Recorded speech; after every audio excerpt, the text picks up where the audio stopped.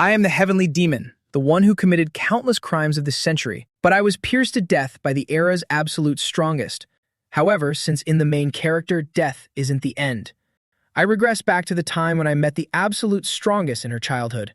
Back then, she was just an incredibly innocent girl, but also highly dangerous, as she could send me to the afterlife at any moment. Her grandfather suddenly looked a bit familiar. Searching through my memories, it turns out this shabby old man in front of me is actually the Martial Alliance leader, known to the world by the title of Sword Venerable. This is absolutely perfect. The storms of life may batter me, but my future is secured by my wife's family. Without further ado, let's begin. A glaring red trail of blood drags across the ground. The opening is already intensely dramatic. The blonde girl glares and asks, "Where are the remnants of the demonic cult?" The young man, covered in blood, slumps on the ground, panting in exhaustion. She stands there, sword in hand, cornering him, and growls, "Speak. Where are they?" The young man, with one eye bruised a deep purple, reveals a look of pure disbelief. Who would have expected it? This woman is the direct disciple of the Sword Venerable. With just a single sharp blade, she single-handedly slaughtered hundreds of demonic spawns. She is the absolute strongest in the world. And with those gorgeous looks, she's dropped dead captivating. In the brutal clash between the righteous and demonic factions, drawn out endlessly by the heavenly demon's instigation, this girl handled it all on her own. Striking decisively and ruthlessly, her thrust pierced right through the enemy's chest. In the end, the one who successfully eradicated the heavenly demon was her, the sword deity, Mui Tuet Ni. While he was spacing out with chaotic thoughts, she ran out of patience, grabbed him firmly by the collar, and roared, "You know all about this, don't you? Tell me right now. Where are those remnants? If you still have even a shred of conscience left." He felt utterly helpless, his pleading eyes filled with frustration. "I do know, but my vocal cords are damaged, so I can't speak. Furthermore, my heart is racing so fast it feels like it's going to burst out of my chest." There was nothing he could do as his heartbeat pounded ever louder in his mind. Tears suddenly streamed down her face as she sobbed. "This is your last chance. Even if everyone wants you dead, as long as you confess, I will do absolutely everything in my power to keep you alive." She was at her wit's end. She couldn't bear to kill him, but yelling at him yielded no words. "I'm begging you. I'm truly begging you." Tears of pure helplessness rolled down her cheeks. He just couldn't understand it. Is she this stubborn because of her bone-deep hatred for the demonic practitioners? Perhaps, but it's likely more because of him. The man rumored to be engaged to Mgui Tuet Ni, the meteor sword, Trong Thien Wien. They say he was taken by the demonic cult. No wonder she hates them so fiercely. Come to think of it, it's quite laughable. Even at death's door, he found it amusing and bared his teeth in a grin. Such a powerful woman, yet she has to humble herself and grovel like this for a man. Anyone seeing this would be infuriated.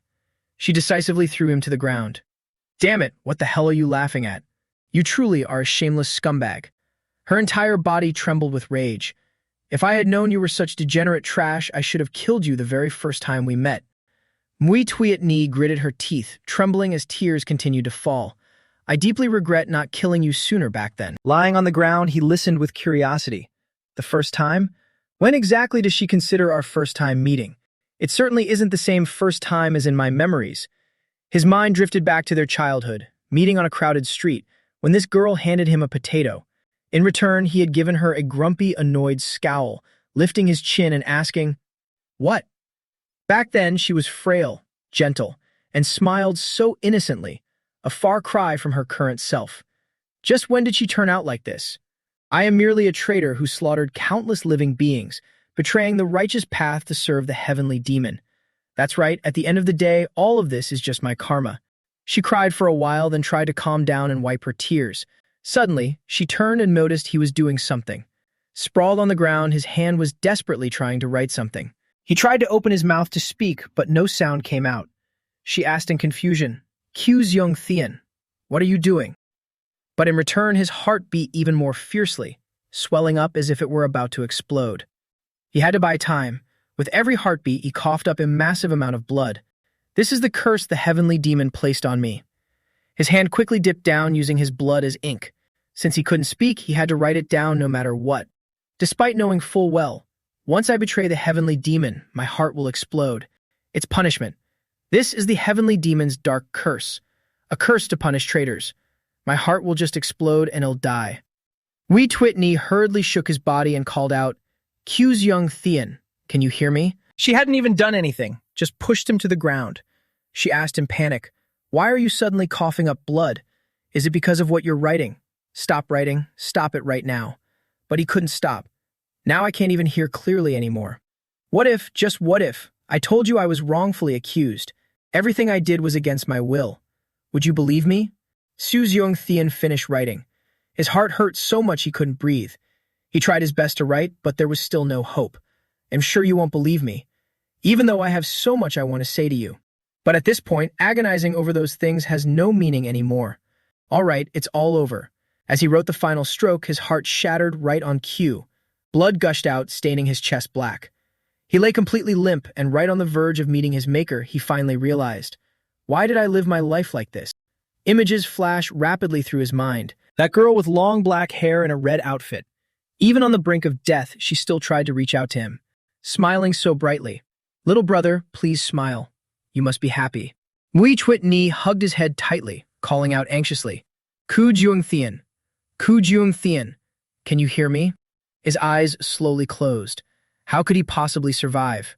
This miserable life of mine was filled with nothing but regret and torment. Now he could only wish, if only, I could start all over again. The scene shifted to a blue-haired girl sitting in a daze. Seeing the person arriving, she smiled bitterly. "Is that you?" Blood poured from her eyes. "I'm sorry. I'm truly sorry." But at that moment, Ku Jung Thien just stood there looking at her coldly without saying a word. Now his mind was drifting in and out of consciousness. Images of the past and present intertwined, and Gui Twit Ni's cries echoed in his ears, constantly calling his name, Ku Jung Thien. Tears streamed down onto his face. This wretched life of mine. At that time, under the pouring rain, someone had also reached out a hand to him. "Are you crying? Who's crying?" "It's just rain." "Right, it seems I really wasn't crying." "Is the moon still in the sky?" "Yeah, it is." The girl in his arms forced a smile under the rain. "It's still there." "That's good then." After saying those words, she breathed her last right then and there. Ku Jung Thien of the Q family in the Shaanxi region. Born into an orthodox sect, yet he betrayed his master. He became a demonic practitioner and was captured after the demonic faction's crushing defeat in the Great War of the Orthodox and demonic sects. Then, while being brutally tortured, his body exploded and he died. His life was recorded in history in a truly bitter and tragic way. Suddenly, the wailing in his ears faint into, "Potato, potato, do you want to eat a potato?" Ku Jung Thien jolted awake, opening his eyes wide in shock as he looked at this familiar face. Huh? He was absolutely stunned, looking around in utter bewilderment. What the hell was this? Just a moment ago, he was kicking the bucket in absolute agony, so why was he standing in the middle of the street now?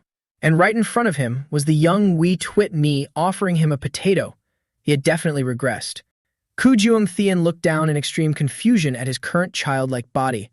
What is going on? I clearly violated the heavenly demon's restriction. My heart exploded. My memory is still perfectly fine. I couldn't be wrong. And then, I died in Wei Twit Ni's arms. I definitely died. He hurriedly brought his hand to his chest to feel it. Why is my heart still intact, beating so fiercely like this? As long as it was beating, that was good. He dropped his hands, stayed calm, and took another look around. My hands are so small and so clean. It seems I've returned to my childhood. Am I in a dream? But why did it have to be? The exact moment I met you for the first time. Wei Twit Ni was also just a child, holding a potato and tilting her head innocently as she looked at the young protagonist. What did I even say back then? Let's see. In his previous life, at this exact moment, he had rudely smacked the potato away. Wei Twit Ni was shocked on the spot, her kindness utterly trampled on. Not only did he knock the potato away, but he also stomped on it fiercely, crushing it to pieces. His eyes were bloodshot, cursing for no reason. You dare bring this trash before this young master. Do you have any idea who I am? Thinking back on it now, it's so embarrassing it gives me a headache. Was that really what I said back then? But I still think this is a dream. He chuckled. To think I dream of our first meeting. It seems I still have some lingering attachments to this scene. The little girl was still looking down, anxiously trying to take back the potato. So you don't like potatoes? The male lead suddenly reached out and grabbed it. In this life, I can't be so grumpy. He smiled brightly, his eyes sparkling. Thank you, I will savor it. He even took a huge bite, but immediately had to spit it out. Phew. So hot. What's going on? Isn't this a dream? Why does it still feel hot? He got goosebumps all over. Me looked at the burned boy and burst out laughing. Ha ha, your face is completely red. Right at that moment, someone came running from out of nowhere. Young master. Young master, I lost sight of you for a moment. So this is where you were. The young lead looked at the young man in front of him, racking his brain to remember. This guy was my guard in the past. What was his name again? Vodian, I think. He was always following me around like a shadow, constantly nagging. You scared me to death, I thought. Something had happened to you. He looked the two kids over, his eyes immediately assessing the situation. Seeing the young master's red, blistered tongue and the pile of potatoes, he instantly understood. Vodian flew into a rage, snatching the potato away and yelling, You dare harm the young master. Kujuang Thien immediately stopped him. Enough, let it go. Give it to me. He flinched and turned around. What? Looking closely, the young lead didn't show the slightest bit of anger. He even reached out his hand and asked, That honey oil fruit, you brought it with you, right? The honey oil fruit? He immediately took it out. This is the last one. Kujuang Tian handed it to the little girl. Do you want to eat this? The guard stared in shock. The young master is actually giving charity to someone else. Wei Tuet Ni didn't care. She instantly liked what she saw. Is it really for me? The male lead awkwardly scratched his head and smiled. Of course, haha. You gave me a delicious potato, so this is all I have to give you in return. The girl was practically drooling, her eyes sparkling. Wow, this golden honey oil fruit looks so tempting. It looks so delicious. I've never even had a honey oil fruit before. However, before she could even take a single bite, a startling shout rang out. Twitney! Both men immediately looked behind the girl. It was a white-haired old man running over as fast as he could in a panic. The little girl called out loudly, Grandpa. The two acted as if they hadn't seen each other in ages, hugging each other joyfully. Twitney, thank goodness you're all right. Grandpa, didn't I tell you not to let go of my hand and not to run off on your own? The old man furrowed his brows in deep worry, but the little girl just smiled brightly. Grandpa, I'm fine. I still have all my potatoes. The old man was speechless. You silly girl, are potatoes what's important right now? Standing in the middle of the street, the old man seemed overly anxious, checking her over and over. You're not hurt anywhere, are you? Yes, I'm fine. You didn't cause any trouble, did you? No, I didn't. Thank goodness you're all right. Kujuang Thien, standing to the side, watched in even greater panic. This scene is exactly like my past life. Is this really a dream or what? The little girl even turned around and pointed for the old man to see.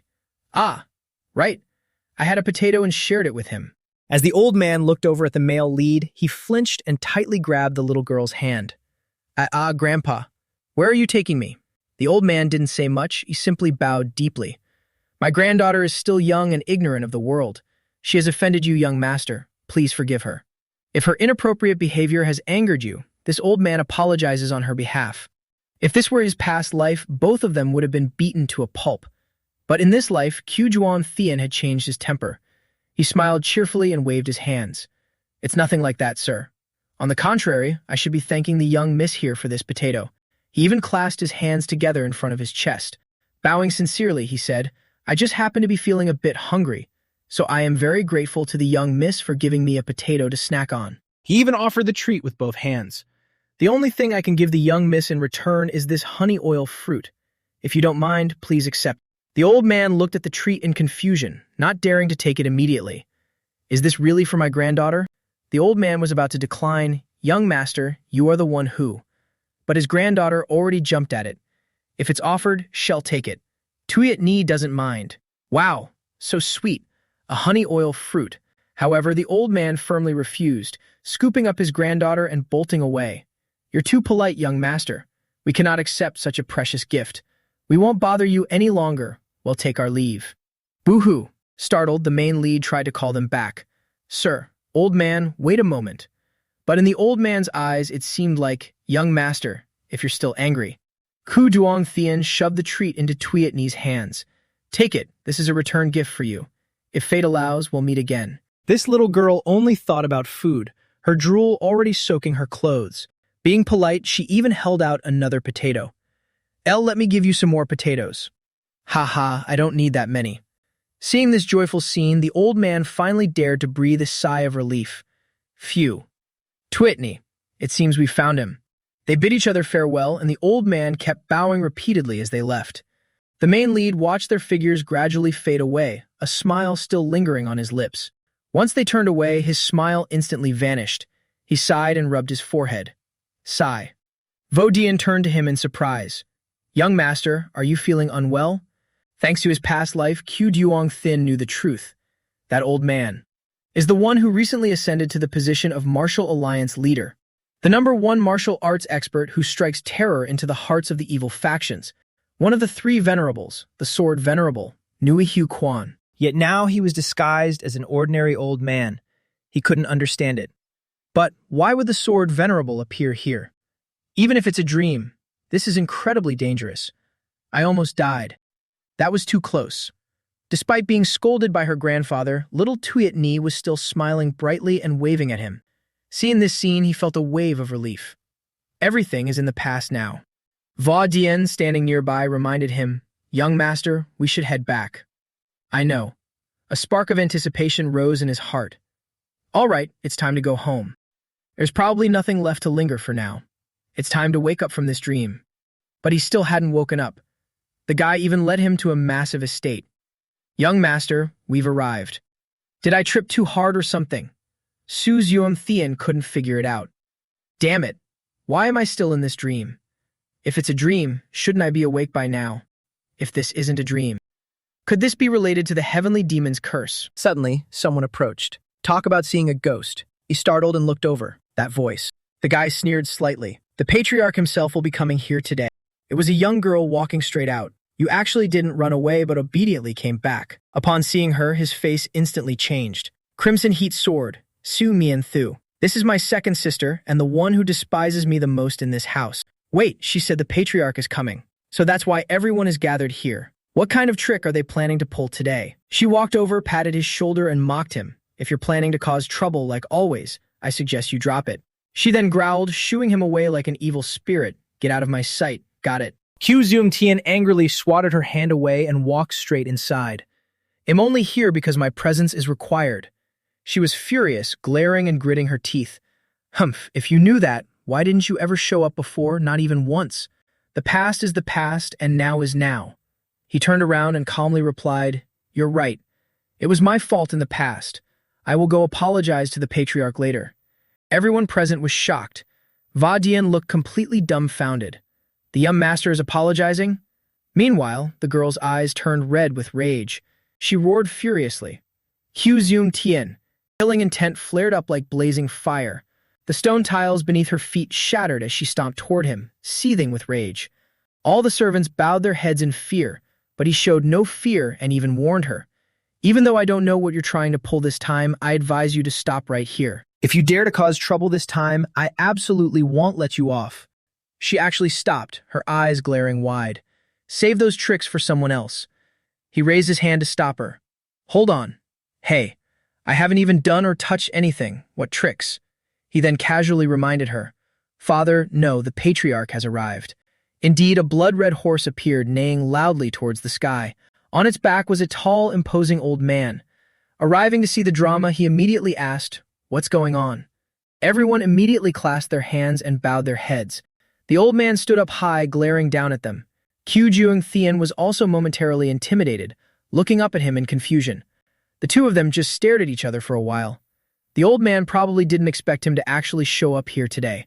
He turned his head and immediately called out, Butler. Yes, Patriarch, I'm here. He acted nonchalant and asked about work. Are there any sword units currently regrouping in the city? Unit 1 is resting after returning to the city, and Unit 4 is currently awaiting orders, sir. Then tell Unit 4 to come see me once they're prepared. With that, he ignored his two bickering children and walked straight into the estate. He stood there dazed, recalling, whether this is a dream or reality, that gaze is just as oppressive as always. Suddenly, his father shot him a glaring sideways glance. Third son, come see me alone in the patriarch's study after dinner. Everyone was completely shocked. Even he startled before replying, Yes, father. The very first thing he did was turn to Va Dien and ask, Did you bring any digestion medicine? That evening in the main hall, food was spread all over the table, and the old man sat at the highest seat. He was also dining there, staring down in his bowl of white rice, letting out a long, heavy sigh. Sigh. The atmosphere at the dinner table was just as suffocating. Everything moves so sluggishly. Damn it, I can't even tell if I'm eating through my mouth or my nose. Even though our private meeting later will be tense, the atmosphere right now is just too heavy. If only someone would break this silence. Mid-meal, his father spoke up again. I heard, second daughter, that your martial arts have progressed by leaps and bounds lately. Seunian Thu's face flushed red with delight. It's nothing special. I've gained some insights recently and just advanced to the 3-star level not long ago. The old man looked quite pleased. At your age, that is godlike progress. Very good, keep up the hard work. She clasped her hands. Thank you for the praise, father. Watching this scene, Kyuzeum Thean also felt. To reach the 3-star level at her age is indeed remarkable. Second sister isn't just highly capable, she also works incredibly hard. Achieving what she has today was inevitable. But to think second sister actually knows how to smile. When she smiles, her whole demeanor. Never mind, I take that back. Why does she look like she just saw her mortal enemy? She was glaring right at him, who else? As expected, she didn't miss the chance to poke at him. Third brother, did I scare you? The old man also turned to show some concern.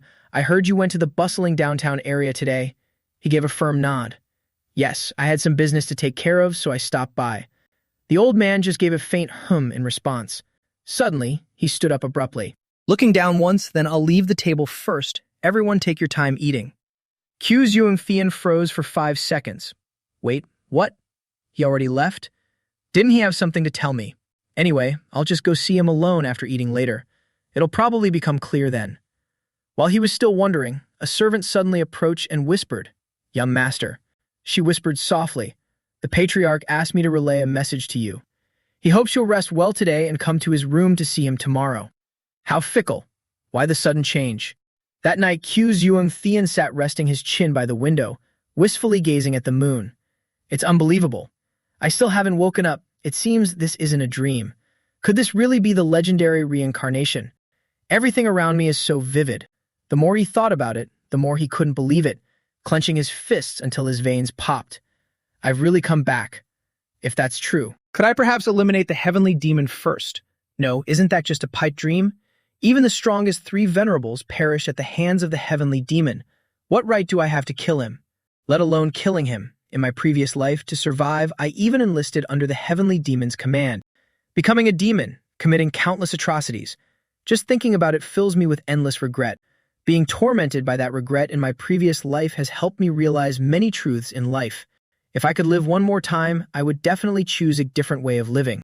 Suddenly remembering, anyway, the heavenly demon will eventually be killed by Nui Tuet Ni, and the demonic cult will be destroyed soon after. So I shouldn't court death anymore, just lay low and survive until the end. This precious chance at rebirth must absolutely not be wasted. I absolutely cannot let the tragedy of my past life repeat itself. He took a deep breath, making up his mind. If that's the case, less than greater than. I must start preparing from now on. Less than greater than. Let's see. Trying to sense the inner core in his body, it was quite something. A powerful, blazing red fireball. It's not ordinary at all, haha. However, checking his whole body once over, I didn't expect my inner energy to be only the size of a sesame seed like this, compared to this little inner energy of mine, second sister, who is only a year older than me, has already reached 3 stars, showing just how formidable she is. However, I'm not so weak that I can't do anything. It's small now, so I'll just practice to make it bigger. The 9 Flames Fire Wheel art is the exclusive inner energy mental technique of the Q family. Through continuously cultivating the 9 Flames Fire Wheel art, one can make their inner energy grow ceaselessly. When the cultivation of inner energy reaches 4 stars, an extremely powerful blazing fire inner energy will emanate from within the body. When reaching 7 stars, the blazing fire inner energy can envelop and protect the body. But currently, I am only at 1 star. I must speed up my cultivation to reach 2 stars soon. If I want a normal life like in my previous life, relying solely on the power of a demon is impossible. It can only be achieved when I myself become stronger. I must work harder. He sat cross-legged to practice immediately, pushing himself even if he was sweating buckets. But the problem is, poof, his whole body felt exhausted. No matter how hard he tried, he could only get this far. Collapsing onto the bed in exhaustion. If I keep practicing like this, my bones will probably fall apart. With my current bit of energy, circulating the inner energy is still very difficult. If I force myself to continue, I might suffer from chi deviation. But he still felt a thrill all over. Of course, it's not like I gained nothing at all. Look at this, the fireball has clearly gotten bigger. Although I just started, I've already successfully advanced to 2 stars. This will do for now. Later on, I'll practice slowly and accumulate gradually. But the speed shouldn't be too slow either. To avoid making the same mistakes as in my past life, less than greater than. I definitely must change. This time I must act cautiously, no more acting recklessly. If something goes wrong and affects the future direction, it would be disastrous. The next morning, birds were chirping, and Siudzium Thean opened his eyes, his whole body still drenched in sweat. Oh my. Really? I just practiced inner energy a little bit and my whole body is already aching like this. Putting his clothes on first, but it makes sense. After all, I used to be too lazy to practice before. Looks like the road ahead is still long. He told me to go to the Patriarch's room in the afternoon. Since that's the case, less than greater than. Then I'll just properly practice my inner energy a bit more. A day full of enthusiasm. But how on earth, right after opening the door, he saw little Twitney sitting there, looking up with clear eyes, smiling delightfully and waving her hand. Hello, we meet again. The scene from his previous life flashed back. That day, the sky was torn apart with a flash of purple lightning. Some people who saw it told each other, "Why are you standing there staring so blankly? Hey, aren't you going home?" The old man craned his neck, looking for a long time, finding it weirder the more he looked. It doesn't look like a star at all. What exactly is it? Suddenly, that rift even shuddered. The old man was dumbfounded. That this? How could this? That was the opening to a series of earth-shattering days. One day, an unexpected disaster struck. The whole world plunged into chaos. A rift suddenly tore open in the sky and countless monsters poured out from it, bringing disaster to the human realm. Everyone was shocked and terrified. This rift was also known as the Demon Realm Gate. To deal with these monsters, the martial sects joined forces to establish specialized demon-slaying squads known as the Sword Squads. Every sect is required to train sword squads. The Q family has a total of 5, with my eldest sister, Q Hai Fi, serving as the captain of the 5th Sword Squad. I remember back then, because I caused trouble, I was dragged to my eldest sister and suffered beatings for half a year. But thanks to that, it was exactly at that place that I officially met Ngui Twit Ni. Our official meeting happened after the potato incident. That was supposed to be at least half a year later. But why? Is she standing right here in the flesh, blushing and waving her hand? Hello, we meet again. Kuzyun Tian was completely shocked. He stared in confusion, completely at a loss for what to do. Should I try that again and see if things change? He immediately turned back toward the house. Looks like I slept too late last night. My mind still isn't fully awake. But just as he lifted his foot, her hand grabbed his clothes with lightning speed. Wait a minute. He froze and turned back. Ah, let go. Her face flushed as she pleaded, please take care of me. From today onward. Before she could even finish her sentence, a hand swung out of nowhere, interrupting the two of them. It was her grandfather who immediately scolded her. You silly girl, what did Grandpa tell you? You must not be disrespectful to the young master. He instantly felt something was wrong. Huh? What did you just call me? Hurry up and apologize to the young master. The girl hurriedly bowed her head. Young master, and sorry. His brain still couldn't process it. What the hell is this? What is going on? What do you mean, young master? He couldn't understand it at all. Not just the girl, but the old man also bowed deeply. Thanks to the great grace of the patriarch, he has taken in the 2 of us. This old man will be the servant in charge of attending to the young master from now on. My name is Mui Van. I am old and frail, so there may inevitably be times when my service is lacking. But I will definitely serve the young master with all my heart and soul. His eyes widened in absolute shock. Mui Van. Isn't he Mui Hiu Kun? The little girl also introduced herself. I am Wee Twit Ni. I will be serving the young master alongside my grandfather. Young master, please take good care of us. The more Kuzun Tian listened, the more panicked he became. Serving me? Who are you talking about? Serving who? Serving me? Now he understood, letting out a long sigh. Ha! The grace of the patriarch? So, this was father's idea. The old man continued. I still hope the young master will take good care of us in the future. He felt a terrible headache coming on. Why do I feel like this life is already doomed right from the start? He finally told them, could you not call me young master? Even calling me young master Q would be fine. If possible, just call me Zone Tian. The old man finally relaxed a bit. Haha, understood, young master. Never mind.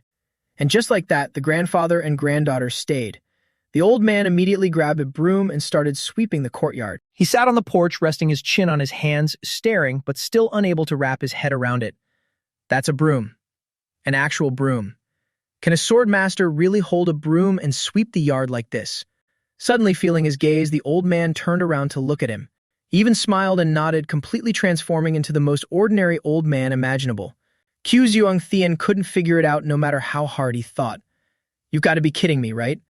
But what's even stranger is, he turned his head to look in another direction, only to see a massive stack of clothes wobbling precariously. Looking a little lower, he saw her carrying it all by herself. The two people walking with her tried to advise her, "Twitney, it's too dangerous for you to carry this much alone." But she refused to listen. "It's fine.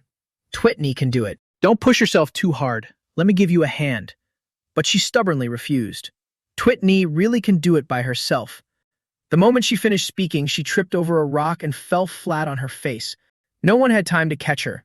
They only heard a loud yelp before she planted her face completely onto the ground. Ouch! Everyone turned to look. To make matters worse, the bucket of clothes fell right onto her head. It happened too fast. Even the old man standing nearby couldn't catch it in time. The little girl curled up in pain, bawling her eyes out. He was speechless. How can she be this clumsy? The other two girls rushed over to help her up. It's okay. Everyone makes mistakes sometimes. It just felt too weird. And why Twitney with such incredible martial arts talent being this clumsy? Is that normal? Having seen enough, he figured it was still too early for her true self to show. He stood up, groaning as he walked back inside. Oh my God, my head. But the moment he got up, she immediately dashed after him, ignoring the girl beside her, asking, "Twitney, where are you going?" She ran right up to Kyuhyung before finally stopping. He found it strange. Shouldn't you be focusing on doing your job properly? Why are you standing here? Unexpectedly, she replied, "Twitney's job is to follow the young master wherever he goes." Who told you that? Grandpa did. Oh, really? He seemed to finally understand. Does that mean from now on, Nui Twitney will be my personal maid? The other two maids stood in the distance, cheering enthusiastically. Twitney, you can do it. The young master is counting on you from now on. He immediately felt a twinge of suspicion. Why do I get the feeling they just didn't want to deal with this job, so they dumped it on Wee Twitney? I come from a prestigious family after all. Isn't this way of assigning servants a bit too casual? Never mind Wee Twitney, but sending the sword venerable himself to serve me. This is practically going to shave years off my life. She really served him attentively, even tying his sash for him. She smiled happily and cheered, all tied. Who in the world would tie a dignified young master's sash into a bow like this? He was fuming, his face turning red, but he had to bite the bullet and endure it. Does father even know their true identities?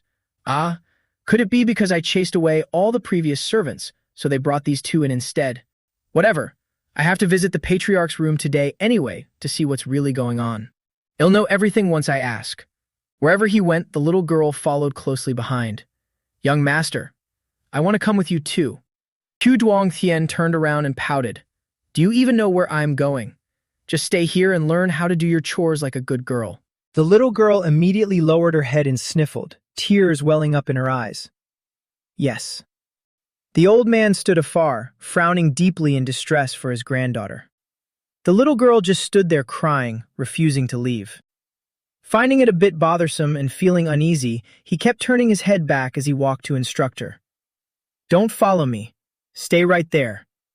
The little girl's face completely fell, and she lowered her head in sadness. Seeing a beauty cry was truly hard to bear, so he had to turn back. Hey, he strictly reminded her, focus on learning your chores. I'll bring you some candied fruit when I get back. Only after saying that did he slam the door shut.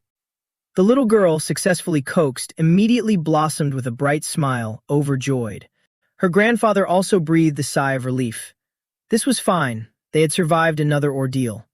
Poor old man, it was so mentally exhausting. That was nerve-wracking to death. The protagonist stood before his old man's door feeling incredibly nervous. Our relationship was never this close.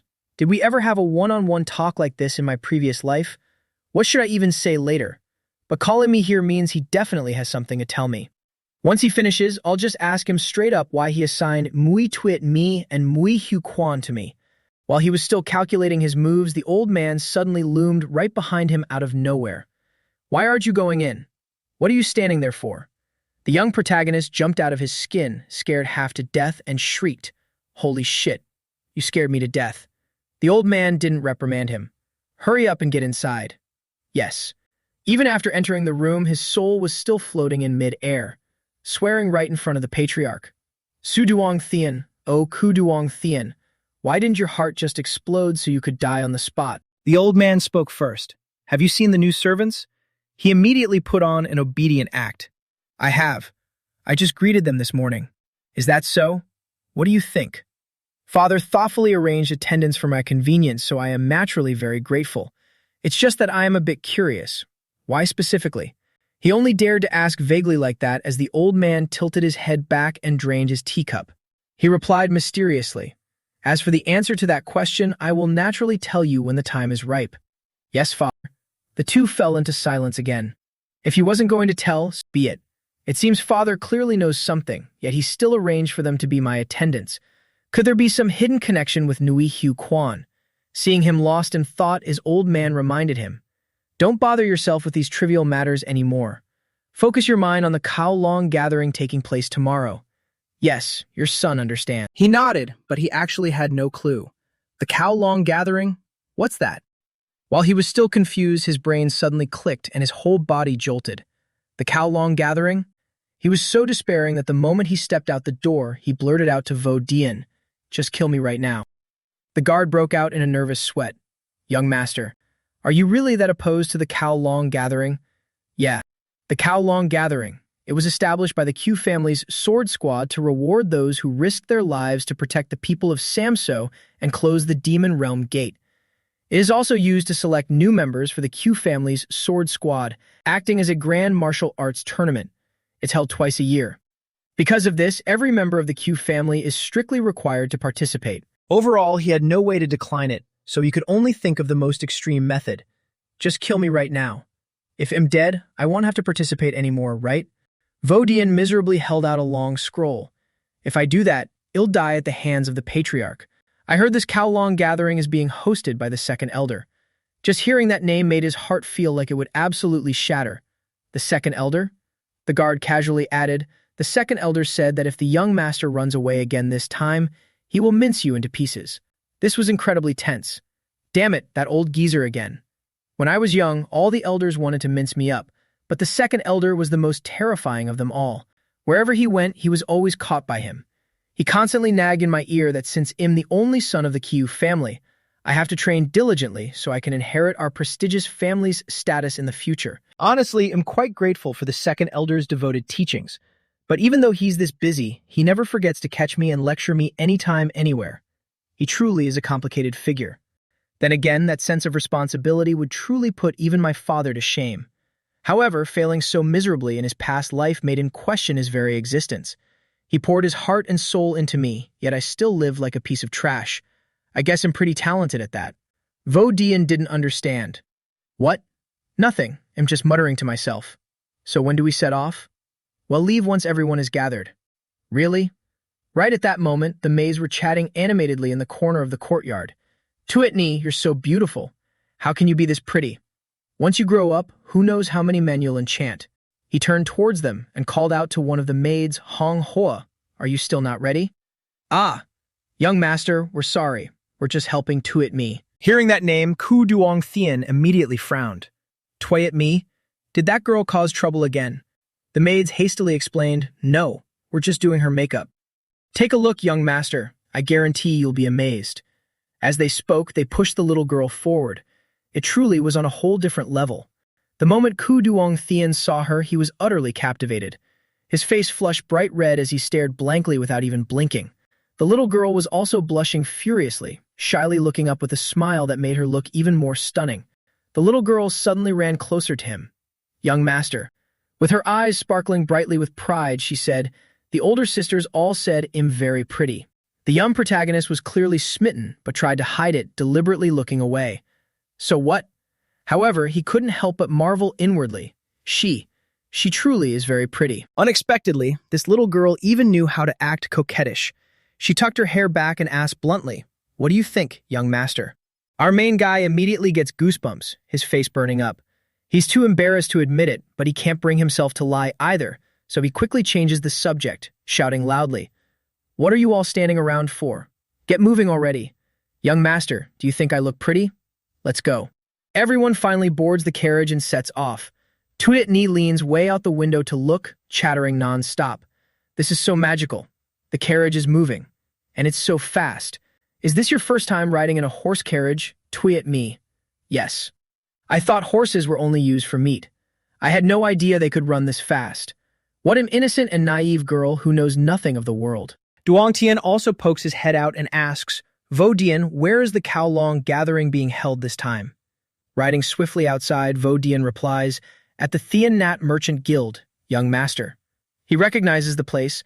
The Thean Nat Merchant Guild is the most famous guild in the Tam Te region.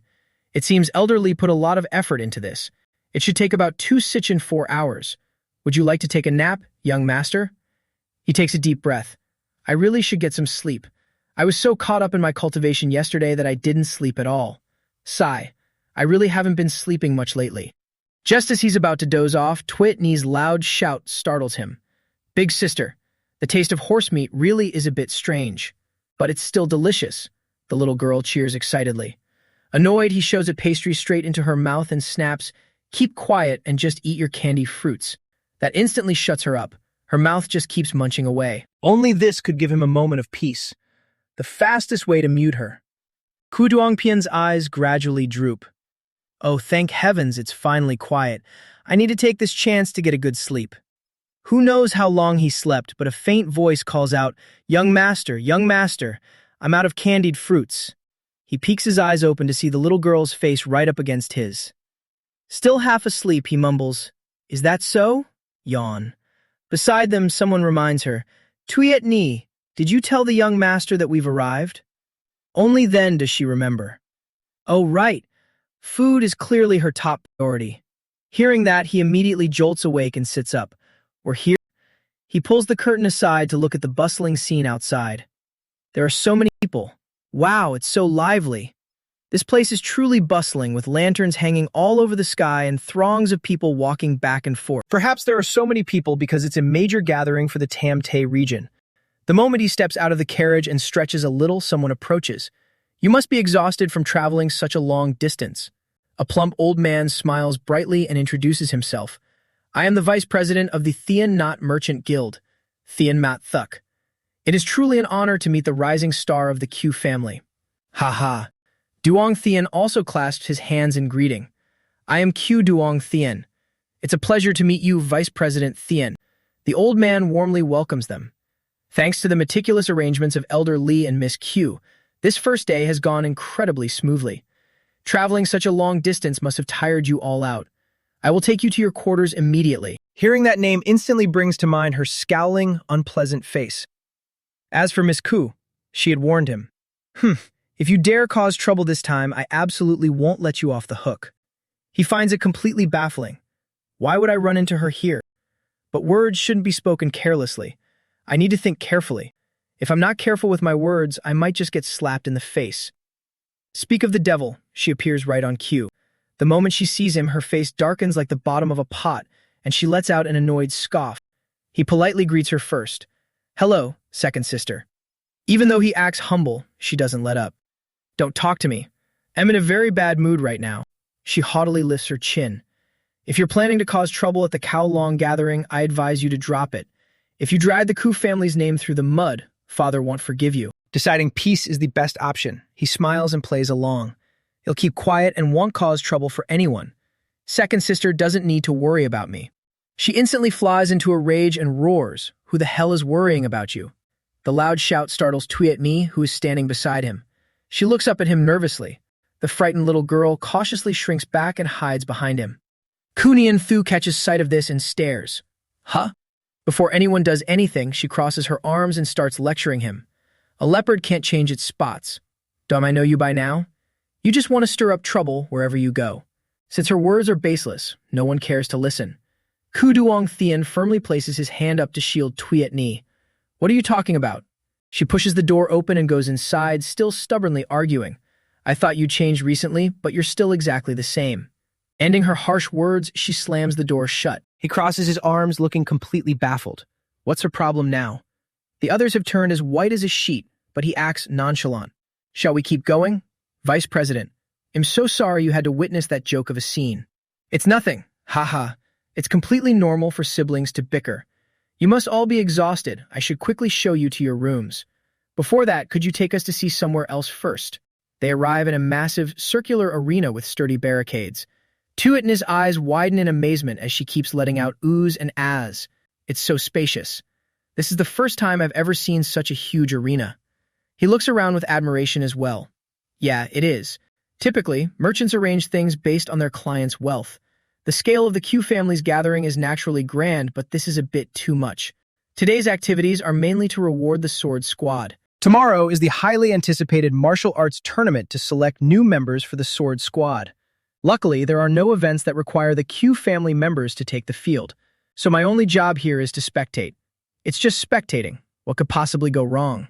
While he's excited, he suddenly feels a dark, chilling aura behind him. A towering giant has been standing there since who knows when, his glowing red eyes glaring down at the two youngsters like prey. A deep, raspy voice echoes out, "You're not running away this time, huh?" Startled, he immediately spins around. The man doesn't say another word, raising his hand high and slamming it down. Seeing that massive hand reaching for him, his mind races instantly. I have to block it. This move? But it turns out the man is just ruffling his hair. There isn't the slightest hint of danger. The man is clearly overjoyed to see him, his eyes sparkling. "What kind of wind blew you here today? Aren't you the brat who usually runs for his life the moment he sees me?" Gu Yangshan countered without missing a beat. "Didn't you say you'd chop me into pieces if I didn't show up? Who would say such cruel things?" He bluntly and mercilessly pointed a finger. "Elder Li, it was you." The old man was a bit surprised and amused, rubbed his head teasingly. "Oh my, you even know how to talk back now."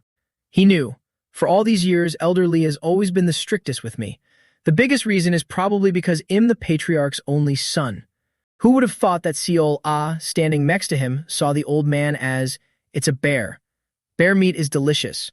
Horse meat is really good too. Bear meat especially." The old man's face instantly turned as dark as the bottom of a pot as he turned around, his eyes glowing red, his smile wiped out, and green veins popping all over his forehead. Seeing the old man's face, the little girl lost her excitement and her face fell. The old man glared even more fiercely, as if he was about to eat the little girl alive. Seol Ah's tears fell like rain, frozen in fear. Seeing the situation turning bad, the MC immediately stepped in front to protect the little girl. "Elder, your glare is too scary." The old man evaluated the two kids. "Who is she? For you to protect her like that?" The old man laughed heartily and pointed. "Is that child your concubine? They weren't even close enough for such a joke." He pointed back. What are you saying, Elder? Look closely at these clothes. She's my attendant." The old man clicked his tongue and turned away, losing interest. "All right, whatever you say." Tisk, how boring. Tomorrow is the martial arts tournament. Even if you're just spectating, you still have to be there. Go back and rest early today. The moment the old man turned away, the little girl scurried off, waving from a distance to call the MC young master. "Hurry over here, or else you'll get eaten." He had no choice but to clasp his hands and reply to the old man. All right, Elder Li, you should rest early too." As he approached the little girl, the old man called out again. One more thing. If you run away." The old man smiled brightly, making a throat-slitting gesture. // He instantly got the message. Yes. Even after the old man left, the little girl was still terrified. Huh? Did Grandpa Bear say he wants to eat the young master? He deliberately teased her. He said he'd eat you first. The old man watched the two children leave, his expression suddenly turning serious, just as I thought. Recalling the sight of the two children protecting each other just now, he became even more certain. That child, there's something off about her.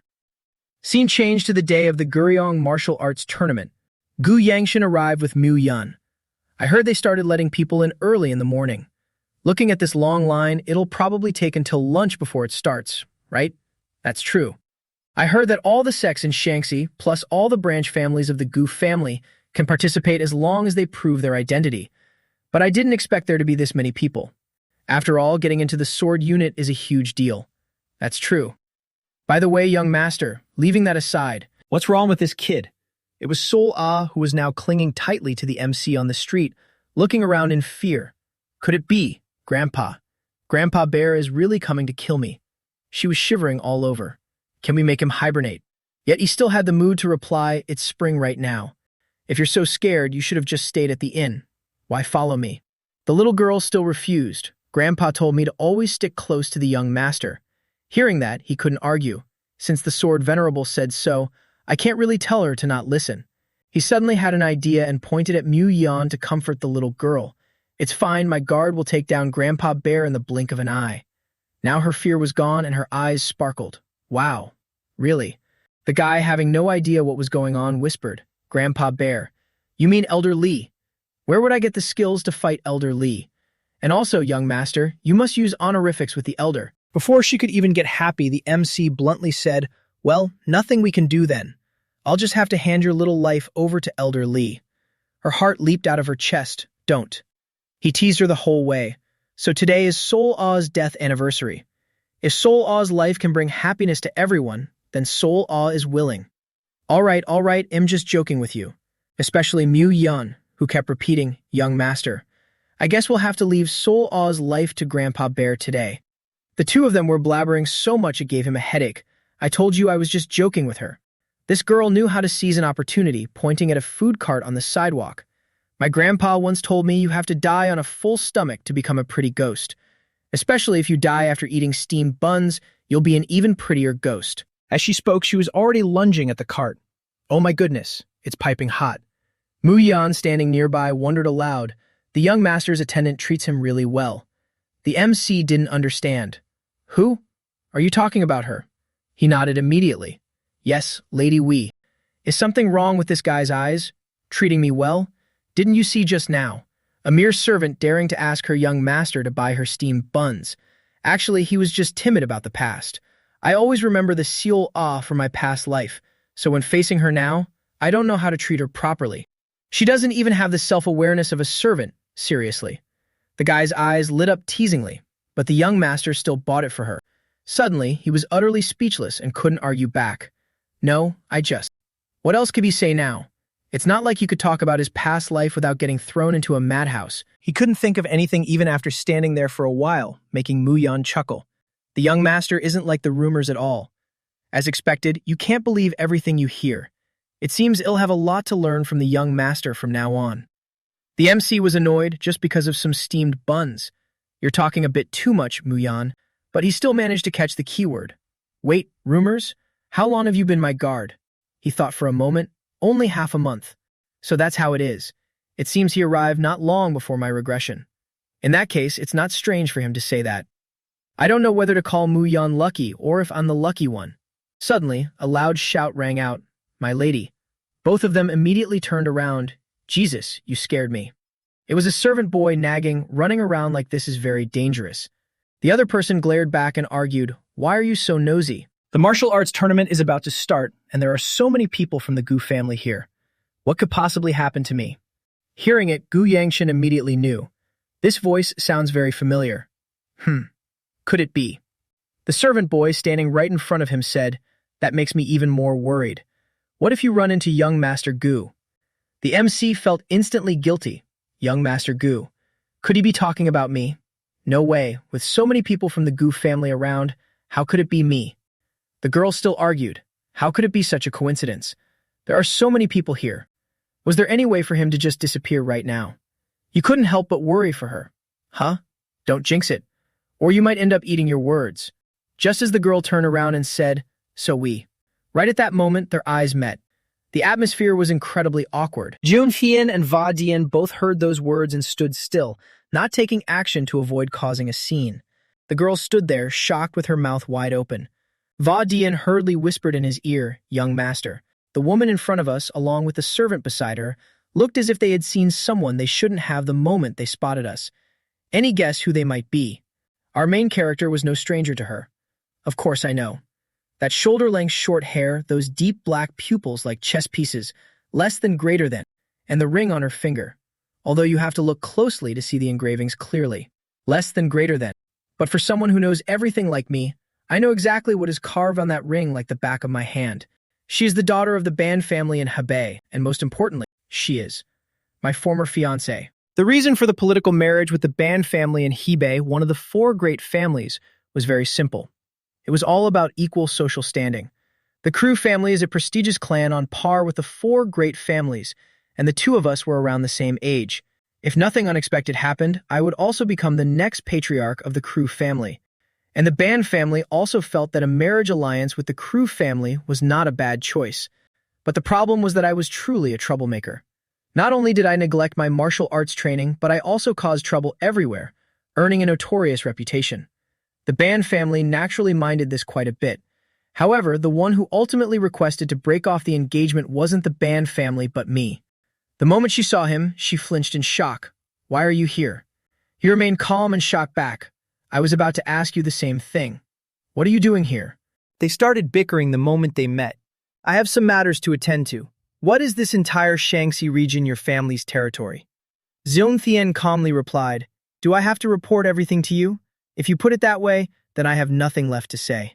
She grew furious, clenching her fists and yelling, "Who taught you to speak so disrespectfully?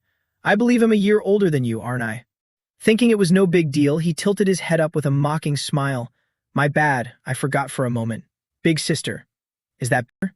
Just now remembering little Twit Nee, our main character called out, "Hey, if you're done buying steamed buns, hurry over here." She carried a whole stack of steamed buns, standing behind him with a deeply satisfied smile, while he turned back to continue the argument. "Whatever you're here for, just mind your own business. If that's the case, then let's part ways here." After saying that, he walked right past them without bothering to drag things out.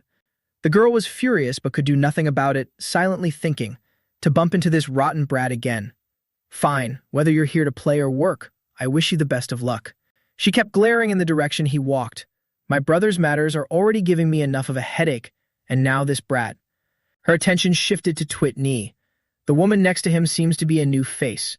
No, she looks like a mere servant, always dragging a pretty maid along with him, less than greater than. This guy really hasn't changed one bit, less than greater than. In the past, he had shouted right in her face, "What's so great about you? You're just a second child born of a concubine." At that time, she was so enraged she grabbed Zun Thien tightly by the collar. Her face darkened with rage, grinding her teeth. "You." Killing intent exploded. "What did you just say?" But our main character wasn't afraid in the slightest, tilting his chin up. "Did I say something wrong?" She actually dared to punch him straight in the face, snapping his head to the side. "You dare insult me?" Even though it was a forced engagement. Even though young Master Q's terrible reputation precedes him, I endured it all for the sake of the Ban family. Her servant hastily held her back. "Miss, please calm down." But she decisively shook him off. "Let go of me." Stomping her foot violently on the ground right next to his face, she cursed, "Bastard." She picked up a chair and raised it high, intending to smash it down. "To hell with that damn engagement. You're dead meat today, you scumbag." Just like that, the endless sound of crashing echoed. Thinking back to it now, she still felt, he really hasn't changed at all compared to back then, huh? But now, our main character actually knew to help carry the steamed buns for Twit Nee. "Isn't it heavy?" "I'm fine." "You're obviously not. Give them here. I'll hold some for you." He even declined Vojian's help. "You're my guard. Just focus on keeping us safe. Leave the rest to Manhwa." "Understood." The girl watched, dumbfounded. How strange. It feels like something has changed. "No, that's impossible. He's just in a good mood today." Ha, that lunatic actually being considerate. How could that be? But her eyes just couldn't stop being glued to him. The three of them were so cheerful. Still, it's a bit. Suddenly, an earth-shattering shout came from afar. "Huh? What do you mean by that?" They all immediately turned to watch the drama unfold. "Whoa, that was a close call. Nearly scared me to death today." Vodian quickly asked, "Young master, are you all right?" "I'm fine." And of course, little Twit Nee asked, "Young master, are the steamed buns all right?" Over there, an old man was frantically trying to hold someone back. "Step aside." "Ugh, yelling your head off won't solve this. Just calm down a bit." But the guy with an overwhelming aura slammed his hands on the table. "I don't have time to bicker with you. If I get caught, will you take responsibility?" The old man's face instantly darkened, his eyes glaring red. "Caught? What do you mean, caught?" The guy was rendered speechless. The people wearing red were from the Q family, after all.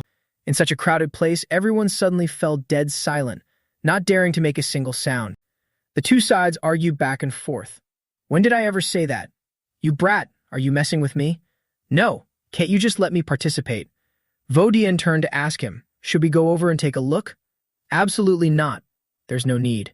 Even though anyone can join, it's strictly stated that those of unknown origins are forbidden from competing. He was acting like a total rookie, asking the same thing over and over. I mean, are we really just going to let him cause a scene? The MC had to explain, is it really your place to intervene? He's not the only one stirring up trouble at the dragon-catching festival. The Ku family guards nearby will handle it themselves. Can't you see how aggressive the Ku family members look? The old man grabbed the black-clad youth's shoulder as a warning. Young hero, you best know when to stop. But the guy actually dared to grab the old man's wrist in return. He was wearing a rather familiar ring on his hand. Putting his strength into it, he slammed the old man to the ground, showing absolutely zero regard for the Ku family. Knocked down in a single strike. The others flinched in shock and yelled, "What do you think you're doing?" The youth's eyes flashed a deep purple as he glared and asked, "This should be enough to prove my strength, right? Can I join now?" Of course not. The two started arguing again. Causing a scene like this, you think we'll let you participate. Why not? Didn't I just prove my strength to you? Vodian suddenly felt worried for the Ku family members. Should we step in? Meanwhile, little Twit Me was watching cluelessly. Just now. That person went whoosh and took that guy down instantly. So amazing.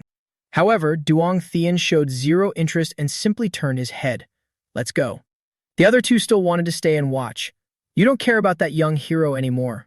I don't want to invite any more trouble. So let's just go back. Leave it. They'll figure out a way to resolve it themselves. On the other side, the Ku family elder was furious, yelling loudly. No matter how much of a fuss you make, it's useless. We have our rules. Anyone of unknown origin is strictly forbidden from competing. The other guy was just as pissed, arguing stubbornly. I've already shown you this much strength, and you still can't figure out my identity. The old man stepped back, exasperated. Acting like this makes you even more suspicious. The young man yelled, veins popping on his face.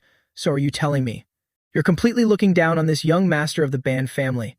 As soon as he finished speaking, the MC's group and that band family girl immediately whipped their heads around. What? Who?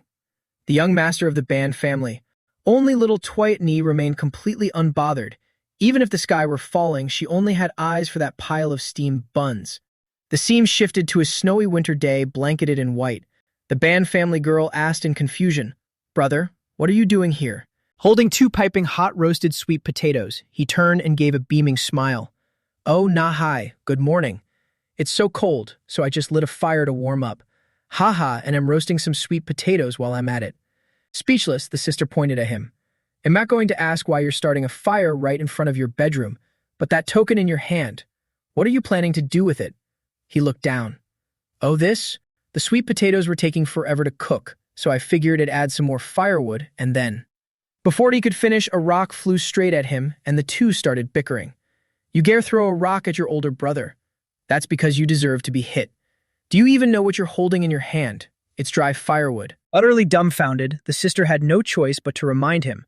"Brother, you graduated at the top of the Martial Alliance's Divine Dragon Academy, and you're currently the youngest young master in the martial arts world.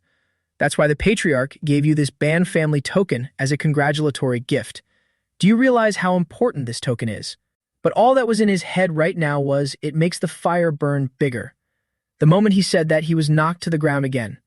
Ouch, seriously. Hiya. Her face darkened with absolute seriousness. "I highly advise you to start acting like a proper young master." He knew it, of course. Young master, you're right. Both of them instinctively sighed. Sometimes I really don't understand what goes on in your head. You're young and highly talented, and you've already ascended to the esteemed position of young master.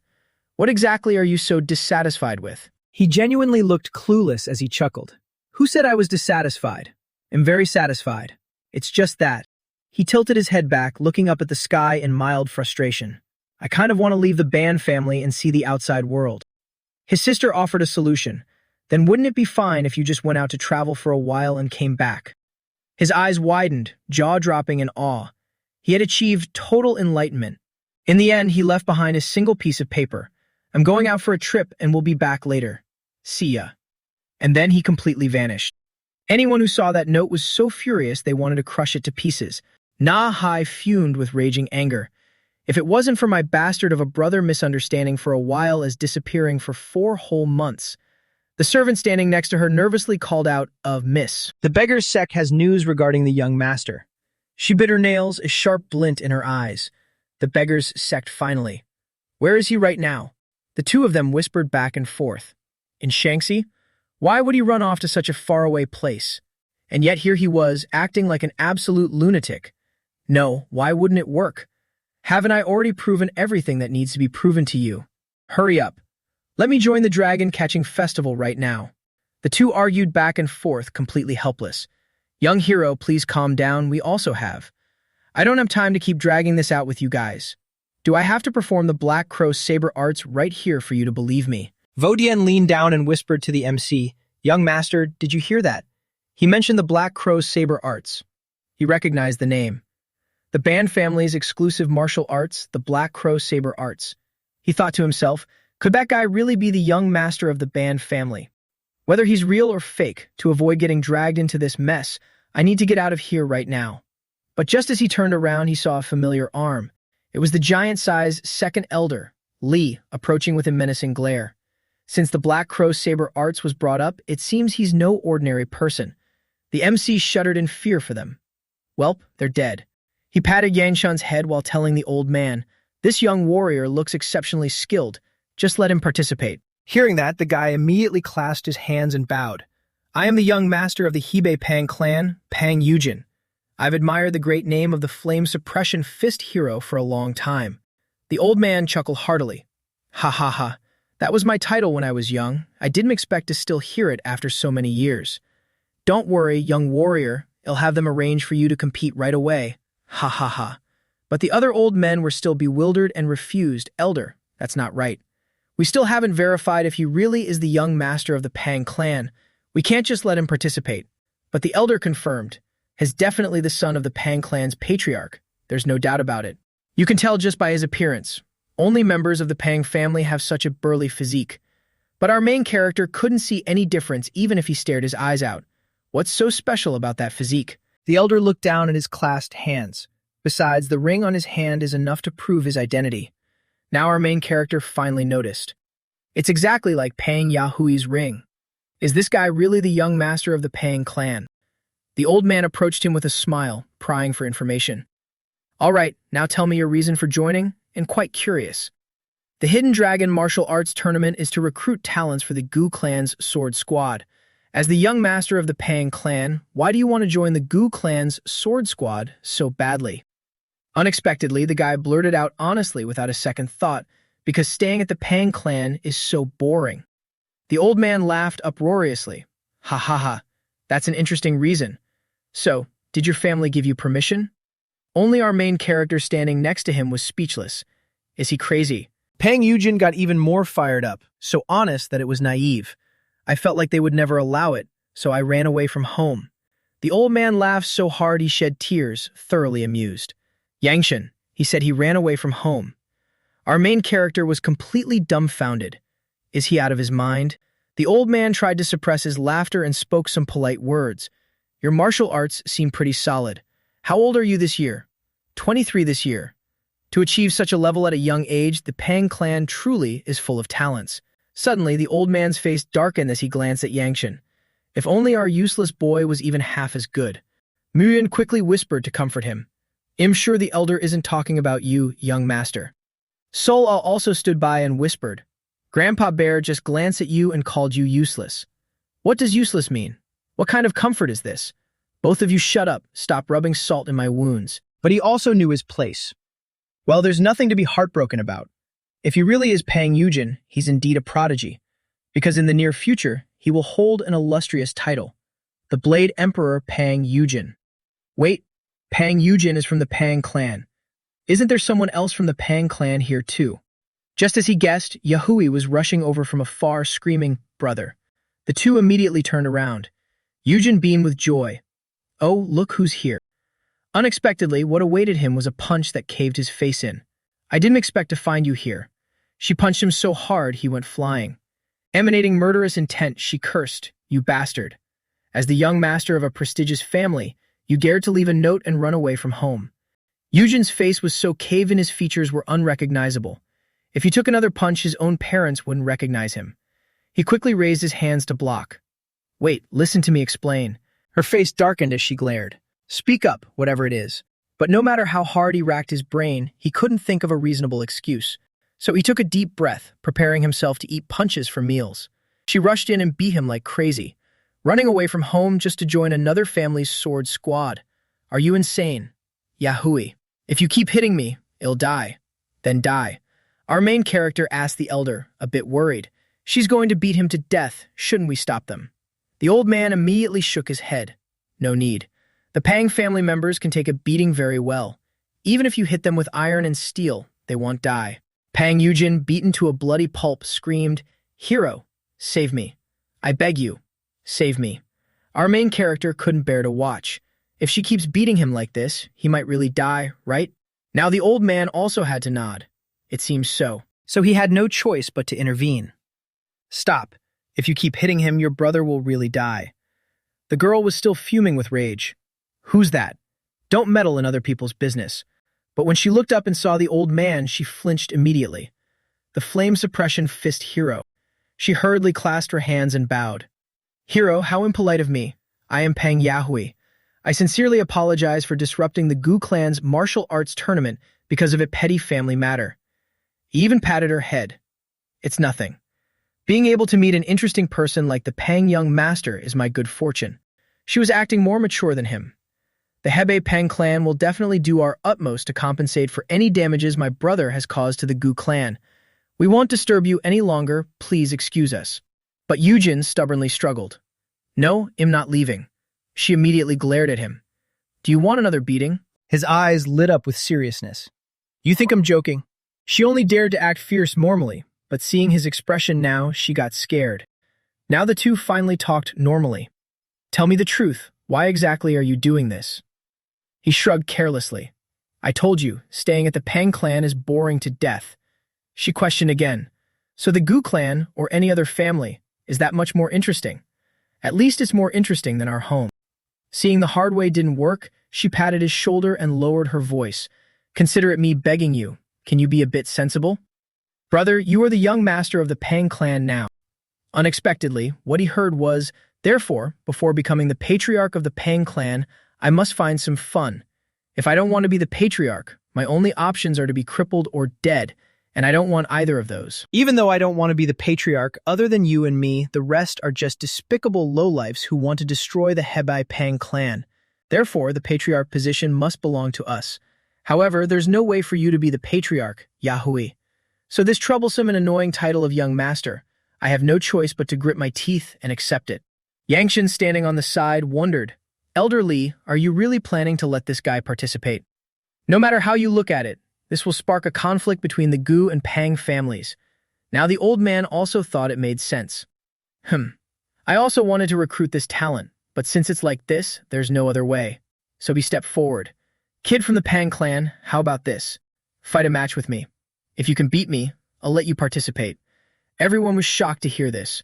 Yahui immediately reacted. How can you do that? Our main character also had to intervene. Elder Li, have you grown senile in your old age? But the old man had made up his mind, his eyes sparkling with excitement. Within 10 moves, if you can beat me, it counts. How about it? Yujin, on the contrary, got even more fired up. You'll keep your word? The old man immediately puffed out his chest proudly. Have I ever gone back on my word? The girl didn't stand still, ordering her subordinate, Yo B, go catch him. Are you talking about the young master, my lady? The old man was still standing there talking. How about this within 10 moves? Smack. As long as you can touch me, then you win. How about it? Yujin had already flashed behind the old man as quick as lightning, having stopped Yobi first. With these skills, why would he refuse? Deal. Right now, he's raising his weapon high, pouncing down from above the old man's head. But did he think it would be that easy? This old man is not ordinary at all. Ha, this stinking brat. What a nasty temper. How the hell did he suddenly appear right in front of his face with such a blazing aura and clenched fists? That night, the arena was brightly lit and packed with spectators. Thank you all for waiting. Next up is the moment you've all been anticipating the most. The two future stars of the Q family, the blazing sword Hugh Mian-thu, and a head-to-head duel featuring young master Q's young Thien. Even as he stood there, our main character couldn't understand. Why am I here? Moreover, fighting my second sister. This makes absolutely no sense. Recalling what happened this afternoon, Elder Lee punched that guy Hugh Chun into oblivion. A single punch from the old man was enough to send him flying for miles. Of course, he didn't stand a chance. The Elder's reputation wasn't just for show. After delivering the punch, the old man was huffing and puffing, practically blowing steam. His face lit up with joy as he cheered, "I won." Even the MC felt sorry for the guy. "Elder, weren't you just supposed to dodge his moves?" Elder Lee immediately retorted, "Me? When did I ever say that?" He then glanced at the guy who was out cold on the ground. The rules were agreed upon before the fight. "Don't worry," I held back. "Hell wake up soon. If the Ban family comes looking for trouble, it has nothing to do with me. Don't worry. It's fine. A great hero like me doesn't easily make such mistakes. Then please take responsibility for your own actions." Zoom Thien even preemptively explained to the sister, "Hey, it's not what you think, Sister Nahai." This was Elder Lee insisting on having his way. But seeing she wasn't angry at all, he thought, whatever, let him lie there. It's fine. This girl seemed surprisingly reasonable. If he hadn't done that, who knows what kind of trouble would have happened. That's why the great hero proposed a duel with my brother, right? These two siblings both made the old man laugh hysterically. "Ha ha, Lady Ban, how could that be?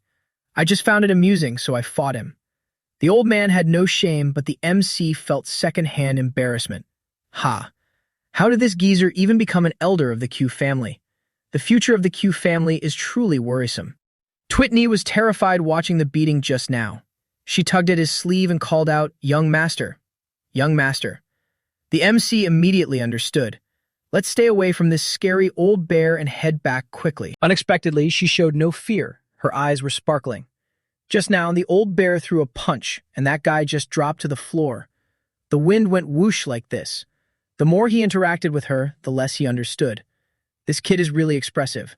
How is she supposed to save the world like this? Are we sure the world won't be destroyed by her hands? Hearing the girl's words, the old man became visibly delighted and generous. This little girl has a much better eye for people than the trash in our family. Since you praise me so much, I'll give you a gift. Ta-da, here you go. It was a fragrant pastry. She changed her tune instantly. Twitney has liked the old bear the most from the very beginning. The old man chuckled. I knew it. Noticing the MC standing to the side, the old man suddenly turned to him. Brat, are you mad because I only gave her a gift? Well, I guess I have no choice. How about I give you a gift too? He refused immediately. I don't like sweets. However, what the old man meant was entirely different. After the martial arts tournament ends, get up on the stage and fight. How is this a gift? It's downright bullying. And just like that, he was forced to stand here facing that vicious woman. Hugh Mian-thu immediately lifted her chin arrogantly. You don't even have a sword, yet you dare to fight me. Only now did he notice. Searching through his memories. A sword? Did I use a sword back then? The hooking flame wheel technique can be combined with many types of weapons. Among them, combining it with swords and fists is the most formidable, which is why the Q family mainly uses swords and fists. But for me, my fists are still the most lethal. That's why I don't use a sword. Is there a problem with that? Before he could say anything, she shrugged. Never mind, it doesn't make a difference whether you use a sword or your fists anyway. Hearing this irritated him, but he couldn't be bothered to argue. She's truly beyond saving. She smirked wickedly. I'm just so grateful to the heavens, he, for giving me such a grand opportunity. He didn't quite understand. Opportunity. She nodded firmly. Yes, an opportunity. An opportunity to legitimately beat up my little brother. Just look at her gloating face. She must have been waiting for this day for a long time. And in front of so many people too. How thrilling. All things considered, he really was weaker than her, yet he was still forced up here. Elder, you're truly. He had argued until he was hoarse back then. Why do I have to fight? And against my second sister of all people. Elder Lee got annoyed. You brat, keep your voice down. I can hear you just fine. The old man masterfully faked a crying act. After all, this is a Q family event. If we host it without any entertainment then, he could only give in, letting out a long sigh. Humph, this scheming old geezer. You obviously just want to find some amusement for yourself, which is why you're forcing me. Whatever, at worst, it'll just forfeit halfway. But the old man seemed to read his mind and immediately cut him off. And if you're planning to forfeit halfway. Ta-da! The old man pointed straight at the unconscious Hugh Chun on the ground as an example. The lightest punishment will be like this. Either way, he was going to take a beating. Do they really hate each other that much? So you want everyone to see me get beaten and lose so miserably that I can't even lift my head. The old man's eyes suddenly gleamed. Jong Thien, do you really have no intention of winning? He had given this a lot of thought too. What do you mean, no intention of winning? I barely managed to get this chance and a second life. How could I act recklessly? I never even fought my second sister like this in my past life. I don't want to waste my energy on this. However, now standing opposite her, he still hadn't figured out a way to deal with this. That witch Seung Yin Thu was already getting impatient. Little brother, your big sister is right here. They just had to exchange some threats and curses first. Both of her hands tightly gripped the sword, exuding a chilling aura. Honestly, toward someone like you who gets to be the head of the Siu family just because you were born a man. I despise you to the absolute core.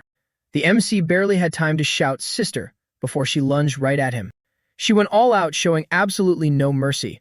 Luckily, he managed to narrowly dodge the first strike. She unleashed a relentless flurry of attacks, but since the MC had experience from his past life, he was able to dodge them all.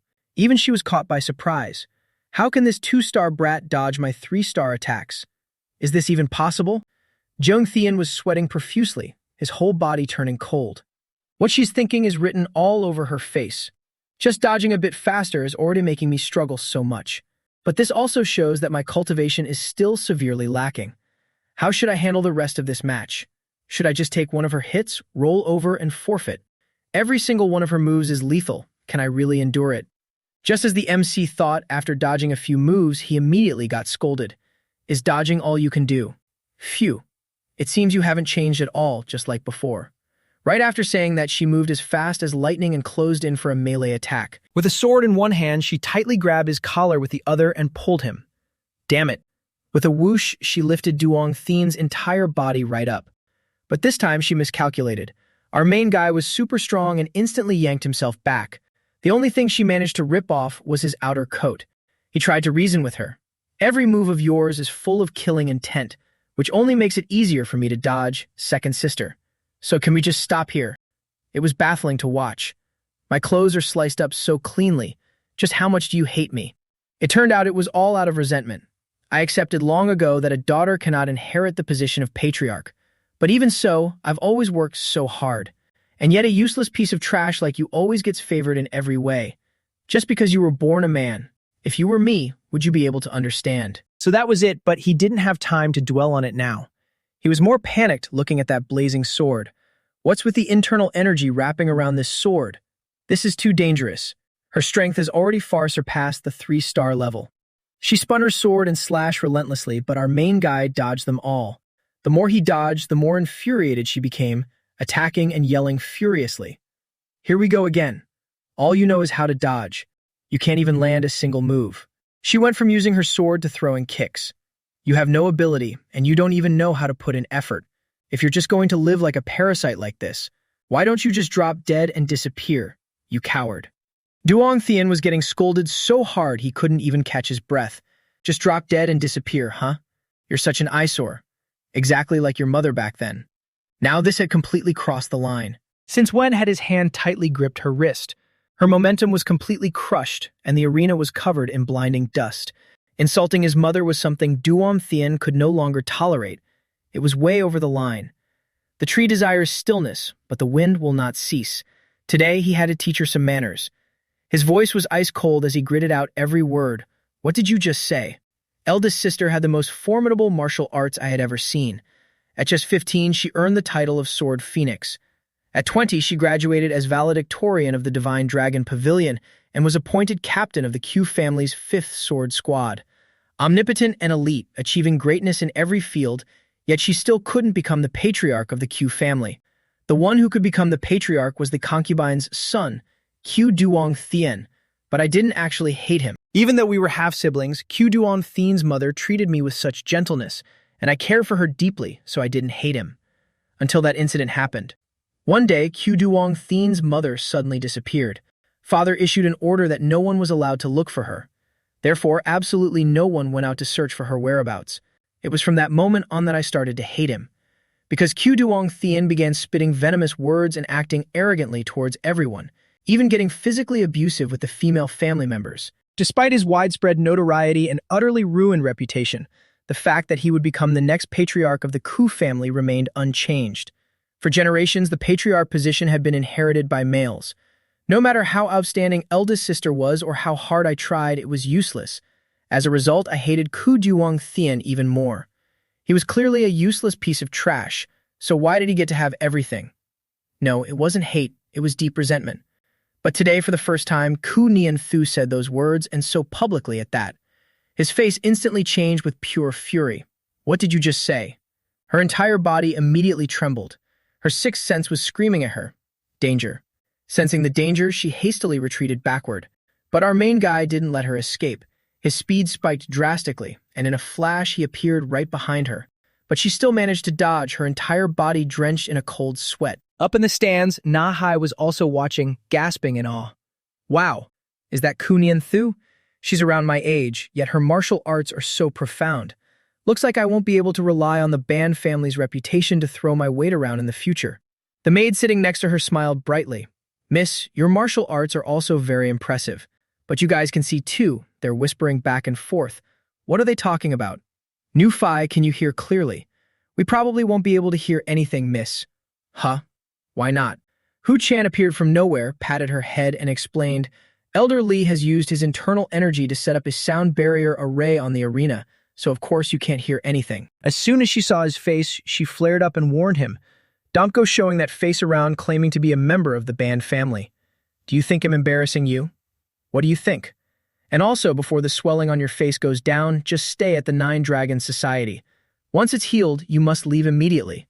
I know. The three of them continue their cheerful chat. The person fighting is the Sword Phoenix's younger brother. Yes. His martial arts are really impressive, right? I heard he's reached the 3-star level despite his young age. Oh, I'm starting to feel hungry too. Young master, the ice pack is ready. Not only are his sword swings decisive, but he can also instantly channel his internal energy. Hu Chan shook his head. No, I'm not talking about her. I'm talking about that guy over there, the one who dodged every single move. Huh? Ah. Young master, the two people in the arena are the Sword Phoenix's younger brother and younger sister. Oh, so that's how it is.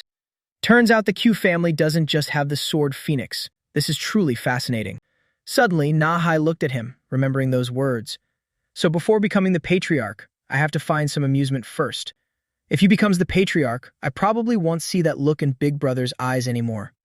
Suddenly, Hu Chan called out, It's over. Down in the arena, Hu Mian Thu clearly sensed the danger and told herself, I have to dodge. As long as I can dodge it, this is my chance. It's mine now. She grits her teeth and glares, launching a counterattack. Suddenly, Yang Tian speaks up. I understand you very well, second sister. So even if you hate me, I don't blame you, because I truly was that kind of scumbag. I won't take your harsh words to heart anymore. Therefore, I hope when I do this, you can understand me a little bit too. Saying that, he decides to channel his spiritual energy into his hand, using his bare hands to fight her. Her eyes widen in panic as she watches the fireball hurtling toward her. Bam! A deafening sound echoes. Bare hands clash with a sword, erupting in a blinding flash of light. The one sent flying through the air is none other than Qiu Yanqiu. Thud. She hits the ground rolling and instantly faints on the spot. The referee flusteredly calls out, the match is over. Shu Yang Tian wins. Just like that, after the match, he has to hide in a secluded corner and sigh. Ha, I've caused a disaster. I didn't even mean to win, damn it. To think that with just 2-star internal energy, I beat second sister until her nose bled and she passed out. Sigh. I just hope she'll be okay. Still, he can't forget the sight of her viciously cursing him. Why don't you just disappear? Thinking back on it, she really deserved that beating. His entire body slumps as he drops his head to his chest in dejection. Suddenly, Wu Yan and Suir come running. Young master, are you all right? Are you hurt anywhere? I'm fine. How's the atmosphere inside? Are things still okay? To be honest, the atmosphere isn't very good. Wu Yan sits down and explains. The young master who was expected to take a beating actually won, so the mood in the arena is quite bizarre. Yang Tian had already anticipated this. Makes sense. A notorious prodigal son managed to defeat the future star of the Qiyu family. Wu Yan informs him after you left. Elder Li immediately stepped into the ring to take charge, so the atmosphere inside has calmed down a bit for now. The more he hears, the more depressed he gets. He's making a speech, right? To avoid running into him, we should get out of here quickly. Schwer suddenly points out with worry, "Young master, your hand is bleeding." Having been lost in thought, he only just notices it. Oh, right. This just proves that my control over my internal energy still isn't fully proficient. A small scratch like this is nothing. But she still grabs his hand to carefully bandage it. No way. Her enthusiasm is great, but the execution leaves much to be desired. Is this how you tie it? Ah, that doesn't seem right. With tears welling up in her eyes and her face flush red, she says, "Schwer doesn't know how to tie this. I'm so sorry, young master." Her voice trembles pitifully. "Schwer isn't good at this. Young master, please don't get hurt anymore in the future." Suddenly, Peng Yuzhen pops out of nowhere, laughing and teasing. "I don't want young master Chu to get hurt either." Yang Tian, acting tough to cover his embarrassment, snaps back at him. "Damn it, don't you have any tact?" And just like that, they introduce themselves. "Huh? Were you just swearing?"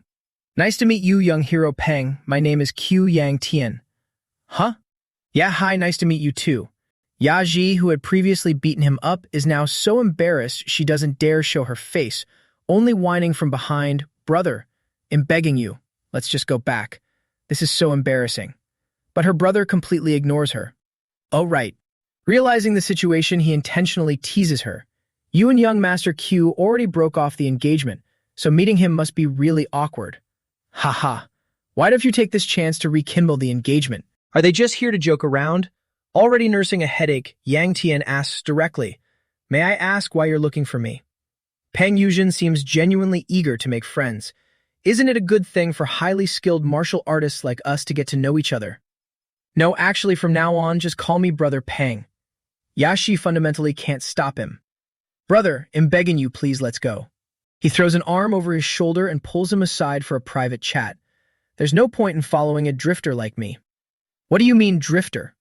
I thought the Chu family only had the sword phoenix Chu Shifei, but I didn't expect them to be hiding an expert like you." His overly familiar attitude leaves Yang Tian speechless. Why is this guy acting so chummy? But at the mention of that name, he has to ask immediately, "Does that mean you know my eldest sister?" His eyes turn into crescents as he boasts. "Of course I know her. We're super close.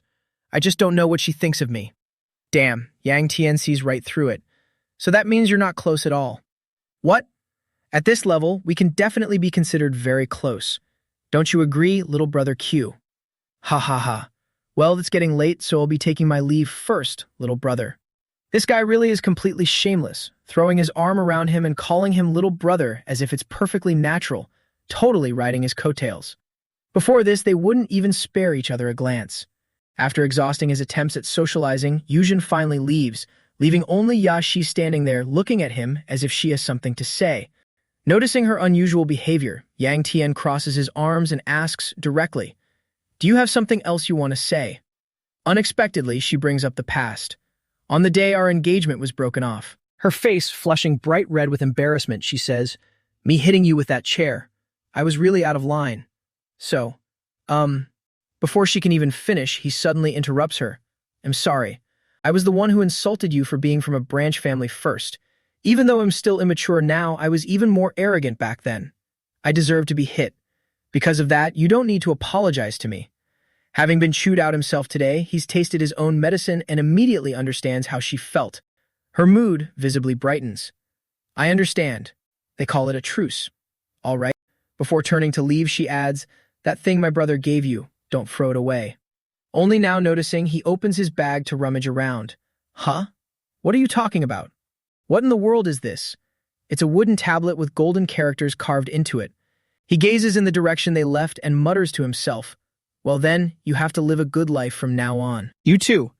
He stares at their retreating backs for a moment before telling the other two, "There are still things we need to sort out. Let's get going too." "Yes, young master." Along the way, they bicker noisily. Looks like there is still a lot of work to do. By the way, where did you get this bandage?" "After eating the steamed buns, I saw there were a lot of them left in the steamer. No wonder it smells like steamed buns." "It really does smell like steamed buns. Your hand will heal really fast. Hey, the bandage. Don't throw it away. That evening, the group immediately sets out on their journey. The young maid tilts her head back, snoring soundly, unable to wake up even when called Sui. Swear. Yang Tian is still sitting there, staring out the window, deep in thought. No matter how I look at it, in my previous life, I had no memory of clashing with second sister, let alone defeating her. It seems like ever since Wei Shuer became my maid, so many things have completely deviated from my memories of my past life. Looking over at the soundly sleeping girl again, he wonders, will the kindness I've shown you manage to change anything? He's calculated it all. If I want this life to stay on the right track, it seems I need to accelerate my progress even more. Suddenly spotting a shadow outside the window, he startles violently. He immediately calls out, Wu Yan.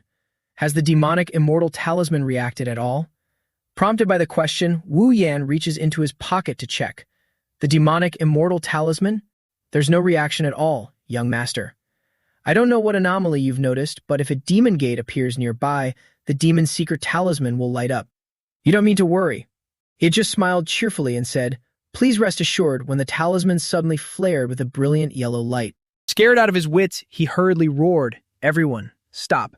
A demon gate has appeared up ahead. Prepare for battle. Prioritize the young master's safety. Seeing the protagonist jump down as well, he immediately asked, young master, why did you get out of the carriage? It's too dangerous outside. Vo Dian was deeply anxious. Young master, the current situation is truly very dangerous. But what did he have to fear? He stretched his shoulders. Save your nagging for later. Look ahead. Indeed, something had appeared right in front of them. Looking closely, it was a green-colored demon gate. Before the two could even react, a herd of wild boars rushed out from inside at lightning speed. Duong Tian also had to activate his skills, a blazing fireball forming in his hand. If it's green, then it's a demon gate with the lowest threat level. But for me, it's still a bit troublesome right now. But I can barely manage to deal with it. Let's just fight first and see what happens. Demonic creatures share a common weakness. If their magic stone is taken, they will definitely die. And taking it was as easy as flipping his hand. In a flash, he had it. A magic stone is equivalent to the heart of a demonic beast. Just extract it, and the beast dies on the spot. If I just needed to take out the magic stone, it would indeed be very simple, but damn it, why is my internal energy draining so fast? I have to continuously circulate the Great Flame Wheel art. It's exhausting. However, if I don't want to die, I still have to keep circulating the Flame Wheel art endlessly. Because there were too many of them, every single one rushing in like moths to a flame with glowing red eyes. Suddenly, a loud shout rang out beside his ear. Young master. Before he could grasp what was happening, Vo Dian charged straight ahead, sword in hand. With a loud boom and several frantic slashes, he managed to take down the colossal bear in front of them. Only now did he realize how skilled he was. His eyes widened in amazement. Whoa, this guy. Was he always this strong? Why did I never notice this in my previous life?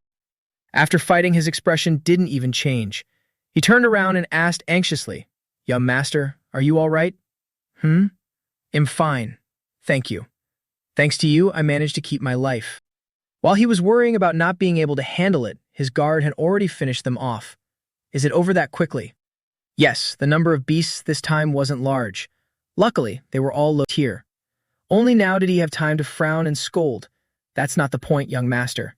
It was so dangerous, how could you just charge in without a second thought, if you were hurt? His hand was still emitting a pinkish-purple spiritual aura. He scratched his cheek. Aren't I perfectly fine? Everything has been resolved, isn't that great? The guard let out a long sigh. There is no other young master quite like you. Only then did he notice the pinkish-purple light from his hand reflecting on his face. Vo Dian's voice was still echoing in his ears. Anyway, next time, you must stay put in a safe place. You are the eldest young master of the Ku family after all. But he couldn't hear a word of it anymore. His hand suddenly throbbed with excruciating pain, and he collapsed, rolling on the ground and screaming as if he were being slaughtered. Ah! The whole group rushed over in sheer panic. Young master, what's wrong? Duong Tian was in too much pain to speak. He himself didn't understand. Why does my hand suddenly hurt this much? But then he realized this is the martial art capable of absorbing demonic energy. The martial art of the heavenly demon. The demonic vortex absorption art. Scenes of carnage from his previous life flooded his mind. The man in white robes covered in blood knelt on the ground, clutching his severed arm. "Why are you treating us like this?" he screamed miserably. "What did we ever do wrong? Why did you annihilate my entire sect?" In his previous life, Duong Thien was that very heretical fiend who slaughtered countless people. Plum Blossom Absolute Sword. Are these your final words? After saying that, he stepped closer to the man, cornering him. Suddenly, the man trembled, pointing his finger to the side. Sect Master. A colossal dark shadow was cast upon the ground, but Duong Thien showed no fear. He looked up at the giant dragon that had appeared. Atop its head stood a figure, and a gloomy voice rang out. "Is it Manhwa this time? Not bad." As he spoke, he leaped lightly down to the ground. Duong Thien immediately knelt and bowed his head. He walked forward with an evil chuckle. "A minor sect. Though it isn't enough to make me rejoice, it's still enough to offer me a bit of entertainment." The woman pulled out an orb and laughed sinisterly, looking up. Instantly, a stream of demonic energy flowed down from that orb, but snapping back to reality, it merged with the flames in his hand. Duong Thien was startled. What is this? Is the flame wheel art purifying the demonic energy? No, it feels more like it's devouring it. This definitely never happened in my previous life. Vo Dien and Tuyet Nai called out endlessly in worry. "Young master, are you okay?" His body had returned to normal. He pushed himself up. "Huh? Yeah." As if the pain had never existed, he clenched his hand and answered casually. "It seems there's no problem. Just that when I fought with Second Sister, I must have gotten hurt elsewhere." Vo Dien immediately suggested, "Then let me go find a doctor nearby for you." But since he was lying, he had to stop him right away. "It seems to be fine now, so there's no need to worry." I thought to myself, it's best not to make a big deal out of this. Letting others know I can absorb demonic energy won't bring anything good. Tuet Ni came up from behind, her eyes brimming with tears, and gently touched his face. "Young master, you look heavily injured. Does it hurt a lot?" "I haven't lost any flesh. My face is probably just a bit pale from the pain." "Is that so? But I'm not that seriously hurt." She still felt worried. "But your complexion doesn't look like you're okay at all."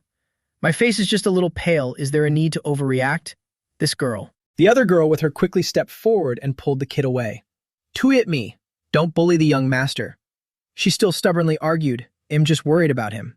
Meanwhile, Vo Dien kept insisting. "Young master, if you're not feeling well, I should still go find a doctor to examine you first." I immediately shut them down, not allowing them to make a fuss. "It's not that serious, don't worry.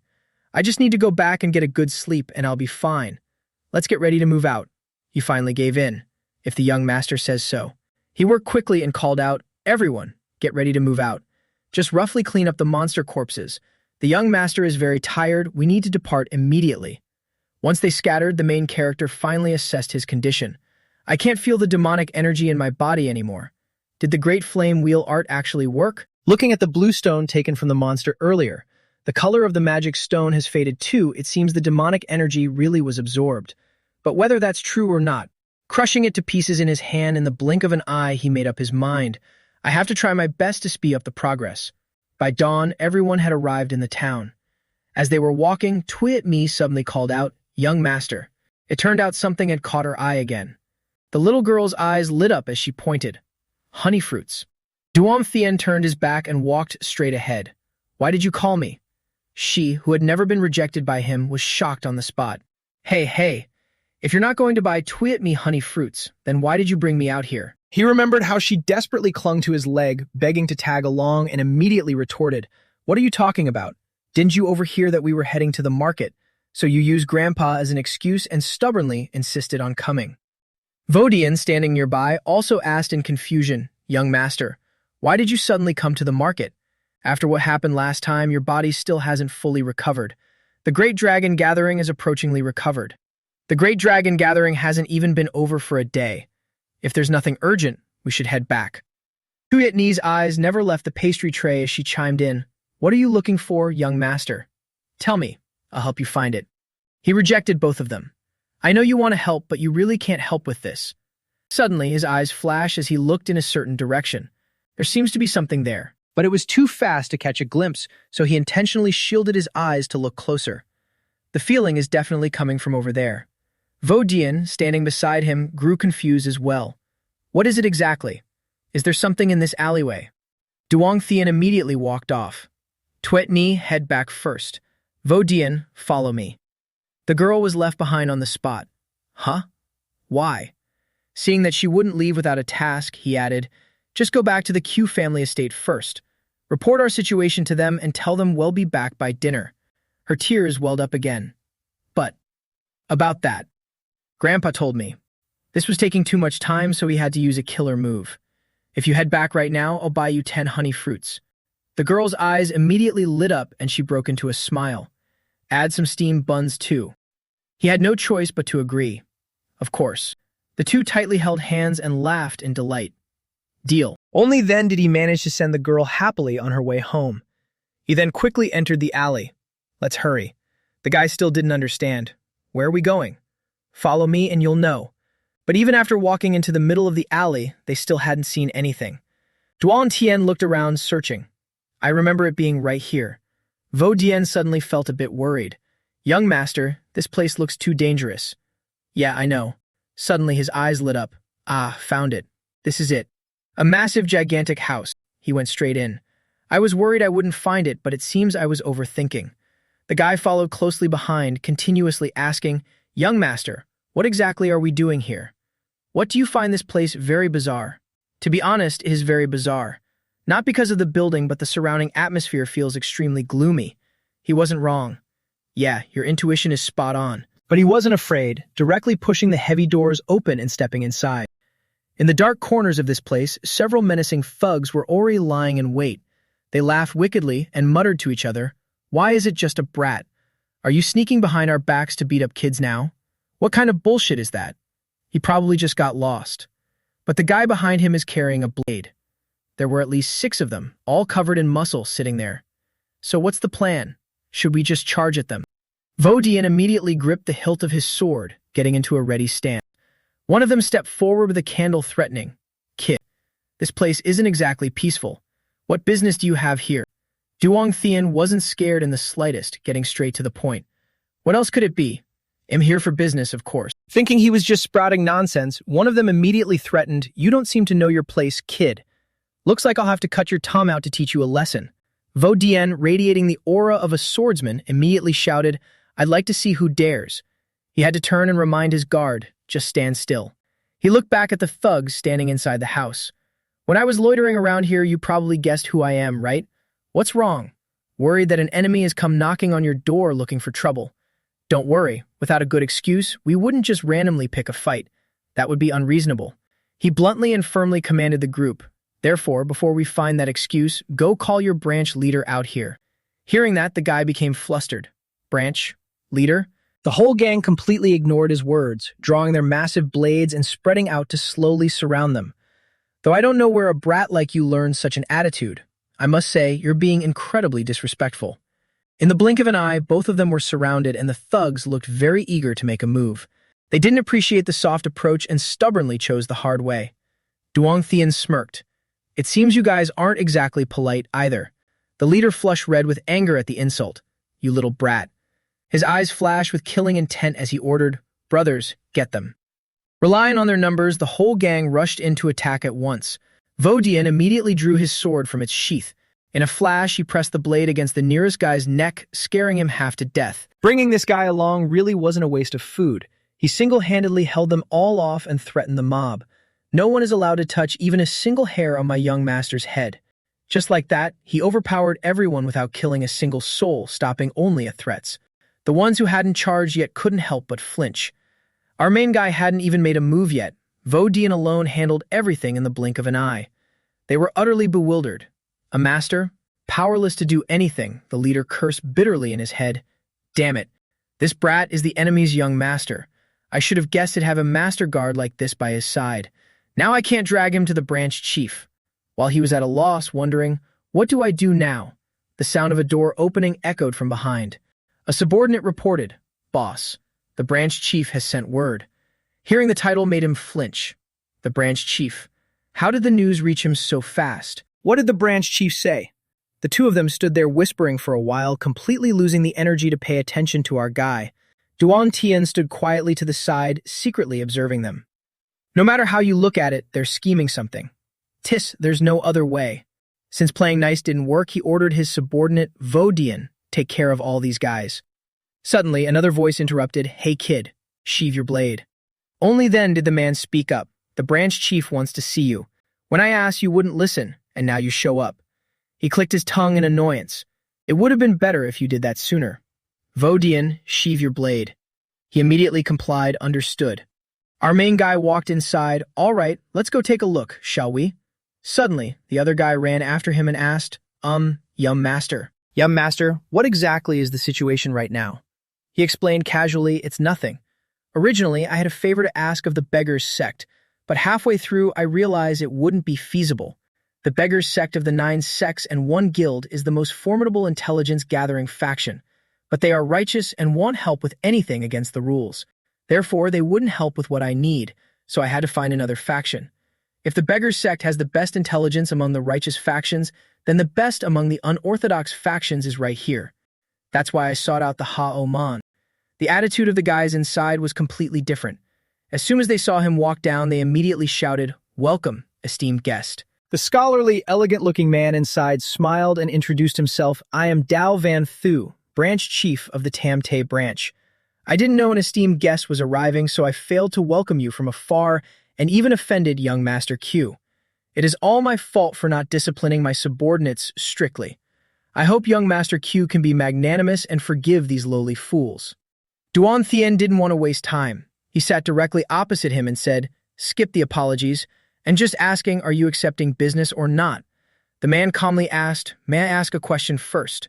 Why would a prestigious family like the Q family bypass a righteous faction like the Beggars sect and come seek help from an unorthodox faction like ours?" Looking completely serious, he replied, "Naturally, it's because the Beggars sect can't help with this matter. Only your Ha-O-Man can. Why ask so many questions? What, don't you believe me?" Hearing that, he immediately clasped his hands earnestly. "Please forgive my offense. Young Master Q is from the Q family, after all. We simply must prioritize caution. I hope you understand." He just asked him one simple question. "All right, I get it. So are you going to accept this business deal or not?" The man replied frankly, "Our Ha-O-Man never refuses business that comes knocking at our door. As long as young Master Q can pay the corresponding price, then I'll take it that you accept." Duong Thien pulled out a sketch paper. "Help me find someone. A boy over 10 years old, deaf and mute, with a skinny frame." Dao Van thus face darkened as he picked up the paper to look. "This matter. Young Master Q, I am truly sorry, but please allow me to retract my earlier words. We cannot accept this business. The client who came before you isn't looking for this child, but they are looking for the whereabouts of his guardian. In business, one must respect the order of arrival. I hope young Master Q can understand." He hadn't expected this. Someone beat him to the punch? Is that so? Ignoring the menacing thugs behind him, our main guy kept smiling and asked, "Even if the payment is news about the sect leader of the Ha-O-Man, you still won't accept it." In a flash, they all drew their swords in unison. Without hesitation, they lunged forward, all aiming their attacks straight at him. Vodian wasn't just standing there for show. A single strike from his sword was enough to block all of theirs. Our main guy mocked with a smirk. "Weren't you just apologizing for your subordinate's insolence?" Dao Van. Thus face grew dark as the bottom of a pot. Leaning his hands on the table, his eyes blazed. "Where did you get news about the sect leader?" Our main guy wasn't foolish enough to tell him, "I can't tell you that. It's the rule of the martial world. If you want to know, you have to trade for it." He asked cautiously, "How do I know if your intelligence is real or fake?" It wasn't hard at all. He nonchalantly tapped the table. "That's for you to verify yourself. Branch Chief Dao, you don't have much time to overthink this. If you don't want it, then forget it. I guess I'll have to go to the Beggars sect for help. Who knows, I might even use the news of your sect leader to negotiate a deal with them." The man's veins instantly bulged. He wished he could strangle him to death right then and there. Left with no other choice, he had to agree. Deal. Their agreement only pleased him more. Now he just wanted to ask, "Excellent. So how much time do you estimate you'll need?" He had just been flat out refusing, but now he immediately gave a number. "At the latest, we estimate it will take about 3 months.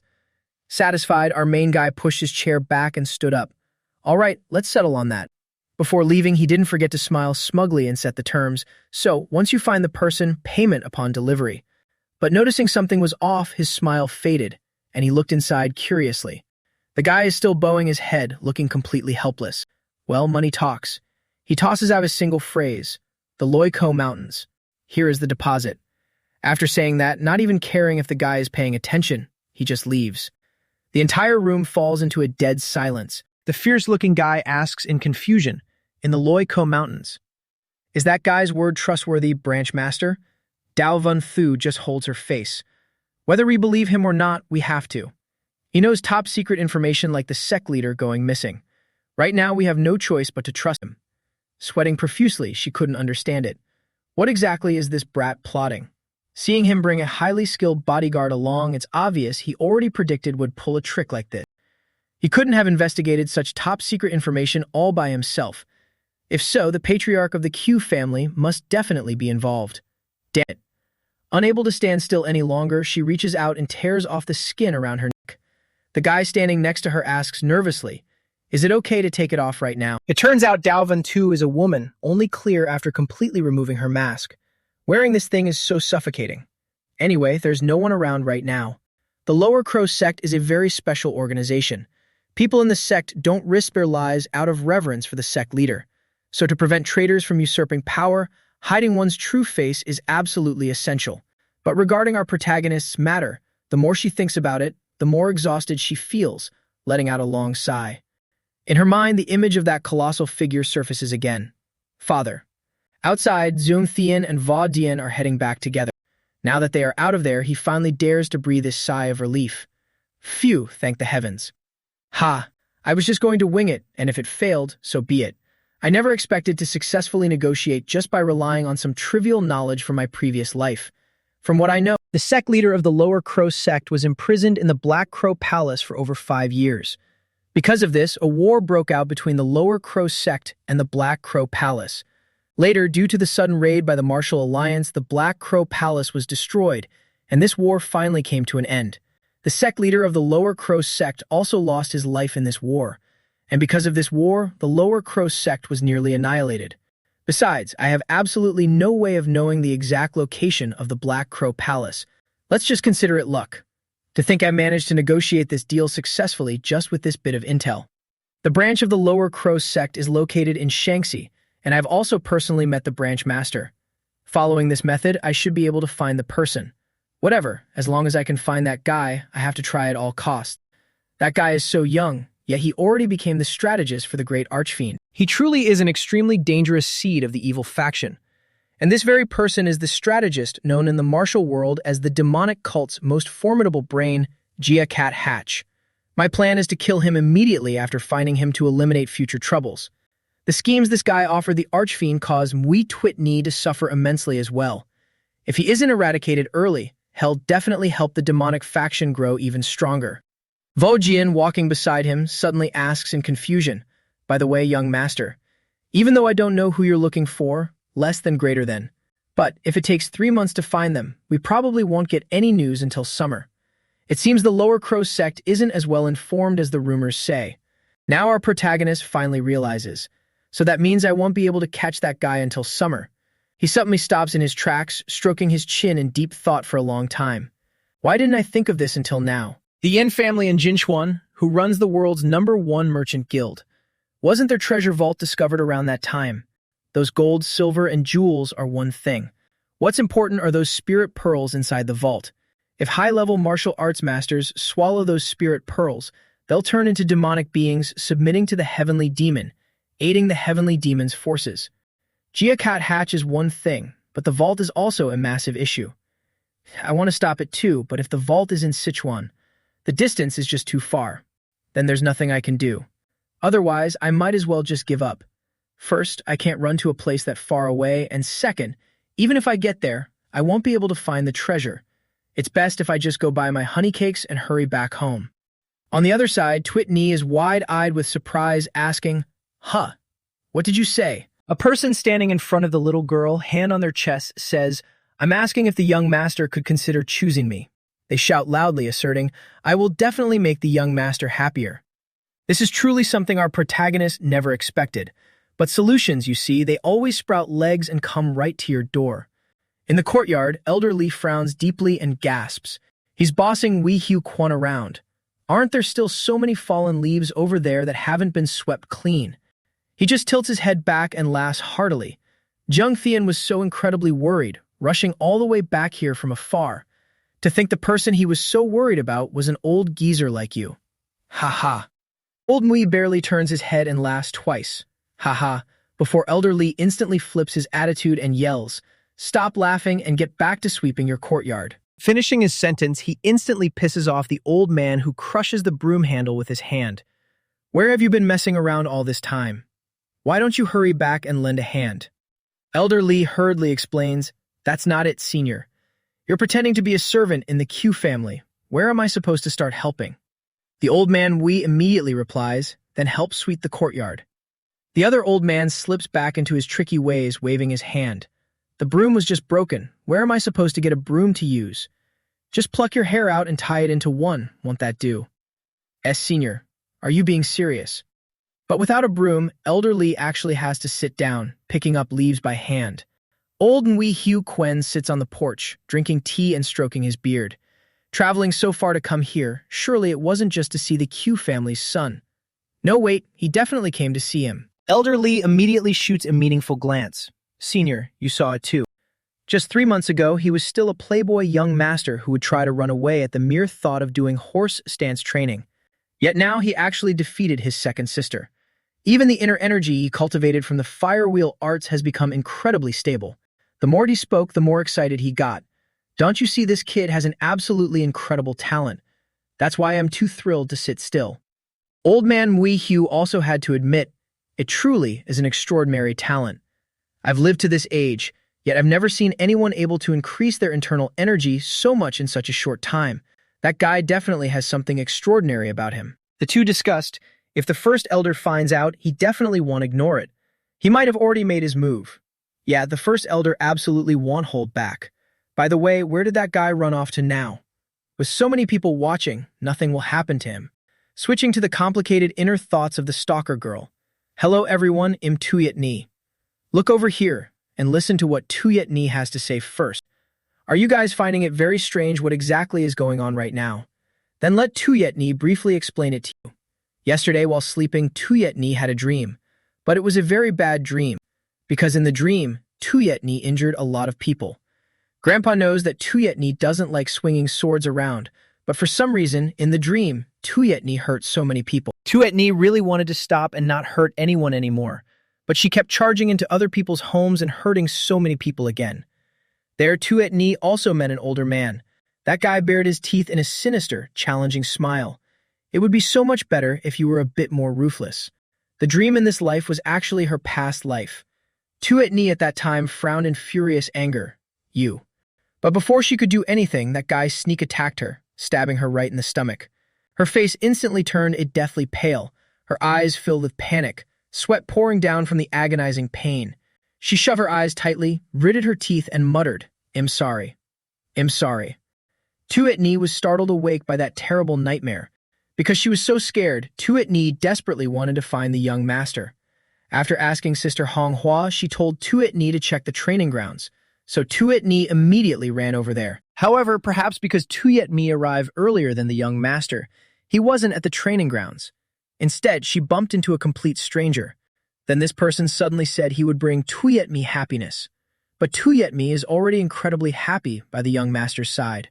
Right at that moment, the young master arrived wearing a truly terrifying expression and stepped forward to fiercely protect Tuyet Ni. Duong Thien stood between the two with his arms crossed, lifting his chin arrogantly at the guy. "Hey, I'm very sorry, but she is currently my personal maid. Who exactly are you? Where did this guy even crawl out from?" He felt incredibly annoyed inside. "I don't know where he gets the nerve to claim hell give Tuyet Ni happiness. Look at his flush red face. Although I don't know where this nobody popped out of, one look and I can tell he's up to no good." He cleared his throat lightly and greeted, "I'm truly embarrassed. I've offended young Master Q upon our very first meeting. Our MC didn't even know who he was, so how did he know?" "What? You know me?" He even clasped his hands in formal greeting. "That's right. Besides that, I am Q Tuyet Lead. I humbly request a duel with young Master Q." The MC didn't even give it a second thought, waving his hand with a bright smile. "I refuse. Too fast, too dangerous." The guy froze right on the spot. "What?" Duong Thien repeated. "I said, I refuse. Does young Master Q mean to run away? That's right. Are you scared? That's right. Hearing this, the guy's face became even more cocky and challenging. So you're a coward. You want to run away from just a trivial duel. Ha! He didn't have the energy to stand here bickering with him. Say whatever you want. You've got a good eye. I am indeed a coward. So I will take my leave first. Ha ha. Actually, in his mind, he was calculating. Fighting with second sister already caused enough disaster. I don't even know who you are. What if fighting you causes another disaster? There was absolutely no reason for him to make a move. One less thing to deal with meant one less headache. He waved goodbye to him immediately. Then I'll be going now. He completely missed the massive, towering figure standing behind him since who knows when. It was Elder Lai. Ahem, ahem. He took the trouble to travel all the way here. What's the harm in giving him a fight? Duong Thien flinched in shock. Elder, why are you here? The guy clasped his hands again in greeting. Greetings, Elder Lai. The old man clearly knew him too. Tuyet Liet, long time no see. The MC was speechless. Elder, you know him. The old man asked back in confusion. Duong Thien, don't you remember? This is the first elder's grandson. Only now did the MC notice. Now that you mention it, he really does look the part. How could Elder Lai miss this golden opportunity? He pointed straight at him and asked, Tuyet Liet, you want to duel with this guy? The guy nodded briskly. Yes, but he said he's scared. The MC casually exposed him. He basically just came here to seduce women. However, he suddenly realized, was this Elder Lai's order? So that's how it is. When he proposed a duel, I thought he simply wanted to compare martial arts with me. I never expected there to be political motives wrapped up in this. Everyone knows the first elder is overflowing with wild ambition. That's exactly why he wants me to ascend to the patriarch position, so he can easily manipulate the entire Ku family. But unexpectedly, I defeated second sister, completely ruining his plans. So now he wants to use his grandson to crush me, trampling me underfoot to control me as he pleases. The more he thought about it, the angrier he got. I'll repeat it one more time. I don't want to duel with you at all. But Elder Lai just urged. He took the trouble to come from afar. Just accept it.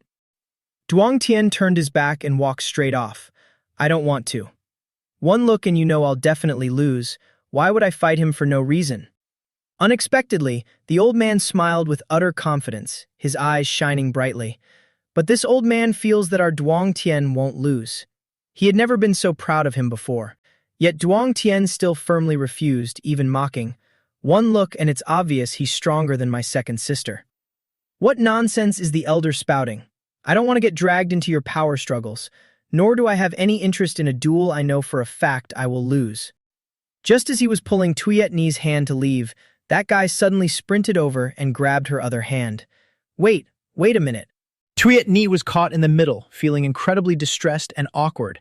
He even dared to publicly declare in front of everyone, Young Master Q is absolutely not a good husband for you, miss. Don't choose a weak, useless piece of trash like him. Choose me, I will treat you well. Now this was truly crossing the line, daring to lay a hand on his girl and even belittle and despise him to such a degree. This guy clearly had a death wish. Murderous intent erupted from Duong Thien's body. He glared back with glowing, blood-red eyes, warning in an icy voice, Hey, take your filthy hand off her and follow me. Whatever you want to duel in, I'll happily humor you. He had successfully provoked the MC into stepping into the ring. It's too late to realize something's off now. Was I being too impulsive again? Elder Lee, standing behind, rubbed his head again. What are you talking about? The old man was really looking forward to this battle, eagerly rubbing his head and massaging his limbs. Very interesting. Fighting a new opponent will definitely help your strength skyrocket once again. Since things were already in motion, he had to take advantage to squeeze out some benefits. Anyway, the result is exactly what you wanted, Elder. So win or lose, you must agree to one condition of mine. The old man chuckled freely. Haha, you little brat. The old man played along, crossing his arms challengingly. I have absolutely no reason to agree to your conditions. If you lose, the one losing face will be you, the future patriarch. Unexpectedly, he miscalculated. Elder, I think you're mistaken about something. He casually stretched his limbs and declared, I have absolutely no intention of becoming the patriarch. The old man completely forgot about the match, yelling at the top of his lungs. What kind of nonsense is that? If the legitimate son of the current patriarch doesn't take the position, who will? In his heart, Yang Tian just thought, I've let go of this since my past life. I can't believe they still think I want to be patriarch. Let's see who's afraid of whom. He smirked provocatively. If you don't agree to my condition, I'll immediately lie down and forfeit right now. The older the ginger, the spicier it is. How could the old man let him gain the upper hand so easily? You little brat, you're not cute at all. Fine, I know, but I also have a condition. He asked immediately. Here we go again. What's the condition this time? Of course, it was always the same. Only if you win this match will I agree to your request. Hearing that, he suddenly felt motivated to fight. The two stood facing each other. Shu Julie raised his chin arrogantly and asked, "Done warming up?" Yang Tian acted completely nonchalant. I guess you could say I'm warmed up, right? Suddenly, he spoke up. Last time, I wronged young Master Chu. He listened but didn't understand. He didn't even recognize who this guy was. What nonsense are you spewing all of a sudden? So this bastard had an ulterior motive. He smirked mockingly. During our match last year, didn't I strike too hard and seriously injure you? But who would have thought young Master Chu would be bedridden for a whole month? His words went right in one ear and out the other. The protagonist scratched his head, thinking hard. Was I in bed for that long? But why don't I have any impression of it at all? He just kept taunting relentlessly.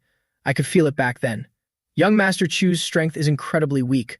Although you defeated your second sister, I believe it was pure luck. Even though my grandfather doesn't think so. I naturally have no interest in bullying the weak. But there is one thing that truly sickens me. That is, this guy was actually somewhat capable. Fiery spiritual energy flared up and swirled around him as he growled every word.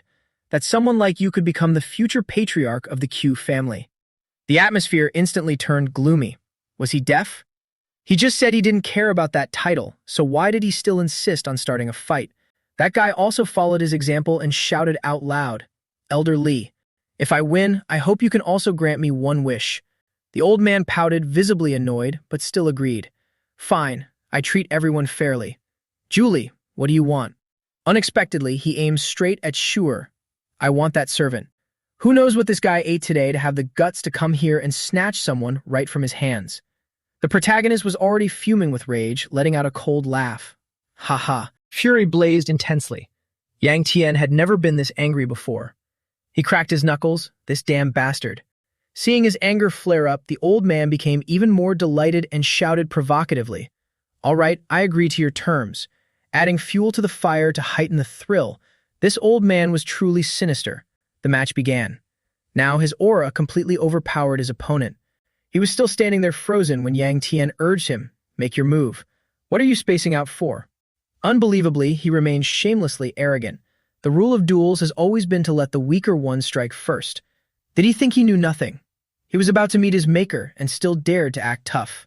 The weak? Who? Are you talking about me? Then why are you trembling in fear right now? The protagonist hit right on his sore spot. Unable to retort, he nervously gulped. Ahem, it's obvious that whether in internal energy, speed, or strength, I am vastly superior to him. Yet, standing before him now and looking at those towering flames of rage, he was actually quite intimidated. Could it be that I'm overwhelmed by his aura? No, there's no way he can defeat me. A completely useless trash like him exuding such an oppressive aura. He must be using all his might just to withstand my internal energy right now. He's only saying that to distract me. He reassured himself. That must be it. With that pathetic bit of internal energy, there's no way he can withstand my powerful internal attack. This guy must be completely drained of energy by now. Seeing him not making a move, the protagonist decided to finish it quickly to save time, asking him once more just in case he regretted it. I can strike first, right? He smugly taunted him to come at him. Just come at me. Before he could even finish his sentence, Yang Tian's figure already loomed right behind his back. With a resounding thud, he was instantly kicked squarely in the face. Only after taking that hit did he manage to react, gripping his sword tightly. Seems like you really enjoy sneak attacks, but your speed is still too slow. It happened again just like before. He was too busy talking and didn't notice that the protagonist was already standing right there, winding up a blazing, fiery punch. With one strike aimed straight at his face, he unleashed the blow. That wasn't enough. His face was still knocked back from the punch. Yang Tian seized the opportunity, striking down from above with another blow squarely to his face. Smoke and fire exploded violently like a bomb. Chu Juli was knocked down to his knees on the spot, coughing up blood. Yang Tian shook out his hand and looked at him. I'll give you some time. Hurry up and get on your feet. Otherwise, you'll complain about me doing a sneak attack again. Or should we say, this match ends right here. Beaten badly, he didn't dare continue fighting. Still kneeling on the ground, he said, I admit my fault. I was too arrogant before, relying on a bit of martial arts and looking down on everyone. He didn't press him any further either. All right, then the match ends here. However, Julie was more stubborn than he thought. He absolutely refused to drop his weapon. I still haven't defeated young Master Chu yet. Seeing his stubbornness, he was completely speechless. Isn't ending it early better? Who has the free time to drag this out with you? I truly only defeated him thanks to that momentary burst of internal energy. His skill is much deeper than mine. To beat him, I must circulate my internal energy in reverse to maximize its output in an instant. But my cultivation isn't deep enough yet. My body can barely withstand this massive surge of energy for long. If I push it, it's highly likely it'll suffer from chi deviation. But he couldn't afford to lose. I can last for half a quarter of an hour at most. I must settle this within 7 minutes. The Kulong 7 swords technique this guy is using, its moves always start the moment he draws the sword. The opening stance. I just need to be careful of the exact moment he draws it. Right now. I see it. He dashed forward and thrust straight ahead, but Duong Thien anticipated his move and dodged it. It seems he just activated his skill and unleashed his true power. He looks completely different from before. Their fight is getting incredibly intense. Every move and stance connects flawlessly. His sword technique is executed in one fluid sequence. It proves his inner energy is profoundly deep, but being flawlessly fluid also means if the rhythm is broken, his sword technique will fall into chaos. Then there is a way. Our main character places his hand on his chest to control his core, just as the other guy slash right behind him. He punched his own chest, breaking the flow. With a loud boom, flames pierced through his chest and shot straight out of his back, directly blasting the guy 8 miles away. The inner energy bursting from his body disrupted him for a moment. The move was so unexpected that he couldn't react and could only raise his arms to cover his face. How could he have such powerful inner energy? This is going exactly as planned. Our main character will definitely win this time. The moment I strike, victory and defeat are decided. Twitleet still hadn't grasped what had happened when a numbing pain suddenly spread through his entire body. Saliva sprayed from his mouth and veins bulged all over his face. This was the decisive blow unleashed by our main character.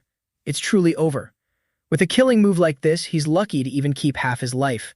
After taking this punch, his whole body was sent flying far away. An entire wall shattered upon impact, and his body slumped on the spot, head bowed down. Now Duong Thien finally taught him some moral lessons.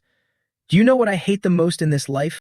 No matter how much you torture me, how you humiliate me, or even if you want the position of the Q family's young master. He sat there coughing up blood, breathing heavily and aching all over, completely unable to move. Like a demon demanding a life, he took step after step toward him and growled. None of that matters, but trash like you not knowing your place and daring to lust after what doesn't belong to you. That is what I absolutely cannot tolerate. Why did he hate him so much? The hands that even I wouldn't dare to touch casually, you dared to brazenly lay yours on. Looking at Twitleet's violently trembling hand, he even pondered, should I cripple his filthy hand as a warning, so he never dares to harbor such thoughts again? Yes, I really should do that, and it's best to cripple his right hand. Acting on his thoughts immediately, he reached out to grab his hand. Suddenly, his entire body was stopped by another massive hand. It was Elder Lee. The old man seemed to know what he was about to do and stopped him right away. Good work, Duong Thien. Stop right here. If he really went through with it, it would indeed put them in a very difficult position. After the match, while they were resting, the old man scolded him. Duong Thien, you went too far. The main character asked in surprise, isn't this the result you wanted? Besides, he'll still be able to stand up and walk home later. What is there to worry about? The old man was secretly pleased, but still cautious about the consequences. Are you afraid the first elder will come looking for trouble, you brat? He didn't care at all. Lifting his chin with a sigh, he replied, what can he do to me? I don't give a damn about that wretched patriarch position anyway. The old man was furious, pointing his finger and yelling, shut up. Why do you keep spouting such nonsense? If you don't become the patriarch, who will? Anyone could do it. He even turned to ask Toy me, do you want to be the patriarch? The innocent girl knew nothing about the world and only cared about one thing. Will you give me delicious food? He nodded immediately. As much as you want. The two played along seamlessly, and the little girl smiled brightly. Then from now on, Toyotni's dream is to become the big boss here. The old man was speechless and reminded him, "Oh my, this isn't something you should joke about." He was still half joking as he pointed at her. Who's joking? In the future, this girl might even be greater. Suddenly, he was startled. Speaking of which, since when did she learn swordsmanship? She was always clinging to him, wasn't she? If she's the true disciple of the sword venerable, she must have learned swordsmanship from him. But seeing her following along doing chores every day, I don't think I've ever seen her hold a sword. Come to think of it, her personality didn't seem this dense in the past. What did she look like when I met her this winter? But no matter how hard he racked his brains, he couldn't remember a thing. Huh? Why can't I remember? This isn't something that can be easily forgotten. Seeing him lost in thought, the little girl looked up with her wide, round eyes. "Young master, are you okay?"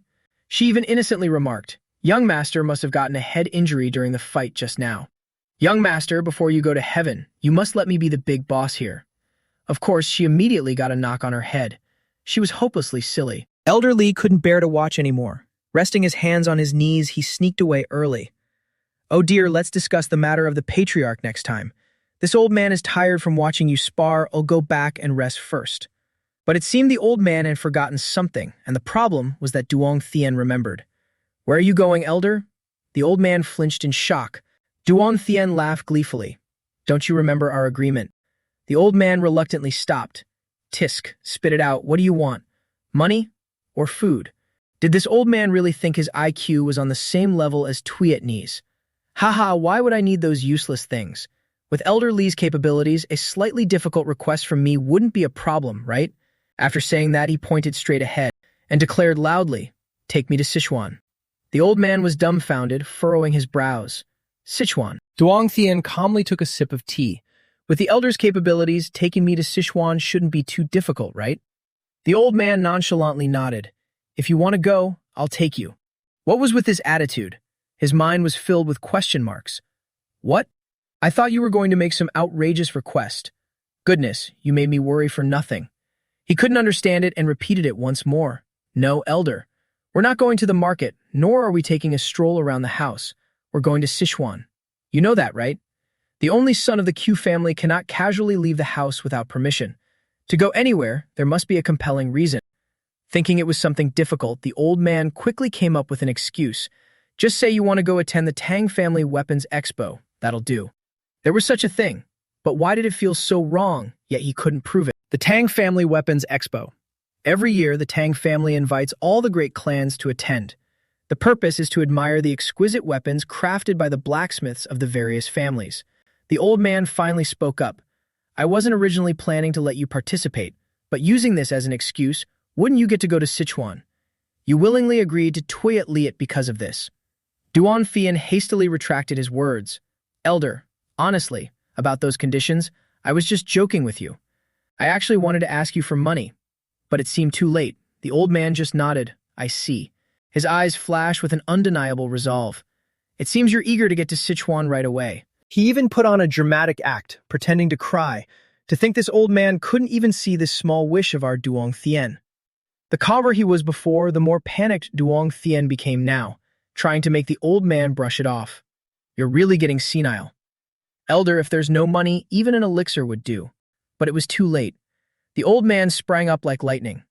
"If that's the case, I'll go make arrangements for you right now. Take this chance to witness my true power." He tried to salvage the situation. "Elder, I want to take back my request. Just give me anything else." But the more he tried, the more urgent the old man became, even shouting to the heavens, "I'll take you there right this instant." He completely froze, realizing he had just played himself. "Taking me to Sichuan right now? That's impossible, right? I still need to pack, report in, and then." Who knew the old man would stand right there and bellow, "Emergency order from Elderly. Take the young master to Sichuan immediately." Like a whirlwind, everyone frantically prepared. Before our protagonist could even process it, Vo Dian was already standing beside him, bowing. "Young master, everything is ready. We can depart at once." And somehow he found himself already sitting in the carriage, suddenly feeling as clueless as Tuyet me. Who am I? Where am I? The two old men back home waved goodbye. Elder Lee couldn't wipe the grin off his face. Only old Ngui Huan turned and walked back inside without a hint of joy on his face. "All right, let's get back to sweeping the courtyard." "Huh? Senior, do I have to sweep too? Whoosh. Of course you do. An old man like me is sweeping. Shouldn't a youngster like you lend a hand? And just like that, the one actually doing the sweeping became elderly. Now the old man got down to business. Look, it's just the two of us now. Some peace and quiet at last. How about we sweep while you listen to me grumble a bit? Mui Wan didn't even turn his head, so he just wanted to complain to me. No wonder he was in such a rush to send Duong Thien away. Not long ago, the Q patriarch kept asking me about the divine doctor. It seems someone commissioned him to find the divine doctor, but I wonder why the patriarch suddenly started looking for the divine doctor. The two old men stood face to face, staring at each other. The silence was terrifying. Elder Li subconsciously felt a wave of fear gripping the door behind him tightly. He slowly backed away. If you don't want to talk about it, let's change the subject. Your granddaughter's name is Mui Tuit Ni, right? That child doesn't seem to be human. I wonder what her true identity is. To his surprise, the moment he finished speaking, he instantly enraged the other old man. You've crossed the line, Ku Luan. Mui Hu Quan radiated killing intent. I suggest you watch your mouth carefully. Yet Elder Li showed no fear, continuing in a firm tone. If she were human, she'd be like you, Senior. She would possess the things humans naturally have. The first time I saw that child at the Kowloon assembly, thinking back, he shuddered again. I couldn't sense that from her at all. If you think finding the divine doctor and using his miraculous skills can save her, I'd advise you to stop dreaming. You must know better than I do, it's not just a simple illness. Old Mui Hu was furious, unleashing a barrage of sword aura and roaring to the heavens. Enough. Shut your mouth. His eyes glowed a blazing yellow, radiating intense killing intent. That child is absolutely human. With him saying that, it was a lost cause. Even if Elder Li had 10 spare lives, he wouldn't dare question it further. Knowing his place, he turned to leave, a hint of grievance in his voice. If you say so, Senior, then I'll just treat her as human. If you want to protect her, there's nothing I can do. My opinion doesn't matter anyway. Old Mui Hu's face darkened as he lowered his head and sighed. If not human, then what is she? She just lacks a fraction of her humanity, that's all. We just need to make up for that flaw. The old man clenched his fists tightly.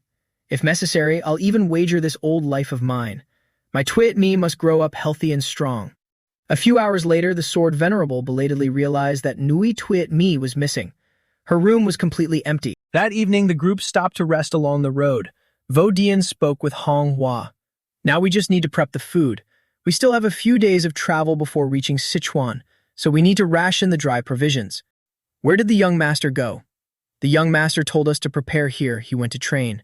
Seems like the journey is a bit boring. Haha, if only we had brought Tuit Ni along. On the other side, Ku Juong Thien was frantically cultivating his martial arts. His power was noticeably increasing. After training for a while, he was panting like a dog, tired beyond description. He leaned against a tree in frustration. I only practiced a few moves. Why is my internal energy depleted so quickly? It's been 10 days since we set off. Why am I not seeing any progress, no matter how much I train? During the duel with Ku Tuyet Liet, the biggest issue I realized was that my internal energy wasn't strong enough. Internal energy is the foundation of all martial arts. Without it, what can I do? He muttered to himself, I have to make the most of my time to boost my internal energy. Feeling completely helpless, a thought crossed his mind. Should I use that method? The demonic whirlwind absorption art. It's a demonic technique that absorbs demonic energy from magic stones into the body to enhance internal energy. The side effect is that a massive amount of demonic energy will accumulate in the body, eventually turning the user into a demonic fiend. But for some reason, the Crimson Flame Wheel art seems capable of purifying demonic energy, because afterward I couldn't sense the existence of demonic energy at all, nor did I experience any side effects. I only felt my internal energy increasing. But no matter what, it's still the Heavenly Demon's martial art. It's best not to have anything to do with the Heavenly Demon. That's right. I finally got a second chance at life. I can't repeat the same mistakes. I haven't even forgotten the horror of my past life yet. While he was sitting there lost in thought, a piercing scream suddenly echoed from behind, making him jump. Vodian's group was in an uproar. What's going on? Wait, look over there. What is it? Huh?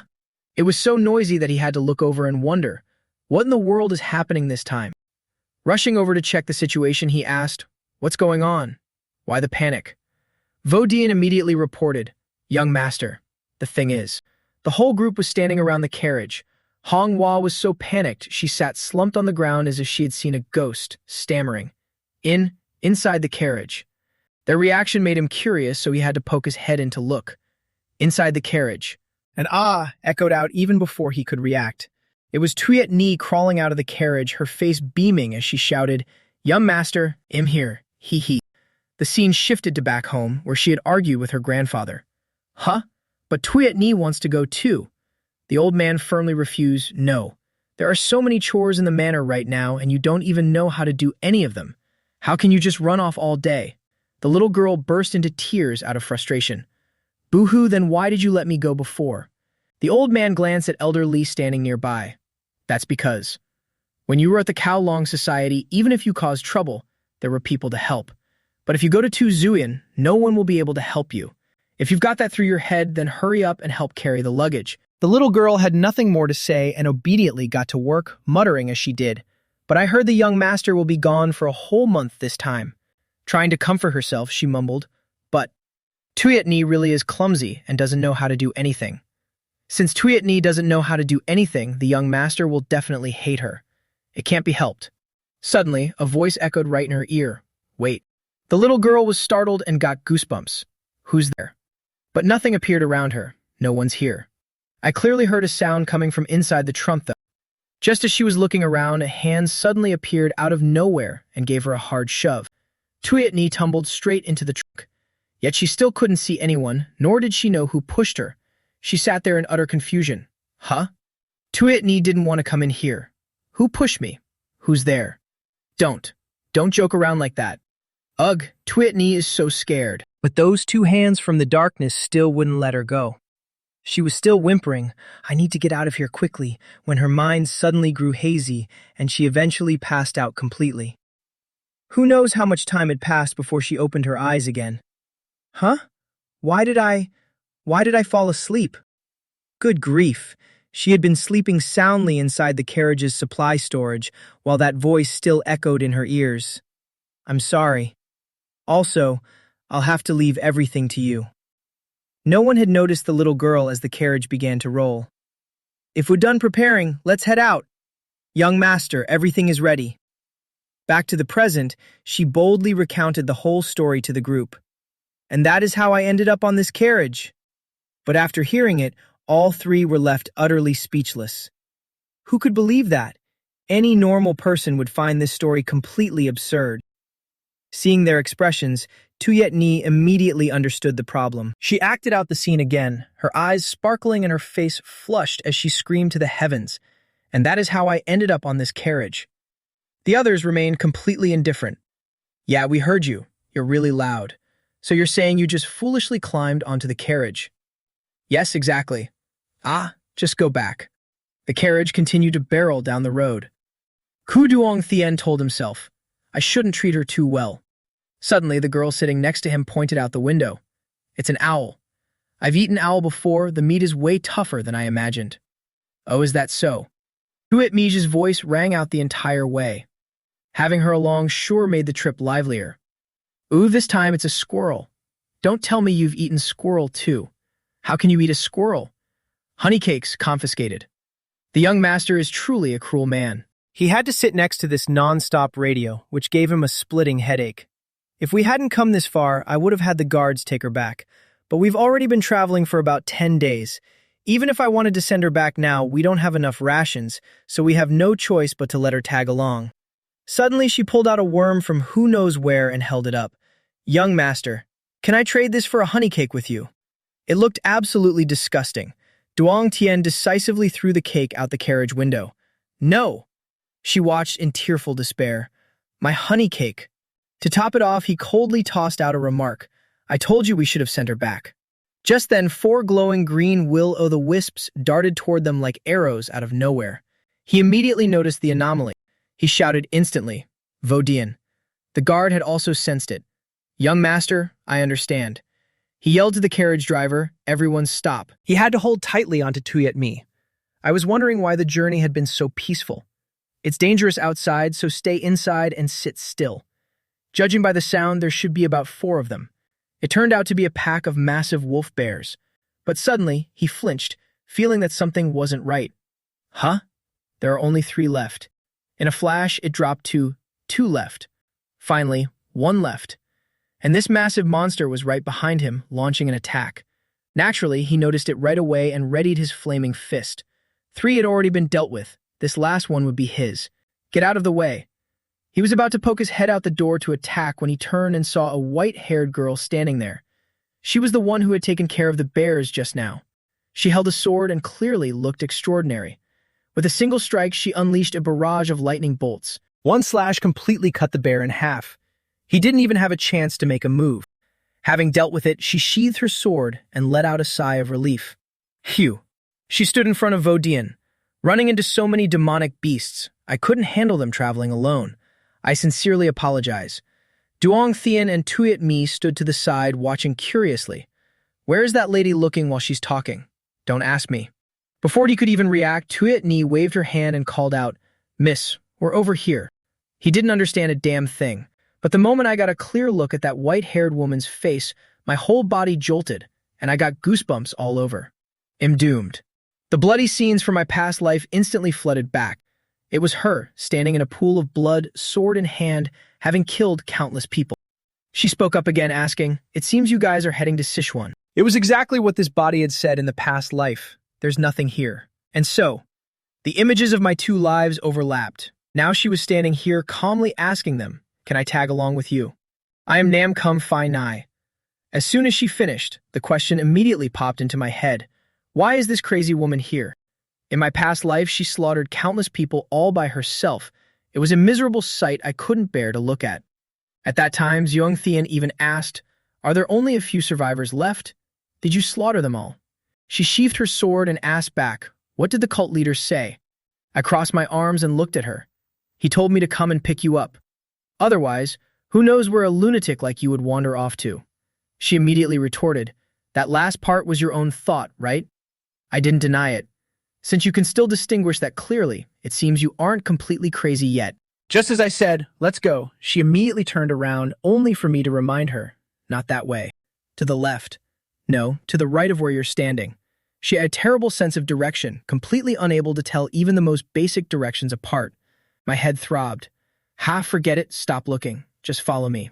Seriously, I haven't even done anything yet and am already exhausted. As we walked one after the other, she suddenly asked, Hey, is the sword venerable strong? The moment he was mentioned, I had to warn her right away. Just in case, I'm warning you, don't do anything reckless. The cult leader holds the power of life and death over the 3 venerables. But she kept asking, How is the sword venerable's sword? Is it really strong? Stronger than mine? Or maybe even stronger than the cult leader's.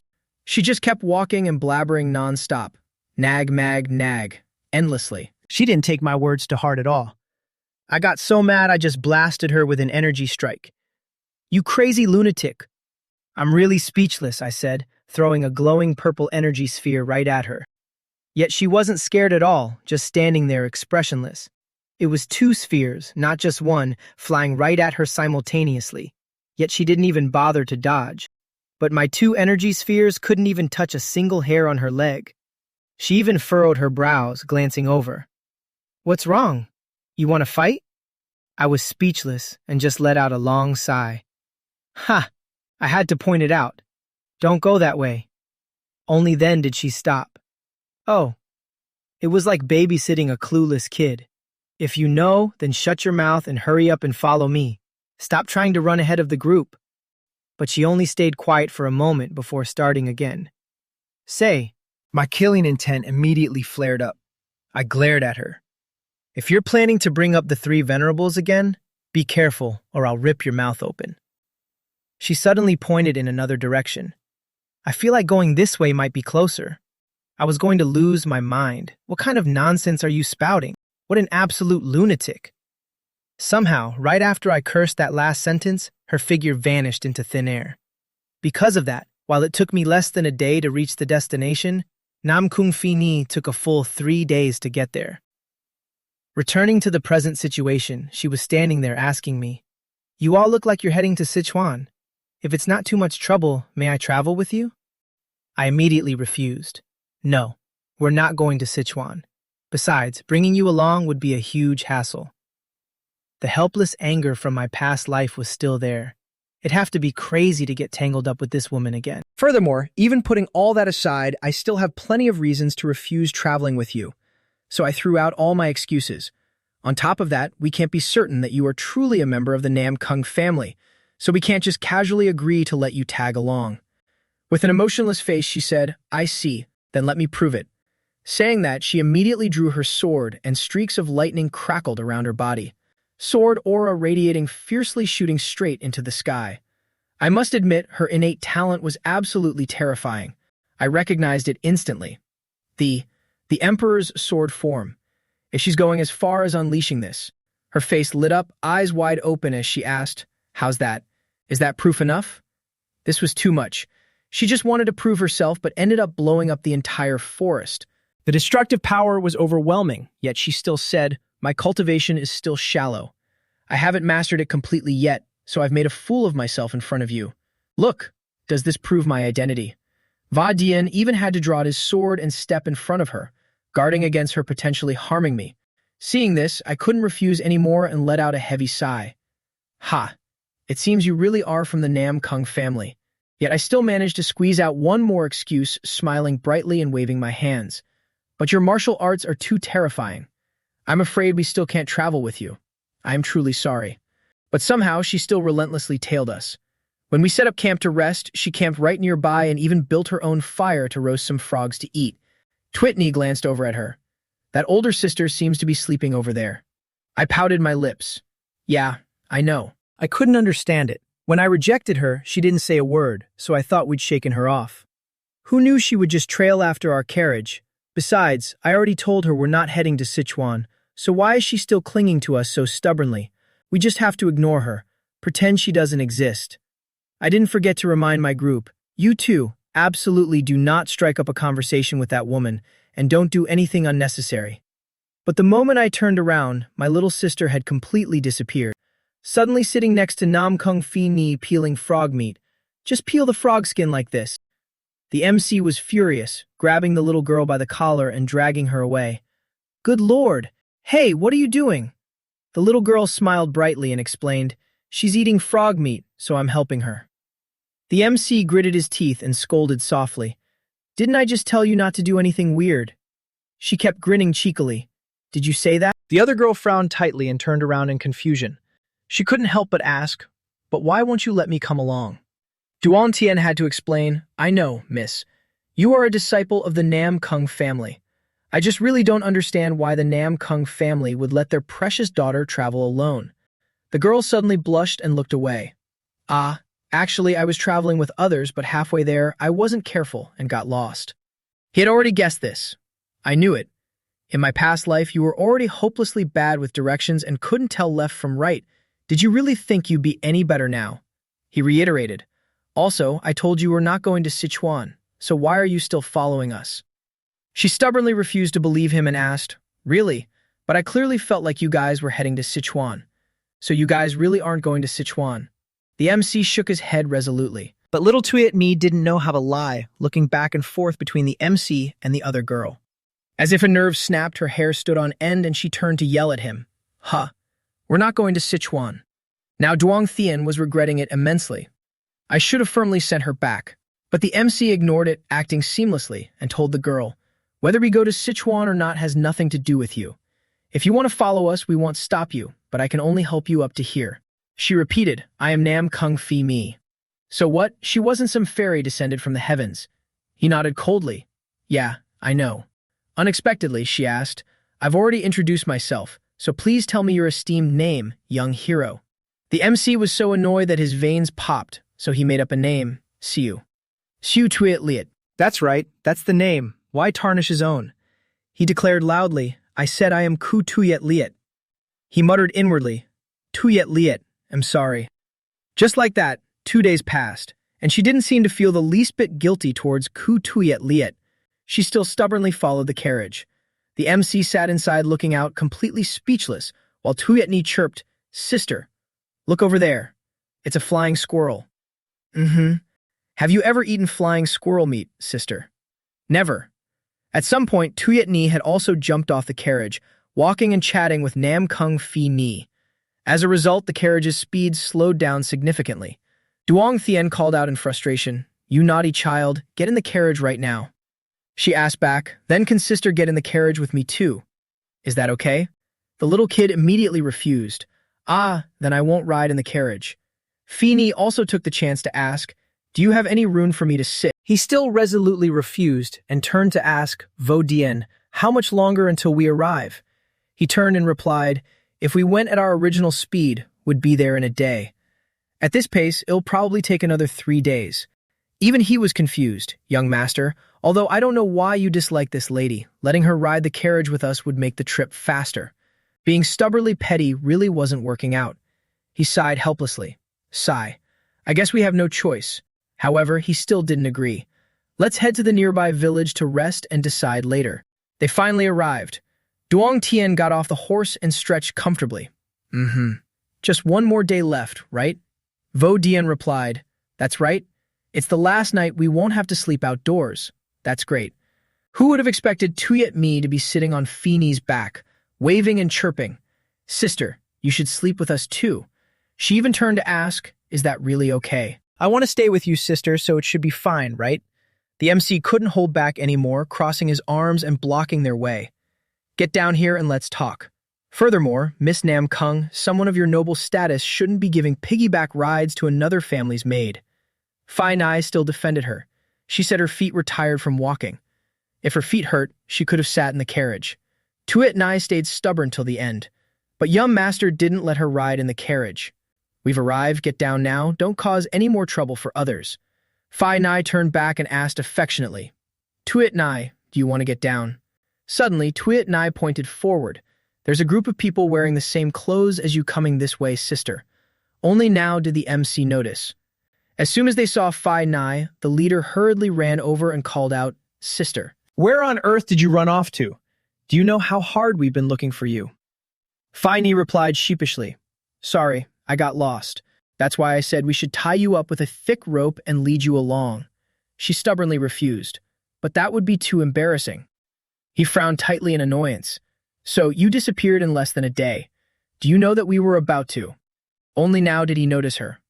"By the way, who is this little lady?" The little kid raised her hand and introduced herself.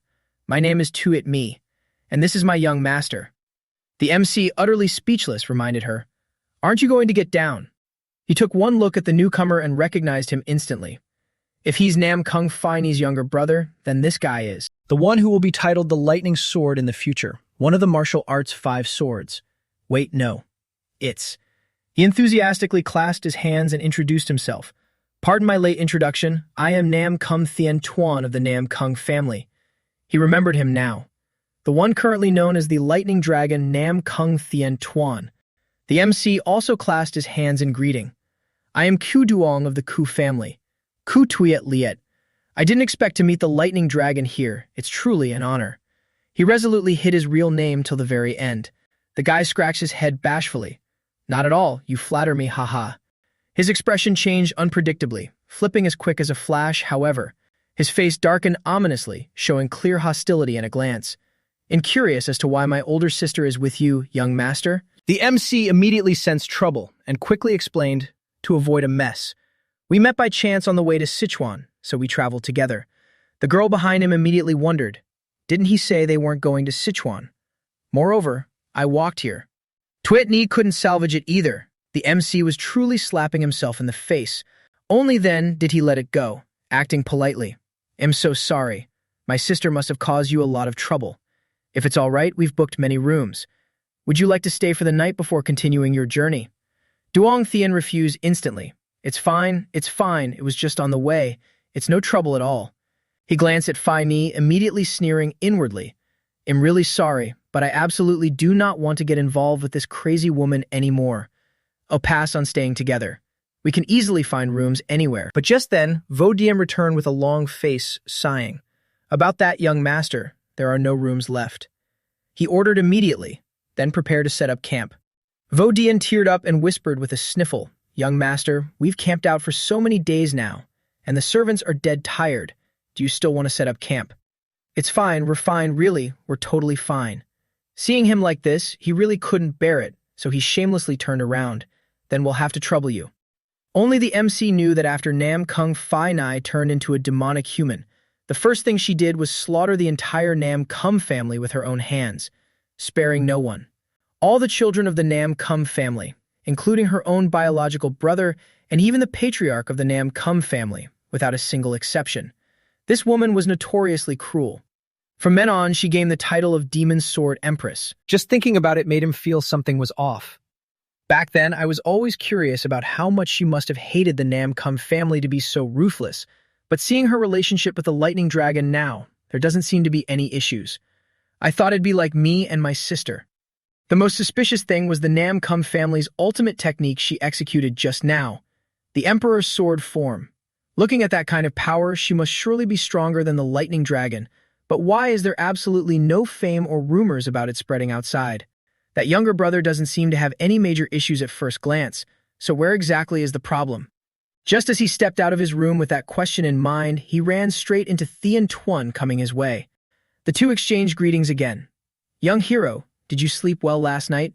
Thank you so much for yielding such a fine room." But the guy's face darkened as you walked right past him, deliberately bumping his shoulder hard against him.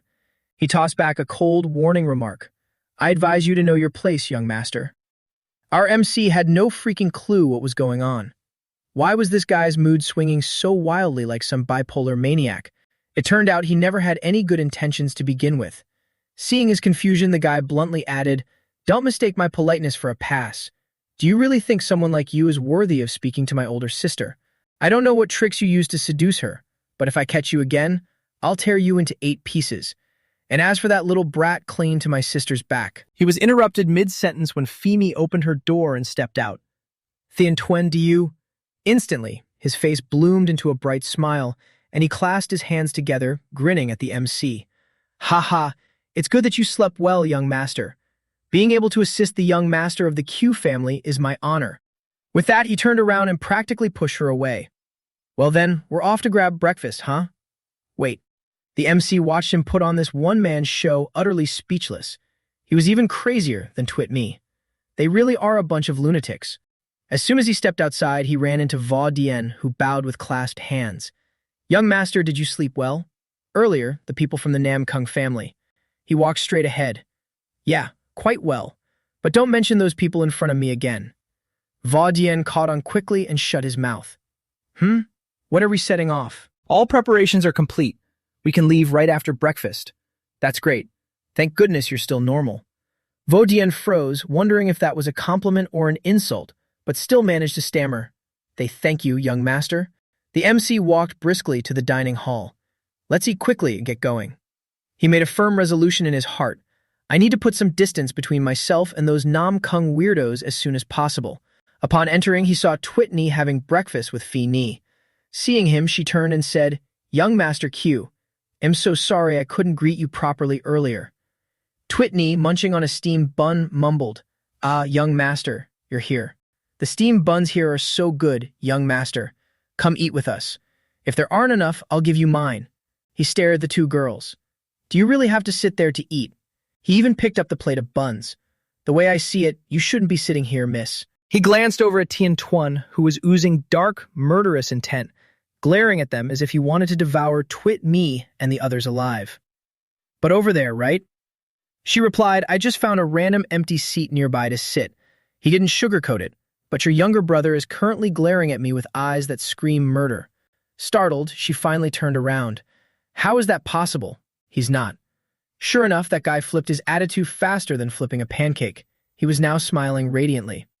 The MC instantly understood his game. So that's how it is.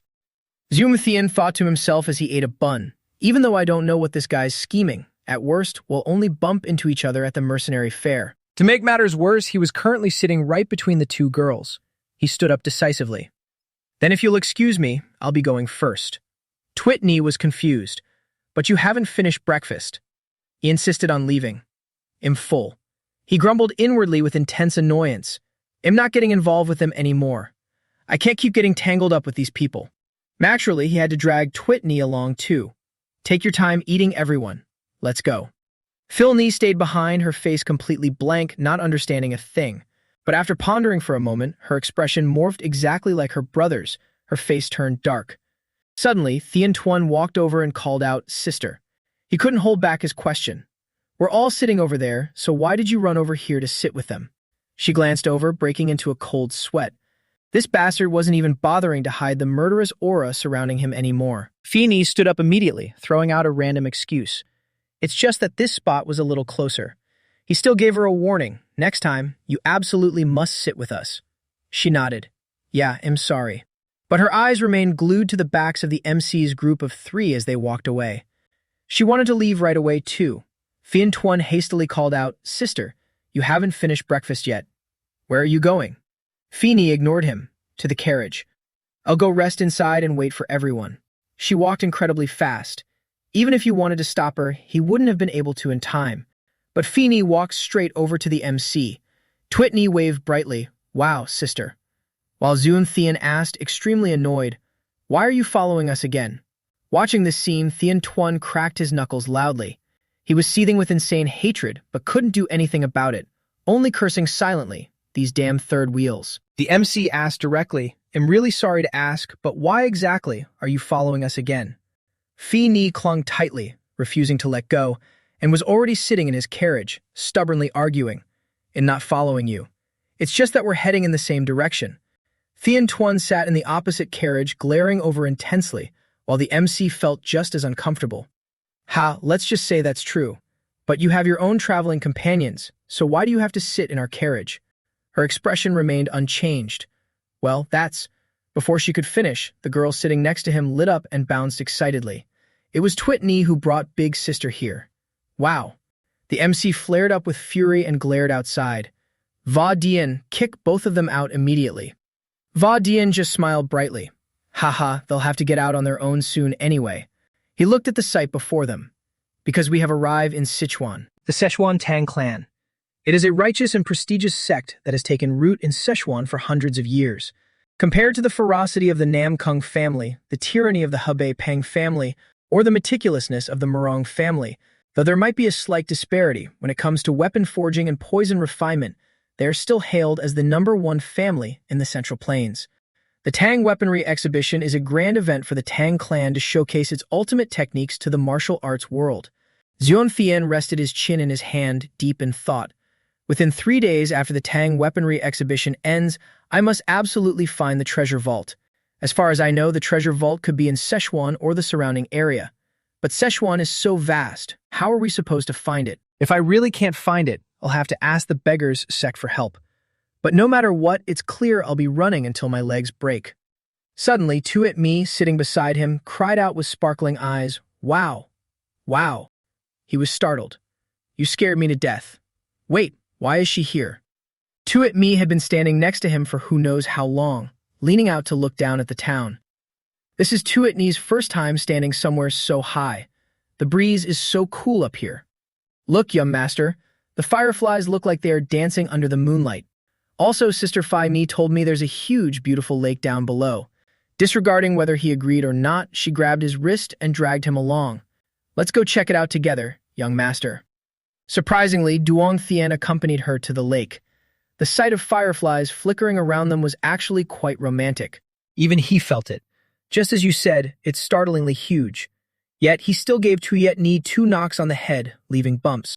Just how massive is this Tang family sect to be able to house a forest this large inside it? But before they could stand still for even 3 seconds, the girl giggled again. "Hee hee, young master. Guess where Tuyet Ni is?" Ta-da! Her mind seemed to be wandering more by the minute as she played peek-a-boo with 2 blades of grass. Not being crazy himself, he irritably reminded her, "Act normal for a bit, will you?" "Huh?" Tuyet Ni just felt that the young master seemed unhappy, so I wanted to cheer you up. "You can't help with this, so don't worry about me." "That's not true. Just try telling Tuyet Mi, young master. Who knows, maybe Tuyet Ni can actually help." Duan Thien suddenly thought of something and asked, "Is that so? Then, if someone hid a very precious item in an incredibly vast land, how would you go about finding it?" Tuyet Ni's face immediately darkened.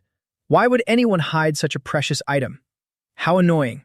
He was speechless. "I didn't come here to seek your sympathy."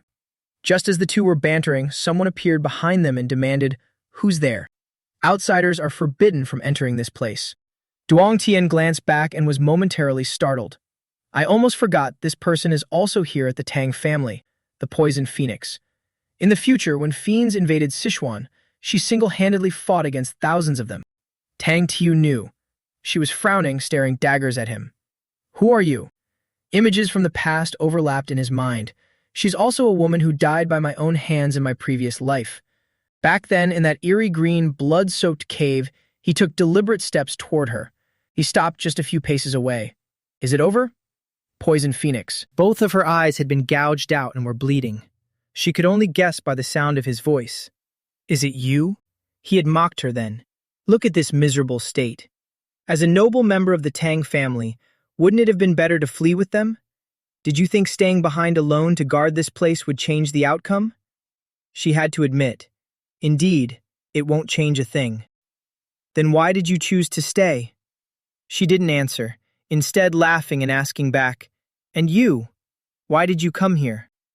What a ridiculous question. He immediately seized her by the throat. His eyes burned fiercely as he snarled, to take your miserable life, of course. Unafraid, the Poison Phoenix laughed. So that's how it is. I have wronged you. Duong Tian couldn't comprehend it, apologizing to a fiend. Have you completely lost your mind, Poison Phoenix? She bared her teeth in a smile. Perhaps.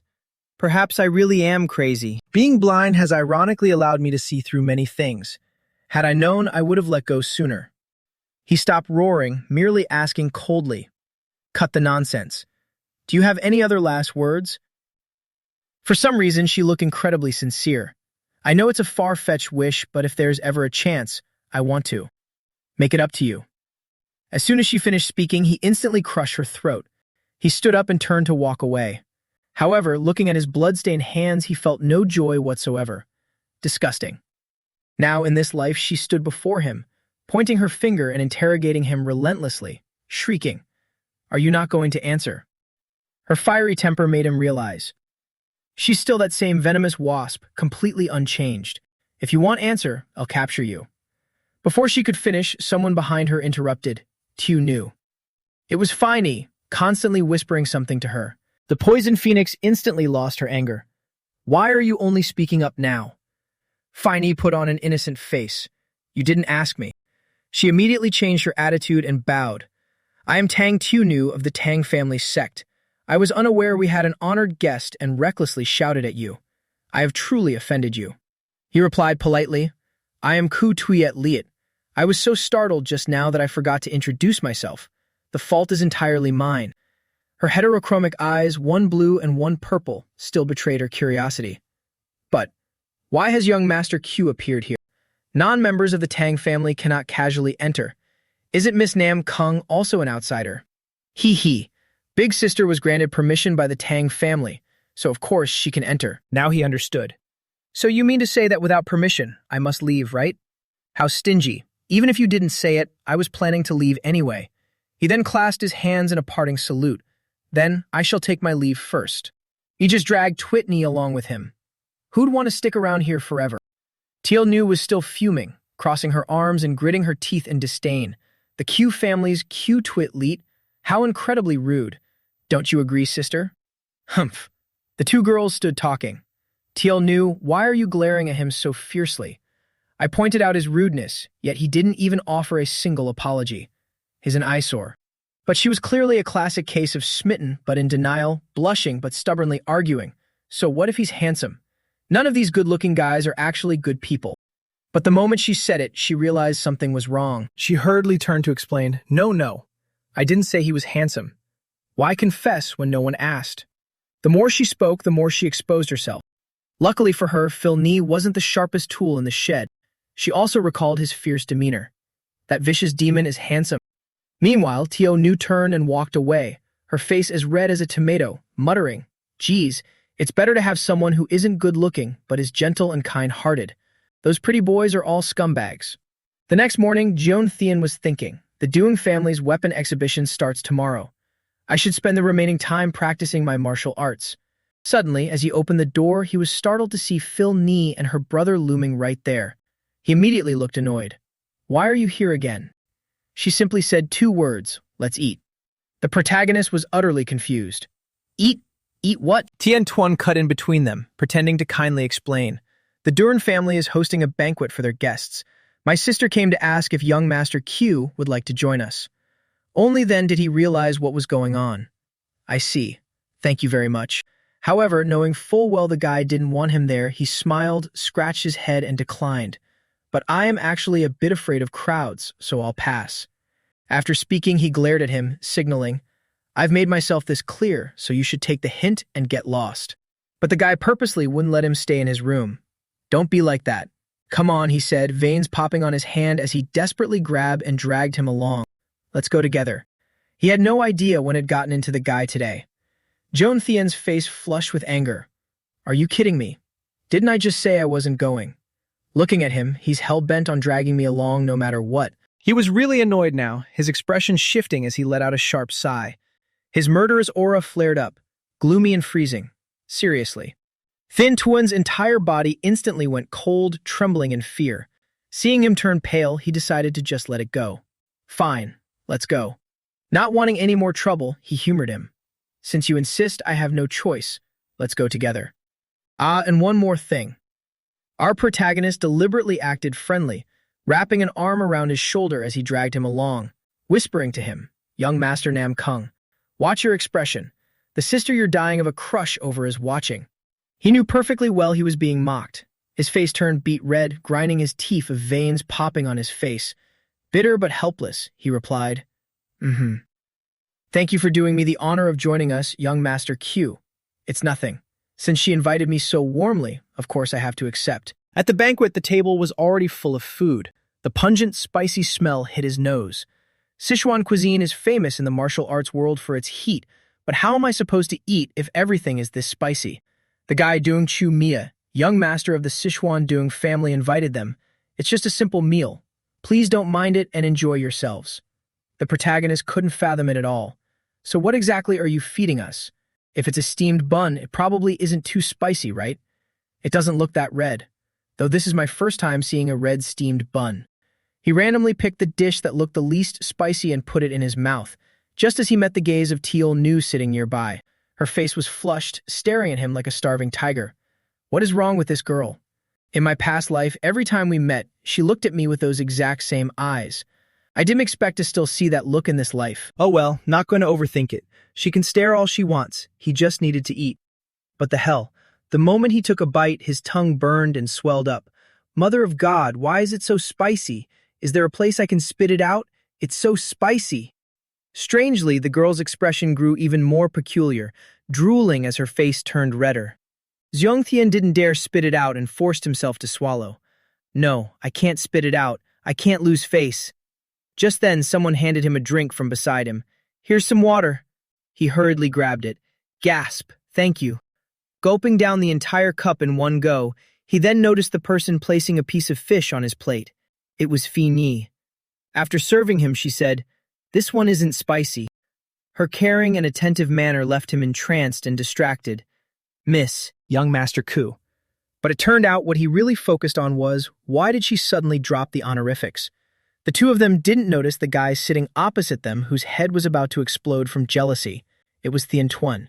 His face was as dark as the bottom of a pot, snapping his wooden chopsticks in half with his bare hands, choking on his own sheer jealousy. Dung Chu Nia immediately turned and asked, It seems our chopsticks aren't very sturdy, huh? Flustered, Thien Tuan quickly waved his hands. No, it's just that I tend to use a bit too much force when holding my chopsticks. Suddenly, he realized Tio Nu had somehow sat right next to him, her face blushing deeply, not saying a single word. He couldn't understand what she was doing sitting down here. Lady Tang, is there something you'd like to say to me? She jumped up and squeaked. Huh? No, nothing. Yang Xian wouldn't let it go, pressing her. But it looks like you have a lot on your mind. She opened her mouth wide to say something, but the words just wouldn't come out. Perhaps young Master Gu already has someone he likes. As she was speaking, Xian Jun suddenly cut in from out of nowhere. Brother Tang, is that a martial arts training ground down there? Their conversation completely drowned her out. That's a training ground specifically for the Tang family. It seems I forgot to introduce it to you last time. Someone always cleans it, but honestly, it hasn't been used much since it was built, as everyone has their own private training grounds. That guy looked down from above with a wicked smile. It seemed his mind was brewing up another dirty trick. Is that so? I'd really love to go down and see it. Could we go down for a quick tour? Of course. It looks like everyone has finished eating anyway, so why don't we all head down and take a look? Yang Chun stood behind, watching. He instantly grew vigilant, thinking, just what kind of devious plot is this guy hatching? They all headed down to check it out, and he completely forgot about the girl's question. This training ground is huge. It's terrifyingly spacious. Tang Chu Ui crossed his arms and explained, the ancestors of the Tang family figured that if they were going to build one, they might as well make it massive, so it turned out like this. Honestly, I don't understand why they went through so much trouble either. Chun Jun smiled brightly and chimed in, haha, the Tang ancestors must have had their own reasons. Chu Wei spoke casually. When So Yu was little, she always demanded to spar with me here, so she came by often. But now that she's older and more sensible, she barely visits. The girl was dying of embarrassment and shouted, brother. Yang Chan didn't really care. Ah, I see. He thought the guy was lucky. This guy. It's a good thing she still calls him brother and doesn't just shout his full name. Chan Jun suddenly raised a wooden sword. Then this is perfect. We can walk it off to digest our meal. Our main guy grumbled in annoyance. I barely even got to eat anything. What is there to digest? But unexpectedly, he aims straight at him. Young hero Gu, how about we have a spar? Look at that sinister smile of his. Yang Shan was no stranger to this trick. I knew he was looking for a chance to deal with me. Just looking at that expression, you can tell he wishes he could tear me into 8 pieces. Do you really think I'll give you what you want? He refused immediately. Haha, how could my clumsy martial arts dare to compete against you, the lightning dragon? And truly sorry, but I must decline. Little So Yu also stepped forward to intervene. Brother Chan Jun and young Master Gu have such a big age gap, and their martial arts levels are miles apart. How could they possibly spar? What if his face gets hurt? He glanced at her in bewilderment. What's wrong with her? But Chan Jun stubbornly bit down and wouldn't let go. It'll be fine. Neither of us will use internal energy. I'll simply be giving young Master Gu a few pointers on his martial arts. He smirked challengingly. How about it? Yang Chan also smiled, his killing intent gradually rising. Give me pointers? No internal energy. Look at how arrogant this punk is. He insulted him right to his face. Do you think you're worthy? He didn't expect Yang Chan to do a 180-degree turn, utterly shocked. What? Yang Chan's eyes glowed crimson as he stepped closer to him. I'm talking about your skill level. Seeing the situation turning sour, Tang Chu Yui quickly intervened. Young hero Gu, whatever Chan Jun says, he is still older than you. Speaking like that is a bit, but the other guy immediately put his hand behind him to signal for silence, while he replied, his face flushed with anger. Haha, is that so? The anger he had bottled up for days finally had a chance to erupt. Veins popped all over his body as he readied a challenging stance. Today, I must see just how formidable you really are. The two stepped onto the arena and stood facing each other. They both spoke up at the same time. You attack first. Or maybe you should go first. Chan Jun was being driven increasingly mad by his provocations. Haha, in that case, I won't hold back. The moment he finished speaking, he gripped his sword and charged straight at him. Swoosh! He slashed across the main character's face with lightning speed, but Yang Chan dodged backward and evaded it effortlessly. He attacked relentlessly, and Yang Chan continuously retreated. But the truth was, Yang Chan had calculated everything. Those 2 moves just now were me going easy on you. The real moves start now. The 2 exchanged blows back and forth, evenly matched. Little So Yu watched from the sidelines, burning with anxiety. Tang So Yu had been very different ever since she was a child. When the other children in the Tang family were still running around playing with dogs and cats, she was already playing with wolves and tigers. Those creatures with their piercing eyes, razor-sharp teeth, and deep, guttural growls. Those apex predators exuded an overwhelmingly powerful and inviolable aura.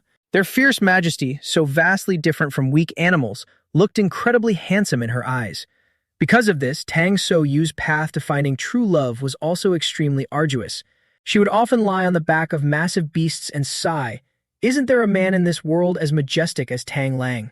If only I could meet my destined soulmate at the Tang family's weapon convention this time." Brother Chan Jun? Brother Chan Jun is. Well, I don't understand why girls like that kind of pretty boy anyway. Isn't there any man out there who looks like Tang Lang? She had thought she would never meet her true love in this lifetime, but unexpectedly, she found him right here. The unlucky person who caught her eye was none other than Yang Chan. Every time she looked at this guy from the Gu family, she would practically drool with desire. My heart. Why is my heart beating so fast? This is bad, really bad. She couldn't calm herself down no matter how hard she tried. It's all an illusion. The morning mist was just too thick, making me dizzy and causing hallucinations. By tomorrow, I'll definitely feel the same way I do looking at any other normal, noble young master. She stared at him, unable to get enough. I just can't take my eyes off him. What do I do? He's too handsome. It seems young Master Gu can't handle spicy food, but he's still so handsome. Even the way he drinks water is so handsome. Sitting next to him during the meal, she felt like she was sitting on a frying pan. Her face was burning red, teeth clenched, head spinning. Since when did I come over here? To make matters worse, he even turned and asked, Lady Tang, is there something you want to say to me? She panicked even more. No, I don't. I don't know what to say. Her heart was torn. If this is love, should I try taking it a step further? Taking a deep breath, she turned to him. The truth is, young Master Q might already have someone in his heart. Right at that moment, something flew violently toward her face, shattering her little fantasy. Good thing Phi Ni was standing nearby, or it would have hit her square in the face. She was so lost in love, she didn't know what the hell was happening. Snapping back to reality, she looked up at the arena.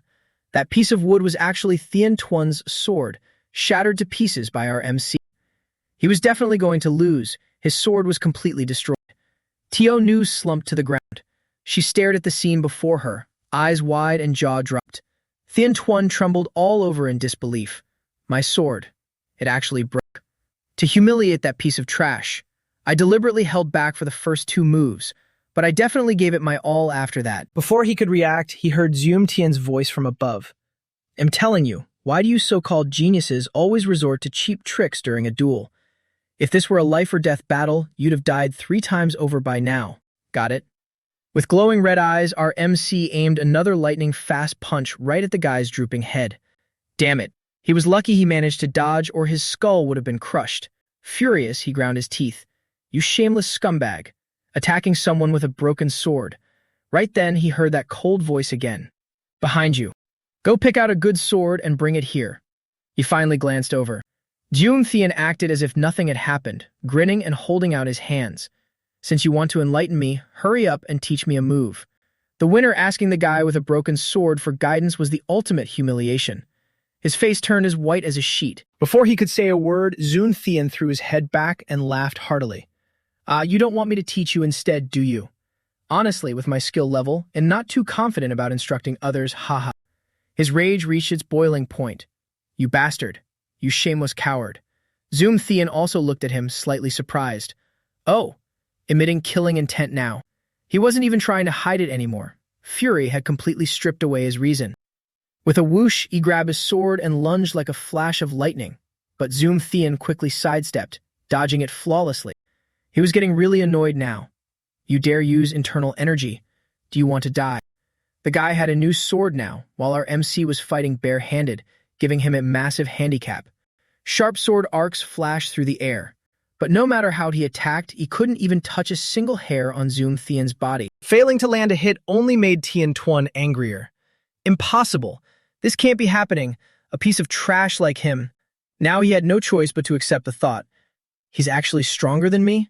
Zoom Tien cursed right in his face. You bastard, treating you like this is already too merciful, isn't it?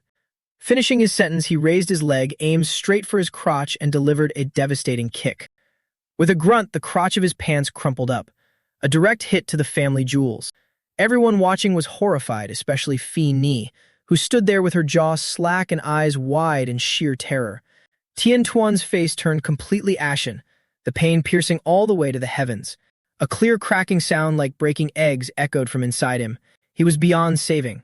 From now on, his rear end might never be the same. He collapsed onto the arena floor, kneeling, unable to utter a single word, while the 3 onlookers stood petrified like statues. Zhong Fian even deliberately crouched down to check on his opponent, who was trembling violently, sweating buckets. Zhong Fian looked incredibly smug, his red eyes curving into a smile. What's wrong?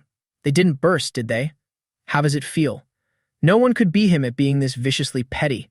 He couldn't argue back at all, slumping down and groaning in agony. He finally managed to squeeze out a curse. Bastard. Provoking him even in this state gave Joan Thien another chance to mock him. You can still talk? Guess they aren't totally crushed yet. Bitter with rage, he kept cursing. You shameless, despicable coward. Someone like you doesn't deserve to practice martial arts. He even dared to threaten Joan Thien. I'll spread word of this everywhere. You'll never have the face to look at anyone again. But these words meant nothing. Showing absolutely no anger, Joan Thien coldly asked a seemingly unrelated question. How many people have you killed? Your martial arts are trash, but you've probably killed dozens of people by now, right? Sweat poured down his face like rain as he went into shock. What? What did you say? Joan Thien didn't say much. He just hauled him up by his collar. Ignoring his trembling struggles, he twisted his arm behind his back. Don Chu Nia was terrified and rushed out to intervene. Young hero Q, the duel is already over. Naturally, he wasn't going to let this go easily. He had to get to the bottom of it. Never mind the fact that this guy used internal energy. He even attacked me with killing intent. Could none of you sense that? What, are you going to say he's just naive and didn't mean it? This guy is even older than me. Everyone knew, but they were wary of his family background. Thien Tuan is from the Nam Kung family. If you keep beating him, the consequences will be severe. Don't you realize that? Jum Thien knew all too well how these fence-sitters operated. Glaring, he said bluntly, it's exactly because he's from the Nam Kung family that I've been very lenient with him. If our positions were reversed, would you still be advising me right now? Dun Chu Mia was left speechless, unable to argue back, and stammered. Then what are you planning to do? He had a splitting headache. Holding his face and sighing, he didn't know what to do. Thien Tuan lay flat on the ground, overwhelmed by pain and humiliation, his face pale as he ground his teeth. Landing the final blow had hurt him so much he almost cried. Only then did Joan Thien dust off his hands and turn to leave. But hearing his miserable screams, he suddenly stopped in his tracks, feeling something was off. Looking gloomy, he asked himself, did I just cause trouble again? If I tell Elder Lee that I beat the Nam Kung family's son to this state, what would he say? Just thinking about it gave him chills. If I explain everything clearly, he probably won't hold it against me, right? He might even praise me for a good fight. There are so many witnesses here, and it was indeed his fault first. Just as he walked past Phil Ni, she grabbed his sleeve, stopping him. He reflexively spun around. Who's there? It was Phil Ni again. For some reason, she put on a pretty face and asked, could you tell me, what is your name? I already introduced myself, why keep asking? He irritably yanked his sleeve away. Didn't I already tell you? I am Q Twitlet. Unexpectedly, she blurted out, that name is fake. Struck a nerve, he flinched, his mind racing. How did she know? He was genuinely surprised. Joan Thien didn't deny it. Frowning deeply, he asked back, why do you want to know? To get revenge for your brother? Or, perhaps. But looking closely, she didn't seem angry at all, nor did she even bother to check on her brother's condition. I beat her brother to such a state, yet she remains so composed. She had only one request. Tell me. She even leaned in closer and seriously repeated, your real name. He audibly gulped. This was quite an awkward situation. He deflected with an unrelated question. Why do you always dislike using honorifics? She was drenched in sweat. Young Master Q. He asked again to be sure. If I tell you my real name, you won't stalk me anymore, right? Femi immediately nodded vigorously. He cleared his throat a bit. Finally, he decided to tell the truth. My name is Q Zuang Thien. Her face instantly flushed red as she shyly repeated, Q Zuang Thien. He finally left thinking as he walked, anyway, since I accidentally beat up that bastard Nam Kung Thien Tuan, it's not convenient to attend the Dune family's weapon exhibition anymore. That's fine too, it saves me a day to go find the treasure vault. Ugh. After that fight, my body is exhausted. Maybe I should go back and rest a bit. Suddenly, he froze in his tracks. He immediately imagined Vaude Dian angrily appearing out of nowhere and scolding him. Young master, did you severely injure the Nam Kung family's young master? This won't do. From today until we return, I will follow you closely without leaving your side for even half a step to prevent you from causing more trouble. Suddenly, he didn't want to see him at all. Right in front of him now was the Vin Tong sect. Meanwhile, little Twitney was gloomily waiting at home. Just then, Vaude Dian burst through the door shouting loudly, Young master. He was startled to see Twitney. Attendant Wee, you're here.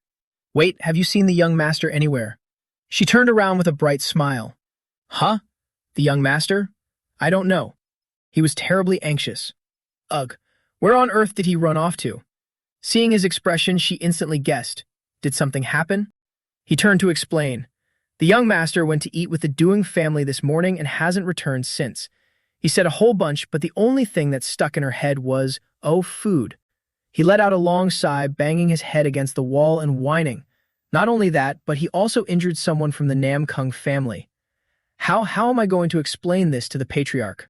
He didn't notice that upon hearing this news, Twitney's expression instantly changed. Her eyes flared with fiery intensity, completely different from her usual naive demeanor. She stood frozen, looking down at the town below, lost in deep thought. Scene shift. The Ian family of Kim Swin, a martial arts family with hundreds of years of history, and also the merchants operating the #1 commerce brand in the Central Plains, producing outstanding heroes and countless top-tier martial arts masters. They also controlled the economic lifeblood of the Central Plains. They truly lived up to the name of the greatest family under heaven.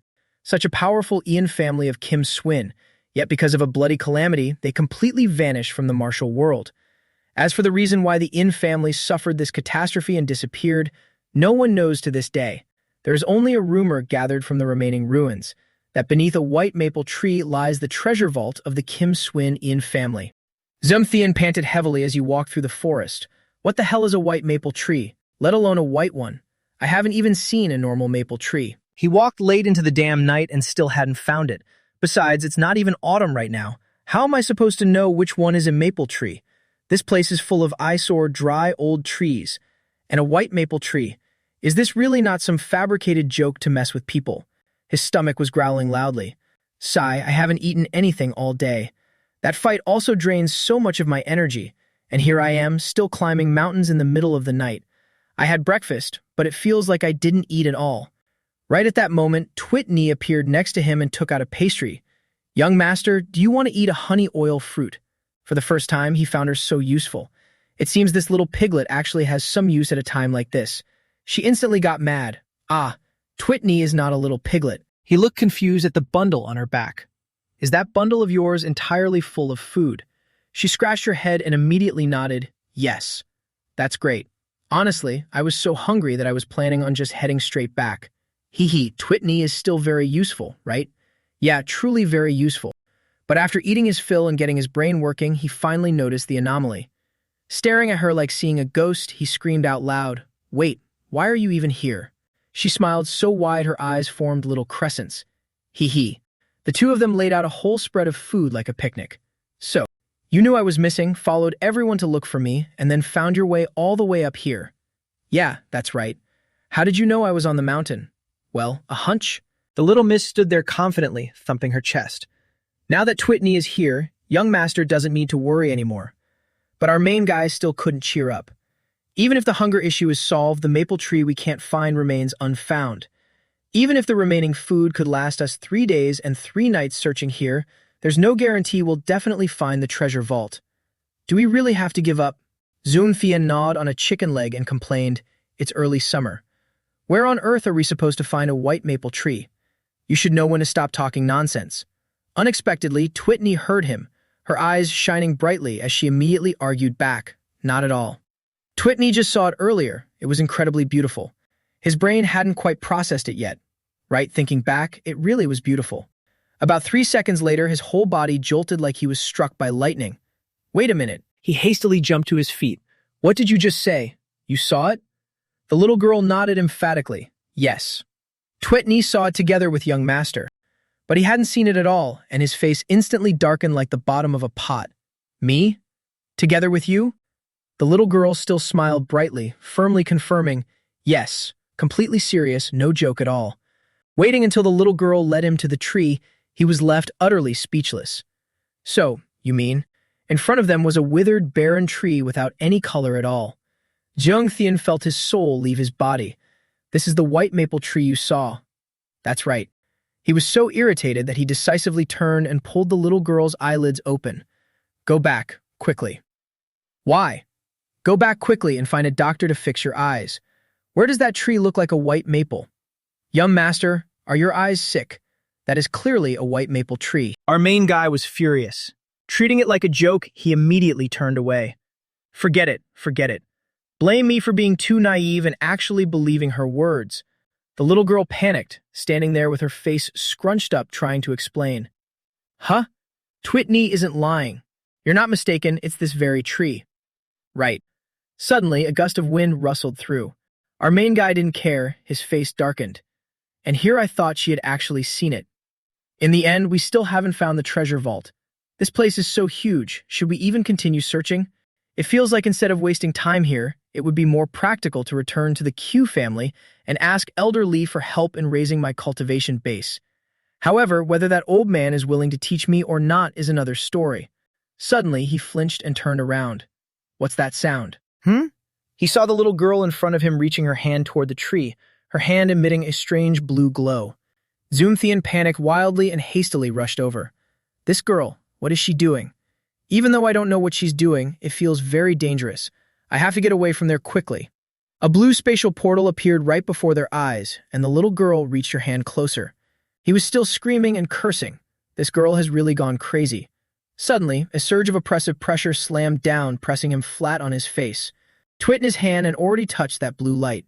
Before he could rush over, that source of power erupted violently, blasting straight into the two of them. The spatial portal opened, radiating brilliant light.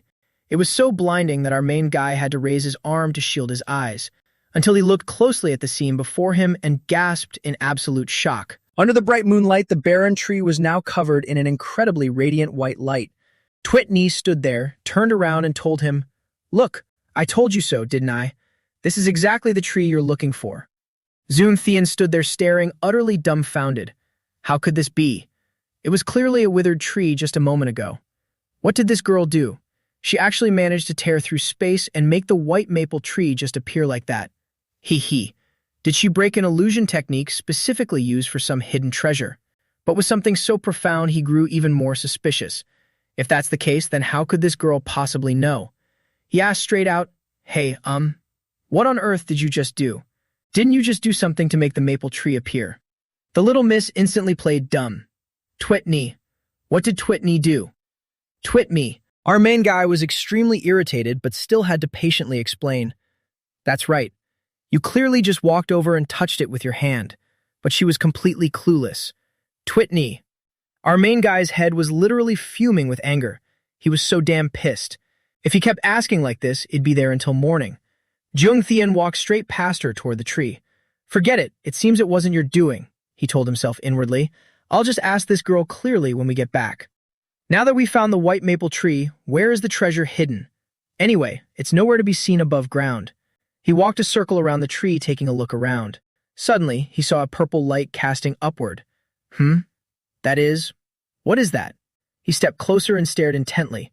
Beneath the ground was a purple hole, so gloomy and cold. He was still pondering, damn it, could it be down below, when Twitney walked straight up from behind and stepped in. This is the entrance. He was still yelling loudly, hey, but she had already thrown herself straight down. I'm going down first. Her face beamed with a bright smile as she called out, You should hurry down too, young master. Our main guy had no choice. The kid went down, so he couldn't just stand there and watch. He muttered to himself, what's the big deal anyway? And then jumped straight down. The two of them had no idea that behind the bushes a stalker had been peeking this whole time. He knew everything now and let out a snicker. These guys. He had suddenly stumbled upon a heaven-sent treasure. He just had to take a share of it. The two of them jumped straight down into a brick tunnel. Thank goodness, it's not too high. But as soon as he stood up, he saw Twitney standing there, looking worried. He hurriedly reached out to hold her back. It's dangerous here. Don't just wander around. Only then did they realize there were actually two caves right in front of them. Zoomthian had no idea what to do, his head aching with confusion. There are two paths. The treasure is definitely here, but which way should we go? He didn't notice Twitney standing beside him, channeling her inner energy into her cowlick to point the way. She quickly figured it out and pointed in one direction. Let's go that way. I'm sure it's this way. How could he believe her so easily? Based on what? However, he remembered that she was the one who found the tree earlier, so he had no choice but to believe her. He made his decision. All right, let's go this way. Wow, is young master really listening to Twitme? Young master is such a good person today. But heaven knows he was thinking, I'm just doing this to shut you up. Since he didn't know the way anyway, blindly following her was fine. That bastard was also secretly following close behind. He had already jumped down into the cave. The cowlick on her head was spinning like a pinwheel. Zongtian asked, slightly worried, Hey, are you sure it's this way? Why does it feel like there's no end to this? The luminous pearls around us are getting sparser. Are you sure we're not going the wrong way? The little girl immediately reassured him. It's not wrong. Just trust Twit Knee, you kind-hearted young master. After walking for a while, she smiled brightly and pointed. We're here. The path here was much wider. Even though she had been so helpful, he still knocked her on the head and scolded. Too loud. Let's look around and observe this place. Seeing something green attached to the wall, he immediately wondered, what is this? Why are all the luminous pearls inside completely dark? There's nothing in the room either. Are you sure this is the treasure vault? Before he could finish, she suddenly patted his shoulder and screamed, young master. Her face turned pale as she backed behind him. I think there's something there. That white thing appeared right next to them. Twit Knee screamed her lungs out in terror. Ah, you scared me to death. It was incredibly long and pure white. When it appeared, it let out a hissing sound. Both of them stood still as statues, not daring to move an inch. When he looked closely, his face also turned pale as he shielded the girl behind him. Oh my God, that was a giant, pure white snake with bright yellow eyes appearing right in front of them. Now he was practically wetting his pants too, shouting in unison. Ah, a magical beast. Twit Knee clung tightly to his arm and called out softly, young master. Zuangthian tried to stay calm and snapped at her. Keep quiet for a second. He was also trying to figure things out, completely baffled. Where did a magical beast come from in a place like this? There was obviously nothing here just a moment ago. Where did this thing pop out from? Plus, with a size like this, it's definitely a Scientier magical beast. Looking closely, he saw its eyes were closed again. But luckily, this thing is sleeping and hasn't noticed us yet. Let's just stay quiet like this. But before they could even take 2 steps, the snake's eyes suddenly snapped open and glared at them. He was startled. Damn it, why did it suddenly wake up? Do we really have to fight this out? But with my current power, it's too risky. Is it really okay to recklessly charge in? His whole body involuntarily trembled, but he remained determined to shield the girl behind him. Gritting his teeth, he made up his mind. I finally got a chance to be reborn. I can't just lose it so easily. Whatever, I'll just have to fight for my life. Jungthian clenched his fiery fist, but suddenly heard a voice calling, Child. Retract your inner energy. Listening closely, it came from the snake. This was even more shocking. A magical beast. Actually knows how to speak. The snake repeated, I have no intention of harming you. He still couldn't believe it. How can a magical beast speak a human language? The snake chuckled and repeated, a magical beast? Haha, I'm very curious. You don't possess the bloodline of the Ian family, so how did you get here? He bit his lip and answered honestly, I found my own way here, how else? The snake was about to say something, you little brat. But suddenly its entire body jerked and stopped. Its expression suddenly grew gloomy. So that's how it is. Child, then why did you come here? He answered haphazardly. I just accidentally wandered in. In his mind, he calculated, if this white snake is truly connected to the N family and knows we came looking for the treasure vault, it definitely won't let us go. But right after speaking, he realized with a start, wait a minute, was I just scared of this snake? The snake seemed to instantly understand his thoughts and laughed again. Ha ha, is that so? What a pity, it seems the thing you're looking for is no longer here.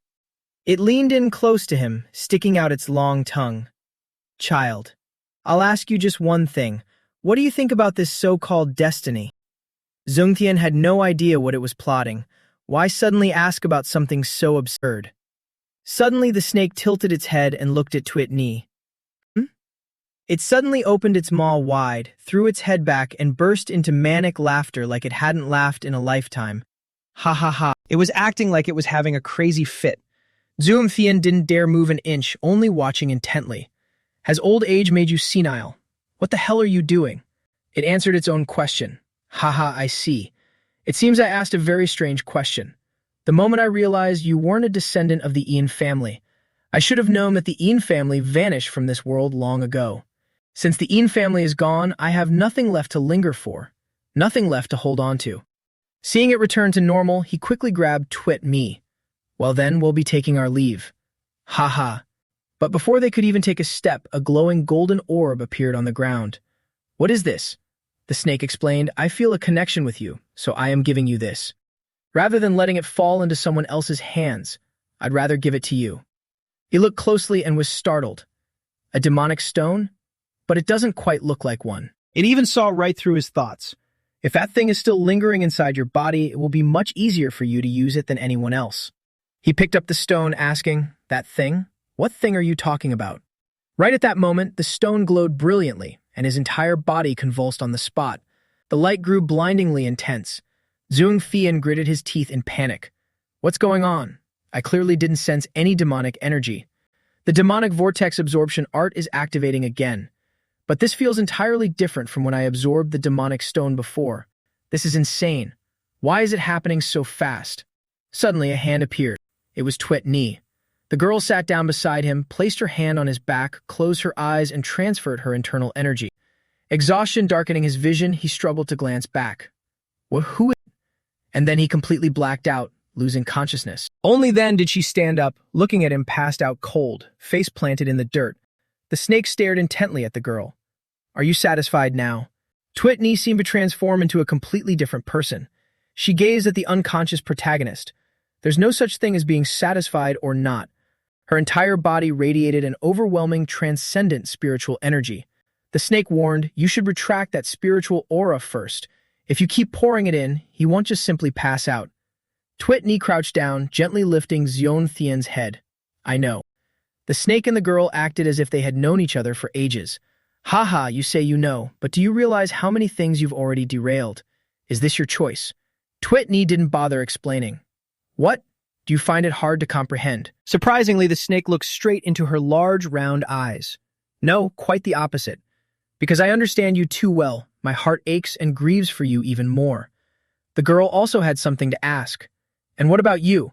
Why did you give such a precious jewel to him? You two have only just met." The snake's entire body glowed, slowly fading away.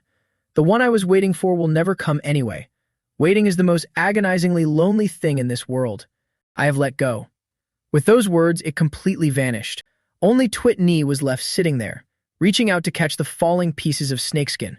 She let out a deep sigh. Fate is truly unpredictable. Tears fell onto the protagonist's face. "Seeing you. How could I possibly let go? And you. You're still as foolish as ever. You're clearly so terrified of losing this hard-won chance at regression." Tears streamed down her cheeks as she gazed at him. "Yet you still want to protect me." Zhuang Thian. A voice echoed from above. "We should head back now." Twit Ni hurriedly wiped her tears. "I'm sorry, just let me lean on you a little longer. It's still very dangerous right now." Indeed, the stalker had followed them all the way here. The man frowned, acting tough. "Are you saying you knew I was here all along? When did you notice me?" Twit Ni cursed right in his face. "You're just a lapdog of the Nam Kung family. What's so hard about spotting you?" Infuriated by the insult, the bastard immediately drew his sword. "Ha, you arrogant little brat, you don't know your place. Running into the deep woods and remote mountains in the dead of night, only to jump down into a wretched place like this. Sigh, and the result is wearing yourself out until you faint. Losing to a piece of trash like this is truly an insult to our young master. The young master ordered me to quietly dispose of this guy. If you obediently hand him over, he'll spare your life." His sword rested against her neck, but she didn't flinch at all.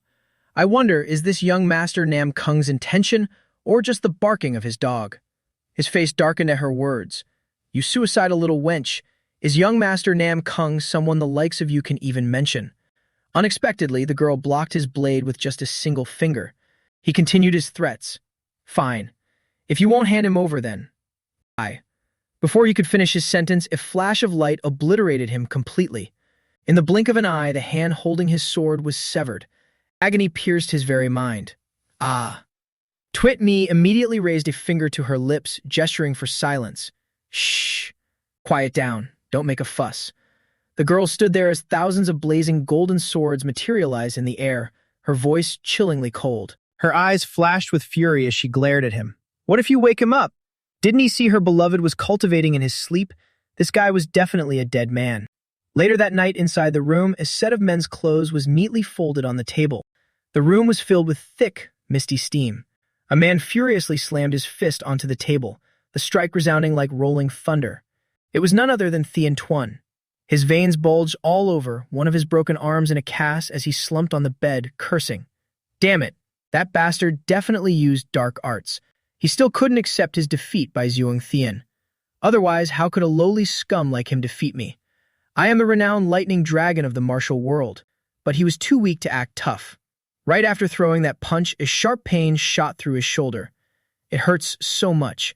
His whole body couldn't even sit up straight anymore as he collapsed onto the bed. His face darkened with sheer rage, his eyes burning as he called out, "Mathiet." An assassin instantly appeared. "Your subordinate is here." It took Thien Tuan a while to sit up, rubbing the lump on his forehead. Frantic and losing his mind with impatience, he demanded, "Have you found a way yet?" The assassin, recalling Va Dien, replied, "The enemy's guard is far more formidable than I imagined. Normally, he never leaves his master's side, leaving no opening to strike. But for some reason this time, that enemy brat seems to have sent him away to act alone. This might be the absolute best opportunity to eliminate him." Such an easy opportunity couldn't be ignored. He immediately let out a sinister laugh. "I have always valued you highly. I hope you will bring me good news this time as well." Mathiet, just as wicked as his master, asked, "Young master, how do you want to deal with that enemy brat?" The vile Thien Tuan, even more malicious than usual, dared to order, "This arm of mine must be exchanged for that brat's life. Only then will it be fair, right?" The assassin gripped his sword tightly. "Yes, your subordinate obeys." And now he was standing here facing Twitney. He could barely save his own skin, let alone think of taking the protagonist's life. His face turned pale as he gasped for air.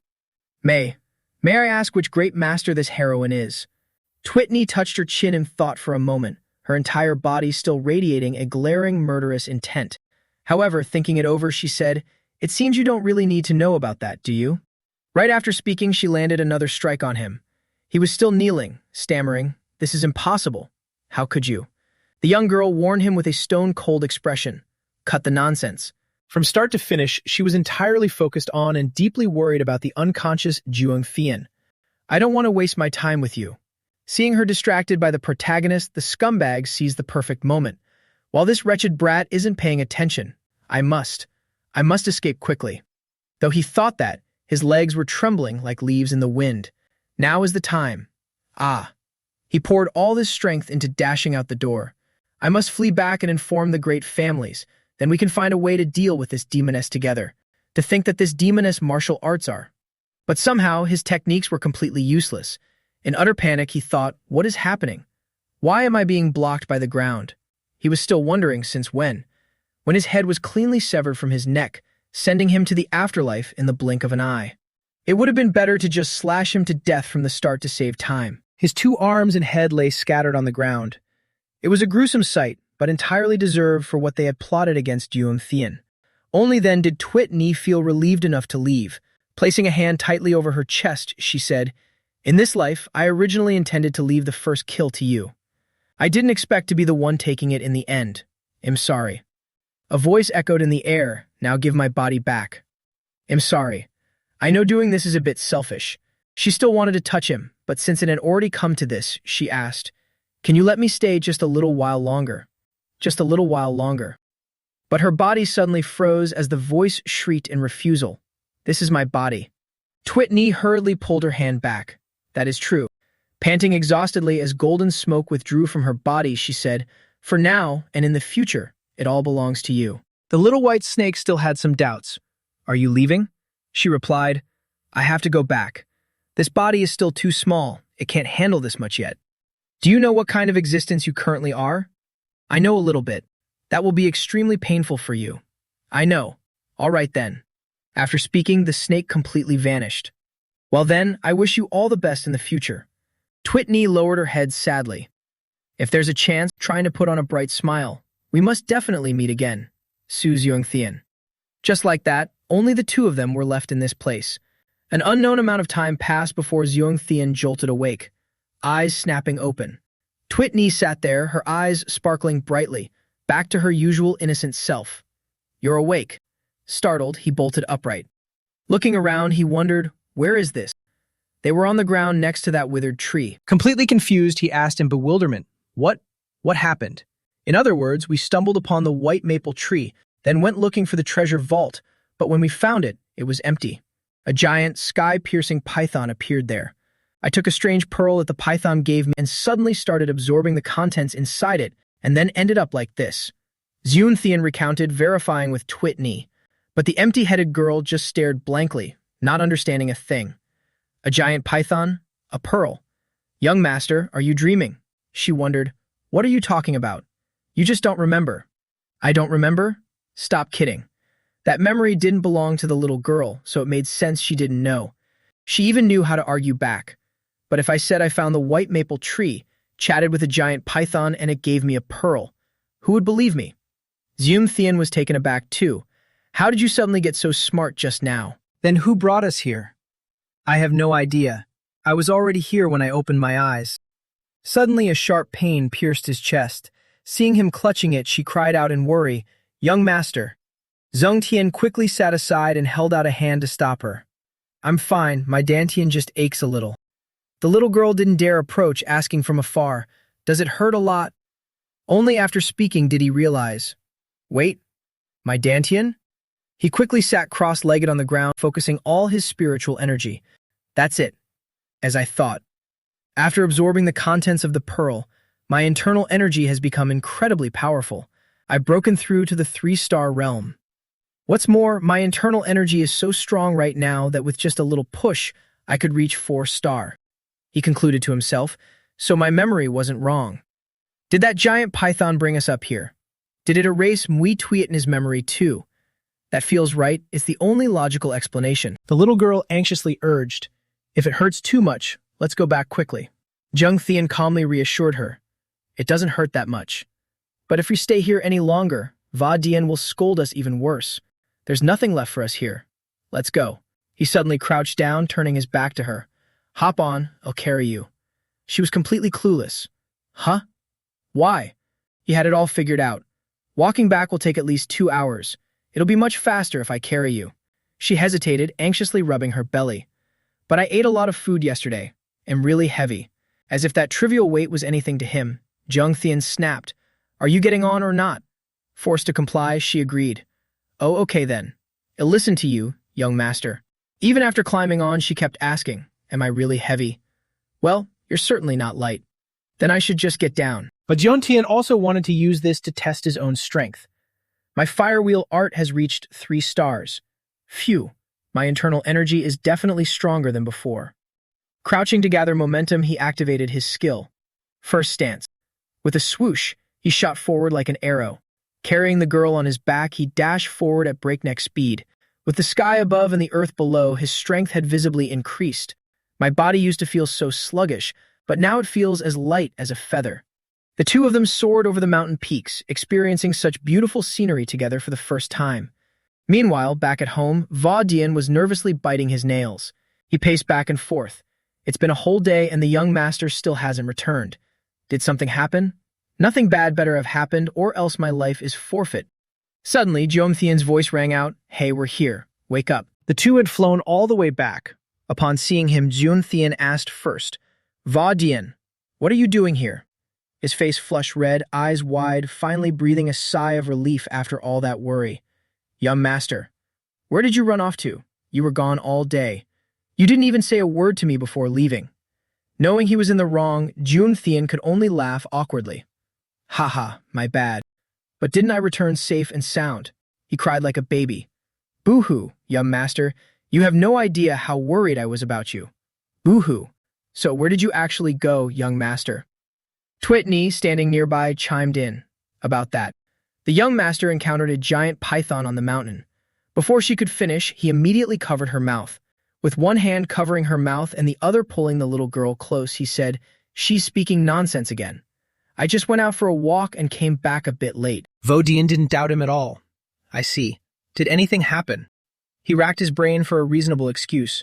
It was just a stroke of luck. Haha. He cursed inwardly. Since when did this kid get so smart? But suddenly something felt off.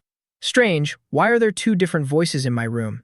Turning around, he noticed Tu Nu and Phi Mi sitting there, eating noodles in his room since who knows when. They were eating with great relish, paying absolutely no attention to the protagonist who had just returned. Duong Thien frowned deeply, immensely annoyed. Lady Duong, don't tell me you were waiting for me. And Lady Mam Kung, didn't we agree that you wouldn't cause me any more trouble? Tu Nu jumped up as if she had stepped on a hot coal, immediately denying it. I wasn't waiting for young Master Q. The other girl mumbled while eating. I'm not causing you any extra trouble, am I? He felt a massive headache coming on. Oh, for heaven's sake. Then why are you two here? Both girls spoke in unison. To say goodbye to you.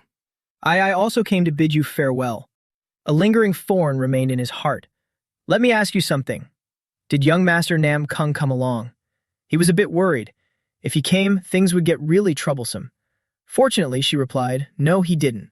I told Thien Tuan I wanted to see you, but he said I wouldn't be able to meet you anyway.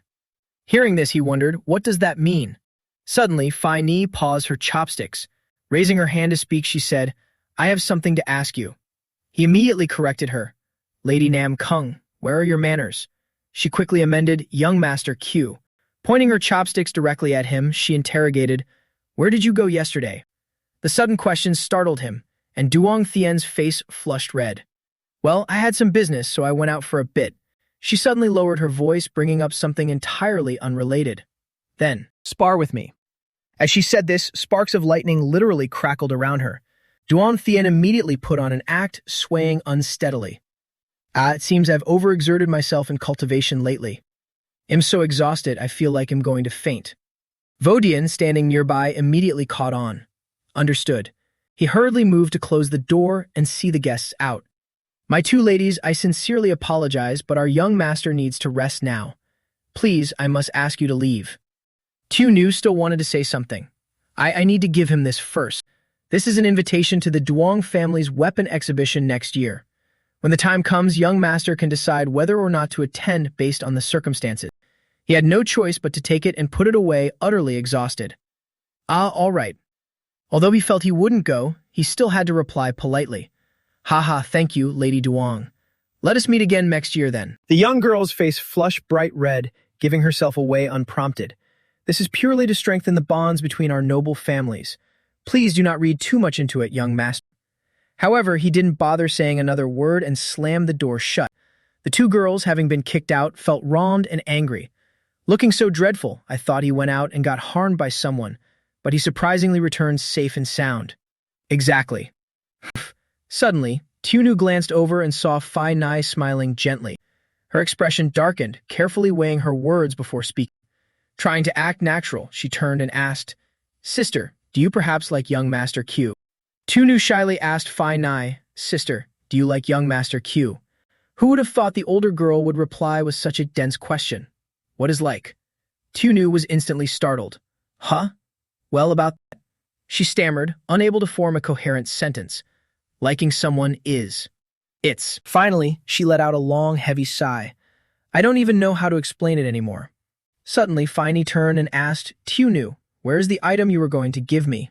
Only then did the younger girl burst into tears, confessing, Actually, the invitation I just gave young Master Q was originally meant for you. I'm sorry. It's just that I wanted to get a little closer to him. I should have prepared an extra one. Phi Ni didn't take it to heart, turning to pat her head comfortingly. It's all right, Tu Nu. You did well.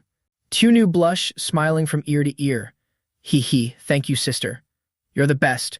To make up for it, I'll gift you my highest grade poison. Let's go quickly.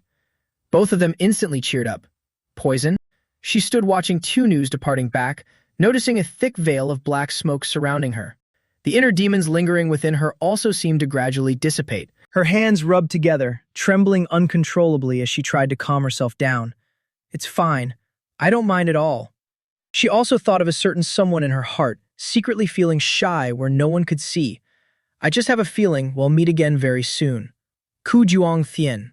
Cutting to another location. An old man stood on a high balcony admiring the moon, with a subordinate kneeling behind him. The old man's voice rang out in reprimand. I only told you to go protect your sister, yet you managed to completely lose a bodyguard. The one kneeling there was Thien Tuan, his face darkened with immense gloom. The old man scolded even more fiercely. You fool. He gritted his teeth, veins popping on his face, completely baffled himself. What on earth is going on? Why hasn't Ma Thiet returned yet? Did he fail? Could it be that piece of trash from the Ku family? Ma Thiet is a guard with supreme martial arts. How could he fail? But why hasn't he returned yet? Seeing him stay silent, the old man called out again. Thien Tuan. Yes, father. He was absolutely sick of the sight of him, stepping right up with thundering skies and blazing killing intent. Do you know what disappoints me the most about you? Every word he spoke felt like a heavy blow from the heavens pressing down on him, emitting an immense pressure that kept him from even lifting his head. It's not that you were defeated by a nameless junior, nor is it that you harbored killing intent during a martial arts spar. It's that you didn't clean up the aftermath properly. That is what disappoints me the most. Teaching a child like this will just turn him into a demon, refusing to admit his mistakes and resorting to murder to silence people. From beginning to end, he couldn't say a word. The old man walked right past him with a warning. I'll let you off the hook this time. Go to the Thien Kim Pavilion and properly enter secluded cultivation. Thien Chuan was completely drenched in sweat. Yes, father. After the old man left, he remained kneeling there for a long time, his hands still bandaged and unhealed. Suddenly, the old man stopped and asked, the Q family. Unexpectedly, he gave an order. That's right. Just let the sparring matter go. Thien Tuan couldn't believe it. He snapped his head up and questioned, Father, what do you mean by this? The old man's face turned as dark as ink, his eyes flashing with a warning. That alone was enough to make him shut up, not daring to say another word. Just do as you're told, argue back, and you'll get a beating. Finally, he still had to give him an explanation to ease his frustration. You will understand later when you become the patriarch. Until then, do not easily provoke the Q family. He was still hanging his head in dismay, yes. But the old man dropped an even more critical bombshell. Furthermore, we might even become one family with the Ku family in the future. He instantly fell into chaotic confusion. What? He spun around in shock. Did you just? But his old man was already gone. The next morning, over on Duong Thien's side, he was equally shocked. What did you say? Elder Lai chuckled in amusement and repeated, I said your engagement ceremony has already been scheduled. Returning from a trip to suddenly getting a wife, the main character couldn't comprehend it. I just rushed home from Sichuan, so tired I can barely breathe. An engagement? Elder, are you joking with me? Besides, didn't I just cancel my engagement with the Ban family? The old man already knew the whole story, pointing at him and teasing. That's right. I heard it fell apart because you threw a tantrum, didn't it? He admitted it without hiding anything. I didn't hesitate to cause a scene to ruin it, so why force me into another engagement? You're still so young, the old man worried. Otherwise, do you plan to live alone your whole life? What does that have to do with anything? If not, then there's nothing to talk about. But this is someone I personally found for you. Haha. Tuitni heard the rumors and immediately ran over. Young master, are you getting engaged? He glanced at her and shook his head. How is that possible? This senile old man is just joking. She was still blankly wondering. Having said that, what is an engagement? Is it edible? Suddenly, Vodian ran over and called out, Young master. Even he said, this engagement thing seems to be real. How had it reached this point? He didn't know where he got the news, but he was also panicking. How is that possible? What exactly is going on? He recalled earlier, I was originally going to report that we had returned from Sichuan. On the way, I heard about your engagement. The entire CU family is already buzzing with rumors. Yet the only ones who don't know are the people involved like us. This situation was a real headache. Damn it. I made such a huge scene of Ban Na Hai back then. My bad reputation should have spread across all the families by now. So why is there still someone willing to get engaged to me? Which noble family is it anyway? Are they crazy? Even after using dirty tricks and underhanded schemes, it still wasn't enough. He looked at the old man and asked immediately, Elder Li, which family am I getting engaged to? No, who exactly is my fiancé? Now you finally think to ask, the old man burst into loud laughter. Ha ha ha, don't be startled when I tell you, you brat. You revealed it bit by bit, Nam. The main character was shocked as soon as he heard it. Nam? They both said it in unison at the same time. The Nam Kung family. Damn right it is. You little brat, stealing my words. Duong Thien had just met them and even beat their young master half to death. What the hell is wrong with the Nam Kung family, actually agreeing to get engaged to me? He immediately understood. It seems the young lady of the Nam Kung family has agreed to this marriage. Wait, he suddenly remembered something even more important. Doesn't the Nam Kung family only have one daughter? The old man stroked his chin and nodded.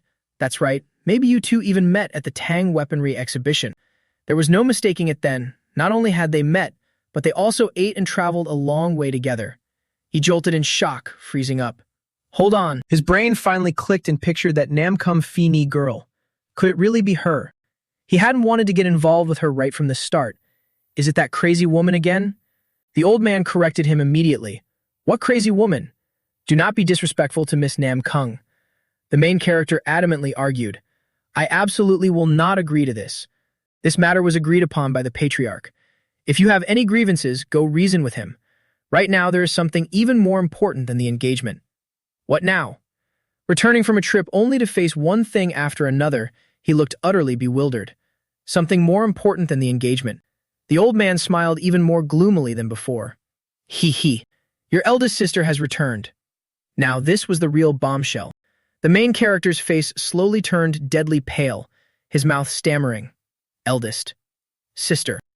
Right at that moment, heavy footsteps echoed from outside the door. Bai Zun, one of the three venerables of the world, once said this. The current martial world is like a brilliant galaxy. Martial arts prodigies spring up like mushrooms, like a sky full of shooting stars, dazzling the eyes. It's just a pity that. I can only say, little brother, you were born in the wrong era. You're very talented, but compared to your eldest sister, you seem far too ordinary. The Sword Phoenix, Hu Hai-Fi. She is my eldest sister, as well as a martial arts prodigy with extraordinary talent and strength far surpassing mine. Because of that, I absolutely despise her.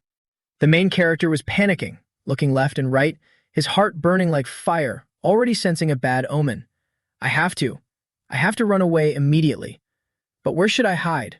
That's right. I'll just run as far as possible. But just as he lifted his leg, a hand immediately grabbed him. Elder Li smiled broadly. Where are you going?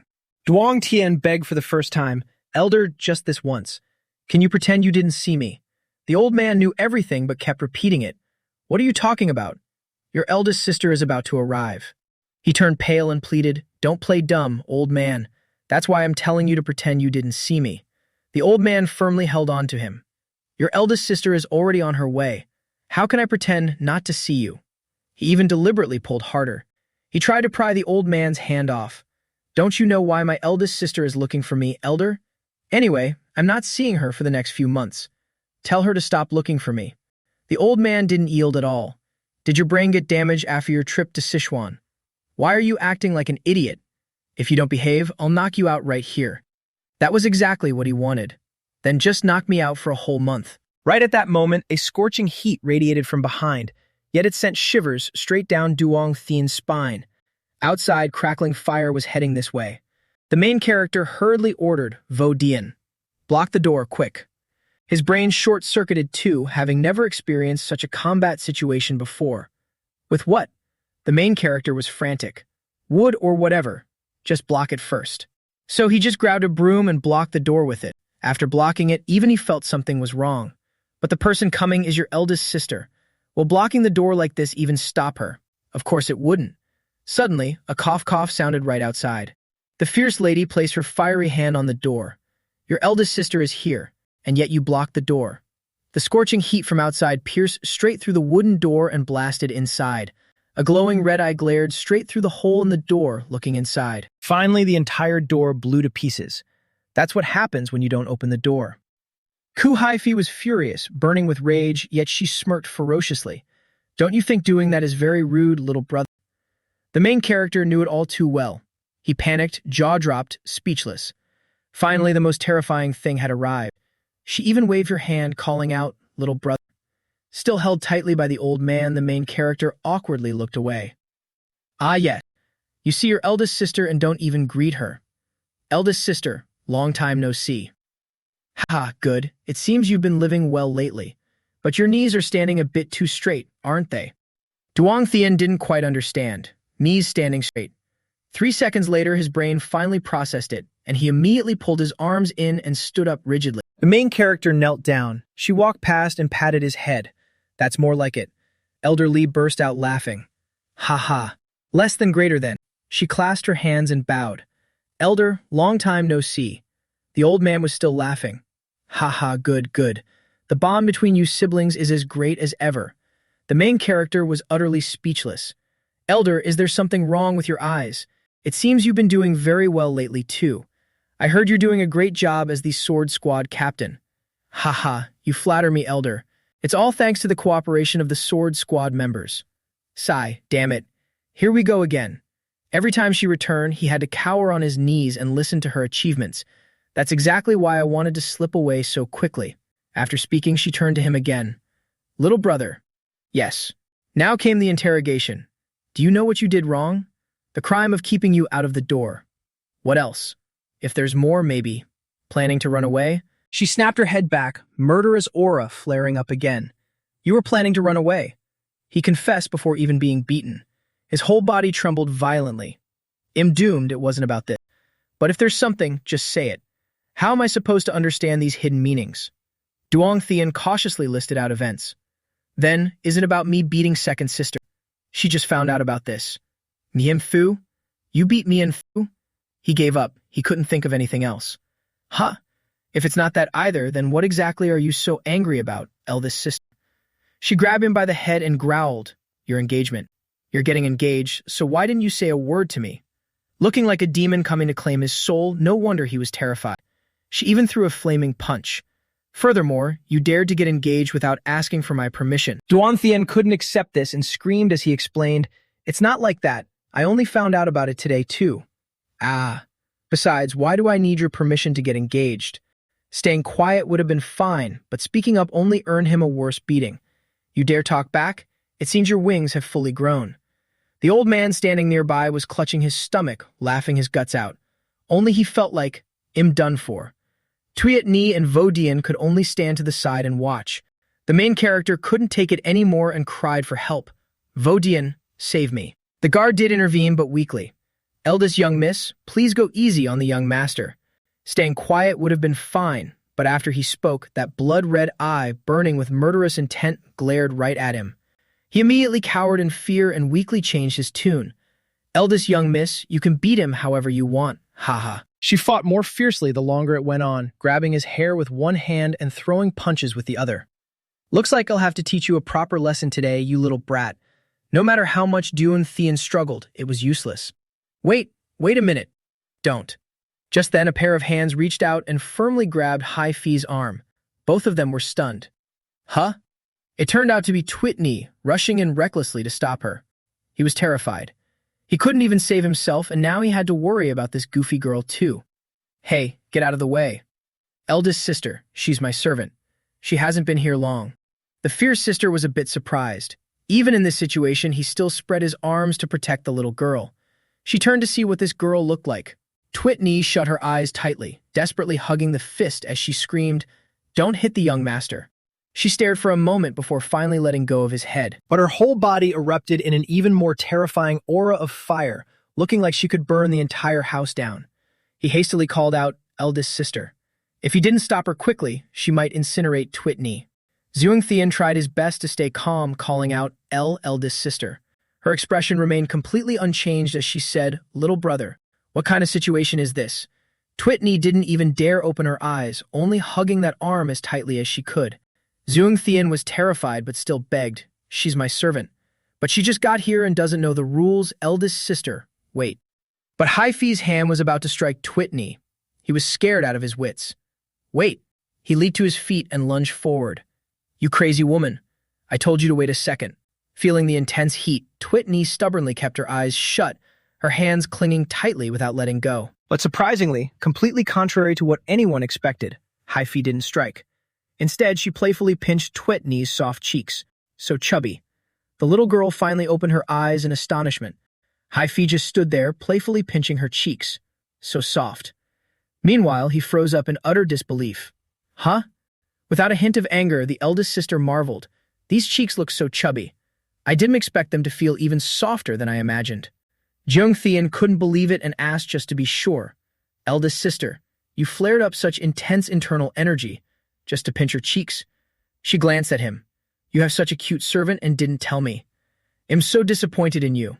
Claiming the treasure for herself, she demanded, Little brother, hand her over to me. He immediately objected. No way. She found it odd. How strange. He stood up fully. What's strange? In the past, no matter what I wanted, you would always yield it to me. I didn't expect you to refuse this time. Only now did he realize that. Ah, is that so? Her hand still hadn't left Tuyet Ni's cheek.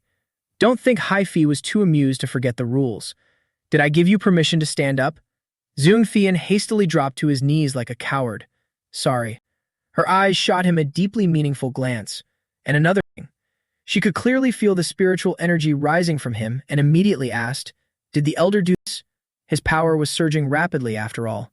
He thought to himself, makes sense. It'd be weirder if she didn't notice. Elder Lee instantly chimed in, I didn't do anything. She grew even more puzzled. Then how has his martial power progressed to this level in just a few months? She immediately glared over at him. You. Only then did she finally let go of Twit in his cheek. Waving her hand dismissively, forget it. The patriarch is looking for you, go see him now. Joan Fian suddenly felt like something was missing. Eldest sister, are we done talking? I came here to teach you something fun, but now I've lost all interest. He chuckled inwardly. Thank goodness. Then I'll head over there. Twitney quickly ran and hid behind his back, but just as he lifted his foot to leave, Hai Fi called out, Oh right, little brother. She tossed something his way and he caught it right away. Opening his hand, he saw a yellow orb. He examined it. What's this? A mana stone? But why don't I feel any aura from it? He asked directly, What is this? She replied nonchalantly, A souvenir from my travels. A merchant said it was a protective amulet or something, so I just bought it. Make sure to hang it at your waist and carry it with you, or else wait and see how I deal with you. Hearing that, he completely lost interest. Basically, it's just some piece of junk, right? But she personally walked up close and warned through gritted teeth, if you dare treat it like junk, fail to take good care of it, and lose it. Her tone was clearly threatening. When that time comes, your big sister might show you some tough love a little harder. Zoon Thean hastily pushed her hand away. I know. Only then did she burst into laughter. Patting him on the shoulder, she scolded affectionately. You little brat. It was the first time I'd seen her give such genuine praise. You really are doing very well. Her smile right now was exactly like in his previous life. Right before she died, Hai Fi had smiled just like this and told him, Little brother, you must be happy. He froze for a moment. Glancing at her hand resting on his shoulder, he said, Thank you for the compliment, eldest sister. After speaking, he walked away. Back to business. Hai Fi still wasn't completely convinced. She shot a glance at the old man. Was it really not your doing, elder? He whistled and immediately shook his head. I already told you it wasn't me. She pondered and calculated for a moment. Just last winter it seemed he was only at the one-star realm. Compared to me and Thu, it was literally a world of difference. Back then, let alone using the Q family's mental method to emit blazing fire internal energy, even moving his limbs was difficult. But now, not only has he practiced his mental arts so steadily, but his internal energy has multiplied, and his body has become incredibly firm. When I heard that Nian Thu lost to Duong Thien and went into secluded training, I couldn't even believe it. Just how did he reach such a realm in such a short amount of time? She looked at the old man. Weren't you shocked? Elder Lai was also quite shocked. This old man was quite startled too, to think that child possessed such potential. Everyone was curious. Did something happen? Or why don't you go ask Duong Thien? Hai Fi actually understood people quite well. Seeing his attitude, I knew he wouldn't answer even if I asked, so I didn't. Elder Lai still felt otherwise. But you're his eldest sister after all. If you ask, he might just tell you. The two kept talking back and forth. He's my little brother. We've lived together for years. I can tell whether he'll talk or not just by looking at him. That's true. Ah, now that you mention it. What is it? She had also noticed Twit me. That maid. Doesn't the elder find something strange about her? Elder Lai immediately felt guilty and tried to force a smile. Why? Is something the matter? As expected of Hai Fi, sniffing it out upon first meeting. I keep feeling this very strange aura coming from her. I wasn't too sure, so I kept touching her to check, but I didn't find anything out. She just felt really soft. The old man broke into a cold sweat, his face darkening as he weakly reassured her. If you ask this old man, it seems you're being a bit too sensitive. Isn't that child just an ordinary maid? She felt a bit awkward seeing that, rubbing her head, wondering if she was overthinking. Is that so? I suppose so. I've only been facing magical beasts for the past few months. I might really just be too sensitive, so I shouldn't overthink it.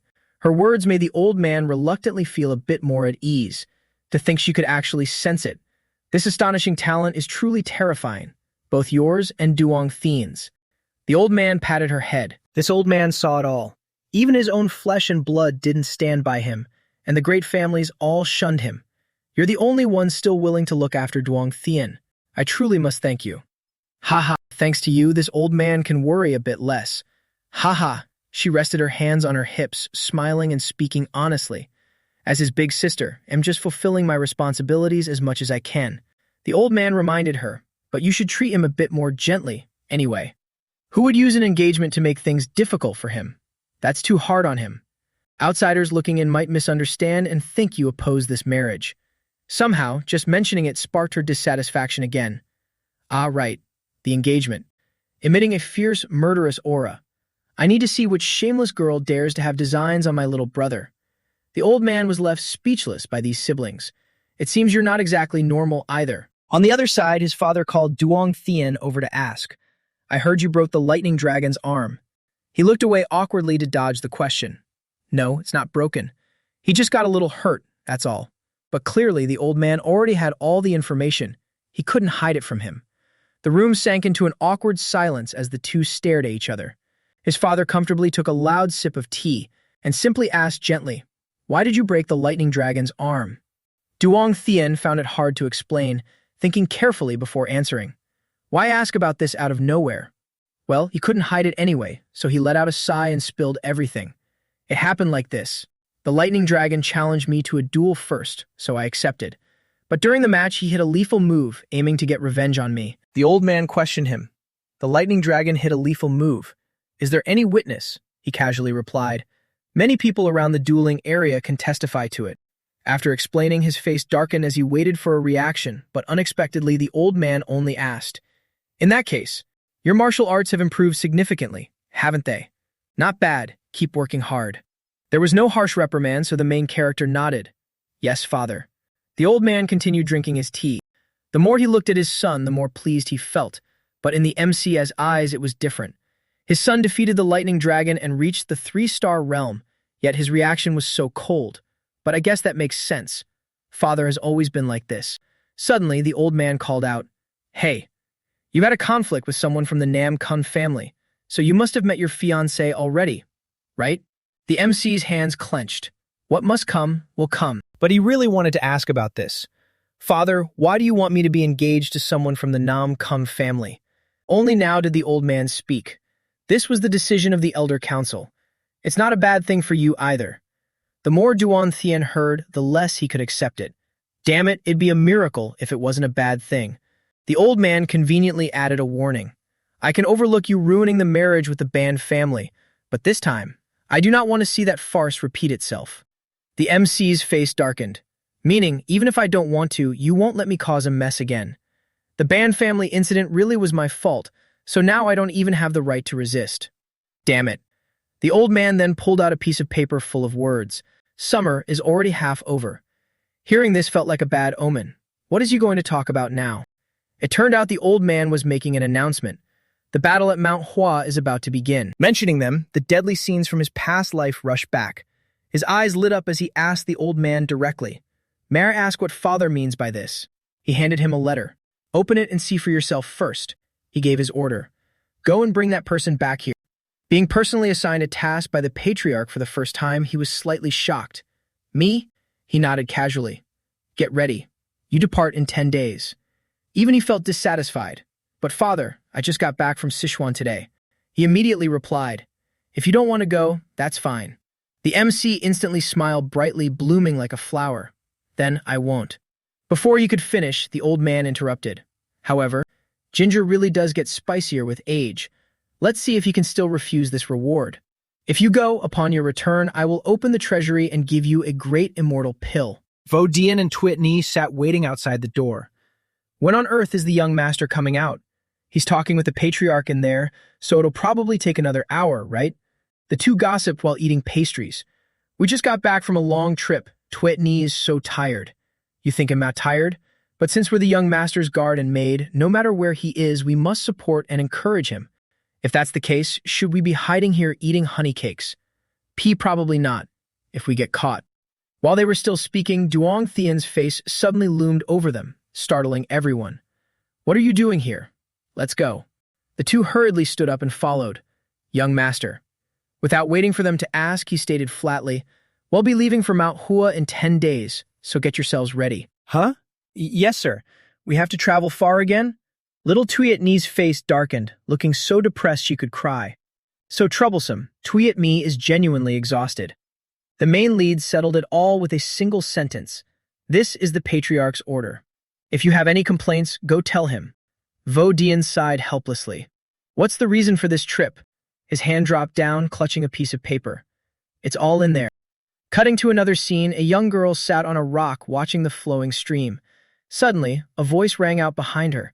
The patriarch told me to bring the youngest sibling back. Meanwhile, ever since his eldest sister Hi-Fi returned, Duong Thien had to sneak around the estate like a thief wherever he went, looking left and right, being absolutely careful. Seeing no one in the courtyard, he finally breathed a sigh of relief and stepped out. Great, the old man and eldest sister are both gone. In Sichuan, I was harassed by those crazy siblings, and now that I'm back, eldest sister is picking on me. Just when I thought I could finally get some peace and quiet, they forced me to go to Mount Hua to bring the youngest sibling back. I'm in no mood for dinner anymore. I'll just go straight to sleep. He slept soundly until late at night. Suddenly, a figure in red appeared by his bed. She held something up. Here, meat buns. The main lead was awakened by the noise. As soon as he opened his eyes, before he could even speak, an arm as hard as a vice clamped tightly around his neck. It was Hi-Fi. She shoved the meat buns straight into his mouth and scolded. You're this old and you still don't eat on time. How is that acceptable? No matter how he struggled, he couldn't break free. The crazy lady fed him while laughing happily and teasing. You have to be a good boy and eat it all. Only with great effort did he manage to jerk back and escape. Utterly shocked, he backed away and stammered, eldest sister. Why are you here? She even asked casually, am I not allowed to come here? He instantly flared up, of course not. This is my room. But this bossy lady shamelessly claimed it on the spot. If that's the case, from now on, this is my room too. Have you been drinking? What nonsense are you spouting? A tipsy Hi-Fi pulled out another jug of wine. I'm just about to start drinking. Ta-da. Now he understood. She had sneaked in here drunk in the middle of the night just to torment him. I really have nothing to say to you. Suddenly, her voice dropped sadly. I saw you didn't come to dinner, so I was really worried and even brought you some meat buns. Is this how you treat your sister? Was it because you had to be with that Nam Kung girl? He spat out the meat bun in his mouth, coughing violently. Why are you bringing that up out of nowhere? Her eyes lit up as she immediately yelled, Look at you getting so nervous that you choked on your food. Do you like her that much? He had a massive headache. Eldest sister, if you want to spout nonsense, drink some more wine first. She tilted her head back to drink again. I swear, I worked so hard to raise you. Duan Tien couldn't stop her. If you're drunk, don't throw a tantrum in my room. If you want to drink, go outside and drink. Furious at his words, she lowered the wine jug and growled. What did you say? Sitting on his bed, she winked playfully. Sleep with your big sister tonight. The young main lead decisively got out of bed. Then you can sleep here, eldest sister. I'll go sleep outside. The two bickered loudly, neither giving an inch. You cold-hearted jerk. I'm a grown man. How can we sleep in the same bed? But in your sister's eyes, you're still just a child. In my eyes, you're exactly the same, no different from an overgrown child. Meanwhile, Hi-Fi continued drinking without getting bored. The main lead stood nearby, just waiting to kick her out. If you're done drinking, hurry up and go back. But her alcohol tolerance was so formidable that she wouldn't get drunk no matter how much she drank. This wine is really good. She just sat there drinking endlessly. Suddenly, she called out, Little brother. With sparkling eyes, she looked out at the courtyard. How about a sparring match with me? Hi-Fi wasn't joking, but he couldn't believe it. Huh? I think I misheard something. She was completely serious and repeated herself. With your big sister. Looks like I didn't mishear. The main lead firmly refused. Eldest sister, you're starting to spout nonsense again. You must be drunk. Hurry back to your room and rest. Looking more sober than ever, she stared straight at him. Is there really no problem? The main lead had no idea what she meant. What are you talking about? Her finger poked right into the middle of Duong Thien's chest. Right there. Spiritual energy radiated from her touch, giving him a start. She really was a force to be reckoned with, sensing everything. I don't know what method you use to train like this, but most of the massive internal energy in your body hasn't been absorbed at all and is running wild everywhere. If this continues, you could very well suffer chi deviation. I think you understand this very well, right? Only now did Duong Thien realize. So most of the energy absorbed from the gem hasn't been assimilated by my body yet. I should have recognized earlier that this underdeveloped body couldn't easily withstand such a massive amount of internal energy. With a serious face, she reminded him, You need to release that internal energy quickly. Finally, he understood. Ah, so that's why you wanted to spar with me. Hi-Fi was truly someone with a cold exterior but a warm heart. Stepping off the bed, she flatly denied it. No, it's not. Her face bloomed like a flower with a radiant smile. I simply want to beat you up. Hee hee. The MC is spun around so much he loses his sense of direction, utterly speechless. Damn it, why aren't either of my older sisters normal? The two step into the yard. She stretches out luxuriously. It's really been a while since I've stretched my muscles like this. It's been so long since I sparred with you. While he is warming up, she turns and asks, "Where is your sword, kiddo?" They haven't seen each other in a while, so she doesn't know. I don't use a sword anymore.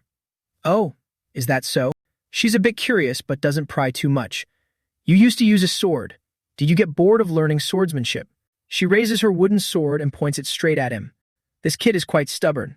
She smirks challengingly. Still not going to make a move. The MC lets out a sigh. He has no choice but to go all out today. He needs to set a ground rule before making a move just to be safe. Eldest sister, surely you haven't forgotten the rule of sparring is to stop before dealing a lethal blow, right? She laughs mockingly. I'll hold back a little. I won't take your little life. Ha, don't be a coward, come at me. As expected of the MC, before she can even finish her sentence, he appears right in front of her to attack. A brilliant red flame flashes. A hint of surprise sparks in Hai-Fi's eyes. She takes the full force of the punch with her arm. He really can't let his guard down. Even between siblings, they fight like this. Too fast, too dangerous. Yang Shan doesn't stop, continuing his fierce assault. A blazing punch barrels straight toward her. A devastating strike slams down from above. Only after unleashing a flurry of attacks does he dare to stop and check the results. In front of him, a column of pitch-black smoke billows straight into the sky. He really went all out just now. He tries calling out to check the situation. Eldest sister. Nothing can be seen through the black smoke, but Hai-Fi's laughter echoes out clearly. Ha ha. From within the dark smoke, flames erupt once again. This time, it's even more fierce and earth-shattering.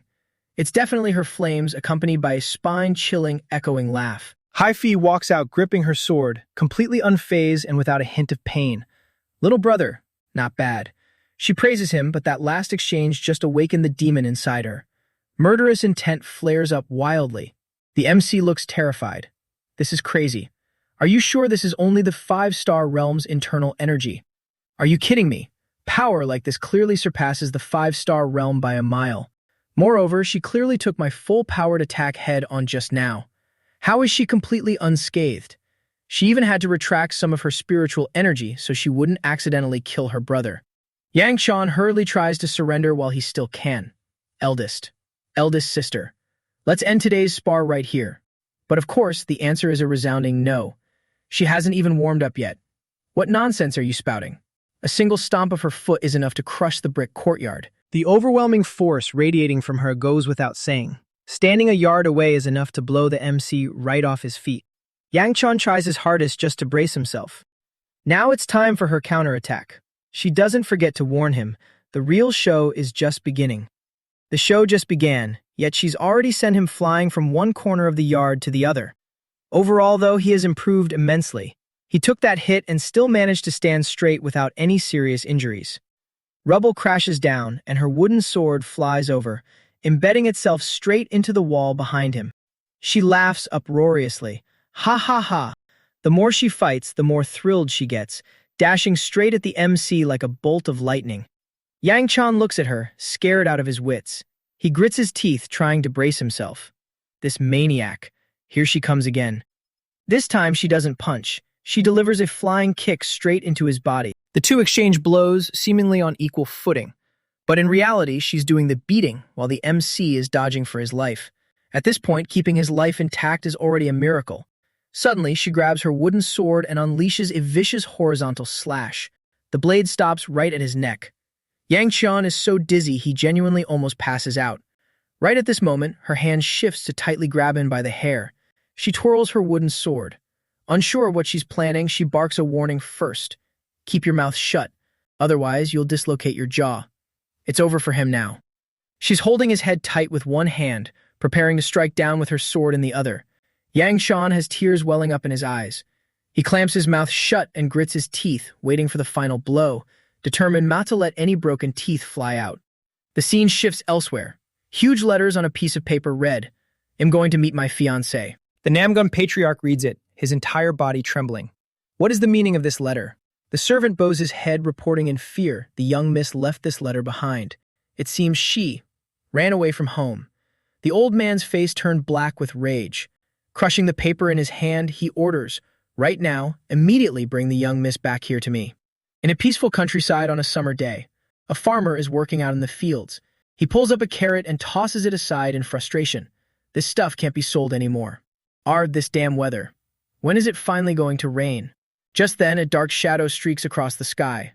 The old man looks up, his jaw dropping in shock. Who's that? The figure lands lightly on the ground.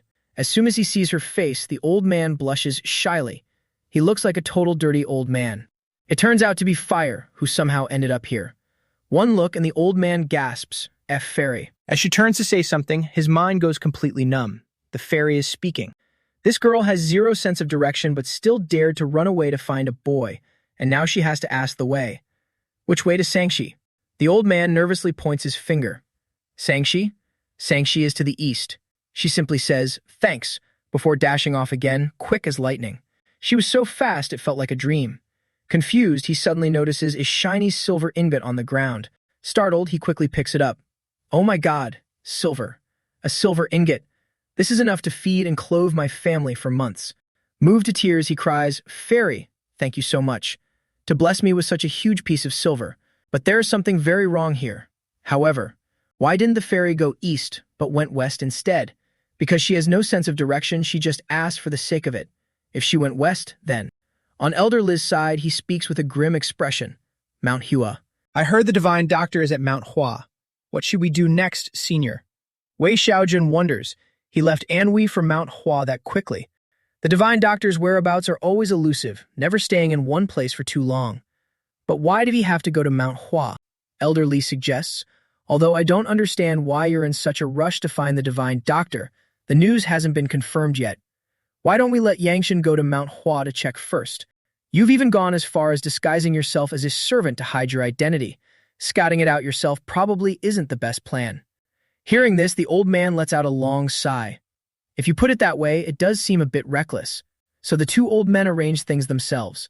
Wei Xiaojun takes action, just tossing a single sentence at Yangshan. Anyway, that's how it is, young master. So just relax and leave it to this old man. Our main character has absolutely no idea what he's talking about. Leave what to you? Elder Li looks just as dumbfounded.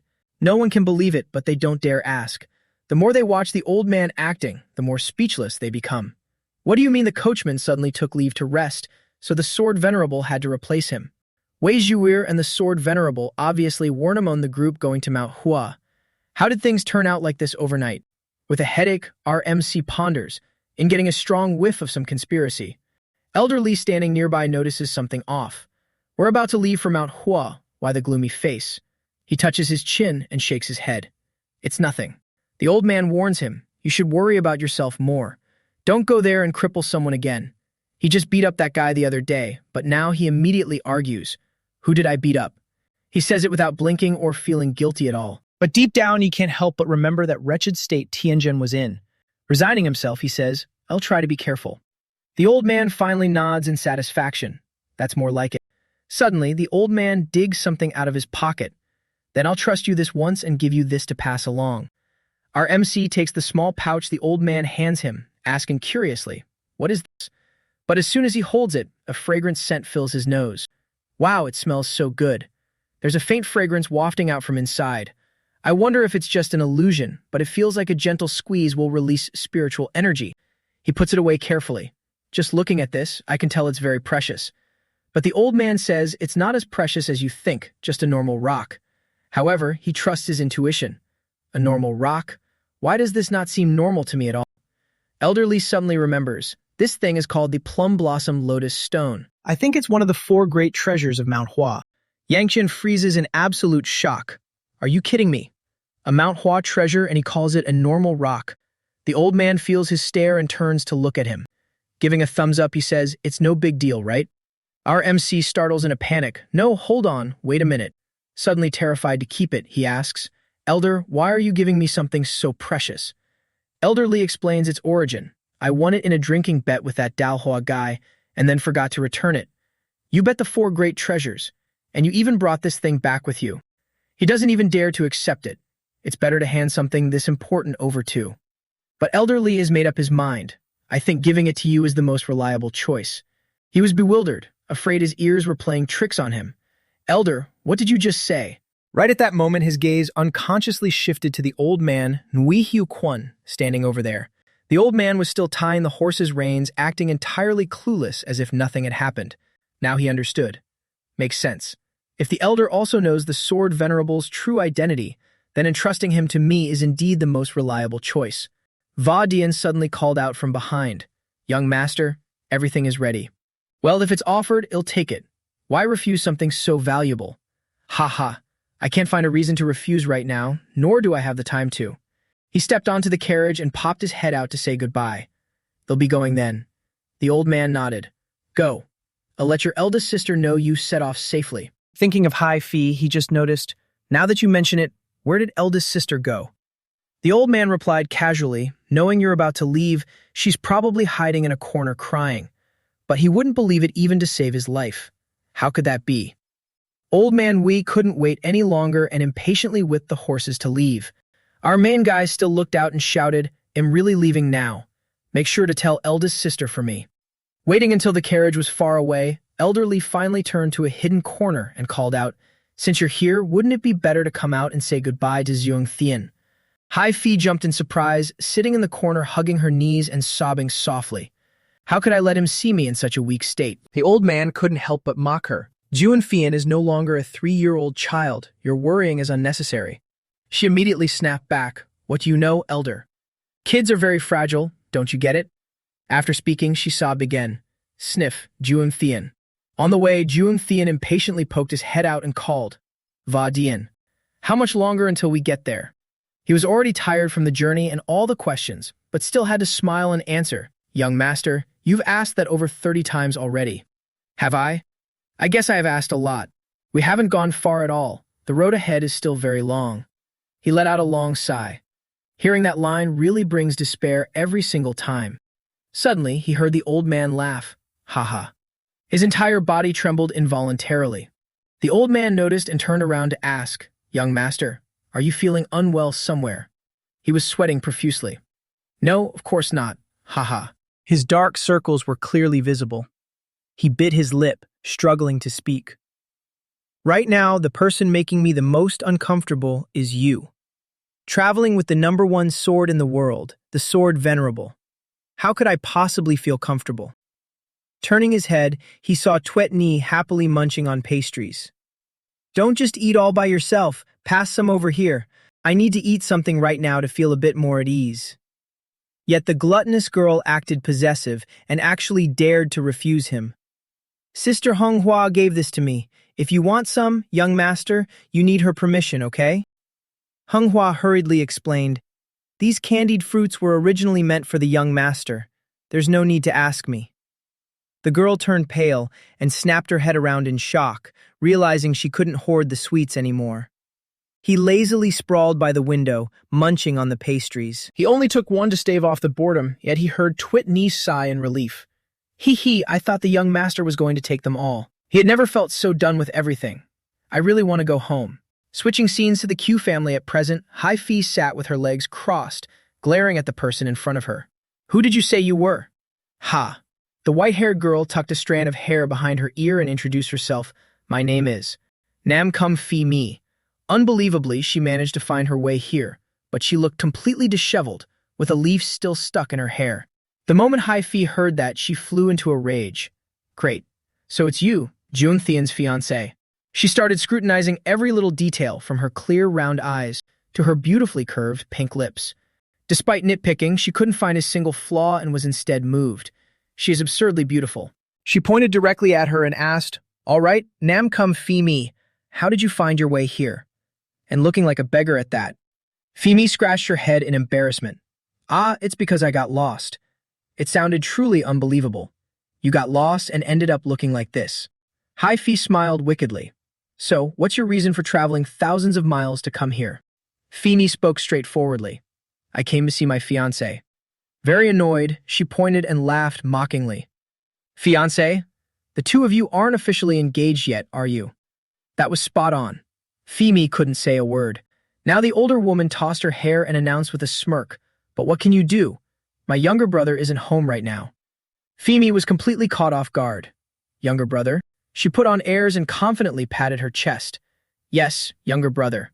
I am Zuum Thien's eldest sister. Her ego was practically reaching the sky as she haughtily asserted her dominance over her future sister-in-law. Phil Nee instinctively sat up straight, visibly a little tense. She hurriedly pinned her hair back neatly. Her demeanor instantly shifted to elegant and demure.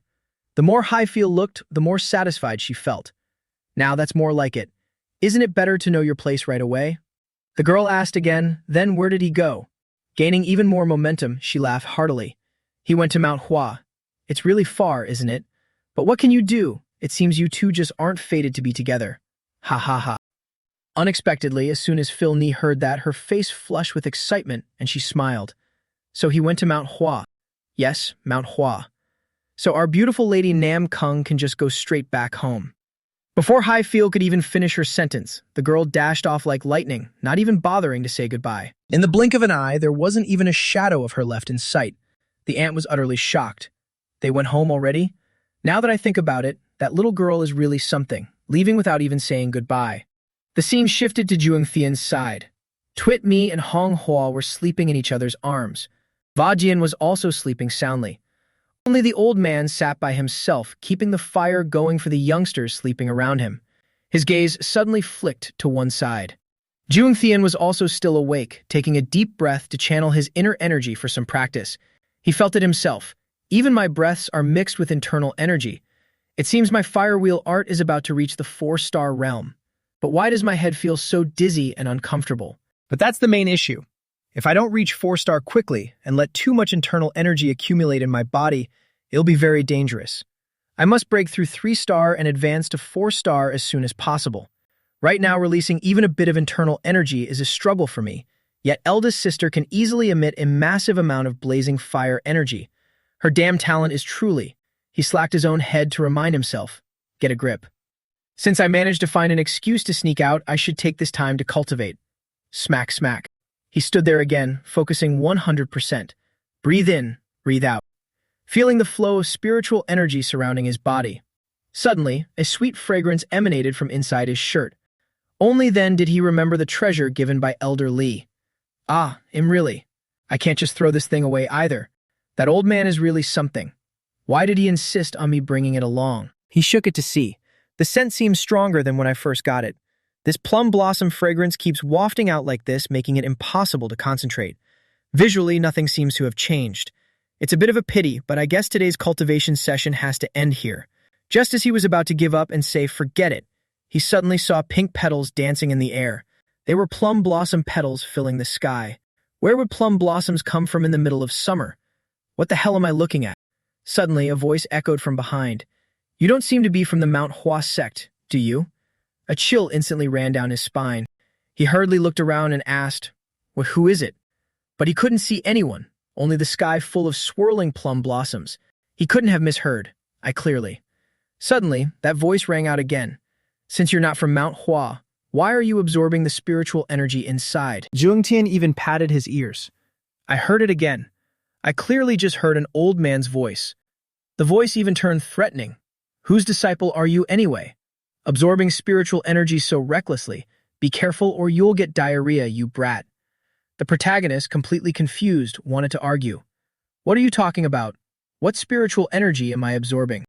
Just then, a burst of spiritual energy erupted from the pouch. His eyes instantly drooped, unable to stay awake any longer.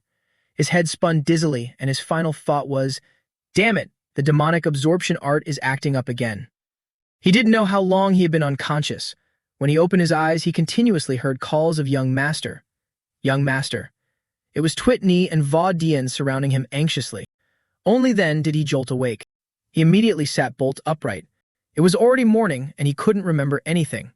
Va Dian, what happened? He stepped forward to explain, young master fainted in the forest. Old Mr. Nui brought you back. He immediately turned to him. Thank you. The old man hurriedly waved his hands. Not at all, young master. This is merely what this humble one should do. However, the old man's face darkened, looking rather displeased. Perhaps it was because he saw Twit Nee, with tears welling in her eyes, tightly hugging his neck and kissing him. The protagonist hurriedly pushed the little girl aside. Va Dian also asked anxiously, young master, did something happen last night? He tried his best to recall. Last night, that was it. He took the item out from inside his shirt. This stone can glow. On the outside, it doesn't look unusual at all. He peeled off its outer wrapping to take a look. It's no longer emitting that fragrance. This stone was also pink, just like those plum blossom petals from last night. The demonic absorption art. It's because of this damn martial art that I absorbed the spiritual energy in the stone and fainted. Since it's a sacred relic of Mount Hua, I was wondering what precious thing it contained inside. To think I would just suck all its spiritual energy dry like that. The more he thought about it, the more panicked he felt. He placed a hand over his chest to feel it for himself. Could it be? It really was. The source of his inner strength, which was radiating fire, now had a pink ring of power surrounding it as well. He couldn't even believe it. Holy shit. I reached 4 stars. Va Dian seemed to have sensed it too. He kept sneaking glances at him. Even that old man, Nui Hu Quan, was the same. They kept staring at him, so much that he noticed it, but no one bothered to ask anything. Since they didn't ask, he didn't speak. He sighed and thought, I know, breaking through to 4 stars in a single night is very strange. I know all that, but could you please stop looking at me like that? Suddenly, Twitney sniffed the air and scooted closer to him. What are you doing now? Young master, there's a smell on you. How is this girl's nose so sharp? What kind of smell? He sniffed himself too. I change my clothes frequently and bathe more diligently than you. Where would a smell come from? Do I really smell? Unexpectedly, the little girl replied right away. It's not a bad smell. It's a very sweet floral scent. He was startled. It was true that her nose was sharper than a dog's. He showed the stone to her. It must be the scent coming from this. But Twitney shook her head. No, it's not. It's clearly coming from you, young master. He was utterly speechless, not knowing how to make excuses anymore. Even she noticed it. It seems my inner energy really has grown quite a bit. When I was at 3 stars, I could only emit a little bit of energy. Now that I'm at 4 stars, I should easily be able to unleash a massive amount of energy, right? At this rate, it won't be long before I can unleash terrifying energy, just like eldest sister. Haha. Just thinking about it made him ecstatic. It'd be a shame not to test out how strong I am right now. Isn't there anyone around here I can drag out for a spar? Suddenly, there was a noise and both of them looked out the window. The carriage suddenly slammed on its brakes. The people inside stumbled and fell hard onto the floor. Honghua hurriedly asked, Young master, are you okay? Still dizzy, he managed to say, I'm fine. How are you driving? Vo Dian, what's going on? Vo Dian? However, no matter how much he called out, the guard didn't react and just kept staring straight ahead. Confused, he poked his head out. What happened? Why are you on such high alert? As soon as he looked out, he saw someone standing right in front of the carriage. What the hell, who is that guy? The man clasped his hands in greeting. I am extremely sorry. Duong Thian immediately noticed the plum blossom on his chest. That crest. The man introduced himself. I am Lang Fong, a 3rd-generation disciple of Mount Hua. I have something to ask of you, so I had no choice but to stop your carriage. Looking at this guy, he immediately remembered him from his previous life, fighting fiercely with his face covered in blood, asking indignantly, what did we ever do wrong? He started sweating profusely. What must come, will come. Lang Fong, the Mount Hua Taoist who died by my hands in my past life. Now he must. Vodian glared angrily and shouted, as the dignified Plum Blossom sword dragon, how could you do something so dangerous? The man just smiled and looked up. I truly apologize, I didn't mean to block your way. There's just something I really need to confirm. Vodian immediately asked, and what exactly does the great hero wish to confirm? He stepped forward and replied, I want to confirm if there is someone from my sect inside this carriage. Duong Tian sat still in the carriage, feeling a bit guilty. It can't be, right? No, absolutely not. The man got even closer to the carriage. I sensed a familiar aura from afar, so I rushed over to check. Luckily, there's no issue, but I do have one question. If there's no one from Mount Hua here, Vodian immediately drew his sword on high alert. If you dare take one more step. Right at that moment, a plum blossom petal appeared in front of his face. In a flash, the man was already standing right in front of him. The two locked eyes. Lang Fong's eyes lit up with intrigue as he asked, why does this young hero have the aura of Mount Hua on him? He panicked internally. Damn it. His expression instantly changed. Suddenly, the voice from last night echoed in his ears. Well, you're done for. He turned his head and saw a tiny old man with pure white hair and a beard floating right next to him. Seeing him look over, the old man's face flushed with pride. "Oh, you can see this old master. What the hell? He was the one who should be shocked right now. Did he hit his head so hard during the crash that he was hallucinating things like this?" Duan Thien couldn't believe his eyes and rubbed them a few times, but nothing changed and he wasn't dreaming either. The old man put on a stern face and glared. "You brat, why aren't you greeting your elder when you see one?" The two of them just stared at each other, and he didn't even know if he should talk to the old man. Seeing him staring elsewhere without answering, Lang Fong felt a bit confused. Young master. He had no mind to pay attention to him at all. Slapping his forehead, he let out a long sigh. "Have I been overworking myself with training lately? I'm even having hallucinations now." The old man immediately replied, "It's not a hallucination, you stinky brat." His head ached even more. "Not only am I having visual hallucinations, but auditory ones too." Failing to get through, the old man flew into a rage. "You little punk." Lang Fong became just as bewildered. "Excuse me, young hero. Are you all right?" He asked him back. "Huh? Can't you guys see it?" "See what?" He kept pointing like a madman. This bug-sized old man. He squinted, trying to look in the direction he pointed to see if there was any bug, but the more he looked, the more confused he got. His face darkened as he looked at his subordinate. "Vo Dian, you can't see it either." He was also shocked. "I don't see anything at all." Suddenly he cheered, "Ah, I see it. Right, you see it too, right? Right, that red-haired old man, right?" "No." "Then, the green-haired one?" It turned out he was just humoring him. "Are you just guessing randomly?" The other two looked at him like he was an alien. Duong Thien still tried to tell them, "It's impossible that only I can see it. Look carefully." The old man helplessly yelled, "You're too noisy, you little brat." He couldn't understand what was going on and clutched his head. "What on earth is this? A ghost? When did I get possessed?" Knowing he didn't believe it, the old man reluctantly explained, "Possessed my foot. Did you forget what you devoured completely?" He argued back without even thinking. "Devoured? What did I eat? Why do you keep?" While speaking, it suddenly clicked in his head, and the memory of absorbing that pink light last night rushed back. Finally enlightened, he suddenly realized, "Ah." The old man pointed right at him in dissatisfaction and scolded, "Remember now? You're an outsider, yet you dared to suck all the spiritual energy from our Manhwa sect's treasure dry." He kept nagging endlessly. "I saw you absorb too much and was afraid you'd suffer from chi deviation, so I intended to help you. It's one thing that you don't use honorifics with me, but what did you dare call me? A bug? A ghost?" It was starting to make more sense now. "Ah, then who are you, old man? You don't know me?" "No." "You foolish boy, calling you ignorant is a compliment. If you don't even know me, then I guess you aren't that famous." Vo Dian and Lang Fong stood aside watching him talk to himself, completely petrified. The old man stroked his beard and coughed. "I'll only say this once, so listen carefully. I am the 8th generation patriarch of the Mount Hua sect. I am the Mount Hua immortal sword. Fan try it. The Blood Demon Great War. The 5 peerless masters who stopped the blood calamity back then, less than greater than. Even though centuries have passed since the blood calamity ended, they still hold a resounding reputation and prestige in the Central Plains martial world.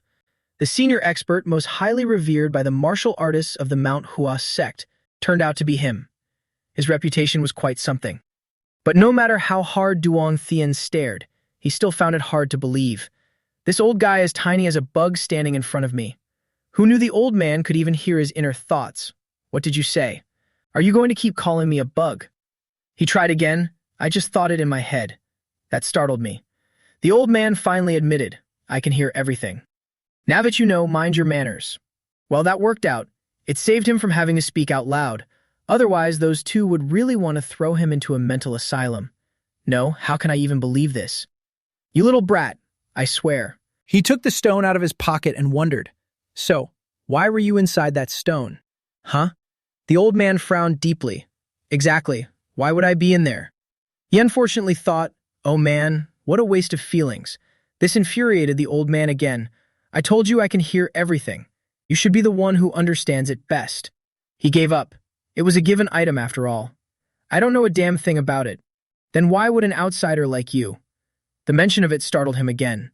Be able to absorb the spiritual energy from the plum blossom stone. This. His face darkened awkwardly. Even if he asked the heavens, he wouldn't know. The old man's eyes lit up as he caught on. Seems like you know something, huh? But since he absolutely refused to speak, there was nothing the old man could do.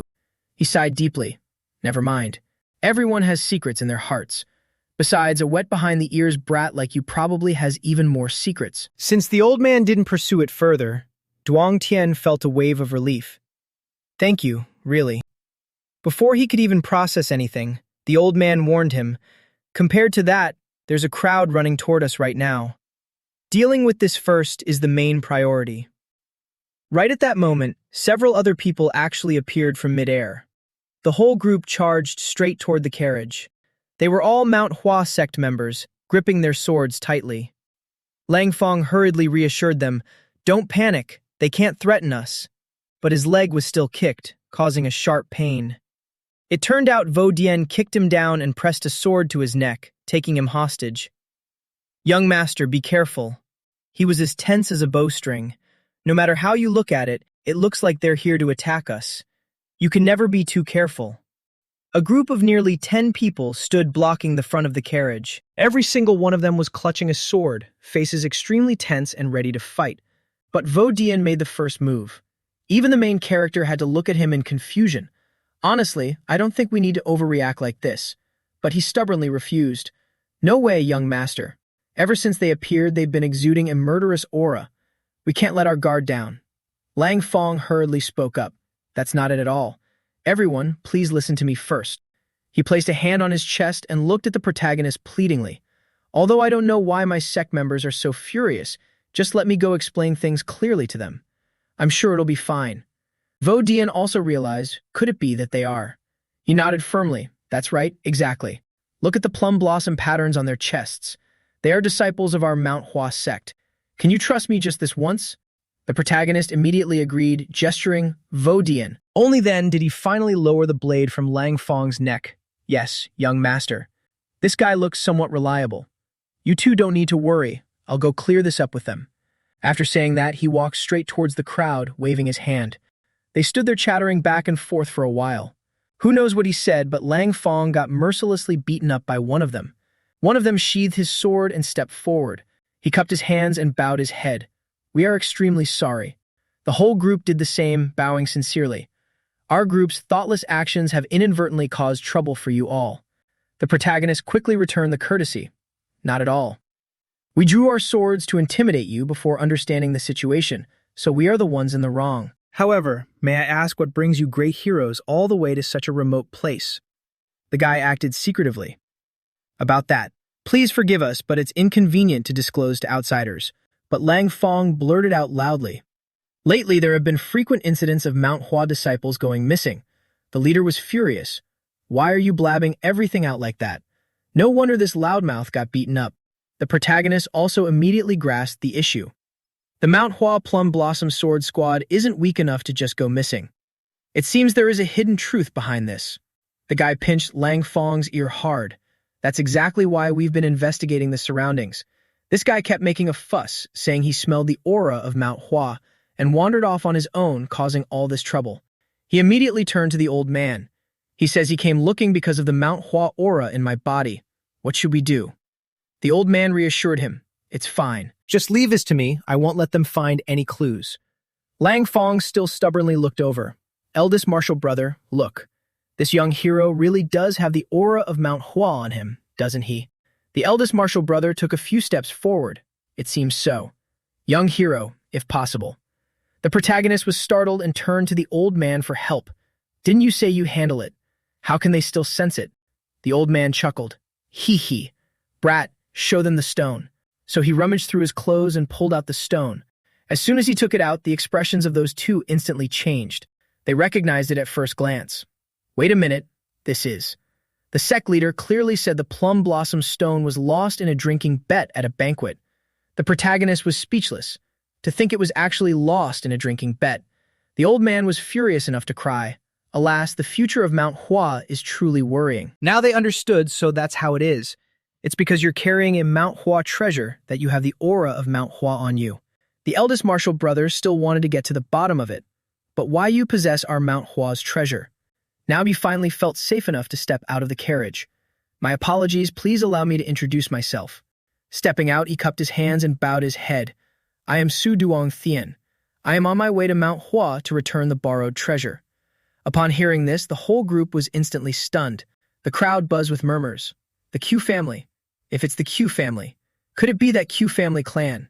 It was wild how they were gossiping loudly about someone right in front of his face. The eldest martial brother cupped his hands again. So it's young Master Q. To rudely unleash killing intent on our first meeting. We have truly offended you. The protagonist shook his head. It's nothing. But tell me, why is everyone whispering like this? Is something wrong? The whole group was chatting away and only Lang Fong was quiet. After a long time, he finally turned around with a bright smile. Ah, right, young hero Q. It's because your younger sister, towards our Mount Hua. This guy was no different from Tuyet Ni, speaking whatever was on his mind. The crowd behind him immediately clamped a hand over his mouth. He was dragged away for a group beating, while the eldest martial brother had to step up and handle things. Young Master Q, please don't mind him. The protagonist was speechless. I feel like I should try to stop them. But the eldest martial brother firmly shook his head. Haha, it's fine. The protagonist didn't bother intervening either. Ah, all right then. Speaking of that little sister, he felt a bit worried. Ah, by the way, has my sister been causing you all a lot of trouble at Mount Hua? His face turned pale, but he still had to force a smile and act it out. No, how could she? However, the protagonist didn't think it looked like that at all. That doesn't look like a no at all. Duong Thien spoke frankly. It seems my sister really has caused you all trouble. I sincerely apologize. When I get to Mount Hua, I'll take her back immediately. The eldest martial brother was so startled he snapped his head up. What? The whole group's eyes lit up with joy. Take her back. As soon as he said that, they excitedly and quickly got into formation. The protagonist didn't understand what was going on. Ah, hey, what's all this about? The eldest martial brother patted his shoulder and called out, Great hero Q. They even lined up in 2 serious rows. Please, right this way. One look and it was obvious how desperately the Mount Hua sect wanted to kick his sister out. He couldn't help but wonder just how much of a disaster has that girl caused here. It was late at night. Over at the Mount Hua sect, the little girl, restless and anxious, couldn't sleep. A voice echoed from within, Come in. Only now did the little girl dare to open the door and walk in. She peeked her head in and called out first, Master. The white-haired old woman sitting on the bed smiled and turned to her. It's so dark at night. Why do you come looking for me every single evening? The little girl didn't say another word, rushing straight over to hug the old woman. Master, are you feeling well? She smiled and replied, I'm not sure if it's because the moon is beautiful tonight, but I feel much better today. That alone was enough to make the little girl flush with joy as she hugged the old woman tightly. Hee, that's so great. These days of you coming to me every night probably won't last much longer. The little girl refused to let go. What do you mean by that, Master? I want to stay by your side forever. The old woman already knew. Aren't you returning to Shaanxi soon? The little girl's tightly hugging arms stiffened. The old woman patted her head to comfort her. Do you hate going to see your family that much? The little girl buried her face in the old woman's chest. Family. With tears in her eyes, I don't have a family. The old woman was utterly shocked, freezing in sudden disbelief. She smiled bitterly. A sickly old woman like me tearing someone else's family apart like this. I'll be ridiculed by the world. The little girl looked up to comfort her. Please don't say things like that, Master. Besides, before you got sick, weren't you still revered by everyone as the plum blossom fairy? The two held each other even tighter, gazing at the moon outside the window. In the pitch-black forest, a whole pack of wolves was slaughtered in the blink of an eye. It was none other than Fire. Who knows where she had wandered off to, but she was massacring monsters relentlessly. She was obliterating everything all by herself. She wouldn't give up on this arduous journey to find her husband. She closed her eyes and focused her senses. Her nose twitched as she sniffed the air. She felt a burst of hot air behind her. It was a burning fire. In a flash, she vanished completely. She dashed toward it as fast as a bolt of lightning. Meanwhile, Yang Tian's group had grown larger. Shuir, the Mount Hua people, will also be dining with us, so prepare a little extra. All Mount Hua martial artists split into 2 teams, one to stand guard and one to set up camp. Yang Tian grumbled absent-mindedly to the old man. Just what do I have to do to get you out of my body? The old man stroked his beard and scoffed. If I knew, do you think it'd still be clinging to you? We're surrounded by our Mount Hua disciples here. Humph. Senior. Just to be safe, I still want to ask a bit. The old man corrected him as always, Senior what? I already told you, I am the 8th-generation patriarch of the Mount Hua sect, Shen Qi. Hey now, don't look at me with those suspicious eyes. He let out a long sigh. Never mind, I'll trust you this time. Anyway, Elder Shen, but before he could finish, the old man cut him off. Don't worry. I have zero interest in your half-crippled... He was annoyed. An ancient fossil like you has the nerve to criticize my body. The old man said bluntly, "You've got a lot of nerve talking back with something so dangerous inside you." That was shocking news. He truly had no idea. Something dangerous inside? What is that supposed to mean? The old man furrowed his brows, looking at him with concern. Do you seriously not even know what's inside your own body? Yang Tian asked back yet again, what exactly is inside my body? The two sat by the stream talking. Before that, let me ask you something. What ultimately happened to the blood demon? He had no clue about this. He just stared blankly at the old man for a moment. He sighed and turned away. I knew it, you're absolutely not the Mount Hua sword fairy or whatever. The old man was infuriated. What? Huh? He told the old man the one who killed the blood demon was the Mount Hua sword fairy. You call yourself the Mount Hua sword fairy but don't even know this. Does that sound believable? The old man admitted, that is exactly what I'm wondering too. For some reason, no matter how hard I try, I cannot remember the final battle with the blood demon at all. The two locked eyes. If you believe that excuse, he'd have to be stupid. Oh well, better to just ask what he cared about first. Can you answer my question now? What on earth is inside my body? Didn't you say you knew? The older the ginger, the spicier it gets. The old man shot right back. You don't even believe my identity, so would you believe what I tell you? The two bickered back and forth.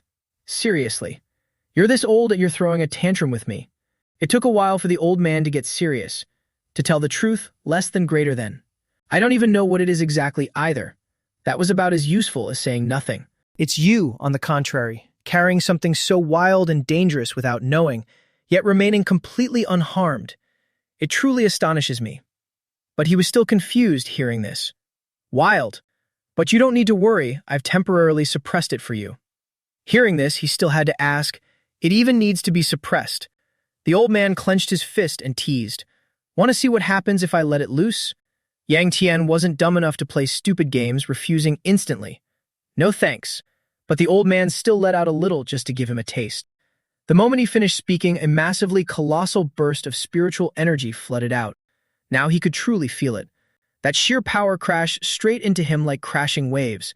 Duong Thien froze stiff, completely unable to withstand it. His entire body was submerged by it. He hastily raised his arms to shield his face while the old man smugly boasted, "Now do you see how formidable I am?" It really was dangerous. If it weren't for the old man today, he would have been a goner. He immediately started panting like a dog from exhaustion. Bewildered, he turned back to ask the old man, "What was that just now?" The old man clenched his fists and reminded him, "Didn't I tell you already? It's the very thing I'm helping you suppress." He was extremely confused. Why is that thing inside my body? The old man could only shrug. How should I know? I know you have a lot of questions right now, but perhaps we should stop here for today. But he refused to accept it. What are you talking about? I have a ton of things I want to ask you. The old man then pointed up. Look up there. He immediately looked up. Up there? There's nothing there. But just as he looked away, a giant purple spot appeared above, hurtling straight toward him. That thing zipped right past his face, utterly terrifying. If that had hit him, he'd be wiped out for sure. That attack even carried plum blossom petals. Amidst the thick dust and smoke everywhere, a faint silhouette appeared. Duong Thien was furious, pointing and yelling, "What the hell kind of trick is this? Who knows what Lang Fong was thinking to pull a stunt like that?" Our Mount Hua has a saying. While his face was still dumbfounded, the guy smiled brightly and raised his fist. It's you don't truly know someone until you fight them. Ha ha. The old man Than Triet floated in front of him. Seems like Mount Hua is still exactly the same. Duong Thien had no clue what was going on. What kind of nonsense are you babbling about now? Is this how all of you from Mount Hua ask for a spar? Now he just grinned, clasping his hands in apology. I'm sorry. This is my first time meeting a prodigy of my age. I was overjoyed and acted impolitely. He knew that was total bullshit. Mount Hua is so vast. There's no shortage of prodigies your age. What nonsense are you spouting? He couldn't even argue back. Well, you're not wrong. His face suddenly turned awkward, scratching his head in embarrassment, not knowing what to say. The old man immediately noticed something unusual. You brat, that kid. Duong Thien also saw through it. Yeah, I know. The youngest plum blossom swordsman of Mount Hua. To those of ordinary aptitude, he truly is an insurmountable existence, a formidable rival they could never defeat no matter how hard they tried. When ordinary martial artists of the same age are around such a powerful figure, they would naturally feel ashamed and reluctant to spar with him. His understanding of all this actually surprised the old man. You sound as if you've experienced it yourself. Looking at Lang Fong's pitifully awkward face, Duong Thien stepped forward and rested his hands on his hips. I accept. But I'm only sparring with you this once. His eyes immediately lit up with joy, thrilled to death. Thank you, young Master Q. Then let's begin. Just then, streaks of lightning flashed from nowhere, sparking violently, attacking straight at him with lightning speed right where he stood. That terrifying light didn't stop there. It shot straight over to where he was standing. It was enough to send Lang Fong flying entirely. He plummeted straight into the water, completely unable to react. This attack wasn't his doing either. Someone had launched a sneak attack. Those crackling streaks of lightning. Duong Thien probably realized who had arrived. Finny loomed right in front of him. Upon seeing him, she immediately broke into a bright smile and cheered. Found you. A scene from his previous life flashed by, on that night of pouring rain. Duong Thien stood with his head bowed, his hair utterly disheveled. The ground was stained with dark, murky blood. Phi Nai was severely injured back then, with only him by her side. Her vacant eyes slowly began to close. Her blood-stained hand gently reached for his face. Are you crying? Duong Thien remained stubborn. Who's crying? It's just the rain. Yeah, I guess you're right. Using the last ounce of her consciousness, she managed to force a smile. What a shame. He questioned her in disbelief. Why did you do that? You could have clearly escaped, so why didn't you run away? Why?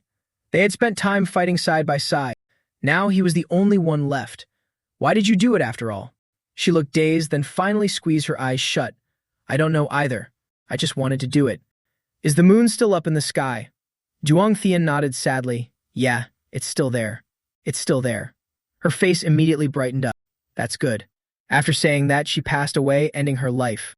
Right at this moment, someone approached from behind. He looked at the scene and clicked his tongue mockingly. Well, I didn't expect you demonic cultists to have friendships too. Or should I say, a great love. Jung Thien was already grieving Phi Mi's death, and this guy coming over to provoke him drove him mad. He sneered. Don't be too sad, you'll join her soon enough. Before he could finish, he was interrupted. Meteor Sword. Let me make this clear right now. I won't let you die so easily. His entire body radiated towering, killing intent. But this life wouldn't repeat like that. The girl was standing right in front of him, smiling brightly. Found you. However, our main guy backed away as if avoiding an evil spirit. Why are you here? She took a step closer. Of course. She took a step closer. Of course. Suddenly, she froze. Since when had the Mount Hua sect's senior brother been standing there? Young Master Xu, do you know this female martial artist? He tightened his grip on his sword. If you don't, can I just cut her down right now? He turned around and noticed that the others were already surrounding them. The protagonist nearly peed his pants in fear and hastily explained, Ah, well, that is. Drenched in sweat, he desperately tried to calculate a way out. This woman, Mam Kung Phi Mi, injured Mount Hua disciples as soon as she appeared. I can't just use the excuse of we know each other to smooth this over. But I never agreed to the engagement, so. Before he could say anything, she spoke up first, fiancé. I am his fiancé. That senior brother was completely dumbfounded. This was truly an unexpected answer. The entire group from the Mount Hua sect exchanged bewildered glances. Even the old ghost then Triot was shocked. Huh? He couldn't immediately deny it either, awkwardly scratching his face with a forced smile.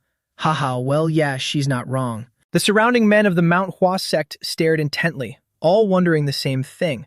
How could such a beautiful woman have that kind of relationship with a guy who looks like this? Zoom Thien was absolutely fuming, but tried to chant Buddhist sutras in his head. I'll endure this. I must endure this. Let's see how the situation plays out first. Why did you come here? She replied instantly, to find you. Those guys immediately glared daggers at him. It was truly awkward. Weren't you guys just pointing your swords at this woman a moment ago? Why are you glaring at me now? Speechless, he questioned her. If you came to find me, why did you have to ambush us? The old man couldn't help but remind him. Kid, look closely. She's currently covered in injuries and looks completely exhausted. She only made it here by relying on her internal energy to hold up. How would she have any strength left to distinguish whether the one in front of her is a person or a demonic beast? It was true. However, he wasn't appreciative at all. Torturing herself to the point of not being able to distinguish between humans and beasts, is that really something to praise? The old man was helplessly speechless. It means she wanted to see you that badly, you damn brat. He still couldn't bring himself to be fond of her. Even so, what kind of proper behavior is this? He even pointed a finger at his fiancée and scolded her. Beating a Mount Hua disciple until he's heavily injured like this, the people of Mount Hua won't let you off easily. Unexpectedly, that guy Lang Fong was already kneeling right there, completely unfazed. Jun Thien glared over, his face darkening with anger. This guy Lang Fong was so mesmerized by the beautiful girl that his face was blank and drool was practically dripping down. Indeed, this girl's beauty was nothing to scoff at. She was exceptionally gorgeous and charming. He understood now. This guy too. Even after being beaten to a pulp, he's still this infatuated. He had to turn to him and ask just for the sake of it. So, about your injuries, are you okay? The guy interrupted immediately. Young Master Q. Looking completely unfazed, he patted his chest and laughed triumphantly. Let's begin our martial arts spar right now. Truly unbelievable. At this point, he had nothing left to say. It seems there's no problem with your body. As dusk fell, the two stood facing each other. Lang Fong wasn't focused at all, still sneaking glances around. It turned out he was admiring Phil Mi, who was sitting over there. The more he looked, the more it annoyed him. Oh ho? Looking at him, his soul has been completely stolen. The old man teased with a sly smile, jealous. He immediately snapped back, jealous my ass. I'm just dissatisfied that a simple martial arts spar is being turned into a fight over a woman by this brat. The old man stated firmly, but you still have to fight this match. He didn't quite understand. Do you mean I can learn something from this spar? The old man was utterly speechless. You idiot. Aren't you curious about just how powerful you can truly become? On the other side, Twitney clutched her pile of pastries and asked, Sister, why are you here? To visit you, Twitney. Her grandfather immediately scolded her, Twitney. Do not be so insolent to the young lady of the Nang Kung family. It's all right, she's always been like this. Is she always causing trouble for others like this? Va Dien, more nervous than his master, prayed, May the heavens protect the young master from harm. Hum Hua sat beside him and reassured him. The young master will definitely be fine. The disciples of the Mount Hua sect also gossiped. Who do you think will win? Eldest senior brother or that young swordsman? Although I feel bad for young Master Q, isn't the outcome obvious? That Lang Fong is a monster. Haven't we all experienced it firsthand? He may love to joke around and make a racket normally, but once he gets serious, he becomes absolutely terrifying. They all held Lang Fong in extremely high regard. You switch to combat mode, brilliant pink plum blossom petals swirling around his body. Old Mui couldn't help but marvel. Oh my. The petals danced through the air, following every trajectory of his blade. His eyes glowed crimson, his entire body radiating an overwhelming aura. Then, I won't hold back anymore. Zun Fian stepped forward too. It was time to show off. Lang Fong played with flowers, but he played with fire. Everyone present gasped in awe, for his flames were far too ferocious now. The eldest senior brother of the Mount Hua sect gaped in shock. Old Man Wui's eyes widened in utter disbelief. He knew the boy had improved, but he never expected it to be to this extent. He clenched his blazing fist. Ha, just as I thought. Even with such massive flames, he wasn't satisfied. He let out a deep sigh, still not as incredible as eldest sister. Meanwhile, Lang Fong froze in sheer panic at the sight of his flames, his eyes wide with terror. Zun Thien looked at him in surprise and asked, What's with that look? Don't tell me, you're scared? He really did look terrified, his hair standing on end, eyes wide and glistening. But this Lang Fong had some real backbone. He gripped his sword tightly. Regaining his composure, he shouted, As if! Let's begin. He lunged forward with explosive speed. His gaze was dead serious, entirely unlike his usual self. Every step he took manifested a vibrant plum blossom tree. With sword in hand, he thrust straight forward to pierce through the raging inferno. He had to strike with everything he had. Yet, Zun Thien showed no fear, watching him dive in like a moth to a flame. With a swift spin of his arm, he completely blocked the incoming blade.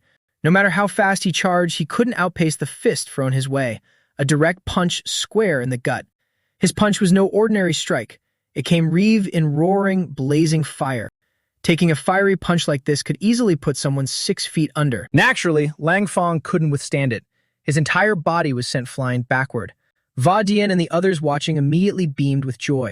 The eldest senior brother on the other side stood petrified in shock. Even Lang Fong's sword had been completely shattered.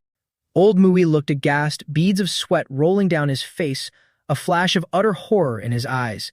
With just a single punch, Lang Fong suffered a crushing defeat, kneeling before him. But he wasn't bitter. He said softly, "I lost." Fair play. He walked the talk and accepted his defeat gracefully. Suddenly, Phil Ni leaped to her feet.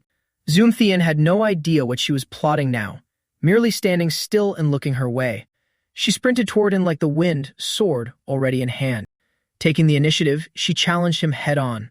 "Fight a match with me." "What's this now? Are you crazy?" Zoom Thien tactfully declined. "Can't you see I just finished a match?" But her gaze remained unyielding. He gave up completely. What was with that long, pouting face? "What's going on here? Are you upset? Are you mad because I won't agree to a duel?" The old ghostly mentor thought so too. She really does look angry. If we just ignore her, things will only get more troublesome. So he waved his hand. "It's too late today. Let's do it next time." Only then did she finally sheath her sword. "All right." She grasped his hands tightly, blushing as she smiled shyly. Then it settled. That night, Yangshan continued to cultivate his inner qi. He sat cross-legged in the forest, flames blazing intensely from his body. The old spirit, Shin Chiul, hovered close by. "Wow, just look at this monster. Your internal energy has already reached the Dantian so quickly. What on earth are you, kid?" Yangshan simply retorted, "It just touched it. Why are you so surprised?" The old man explained, "To reach the Dantian at such a young age is already an incredibly formidable talent. Do not try to push further. If you open your Dantian, the thing inside your body will run rampant." Yangshan couldn't feel it at all. He widened his eyes and asked, "When I circulate my internal energy, will the thing inside me react?" The old man informed him, "The stronger you circulate it, the more aggressive it will become. Flames could erupt from within and wrap around your arms. If this starts happening, the entity inside you might go berserk. That sounds really intense." "Damn it!" Dusting off his pants, he stood up. "My current level is still far from enough." Suddenly, a voice rang out right beside him. "You won the duel, yet you still feel it's not enough." It turned out to be Noom Poom. How did he know he was here? Yangshan glanced at him and asked, "Do you need something?" He kept his usual bright smile, clasping his hands and bowing. "Thank you, young hero." He hadn't even done anything or touched him. "Huh? Thank me for what?" The man said sincerely, "I was too foolish. I couldn't comprehend the deep meaning behind your actions during our duel. After pondering it all night, it finally dawned on me." Shin Chiol looked at him with increasing approval. That child. Even after losing the duel, his inner demons didn't waver. Instead, he achieved great enlightenment. He was being so nice, yet Yangshan still scoffed. Titch. This arrogant fool always thought he was invincible. Now that he lost, he finally knows how to bow. The old man scolded him in disbelief. "You brat. Aren't you being too petty?" Yangshan bluntly admitted, "Although I didn't mean it that way. If you gain something from it, I suppose that's a good thing." The man smiled. "Honestly, I always believed I was the most gifted martial arts prodigy. But after witnessing your skills, I finally understood that there's always a higher mountain. You must have put in an unimaginable amount of effort to achieve what you have today." He hadn't even done anything, yet Yangshan bitterly thought, "This guy. The more I look at him, the more he pisses me off." The old man sighed helplessly. "Just shut your mouth." He immediately argued back, "I'm only thinking it in my head. How are you going to make me shut up?" But Num Pung was really overdoing it. He clasped his hands and bowed once more. "Young Master Gu, I solemnly thank you once again." Yangshan had nothing left to say to him. "It's nothing." His mind unwittingly recalled the man's pathetic state in his previous life. What a total buzzkill. The old man was furious, "You little punk." Elsewhere, the group was still gossiping about last night's match. "Grandpa, did you see that? Especially Sol Ah. Just now the young master went whoosh, then bam, and that mister went thud on the ground, and then he just gave up." The Manhwa sect disciples passing by blushed scarlet. The old man laughed helplessly. "Ha ha, Sol Ah, keep your voice down." Suddenly, the little girl panicked again. "Ah, that's right, Grandpa. We're in big trouble." The old man immediately asked, "What happened?" She looked visibly upset. The young master is engaged. The old man nodded. Yes, but isn't that good news? The more she heard, the madder she got, shouting loudly, "No, it's not." The old man asked patiently, "Why not?" Sol-Ah lowered her head sadly. "Even though I don't really know what being engaged means, It's still a no. No matter what the young master does, he can only do it with Seola. He needs my permission." The old man didn't know how to comfort her anymore. Seola. She froze and stood still, listening. Yes? Her big, sparkling eyes widened, waiting for the old man to scold her. Yang Shun watched the scene unfold before him. After the duel with Nung Pom, I suddenly noticed a few strange things, especially Seola. At dinner today, she wasn't her usual enthusiastic self. She just kept picking at her bowl of food over and over. The five of them sat around the campfire, eating and drinking without saying a single word to each other, completely unlike their usual selves.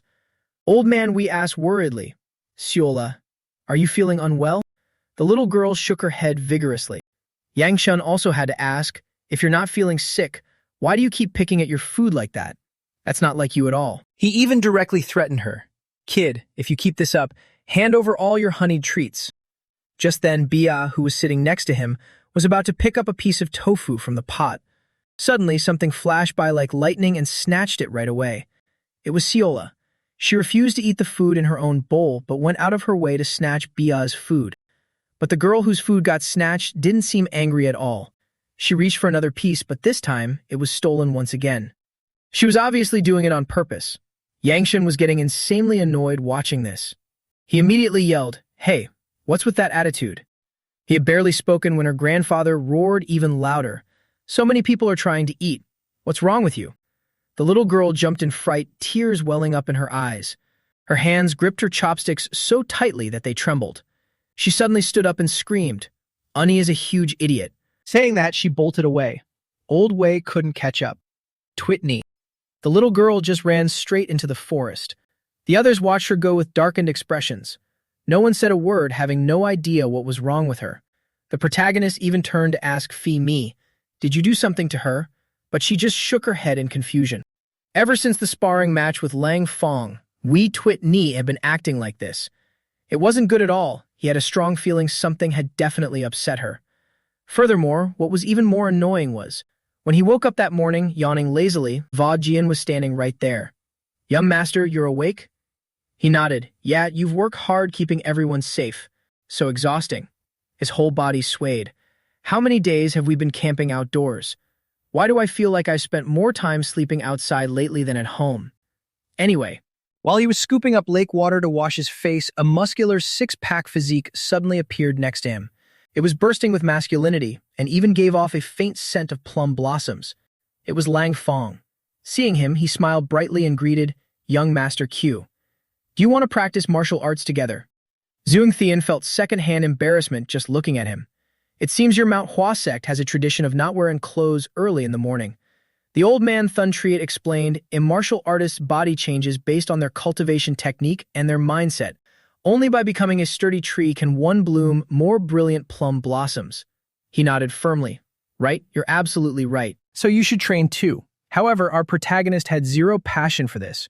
Pushing himself up by his knees, he looked over at him. "Thanks for the offer, but I have something more important to do today. Let's save it for next time." The old man was speechless. I knew it. Hearing that, the guy immediately probed further. "Something important. Is today a special day?" Since he asked on the right day, he answered honestly without dodging. "Haha, did you forget? Today is the day we arrive at the Mount Hua sect." After sitting in the carriage until his butt went numb, they finally arrived. Zhuang Thian poked his head out to look. Right in front of him was an absolutely massive building. Old Thun Triet shed tears of bittersweet emotion. To think Mount Hua is still the same, as solemn and righteous as ever. The group stopped at the bottom first. In the resting room, our protagonist was extremely curious. "Do you Mount Hua disciples climb this mountain every single day?" Lang Fong smiled and replied, "It's just our daily routine." Haha. The more he looked at the towering mountain, the less he could understand it. What kind of godforsaken idiot built the Mount Hua sect all the way up on the peak? The old man immediately agreed, "I used to think that a lot too." Fortunately, Mount Hua disciples know how to take care of others. It was true. As soon as the carriage stopped, the disciples gathered around and suggested, "How about young Master Q, you rest here for the night to recover your energy, and then ascend Mount Hua tomorrow? Leave the accommodations to us. At the time, he even thought, I'm currently holding a sacred relic of your Mount Hua. Wouldn't it be better if I went up right now? In reality, they had already calculated everything. Does the young master even have the energy left to climb up right now? So he reluctantly agreed. Well, if you from Mount Hua have gone out of your way to look after me, it'd be rude to refuse your kindness. They divided the tasks. Then we'll head up the mountain first and report to the sect leader that young Master Kriyu will arrive tomorrow. Also, just in case, you stay here and accompany young Master Q's group up tomorrow. Zun Thian was so tired of seeing his face. Why doesn't young Master Lang Fong go up too? I'm sure the other Mount Hua seniors are eagerly waiting for your early return. But the guy forced a laugh, clearly unwilling. Haha, his eyes were clearly hiding something. Our protagonist just rested his chin on his hand, looking at him without asking any further. But he instantly figured it out. It seems this guy doesn't have a great relationship with his fellow disciples and seniors. The old man Thun Triet couldn't defend him either. I remember it wasn't like this back in my day. Right at that moment, someone appeared. Sorry to keep you all waiting. Ta-da! It was Twitney, smiling brightly like a flower as she carried out a pile of steamed buns. Young master, the buns you ordered are here. June Fian was ready to dig in immediately. My lifesaver is finally here. The girl was even thoughtful enough to prepare everything. Young master, here's some water. The protagonist didn't even dare to drink the water she handed him right away. Why are you being so obedient and sensible all of a sudden today? Hee hee. The little girl's eyes sparkled, waiting for praise. Twitney did a great job, right? Seeing her change attitudes faster than flipping a pancake, how could he possibly understand? She was throwing a tantrum just a few days ago, but it seems her mood has improved now. He unknowingly stared at the little girl's busy head. Since she deserved praise, she earned some head pats. Rubbing and petting her, the girl blushed bright red with joy. Her mood shot straight up to the max level. But then he just had to add, it'd be great if you were always this obedient from now on. The little girl jolted and immediately argued back. Twitney wasn't that unreasonable before either. Just then, Filney walked over and offered him a bun. Here you go. The girl was trying to feed it to Juang Thian. She effectively cut right between Twitney and him. The little girl's expression instantly darkened, while our protagonist panicked, debating internally. Should I eat it or not? The little girl looked absolutely furious, glaring wide-eyed at the bun that was still being offered. Finally, she stood up abruptly and devoured it all in one massive bite. She cut in, snatched the food, and chewed it happily with her cheeks puffed out. Fire was shocked but not angry at all. She even smiled happily. Come to think of it, I've never seen her get mad at Shuir. But that just confused the little girl's brain completely. She didn't understand it, and her anger didn't even get a chance to flare up. After finishing the bun, she immediately stood up. Yang Tian's head started hurting again. Can't you just eat properly during meals? The scene shifts elsewhere, the sound of a large saber smashing into the ground. The black-clad assassin trembled violently. The muscular leader with veins bulging all over his body asked in a low voice, So, we've been exposed? This was clearly a pitch-black secret passage, and the man with the saber sat on the highest seat. The assassin knelt in fear. Yes, it seems the people of Mount Hua have noticed. The big guy got angry hearing this. Humph, those Mount Hua people are surprisingly sharp-eyed. Then there's no point in continuing to dig. We won't find anything anyway. The terrified subordinate scrambled for a fix. I will re-report to headquarters. The big guy's face darkened as he ordered, report it quickly. I think you know very well that if you delay, you better watch your arm. Seeing things settle a bit, he stopped trembling and looked up to report further.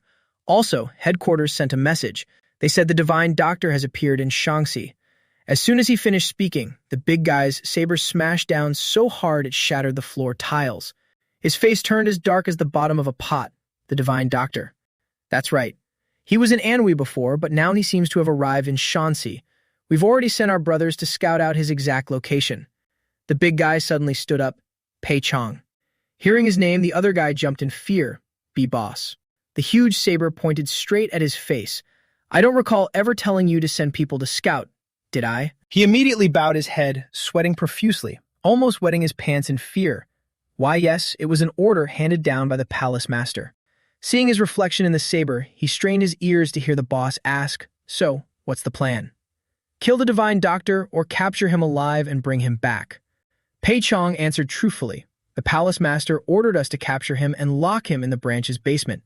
But the boss just rested the saber on his shoulder and scoffed. How boring. Then we can just kill anyone who gets in our way, right? Yes, the palace master said as long as we capture the divine doctor, that's enough. A vicious glint flashed in the boss' eyes as he smiled wickedly. He couldn't help but grin, baring his teeth. Well then, this is getting interesting. Early the next morning, over on our protagonist's side, the group was climbing the mountain to the Manhwa sect. Yang Tian climbed forever before finally reaching the top, so exhausted he couldn't even catch his breath. Dripping with sweat and trembling legs, he practically resorted to crawling. Just what kind of stubborn, rigid old geezer decided to build the Mount Hua sect way up on this peak? The old man, Shen Qi, was speechless. Kid, I climbed this mountain my whole life. The exhausted protagonist still had to question him. Then why didn't you think of moving it down the mountain when you were alive? Right then, Ling Feng also reached the top. He didn't look tired at all and laughed mockingly. Ha ha, do you now fully understand the dedication of our Mount Hua? A sharp sword is forged through grinding. But to the protagonist, it went in one ear and out the other. He just turned to the old man and asked, "Ha ha, what's that supposed to mean?" The old man just replied, "No, are you planning to hack to death the guy who came up with this terrible idea?" At that moment, Shu'er also arrived. Surprisingly, the little girl wasn't tired in the slightest and even asked, "Young master, I told you to let me carry you." The protagonist was completely speechless. Even if he died of exhaustion, he wouldn't let something so absurd happen. I have my pride too, you know. How are you not tired at all? The little girl replied nonchalantly, "In not tired." Suddenly, a hand reached out in front of them. "Give me your hand." It was Fire. This girl didn't know fatigue either and even wanted to help him stand up. Right in front of Shu'er, he took her hand. "You're not tired either." "Not really." As the two chatted back and forth like this, the little girl's face darkened with intense displeasure. Only now did the protagonist look closely at the top of Fire's head. She stood there with her head bowed. Even old man Shen Qi had to admit, this one is truly a master.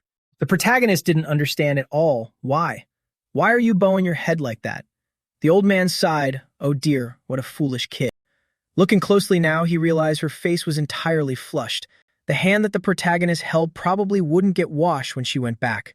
Shu'er, on the other hand, grew angrier the more she looked, finding it an absolute eyesore. Yang Tian was a bit shocked. It took him a while to figure it out. Does this mean she wants me to pat her head? The old man had to chime in. If you know, then hurry up and do it. This kid is really dense. All right, I just need to pat it, right? Thinking this, he reached his hand out. But right at this moment, Shu'er, who was standing to the side, couldn't hold it in anymore. She placed her own hand directly onto Fear's head, blocking his hand. Shu'er just proceeded to stroke and pat the other girl's head. She grumpily snapped, "I patted you, there." Unexpectedly, Fire patted the little girl's head right back. She even smiled gently without the slightest hint of anger. The protagonist had no idea what was going on. Fire blushed and smiled gently, looking at him with sparkling eyes. Then let's save it for next time. The protagonist didn't care. Instead of replying, he turned his head away. Where is everyone else? Looking down now, he saw that only Old Man Wei had made it up. As for the rest, they are all still climbing way down there. They haven't arrived yet. Han Ho's face was flush red. Crawling on all fours, by the time she reached the top, her heart was about to give out. "I'm sorry, young master, I'm fine. Please don't worry about me." The main character gave up. Someone hurried down and helped fish Han Ho up. Right then, the sound of a door opening echoed from behind. An old man walked out, looked at the group, and laughed heartily. "Ho ho, so it's you. I've kept you all waiting." He was an old man with snow-white hair and a beard, wearing a robe with a plum blossom embroidered on his chest. The moment he saw him, old man Shen Che choked on his spit in shock. Cough. The Mount Hua sect leader is actually this guy. Hearing the old man's words, the protagonist realized, this person is the Mount Hua sect leader. The old man walked straight up to him and patted his shoulder as if they were the best of friends. "You little rascal, I've been looking forward to your arrival for a long time, ha." But there wasn't much good intention behind it. The old man shook him until he was dizzy. "The elders were still going easy on me, back when I lost the Lotus Foundation stone over a drinking bet. You have no idea how miserably the elders tortured me." The protagonist was shaken dizzy but still tried to introduce himself. I am Kyo Yangtin of the Q family. I came here too." You couldn't even finish his sentence because of this old man. The old man burst into laughter. "Ha ha, before you arrive, that Chu Lun already wrote a letter telling me everything." He asked again just to be sure. You came here to return the Plum Blossom Lotus Foundation stone and bring your younger sister back to Shanxi, right? The protagonist rejoiced inwardly. Awesome. If the elder has already informed him, then everything will be easy to handle. He nodded immediately. Yes, that's right. But the old man added, however, looking at it now, there's still one matter to be resolved that Chu Lun never mentioned. He was confused. Huh? What do you mean by that? As expected of the sect leader, his face darkened instantly, his voice turning gloomy. It's the energy currently accumulating inside your body. Well, that's it. He was caught red-handed and couldn't even argue. The way the old man looked at him clearly said, "You can't hide it from me, boy." Suddenly, he noticed Old Man Wei standing nearby. Old Man Wei hurriedly looked away to avoid his gaze, but the sect leader didn't say anything. His eyebrows relaxed as he let out a sigh. He just kept patting his shoulder heavily. Anyway, that's the gist of it. You all had a tough journey to Mount Hua. Shen Huan, go prepare food and accommodations for our guests. Yes, sect leader, I'll take them there right away. As for the specifics, we'll talk more inside. Why did the protagonist suddenly feel anxious? He turned to ask the tiny old ghost, Old Shen, what should I do about this? The old ghost laughed heartily. Haha, did you really think you'd be safe and sound after absorbing the spiritual energy of Mount Hua's treasure? Don't worry, the worst that can happen is death, right? Hearing that, he was helpless. What was he supposed to do? Haha, that makes me worry even more. The old sect leader rolled the pink stone in his hand. I'm truly sorry. You traveled a long way and haven't even rested properly before I called you over here. But since you've absorbed the spiritual energy of Mount Hua, I really can't turn a blind eye to it. I hope young Master Chu understands. The main character nodded. I understand. He then recounted everything to the old man. The old man didn't make things difficult. After listening, he simply asked, so what you're saying is, you merely held the treasure and suddenly absorbed the spiritual energy inside it. Is that right? The protagonist gulped heavily. How should he put it? It was unexpected, but he did mess around with it a bit. Sweating profusely, he pondered. It's probably better to omit the part about old Shen and just tell the truth about the rest, right? The old ghost kindly offered a suggestion. Just say you suddenly fainted while cultivating, and by the time you woke up, you had already absorbed the spiritual energy. That doesn't count as a lie, does it? Oh yeah, that works. Deal. But after hearing it, the sect leader felt, it really is quite hard for people to believe. A body automatically absorbing the spiritual energy from a treasure. And the fact that there are two completely different streams of energy within your body is also very hard to believe. The protagonist nodded, yes. But what was absorbed was absorbed. It wasn't like he could just extract it and give it back. Feeling a bit guilty, Yangqian sat there helplessly with his head bowed. However, the old man didn't say anything more. He stood up abruptly. All right, since you came to bring your younger sister back, follow me. He hurriedly followed him. Where are we going? The old man's face suddenly darkened as he chuckled deviously. Ho ho. His face looked so gloomy. He was clearly holding a grudge over the incident. You absorbed the spiritual energy from Mount Hua's treasure and still want to return safe and sound? The protagonist was speechless. Ah, yes. Well, he just let the old man handle him however he saw fit. The old man didn't expect him to be so fearless. What kind of reaction is that? So indifferent. The main character turned his head and explained, Sorry, your expression right now is exactly like the second elder's when he messes with me. Hearing that made him even angrier than before, veins popping out on his forehead. I'm like that old guy? That's going a bit too far. The protagonist was speechless and immediately clammed up. It seems you really are the one who constantly makes drinking bets with that old elder. You two are way too similar. Suddenly his tone turned serious. Jokes aside, follow me to see your sister. The place the old man led him to was a rather peaceful little courtyard. From inside the room, a worried voice rang out, It's a complete mess. Never mind the acupoints. The energy flow in her body is tangled in a chaotic mess. Her body has deteriorated to this extent, so how could she endure such agony and hold on until now? It was the old woman with snow-white hair, her body covered in dark mottled spots. Hearing this, she showed no particular expression. With her frail and withered body, she replied softly, It doesn't hurt that much. The old man clicked his tongue. Listen to you lying, tisk tisk. Are you just trying to put on a brave face because your disciple is here? The little girl had been standing guard there since last night without leaving. There are only 3 people in the room. The old man is examining the old lady. How long has it been? About 4 years. Did something happen? She is about to speak up, but then she falls silent, not knowing what to say. The young girl, wide-eyed and confused, asks softly, Master. While talking normally, the old woman's face suddenly darkens, and she spits out a mouthful of black blood. The terrified girl rushes over in a panic. Master. The old man also hands over a handkerchief. The old woman takes it, forcing a smile. Thank you. The old man understands, so it's a restriction seal. You can't speak of it, or else you'll vomit blood and suffer even more. The old man strokes his chin, thinking hard. But if it's a restriction seal, I should have been able to diagnose it when checking your pulse. How strange. The woman speaks sadly, Divine Doctor. The old man reacts immediately. Don't call me that. I apologize, Elder Tai. The old woman asks directly, May I ask how much longer I have to live? The little girl's tears fall uncontrollably. Her face flushed, she sits obediently and listens. The old man doesn't hide it and speaks bluntly. 2 months at the shortest.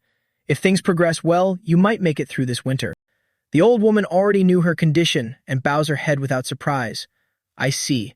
But her body still trembles in spurts. Her remaining time can now only be counted in months. The atmosphere in the room is heavy and gloomy.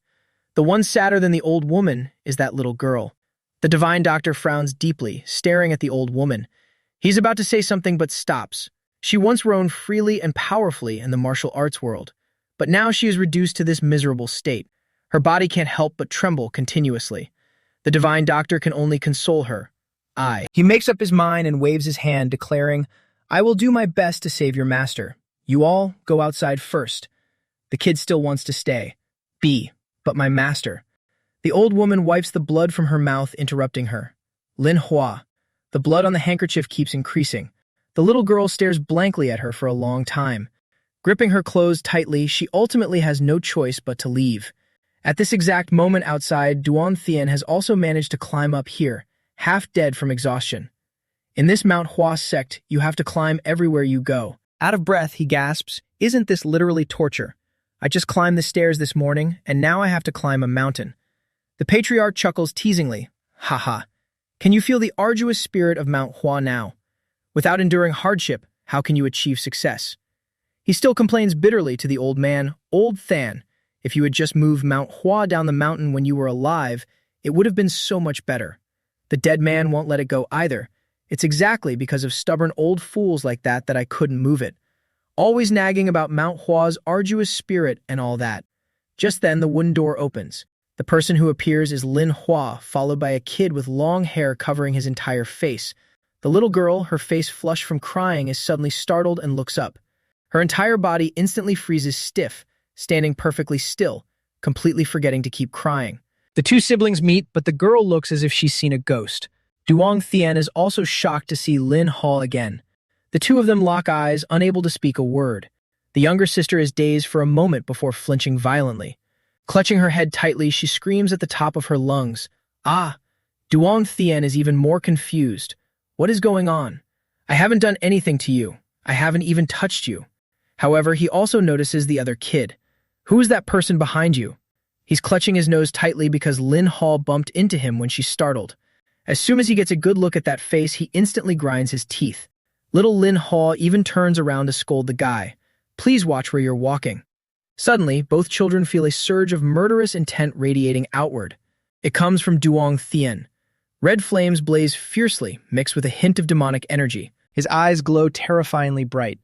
The flames grow larger and larger, as if wanting to burn down the entire Mount Hua sect. Scenes from his past life come rushing back. That day, Duong Thien threw open the blood-stained door and walked in. Inside, a man was already standing there waiting. Holding a fan in his hand, the moment he saw him, he gave a mocking, sinister smile. Congratulations on your safe return. My. However, his purple eyes flash with a vicious glint. All the other men were kneeling prostrate on the ground. Seeing the demonic energy radiating from him, he smirked. You look like you're quite angry.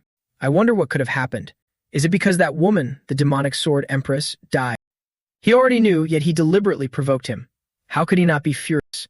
The murderous aura grew more intense, shooting straight toward him. But he wasn't afraid at all, intentionally taunting. Everything is the cult leader's will. It seems the Grand Master does not agree with the cult leader's methods. Duong Thien gritted his teeth so hard his jaw almost broke, wanting nothing more than to lunge forward and eat him alive.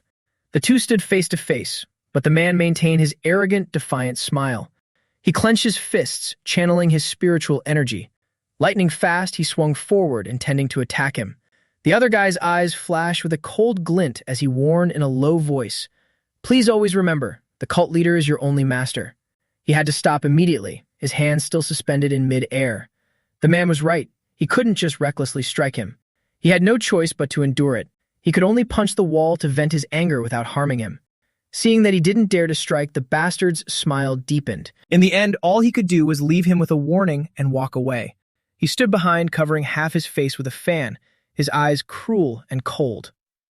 Grand Master, the Heavenly Venerable is dead. The defeated Venerable will also lose his life today.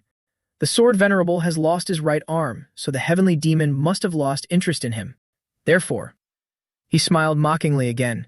Who do you think the cult leader will assign to handle the remaining matters? Take your time to think about it. But I feel the cult leader will definitely assign this task to you. The main character's back stiffened, his expression growing uglier and increasingly frustrated. Thinking back on it now still filled him with seething rage. Meeting him again in this life before he joined the demonic faction, he had to finish him right here. His muscular arm tightly grabbed his neck. Spiritual energy flared fiercely across his entire body. The other guy was just a child now, completely powerless to resist. Choked by him, the boy turned completely purple, on the verge of death. But he still didn't stop. It would be best to strangle him to death right now. The inner demon within him trembled. The little girl Lin Hoa stood to the side, shivering in fear as she watched. Duong Thien tightened his grip more and more, looking as if he were about to transform into a literal demon. Right at that moment, a hand blocked his face, stopping him. It was the old sect leader. With one hand holding his face, he smacked his back with the other and pulled him away. Not forgetting to warn him first, this will hurt a little. But was it really just a little? His scream echoed so loudly that even the people inside could hear it. After it was done, the old sect leader acted as if nothing had happened. He pushed the door open, smiling brightly. "Oh, divine doctor, you've arrived just in time.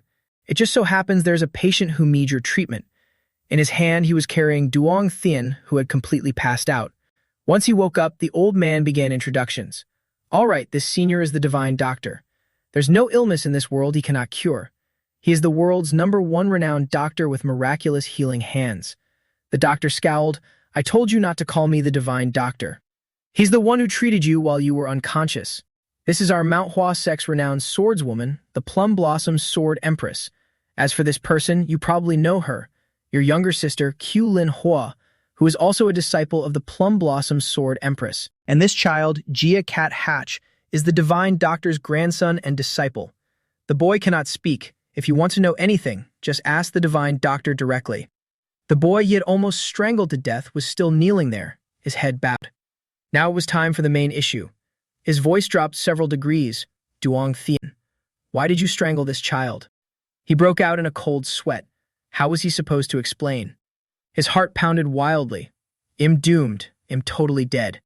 Actually, he wasn't crazy enough to cause such a massive incident out of nowhere. To be honest, I can't remember clearly what happened after meeting this guy. But looking at the current situation, probably no one will believe me. This is the first time I've heard that this guy, Jia Cat Hatch, is the divine doctor's grandson. He was supposed to go to the Ha-O sect to find someone, so how did I run into him first? Ah, damn it. Nothing is going as planned. No matter how much I call Elder then, he doesn't respond. Damn it, damn it. What should I do now? Seeing him unable to speak for a while, the sect leader gently prompted him. "Do you feel your memories are very blurry?" He was startled and shocked, his eyes wide. How did you know?" The old man just shrugged it off, having merely guessed. Ho, and not too sure about this either. Recalling the scene of him strangling that guy earlier, he just felt something was a bit off. The sect leader immediately turned and asked, "Divine Doctor, could you please take a look at this child's physical condition?" However, the old man waved his hand, avoiding him like the plague. "Get lost. I don't want to accept your request." The two old men continued to bicker loudly. Only the woman asked, "Are you Duong Thien?" He was surprised and asked, "You know me, ma'am?" She nodded, "Of course. I am Thien Hai's best friend." Meaning your mother. Only now did he realize, you're my mother's friend? She smiled gently. "It's so wonderful to meet you before I pass away." Only Lin Hoa kept hiding behind her back, refusing to peek out. She must still be in shock from what happened earlier. The protagonist was puzzled. Me? How is that possible? The older woman nodded. You and Thian Hai are truly alike. Not in appearance, but your aura is very similar to hers. The two old men were still arguing endlessly. You give off the same feeling that even when silently standing there makes others feel very warm.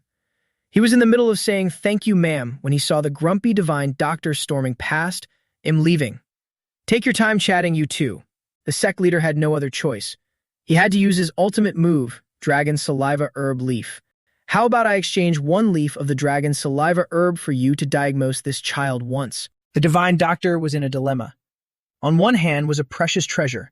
On the other was the kid who choked his grandson. How aggravating. But in the end, he couldn't resist the temptation and gave a firm nod.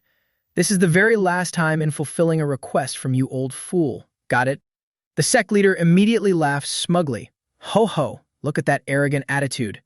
The divine doctor began the examination, tightly grasping Duong Thien's hand to inspect it. With his eyes closed, he calmed his mind to diagnose the condition. He sensed that colossal inner demon, and his entire body immediately felt a chill. He abruptly let go of his hand. The sect leader sitting nearby asked anxiously, How is it? Is there something abnormal? The divine doctor feigned calmness, glancing over and speaking bluntly. This body, it's no longer just a matter of being abnormal or not, less than greater than. It's completely an empty shell. Less than greater than. Duong Thien was utterly shocked. What do you mean by that? The old man was equally baffled. The currents of energy flowing within your body aren't just one or two. They're so chaotic already, how are you still alive and kicking like this? This comment made him feel a bit guilty. I've indeed absorbed a lot of things lately, but I didn't expect it to be this severe. Every time, I barely managed to survive. Could it be the thing inside my body that Old Than mentioned before? Old Than Triet, who was nowhere to be found when called, suddenly appeared. It's not that guy. He was furious, glaring as he questioned, Where did you run off to? Why are you only showing up now? The old ghost was also quite annoyed and had to explain. When you went berserk, that guy reacted. I went to suppress him, so I had to leave for a moment. I was already a bit suspicious, but hearing what this doctor said makes me even more certain. He didn't quite understand, breaking out in a cold sweat. Why did it sound so serious? Certain of what? The old man recalled that dark, purple abyss. It's the entity inside your body that saved your life. In short, it's all thanks to this kid helping you suppress the rampant energy running wild in your body, even though that guy is quite unruly himself. But he couldn't make sense of it. Was there another entity inside his body? Well, it was better to ask the divine doctor instead, Senior, then how should the energy currents in my body be handled? The old man let out a deep sigh. How else can it be handled? Expel it if you can. If not, just pray it doesn't explode. Sigh. With this body of yours, even if it were to explode on the spot right now, it wouldn't be strange. Not even I dare to casually mess with it. In other words, whether you're taking a bath or eating a meal, it wouldn't be strange at all if you suddenly dropped dead. Having just reincarnated for a bit, and it was already this difficult. I see. The sect leader couldn't help but sigh, to think it's even more severe than I imagined. Lin Hoa, sitting nearby, heard everything. She furrowed her brows in confusion. How can you be so calm? He just said you could die. But since he wasn't dead yet, what was there to fear? But I'm still not dead yet, am I? The little girl was speechless, reiterating the severity of the issue to him. I told you, you could die at any second. The entire room fell into silence. He was even more prone to dying than that frail woman clinging to life. He wasn't afraid and reassured his younger sister. Don't mind these useless things anymore. It's best you hurry up, pack your bags, and prepare to go home. Lin Hoa immediately lowered her head and tightly gripped the older woman's sleeve. I'm not going back. He didn't want to force her either. Suit yourself then. The little girl didn't expect him to be so accommodating. She snapped her head up in surprise. Really? Duong Tian only asked the little girl one single question. If I tell the patriarch that you don't want to return, so I didn't bring you back, how do you think the patriarch would react? The little girl gritted her teeth, a gloomy expression clearly showing he wouldn't care at all, and you know it. The sect leader sat quietly nearby, watching the two children. The old man suddenly stood up. Duan Tian, it's best if you return to your room to rest first. The first day at Mount Hua has already been this exhausting. He agreed immediately. Ah, yes. Then old man Tai Nia, I'll come visit you next time. The divine doctor looked visibly annoyed. Then I'll go pack my luggage and leave. Don't ever expect me to come to your Manhwa sect again. After the two left, he watched their retreating figures. That child is truly strange. The woman agreed. Old Mr. Tai, you felt it too, didn't you? Being told he'll most likely die, it having no reaction at all. It's almost as if giving up on life. That night at the inn, while the main character was pacing around, old man Thun Triet teased him. Does the thought that you might die make dinner taste even better? Do you want to eat all the delicious foods you desire before you die? His face remained completely cold and expressionless. He had already died once after all. I wasn't thinking about anything. I've indeed accumulated too much bad karma. Could this be the legendary retribution? The old man clicked his tongue sarcastically. You don't have much longer to live, yet you still have the free time to whine about whether it's retribution or not. But what was even more surprising was that the moment he returned to his room, he was startled half to death. For some reason, Phil Nee was in his room, and she was even sitting on his bed. What are you doing? She nonchalantly replied, sleeping, obviously. Jim Thin was even more shocked. Sleeping here? Yeah. With blushing cheeks, she pointed at him. Sleeping with you. Old man Tun Triet laughed like a maniac. Completing the continuation of your bloodline before dying isn't half bad. But Zun Tian wasn't thrilled at all. The sect leader arranged 2 rooms for us. You should go back to yours to sleep. She replied awkwardly. I don't have a room. Wow, that's something. You mean the sect leader only arranged 1 room? Yeah. There was nothing he could do. Knowing he has a good relationship with the second elder, I should have been on my guard. Sigh. He decisively opened the door to leave. If that's the case, I'll go sleep with Va Dien. Right. However, Phi Mi dashed over like lightning, grabbing his hand to pull him back. Her eyes sparkled with a pleading look. I just want to hold your hand while sleeping. This was really hard to refuse. With a beautiful girl taking the initiative, our main character actually liked it too. Seeing how completely serious she was, he couldn't help but burst into laughter. She stared blankly. You're laughing. He couldn't stop smiling. Sorry, it's just that I suddenly found it a bit funny. She happily smiled along with him. You smiled at me. June Thien still intended to leave. Anyway, good night. But both of her hands were still tightly gripping his, refusing to let go. He had to turn his head again. What is it now? This girl was becoming increasingly proactive, firmly holding his hand and pressing it against her cheek. The scene was incredibly intimate and ambiguous.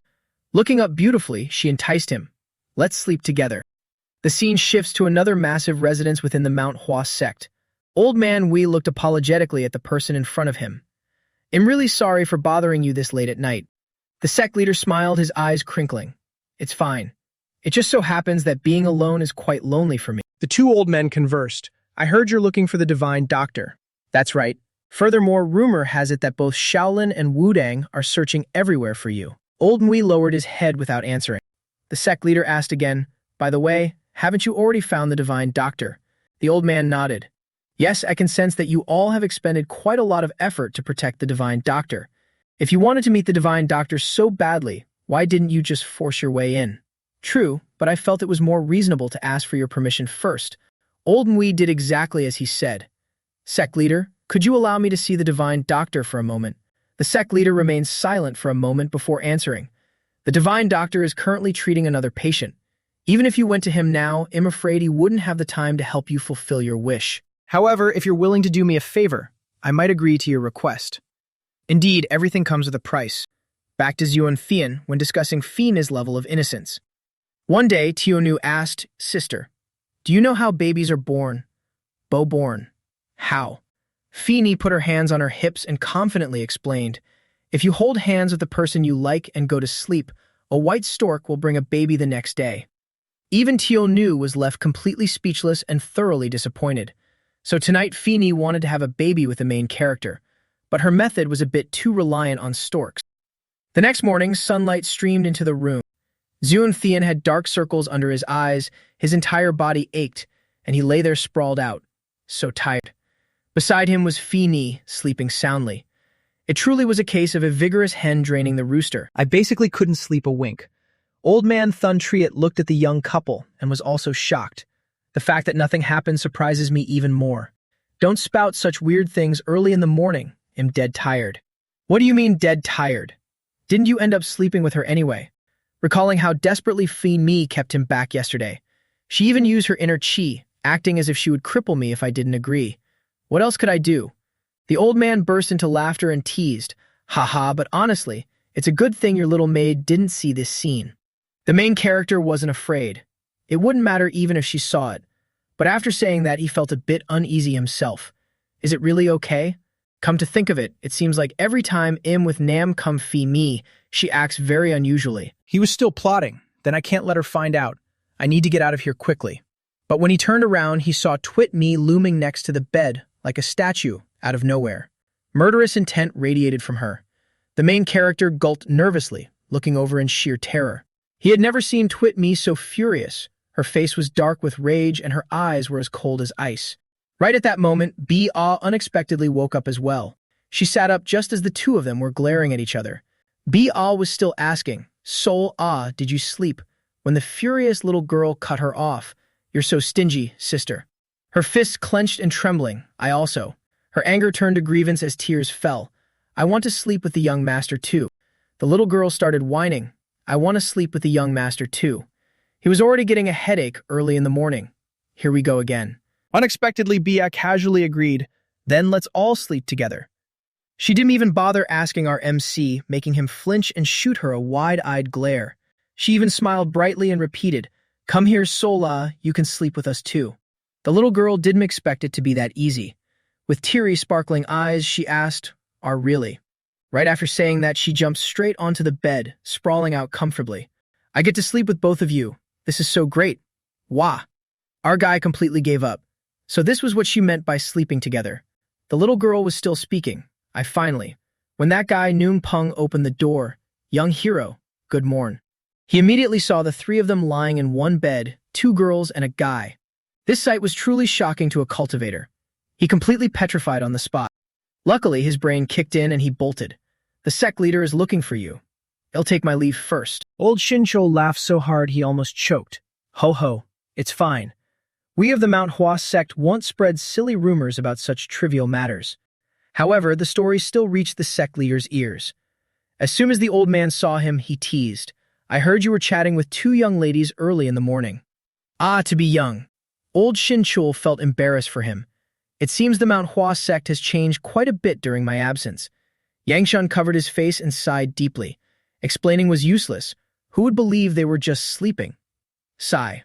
"May I ask why the sect leader was looking for me?" The old man deliberately teased. "I was curious about your late-night chat with those two ladies, so I called you over." Our MC decisively turned to leave. "All right, then I'll take my leave." The old man hurriedly stopped him. "Wait, hold on a moment." The two of them drank tea and talked seriously. "Actually, it's nothing much.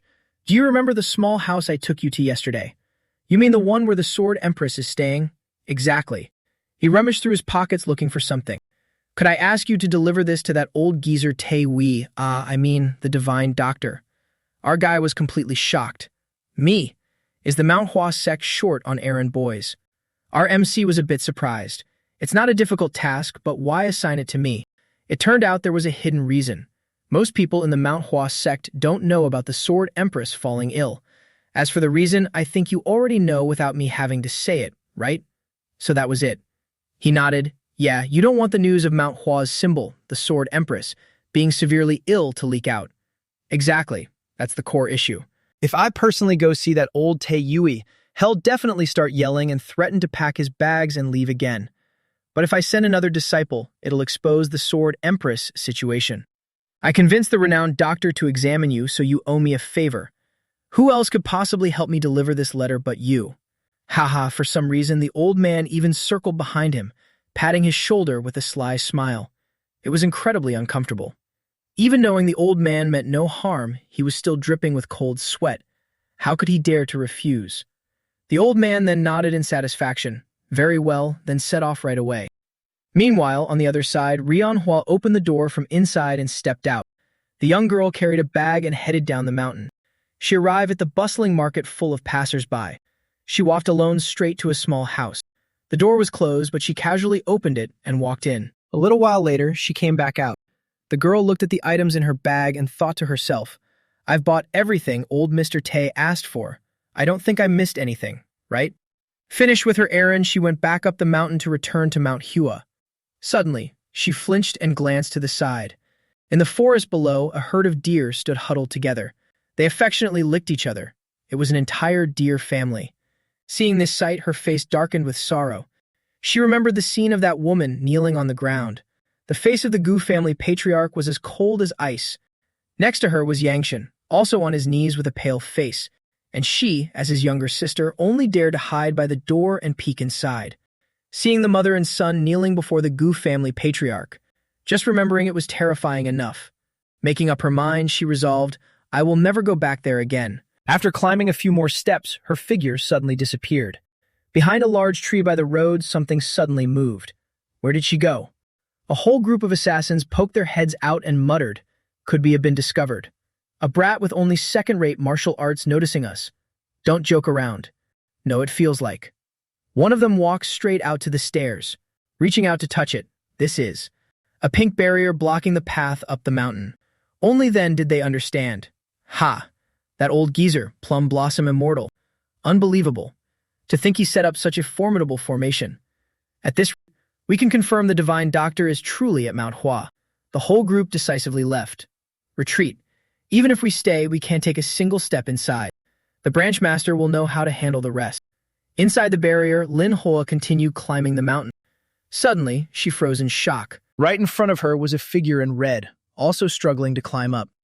Wearing that outfit out here, it was obvious who it was. He was panting heavily and also spotted his sister standing there. He turned, glaring at her, and asked, What are you looking at? Lin Hoa was a bit flustered. Why are you here? Zun Thian was dead tired. Phew, it's not like I wanted to come. The sect leader asked me to deliver something to the Divine Doctor. His sister walked straight past him. Then don't just stand there like an idiot. Hurry up. His heart felt like it was about to explode. I want to hurry too, you know. The girl didn't care at all, just marching briskly ahead. He suddenly remembered what the Divine Doctor told him yesterday. In other words, whether you're taking a bath or eating, it wouldn't be strange if you suddenly dropped dead. Zun Thian watched his sister walk briskly without a single drop of sweat. How is she climbing the mountain even more effortlessly than I am? Suddenly, the kid reached out her hand. Give it here. I said, give me the delivery item. I'll carry it up for you. But Zun Thian was a bit hesitant. Was this okay? If it got lost, who would take the blame? He suddenly stood straight and asked, Are you worried about me? The girl jumped back, startled. What? She loudly snapped at him. Who would worry about you? I just think you're walking too slow. He didn't care, walking right past her. Why so grumpy? I'll just climb a little faster, all right? He continued straight up, then suddenly heard her muttering, Your body. Lin Hua suddenly bowed her head, stammering, just as he asked, Jia Cat Hatch, the Divine Doctor's grandson. Did you notice him acting strangely? Suddenly, he heard her faint voice. What are you muttering about over there? The girl shook her head in surprise. No, I didn't. Hearing that, he turned away and didn't ask further. Good then. The two of them continued walking, one following the other, but the girl's expression was clearly troubled. Thun Triet wondered, confused. She seems like such a good younger sister. How did you two end up like fire and water? Zun Thian didn't care much. I don't even know why it turned out like this. The old man furrowed his brows tightly, looking at him. Are you really not bothered by it at all? He explained. I wouldn't say I'm not bothered, but the issues with my body are a bigger priority right now. I have to ignore it for the short term. The old man understood. Still, she's family. How can you just say you'll ignore it? While talking, he suddenly turned around. Are you talking about my sister? Thun Triet looked at him like he was an alien. Who else would I be talking about? The two were completely talking past each other. I thought you were talking about the Divine Doctor's grandson. It's fine. I've never cared much about him anyway. Are you two really biological siblings? After a long hike, they finally reached the top and delivered the item directly into the Divine Doctor's hands. He had to sit there and wait for the old man. The old man finished reading and folded the scroll. So, did that old geezer send someone with 1 foot in the grave like you to deliver this piece of trash letter? He nodded. Yes. Hearing this tone, he couldn't help but wonder. Sect leader, what heinous crime did you commit against the Divine Doctor? Otherwise, why would he hate you so much? The old man sighed politely. Ayo, running errands like this, it must be hard on you. He shook his head. Not at all, it was the sect leader's order. How could I ignore it? The old man showed a bit of concern. Is your health still holding up? Yes, there don't seem to be any major issues for now. Good. That's good then. Suddenly, the old man did a complete 180 and asked a fatal question. Are you not afraid of dying? Well, who wouldn't be afraid? But since he had already died once, he didn't care that much. For a moment, he didn't know how to answer the old man. Lin Hoa, sitting behind him and listening to their conversation, was even more tense than he was. Zoom Fian racked his brain but couldn't think of anything, saying absolutely nothing. The divine doctor could only sigh. He waved his hand to dismiss his guest. It's nothing, just pretend I never asked. You can leave if we're done here. The MC nodded and turned to leave. Understood. Lin Hua watched him anxiously. Your health. But she probably said it too softly for him to hear. At the door, he bowed with clasped hands. Then, Senior, this junior will take his leave. The old man nodded. Go. The door slammed shut, leaving behind a heavy silence. Lin Hua sat there, her head lowered.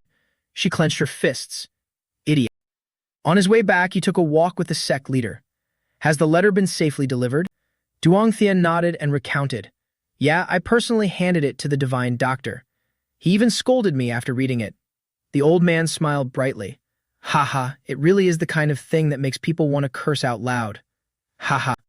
Also, the old man suddenly turned to him with a serious expression. He whispered in his ear, Little Ho, how is the Sword Empress's condition? He replied softly, The Sword Empress is still bedridden. I can't tell if her condition is improving or not. The old man's face darkened. Is that so? He tried to comfort him. But with the divine doctor taking care of her, the Sword Empress will definitely get better. The old man nodded. Yeah, I hope so. The plum blossoms haven't been blooming for long, yet so many incidents have already occurred. Duong Thien immediately caught the keyword. Many incidents. Besides the Sword Empress' health, did something else happen in Mount Hua? The old man Then Triet, standing nearby, reminded him. Didn't they say a lot of Mount Hua disciples went missing? He finally remembered. Ah, right. In a way, the Sword Venerable coming to Mount Hua and Jia Cat Hotch appearing here are also a kind of incident. With so many things intertwining, if just one thing explodes, it will all turn into a massive disaster. The scene shifted elsewhere. The sound of smashing objects echoed loudly along with a furious roar. So, the assassin knelt down, bowing his head in terror. It was that same boss. He crushed the armrest of his chair and stood up. He laughed maniacally. Have you found the divine doctor? The assassin flinched and hesitantly replied, Not yet, but we've discovered a place where he might be. The boss face immediately lost its amusement. So you haven't found him at all. The assassin was sweating bullets as he tried to explain. But the Plum Blossom Immortals set up a very powerful array there. We could be certain the divine doctor is inside. The veins on the boss's forehead throbbed. Humph! He spat out in frustration. Seems like he's there, maybe he's there, we guess he's there. Just a bunch of inaccurate news. Bringing back such useless information. His face turned dark as coal, looking ready to kill. Do you still have the nerve to come back here? Isn't that right, Bui Sung? The guy didn't dare to look up, only managing to say, You're right. This subordinate truly has no face to return. It's all my fault. Seems you understand very well. As soon as he finished speaking, the boss swung his razor-sharp blade. The assassin's arm was instantly severed, making him scream in excruciating pain. Arg! The boss was furious, his face colder than ice. Is it really that hard to find one old man? Buisong trembled all over in agony, but still forced himself to speak. I'm sorry, branch leader. Despite mutilating him, the boss smirked maliciously. In sparing you because you're obedient. It's hard to find anyone as smart as you anyway. The guy's face flushed red from the pain. Trembling, he said, Thank you for sparing my life, branch leader. Only then did the hulking bastard return to his chair, crossing his legs. He scoffed angrily. Sending more of you fools will probably just result in more useless news. He tapped his fingers, his mind finally starting to work. An array. Buisong shivered violently, forced to sit there despite his severed arm. The boss slammed his blade straight into the ground. All right, it's decided then. Make preparations. In 3 days, I'll go personally to see if the divine doctor is in there. If he is, I'll bring him back. If not, you all die. The assassin sat there, terrified out of his wits. The boss deliberately asked, How is it? Isn't that a perfect plan? Blood dripped from that guy, drip, drop. Yet he still had to remain kneeling there. Now, even if the big boss pointed east, he wouldn't dare go west. Yes, the branch leader is wise. Cutting to tonight, our main guy stood there, yawning his head off. Even the old man Tun Triet had to remark, A troublemaker like you is truly a rare sight. But the problem was, he hadn't done a damn thing. I feel like I haven't even done anything. Woke up, delivered a letter, chatted with the sect leader for a bit, and boom, the day is over. The old man reminded him, now that you've done what needed to be done, hurry up and go home. He crossed his arms and nodded. True, there seems to be no need to stay here any longer. Little sister also said she won't go back with me, and the plum blossom stone has been delivered. I really should prepare to head back. Suddenly, a voice called out from behind, "Young master." It was Twitney, rushing over right on time. Speechless and wanting to shoo her away immediately, he asked, "It's the middle of the night. What are you doing here? This isn't even the way to your room, is it?" She looked completely crestfallen. "You don't remember?" Of course he didn't. He asked back, "Remember what?" The little girl's eyes sparkled with a mischievous smile. "Didn't we promise to sleep together today, young master?" He really wanted to politely kick the kid out. "What can I say? I don't remember a thing." She brushed it off. "It's fine. Twitney remembers." The old man chimed in too. This old man also remembers. Zhuangtian tried to salvage the situation. "Does your grandfather know you're doing this?" She beamed. It's okay. Grandpa had some business and went. He was stunned. "What? Where did he go?" "Twitney doesn't know either. Grandpa just said he had to go somewhere. I don't even know when he'll be back." Well, there goes the plan. I was planning to return to Shaanxi once everything was ready, but it looks like I have to wait. The old man was speechless. Can servants these days just wander off without reporting to their masters? He nodded. "Yeah, because I don't really pay attention to these things." The old man muttered in defeat. The ways of the world have truly changed. But the tribulation wasn't over yet. The moment he returned to his room, he saw Phil Me sitting right there on the bed. His eyes instantly darkened with exhaustion. When would this tribulation ever pass? Twitney swiftly slid right under the covers without needing an invitation. After tucking herself in, she poked her head out and called, "Young master." Both girls smiled brightly and said in unison, "Let's sleep together. Come to sleep." Yongtian stood at the door, completely unwilling to take a step. It was the classic case of some having too much while others having none. Suddenly, he turned his head and bolted. However, he barely made it a few steps before Fei Mi dashed after him faster than lightning. In the end, he still had to sleep with the two girls. Both of them were sleeping soundly. Only our main guy lying in the middle was wide awake. It was an absolute headache. One was snoring while the other held onto his hand tightly and wouldn't let go. As if that wasn't enough, Twit Me slapped him right across the face in her sleep smack. It hurt so much that June Thean genuinely wanted to curse. The next morning, he finally opened his eyes. Before he could fully process waking up, he was utterly shocked. What kind of situation is this? He tried calling the old man. "Old man, save me, my arms can't move anymore." The old man looked on with envy. "You little brat, you really are so damn lucky. Just stand up, why are you calling this old man for help?" But looking at Twitney tightly clinging to his arm, he was helpless. "She's hugging me too tight, I can't budge at all." The old man couldn't help but sigh again. "Your luck with women is truly off the charts. Is there really no way you can help me? If someone sees me in this state?" Right at that moment, the door slid open. Why did his worst thoughts always come true so quickly? This time, the person arriving was Lin Hua. Just like Lang Fong, the younger sister stood frozen in her tracks. The two locked eyes, both utterly stunned. Her face darkened, and the word disgust was written clearly in her eyes. She walked straight out and closed the door. "I'll wait for you outside, brother." In this situation, he still questioned it. Lang Fong didn't knock either and just walked right in. Is everyone in the Mount Hua sect this rude? Hearing his disciple being slandered, the old man was furious. It's probably because this is your room that they act like that. Right now, there was no way he could stand up. Looks like I'll just have to wake these two up first. He tried poking Twitney to see what would happen. She sleepily opened her eyes. That tickles. He took the chance to scare her right away.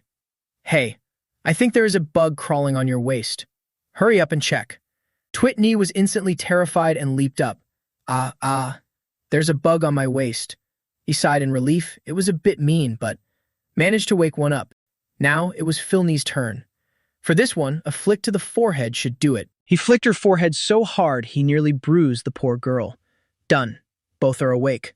And so the three of them began their day with the most chaotic morning ever. "Bug, where is the bug? Why did you hit me?" Only Zhuang Thian remained speechless, crying internally. Is waking up really supposed to be this difficult? He walked straight to the hallway to meet Lin Hua. So what? Why are you looking for me? The girl was just there to deliver a message. Master says he wants to see you. Probably because he didn't get a chance to have a proper conversation with you last time, so he feels quite regretful. The little girl didn't forget to shrug and tease him a bit. If I had known you were sleeping soundly while hugging a woman like this, I would have come a little later. Yoon Thean was speechless. So you specifically came all the way down here just to deliver this message? Lin Hua explained, I came down here for the Grand Hua tournament. I just dropped by on the way. Don't overthink it.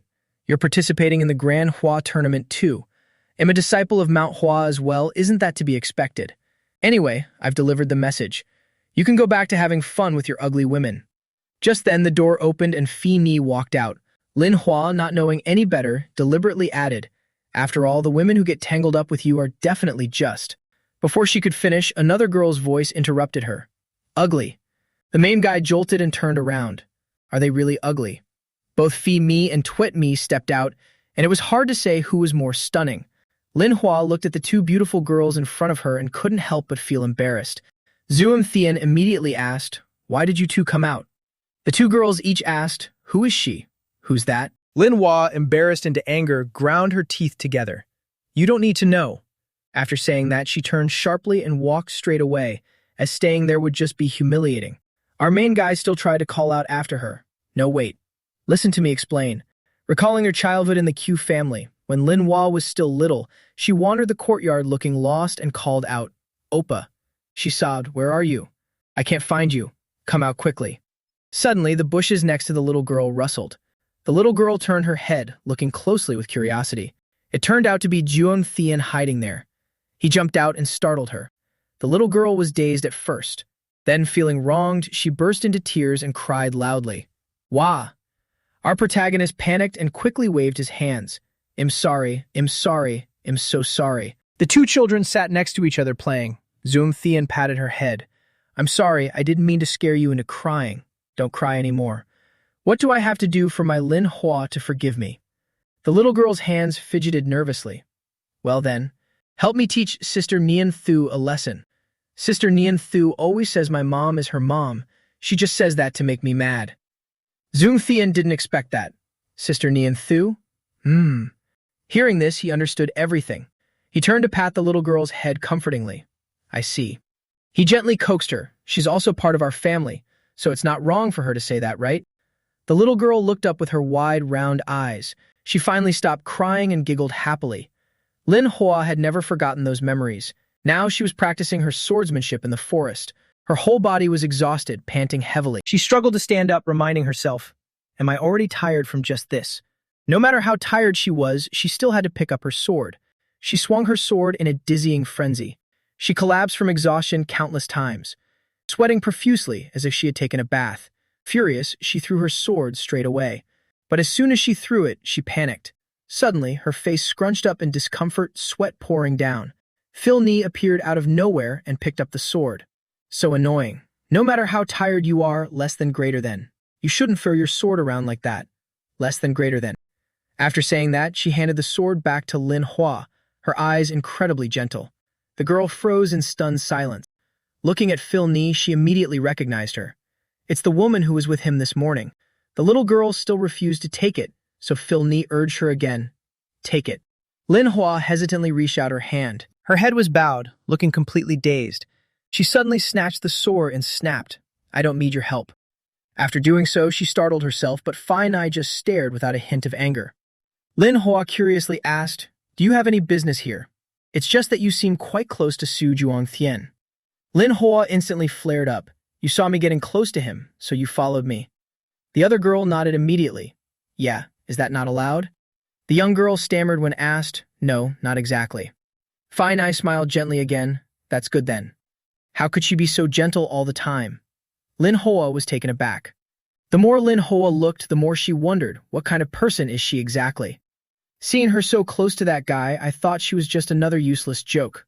Suddenly, Phi Ni reminded her seriously. Relax. You need to loosen up a bit more. You're using too much force when swinging the sword. You must learn to relax your body first. No one had ever taught the young girl these things before. Even though it was true, Lin Hua turned away disdainfully.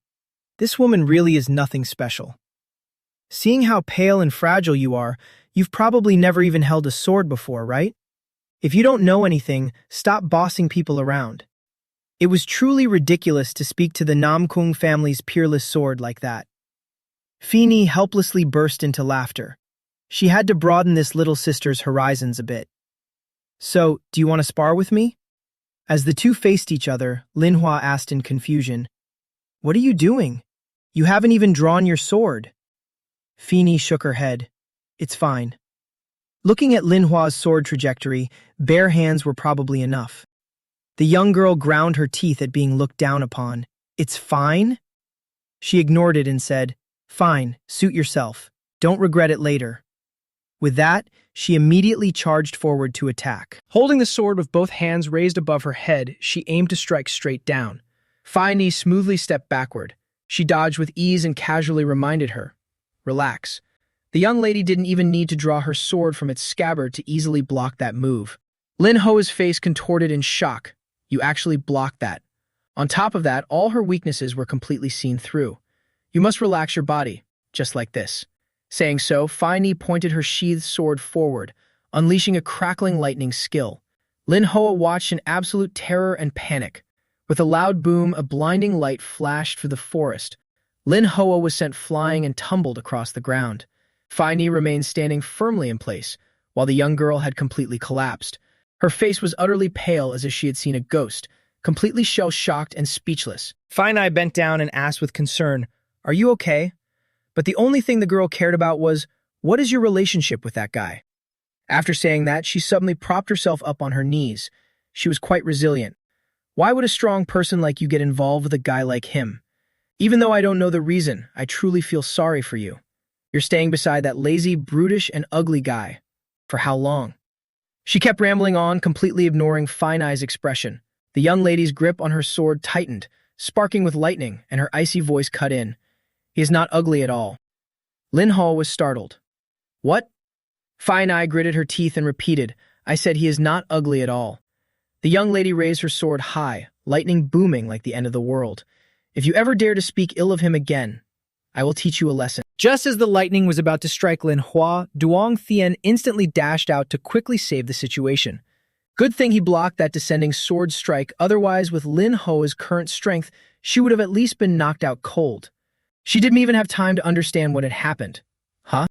The MC shielded the little kid, glaring at Fini and asking, "What the hell are you doing?"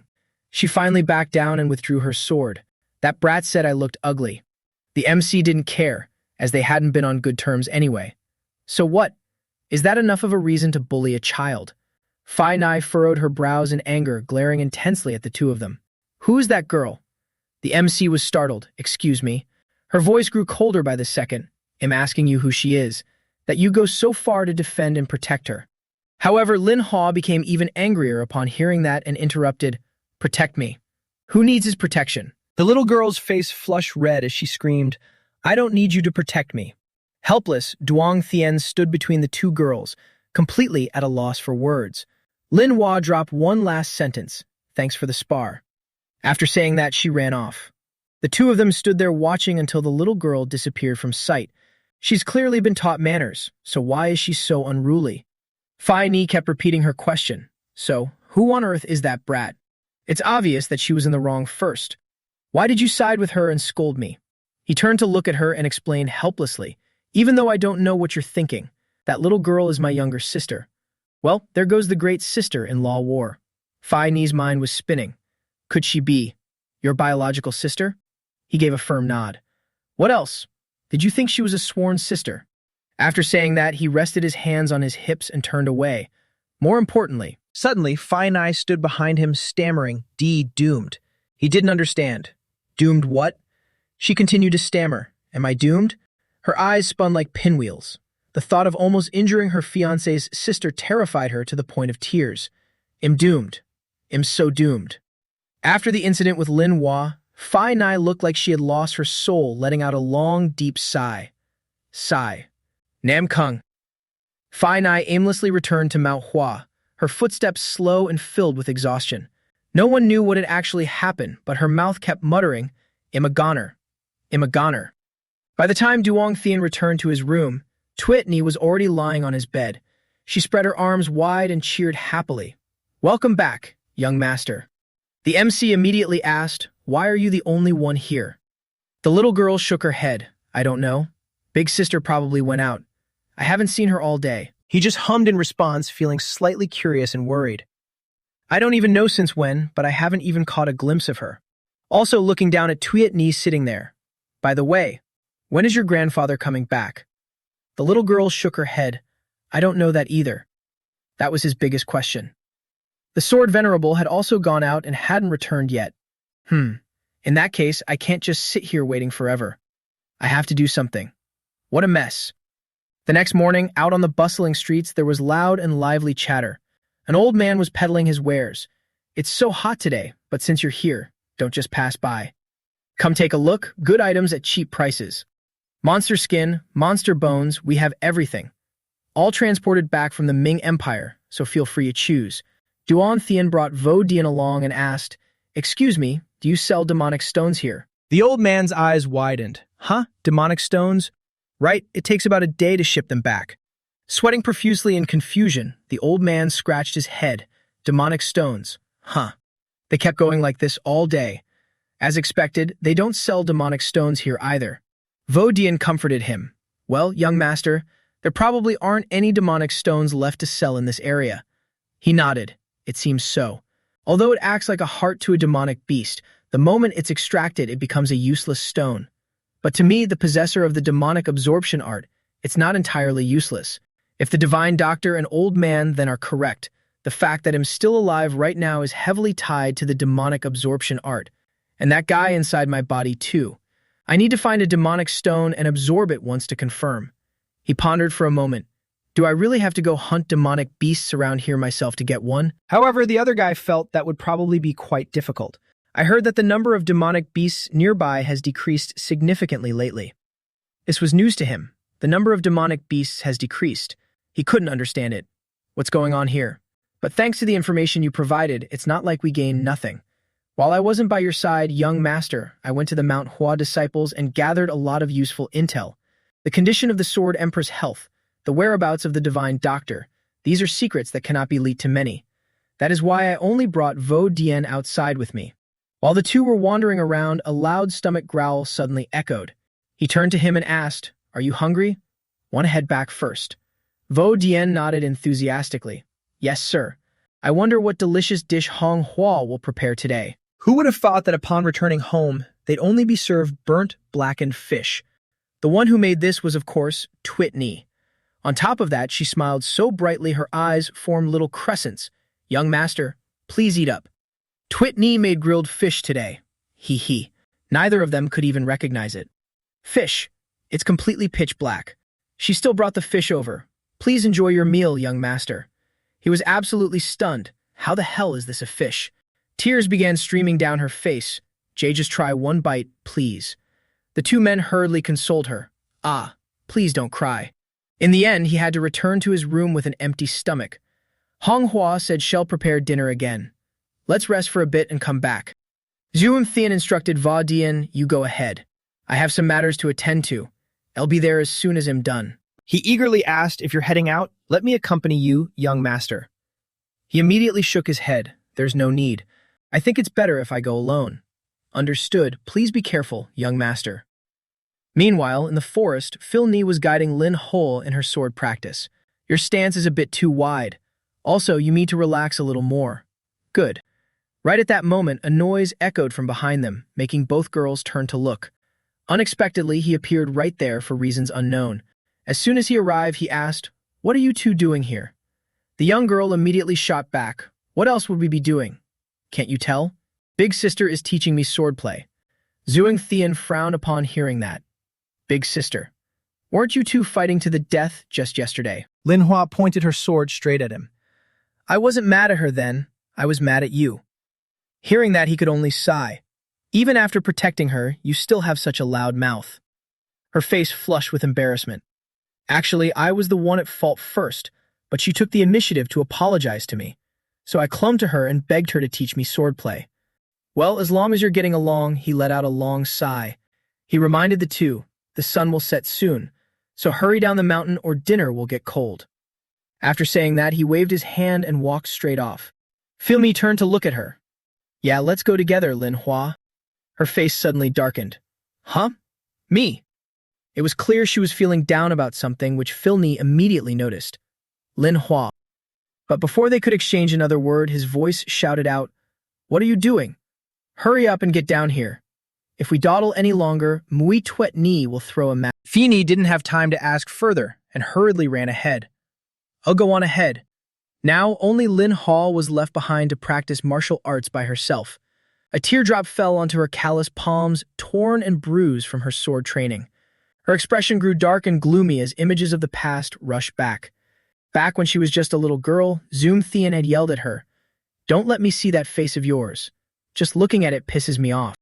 Lin Hall, understanding nothing, stammered, Be brother. He was absolutely furious, like someone had kicked a hornet's nest, lashing out angrily. Didn't I tell you already?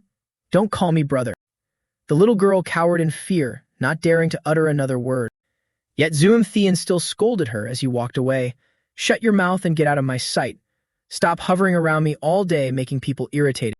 The grievance from her childhood now fueled her anger, and she swung her sword to continue practicing. Sweat rolled down her cheeks, but her eyes gleamed with fierce determination. She remembered her master gently calling, Lin Hua. The young girl knew she had to try even harder, making a firm resolution. I must make the plum blossoms bloom in full. That evening, after her training, Lin Hua went down the mountain to the market to buy some meat skewers for dinner. Her stomach growled loudly. The market has gotten really lively because of the upcoming martial arts tournament. Even the barbecue stall that's been closed for so long is open again. I've been so focused on training that I haven't eaten anything for days. I'm absolutely starving. Looking at a kid walking past who was drooling over the meat skewer in her hand, she smiled and said, Sorry, but this is my meal. My first meal in days. If it's good, I'll buy some to bring back to master. Just as she opened her mouth to take a bite, she remembered the pitiful, frail figure of the woman. For the past few days, Lin Hua had been preparing and bringing her meals. Master, it's time for dinner. Every time the woman kept her back turned and simply asked, Is that Lin Hua? Just leave it there. Have you had your dinner yet? I was planning to wait until you finish eating, master. How can that be? How can a martial artist eat so irregularly? Hurry to the market and buy something delicious. Their meals consisted of nothing but thin porridge. Remembering that bowl of thin porridge, she suddenly felt the meat skewer wasn't appetizing at all anymore. She was too weak now. Besides thin porridge, she couldn't eat or drink anything else. Master. The young girl truly cared for her, feeling that standing here eating meat skewers just didn't feel right. She immediately gave that kid the meat skewer, then quickly hurried back to Mount Hua. Her footsteps grew faster and faster, silently praying in her heart, Wait for me. Together, Lin Hole wants to be by Master's side. Master. Running all the way to the foot of the mountain, she was just a long flight of stairs away from home. I still have so many things I haven't told Master. Her face lit up with so many untold stories. I sparred with Sister Phil Ni from the Nam Kung family. It was also the first time someone other than Master taught me martial arts. And also, right at that moment, something incredibly fast slashed straight toward them. It was a sneak attack from a muscular brute. Luckily, Phil Ni dashed out from nowhere to shield her, pulling Lin Hole aside just in time to save the little girl's life. The tree was sliced cleanly in half. A despicable voice rang out, Oh, what an unexpected delight. Very good, very good. The two girls looked over in shock. It was too fast, too dangerous. Thankfully, they kept their lives. The bastard rested his massive broadsword on the ground, raising an eyebrow with a disdainful smirk. Where did these great beauties fall from? And there are two of them. Lin Hoa quickly dodged to the side. Who are you? The arrogant bastard declared his name. Humph. If I tell you, would you even know? My name is Da Huyet Sik. He looked disdainfully at the sword in the little girl's hand and frowned. You better throw that useless broken sword away. It would be such a pity if a great beauty like you got hurt. Lin Hoa trembled all over in fear. Right then, Phil Ni drew her sword and shouted a command. Hey, hurry back to Mount Hua and report the situation here. She even shielded Lin Hoa. The little girl was clearly no match for him, yet she remained stubborn. Sister. Phil Ni immediately stopped her. Look closely, Shu Lin Hoa. Look at the current situation, you won't be of any help here. The guy stuck out his long tongue. Do you really want to fight? am quite busy, so I won't show any mercy. Great beauty, you better think carefully. Feeny tried to persuade the little girl. If there's someone you want to protect, you must do as I say. The little kid still didn't want to leave. But I can't leave you alone, sister. Standing here would only make Lin Hua a burden. Feeny decisively unleashed a lightning strike. Run now! The scene shifts to Zhuang Thian.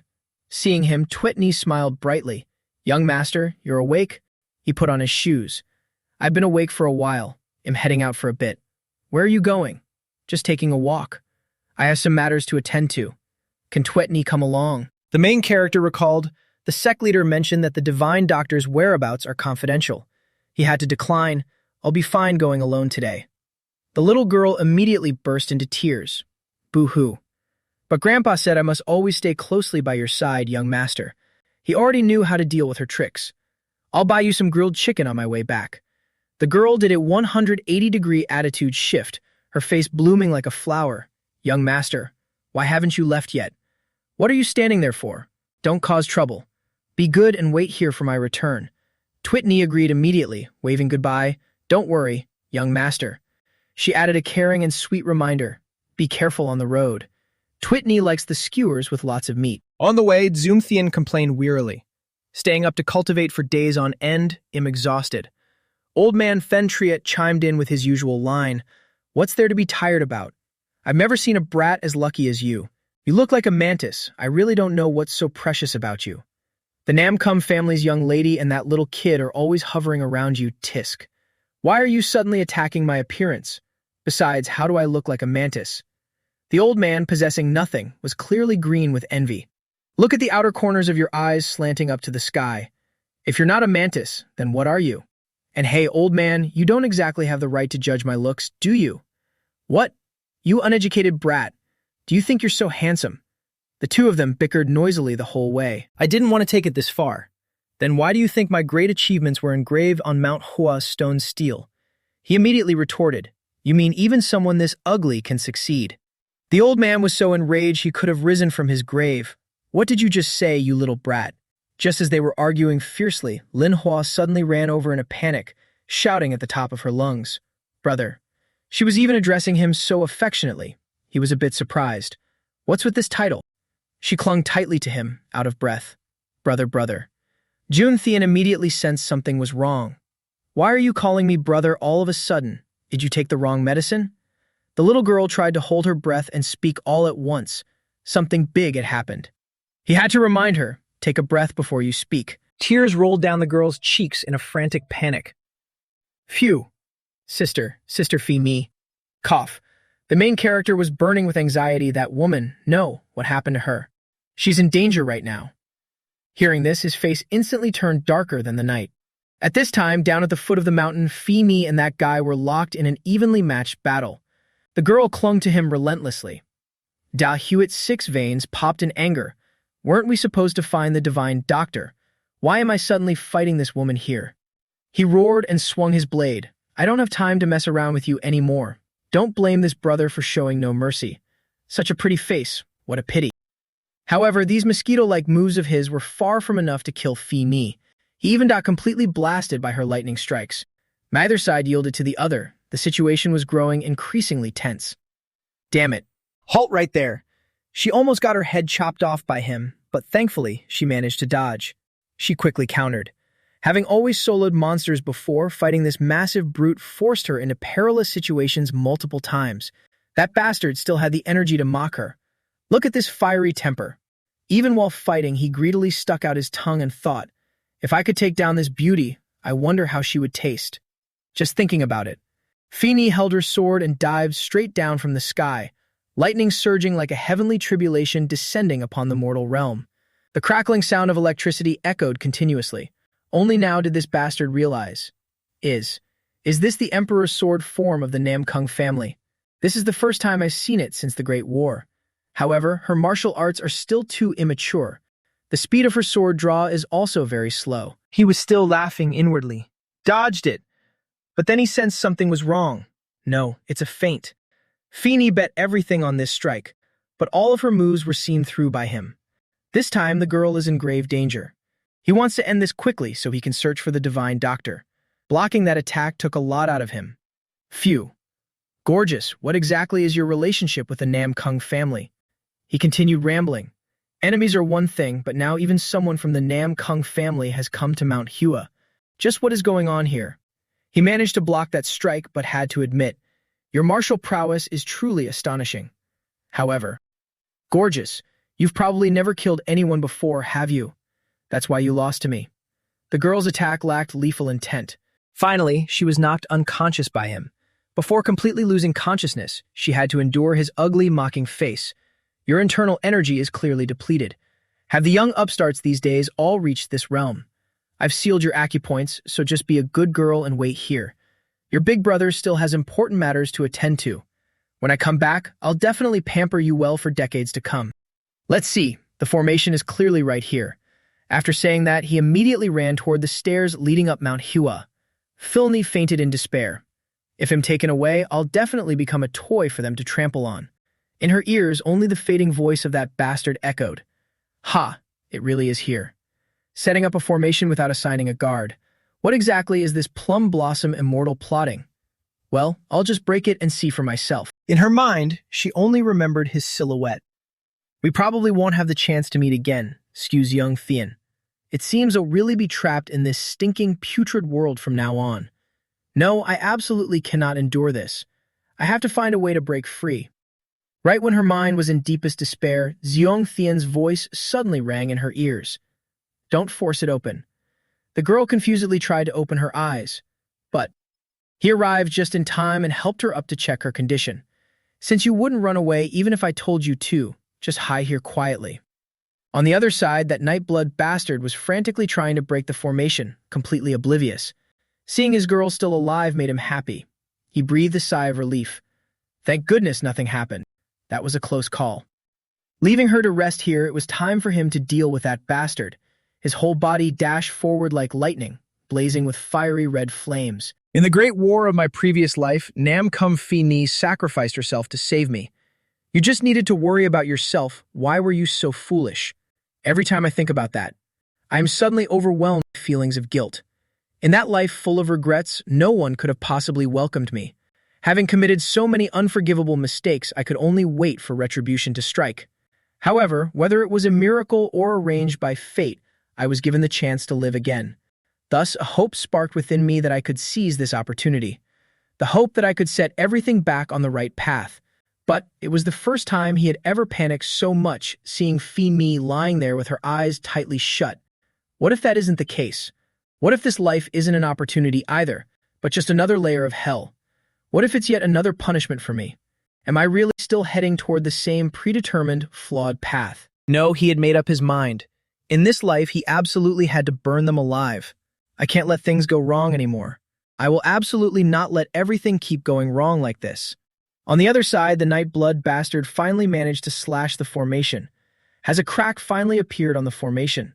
Turns out it's this simple. Why didn't I? Suddenly, his body began to tremble violently, sensing a massive, overwhelming, murderous intent from behind. By the time he turned around, he was met instantly by the protagonist's flaming fist. He was dead meat this time. Jung Thian simply aimed straight at his body and punched. On top of that, he punched with both hands, double the pain. It wouldn't be an exaggeration to say his stomach was now caved into his back. A deafening explosion roared out. It was too fast and too dangerous.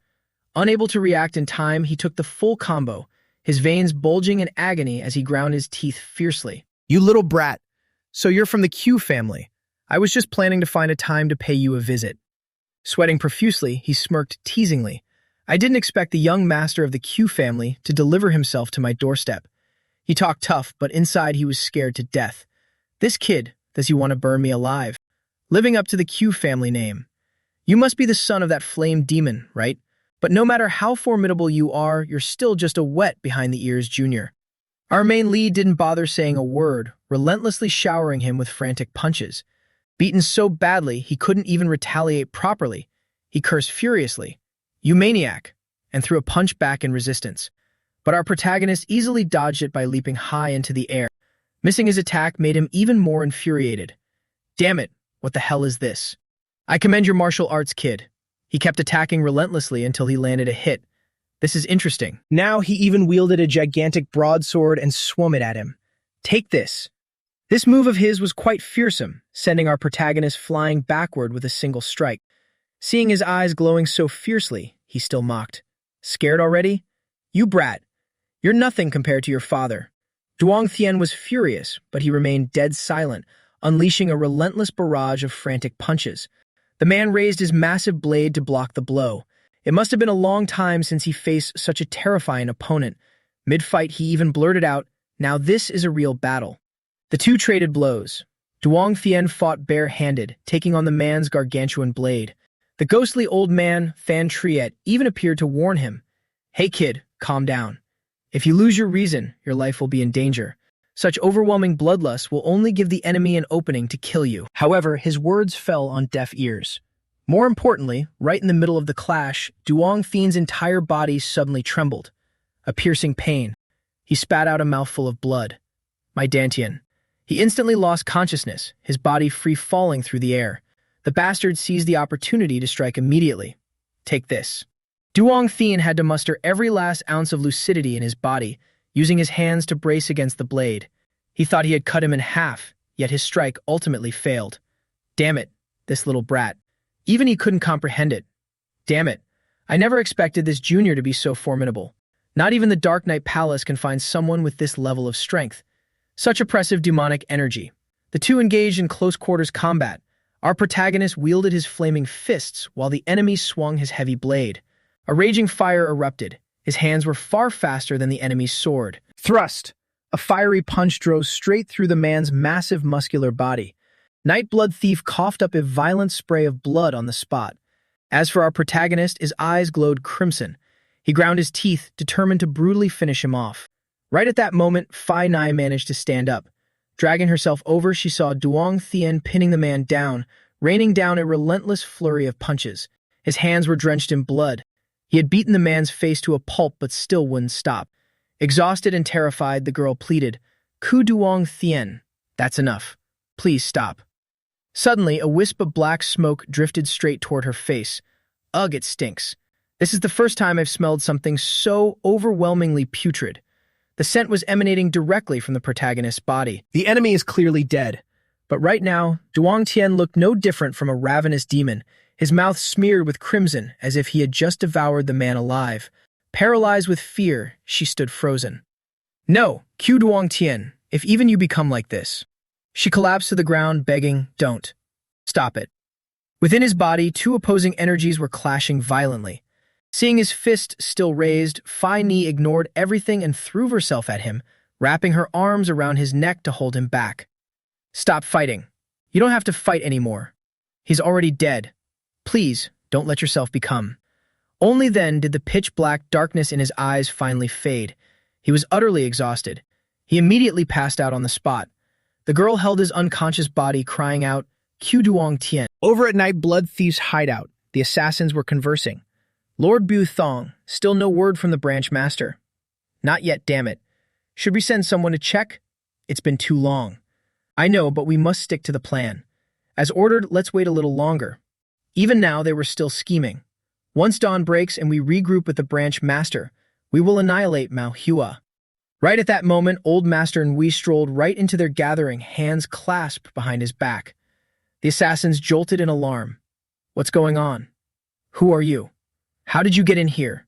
The old man didn't waste words. With his eyes burning a brilliant gold, he asked, "Are you the ones targeting the Mount Hua disciples?" The men shouted in panic. "What the hell is this damn geezer talking about?" One of them even dared to point his sword straight at the old man.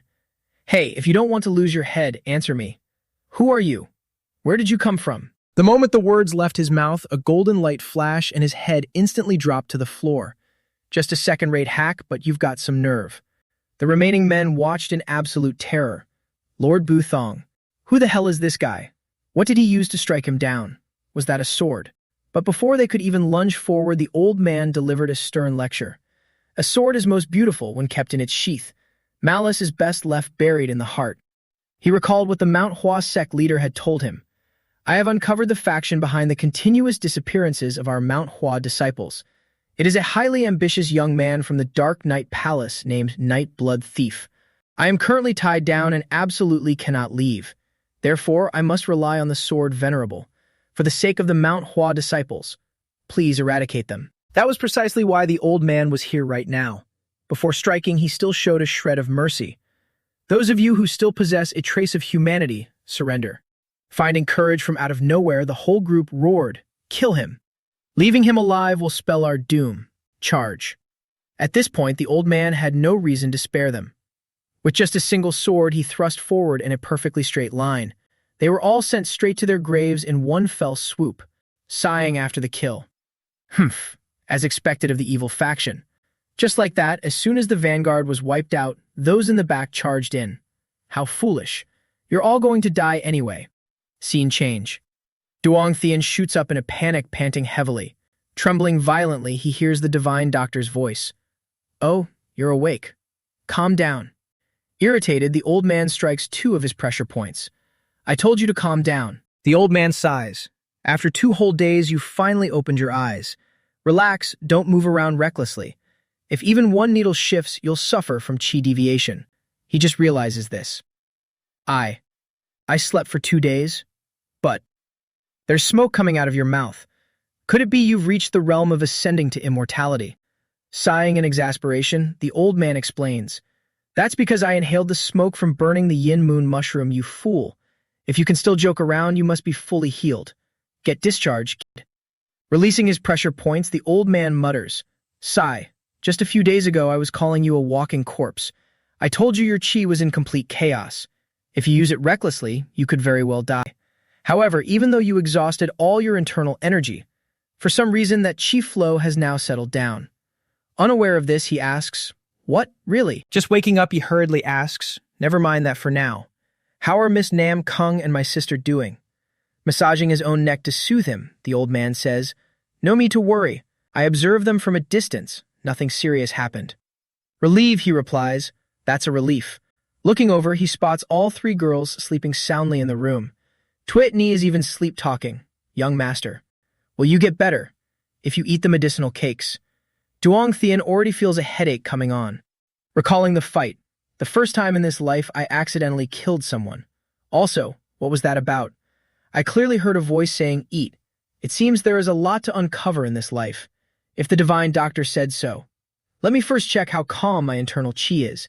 My meridians and blood flow are indeed still blocked. But since my body is still growing, it should recover quickly, right? Suddenly, a buzzing sound rings in his head as that deep pink aura gathers. Our protagonist flinches and stops. Wait, hold on. Damn it. Could this be demonic QE? This is a mess. Can I really not escape it in this life? Scene cuts elsewhere. A man sets down his water cup and asks, who was originally in charge of the annihilated Shaanxi branch? It was Da Huyet Tak. The room he's sitting in is far grander than that former boss, with rows of assassins standing in neat formation on both sides. The man continues. Although he hadn't reached the transformation realm, he was a seasoned peak master. He shouldn't have been defeated so easily. Who killed him? Though the Mount Hua sect seems to be hiding their identity, rumors say it was a rising star. Closing his eyes in fury, he orders, investigate this immediately. Also, dispatch the Rakshasa to the divine doctor. Understood. I'll give the order right away. Although there's a slight flaw in the plan. This man belongs to the demonic cult, evident by his pitch-black eyes and dark purple pupils. Thinking of the demon god, he mutters, but it's almost complete. My god. Very soon. The young demon god awaits resurrection. Meanwhile, elsewhere, Tuit Mi calls out one day, Grandpa. What is it? Where is the young master? The young master is with Sister Phi Ni. He's fully recovered now. The old man beams. Ha, the youth sure do recover fast. Suddenly, the little girl hesitates strangely. Grandpa. Sensing something off, he asks, what is it now? She puts down her favorite pastry. With a serious look in her eyes and gripping her sword, she declares, I want to learn martial arts. In his past life on that day, the demon god sat by the lake, swinging his legs playfully. Duong Thien was sitting beside him, 2 jugs of wine placed in front of them. Suddenly, he said, perhaps the moonlight is just too beautiful. Raising his cup towards him, he cheered. It makes the wine taste even sweeter. Cheers. It would be wonderful if the captain could drink with me. What a pity. But he merely turned to look, not saying a word. Just like that, he sat at the table while the others sat by the lake, admiring the moon. His gaze flicked over, staring intently at him. Suddenly, he kicked the water hard, splashing it everywhere, deliberately throwing water right into his face. "Captain, the look in your eyes is a bit strange." Wiping the water off, Duong Thien calmly replied, "If you feel uncomfortable, I apologize." The man insolently replied in a cold tone, "No need to apologize." He beamed with a smile. "I don't mind it that much." Grabbing the jug to pour more wine, he said, "Sometimes. You seem to be looking at someone else through me." The protagonist immediately denied it. "Am not." You must be thinking about the girl in your heart, huh? Lying to me won't work. Duong Tien let out a sigh. "I'm sorry." The man mocked him deliberately. "It must be truly heartbreaking, right? If the demon sword empress, who died for you, knew about this." Irritated, Duong Tien cut him off. "I will sever all worldly desires." But the demon god wouldn't let it go, continuing his rambling. "I'm very curious. If that girl who makes the captain lose his mind were to die by my hands in the future, would you still be able to remain this apathetic?" As he said this, his pitch-black eyes widened. Having said his piece, he smiled and turned away.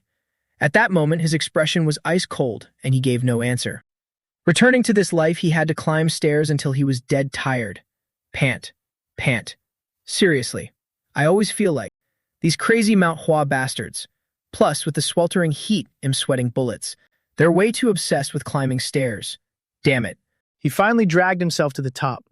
The patriarch smiled and asked, "That divine doctor said you're able to walk around now?" Duong Tien nodded, "Yes. My injuries aren't severe, so I'm fine." The old man stroked his beard thoughtfully.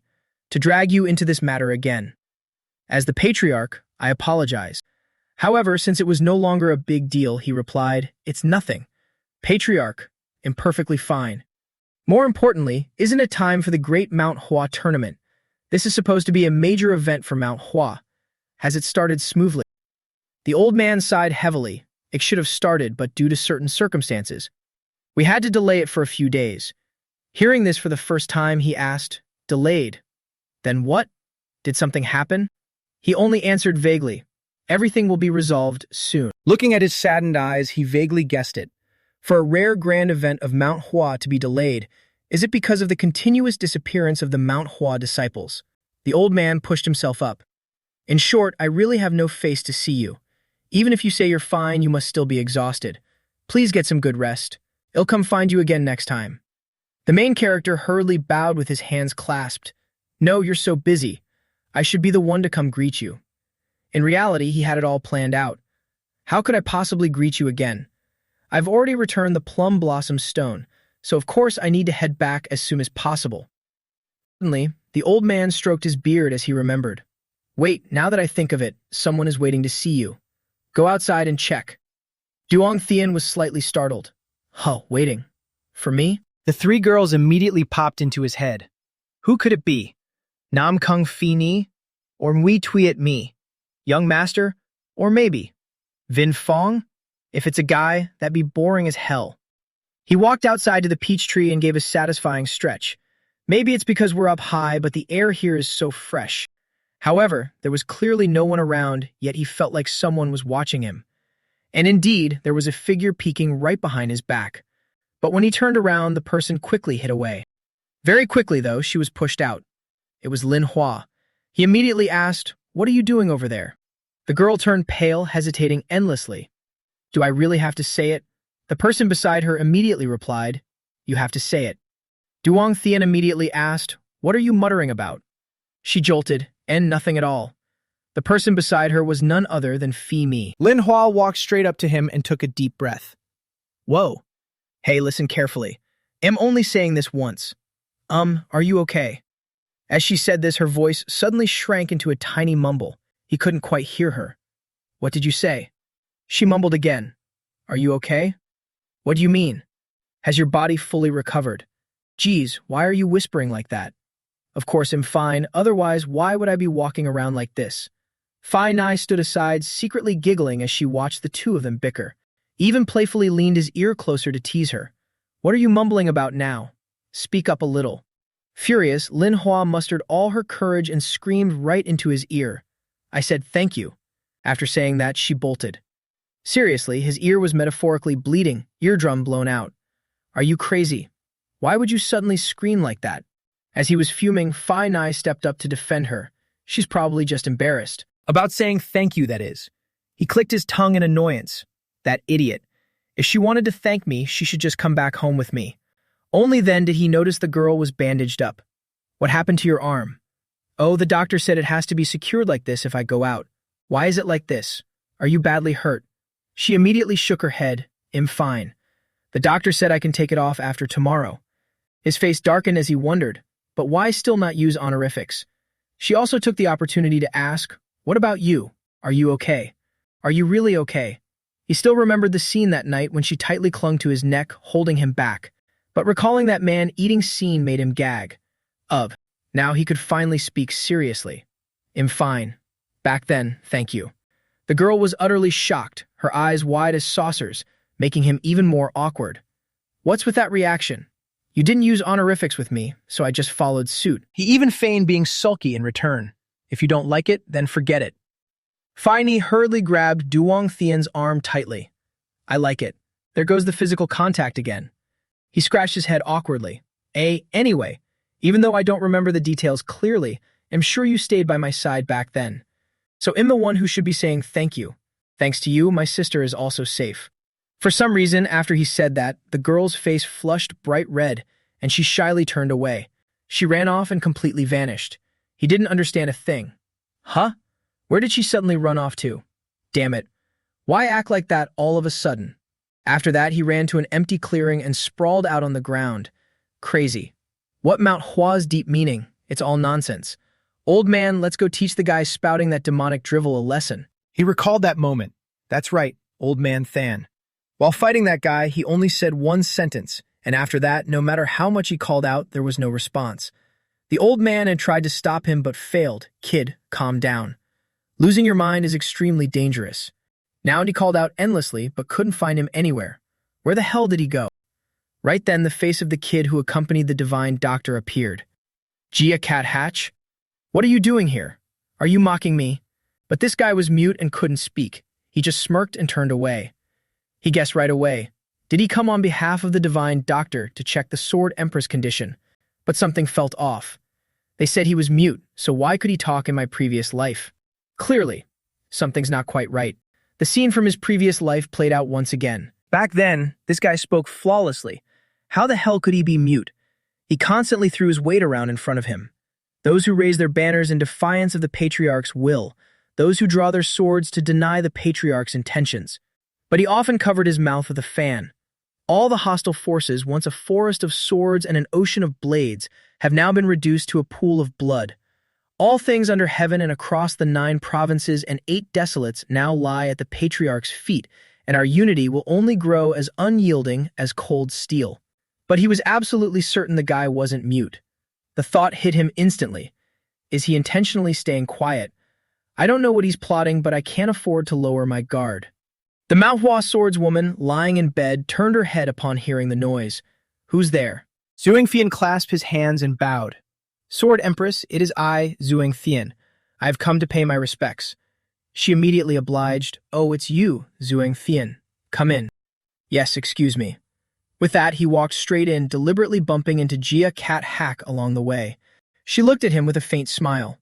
I heard you got caught up in an unfortunate incident, but thankfully, you look unharmed. Thank you for worrying about me. I apologize.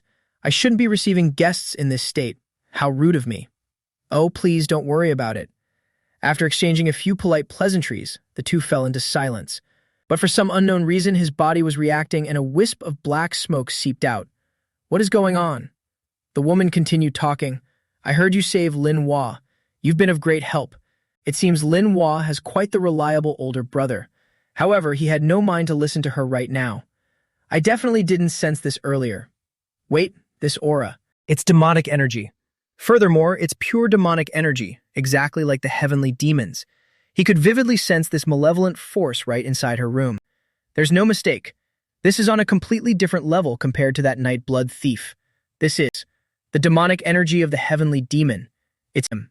Could this be the illness that's slowly gnawing away at the Sword Empress? Why would she have this kind of aura on her? Don't tell me. She has actually crossed swords with the heavenly demon before. Demonic energy isn't something you can just resist through sheer willpower. To face such a chaotic aura ravaging her body and still hold on this much. She coughed violently, her strength severely depleted, yet she continued.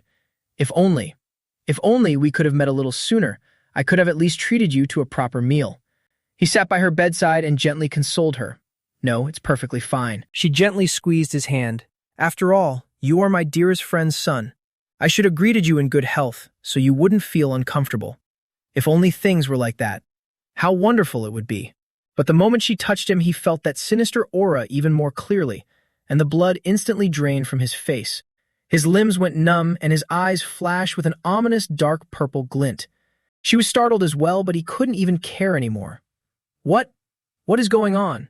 Demonic vortex absorption art. He looked down at his hand, which was now radiating black smoke. Can it actually absorb the demonic energy within humans too?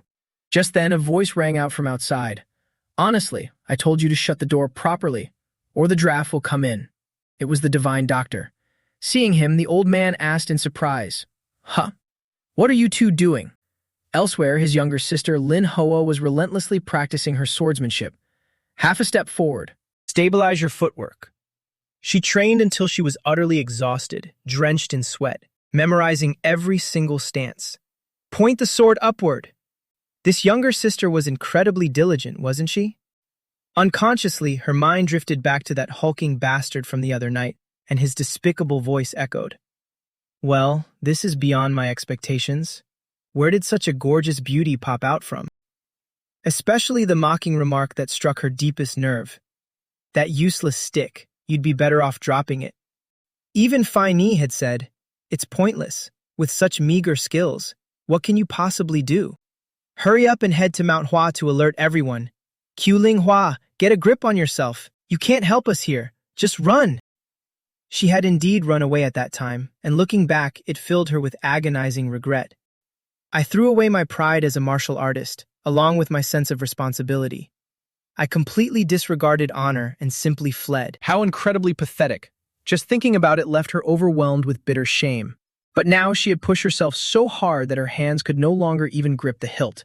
She collapsed to her knees. This is not the dignified bearing of a martial artist that my master taught me. Right at that moment, a voice called out from behind. Senior Marshal Aunt Q. Are you cultivating? Aren't you pushing yourself a bit too hard? Drink some water before you continue. Marshal Aunt, it's perfectly fine to drink it all. It was none other than Lang Fong. He even flashed a charming smile as he handed her the gourd of water. Lang Fong, the youngest plum blossom swordsman. Looking at him, the thought crossed her mind, if it were him, he wouldn't have fled so disgracefully like I did, right? Being stared at so intensely, he called out awkwardly, Senior Marshal Aunt Q. She then recalled the divine doctor's words. If it weren't for your brother, things would have gotten incredibly messy. Once he wakes up, make sure to properly thank him. Don't you think he's amazing? Lin Hoa had innocently asked, what exactly are you talking about? The old man had explained even the young lady of the Nam Kung family couldn't defeat that demonic entity. Who knows what phenomenal power and technique your brother used to suppress it? I know his chi is highly complex, but it seems he actually knows how to utilize it to its fullest. It was true. She now saw him in a completely different light. That lazy, selfish Qiu Zhuang Thian. While I was still acting spoiled with my master. Humph, everyone else had already embarked on their true martial arts path. She bit her lip fiercely in self-reproach. Qiu Lin Hoa, you only know how to run away. What right do you have to bloom the plum blossoms? I thought she would grab the water bottle, but she bent down to pick up her sword instead. Ling Feng smiled brightly. Are you going to keep practicing? I'll leave the water here. You can return it to me later.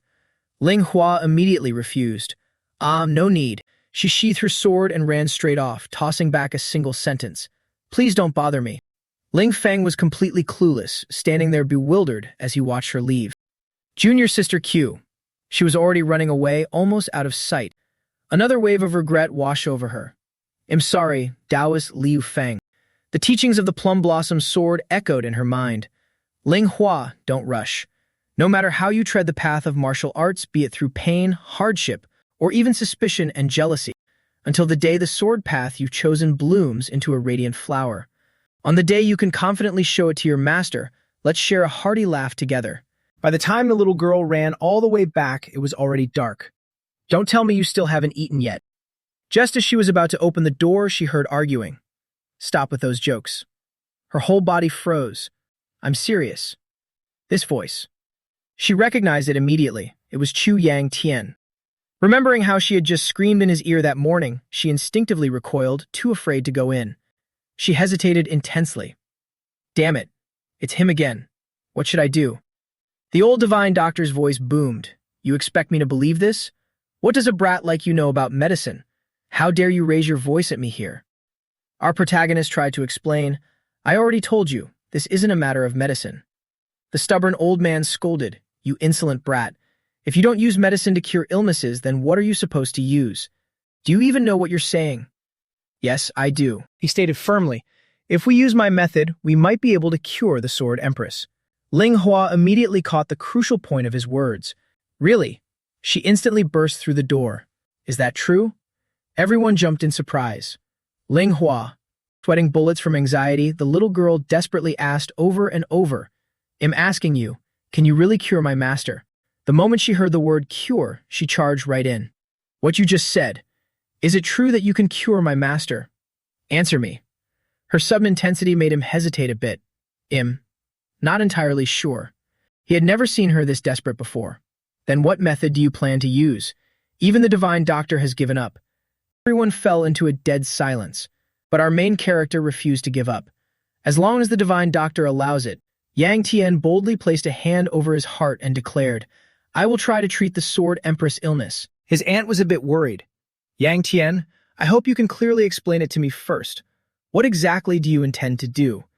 He couldn't just blurt out the truth, so he cryptically replied, "I plan to use the Q family's mental arts." The Q family's mental arts use fiery qi to dispel foul, impure qi. Based on what I've sensed, the illness currently eating away at the Sword Empress lifespan is caused by a certain kind of aura. Even the old divine doctor was startled to hear this.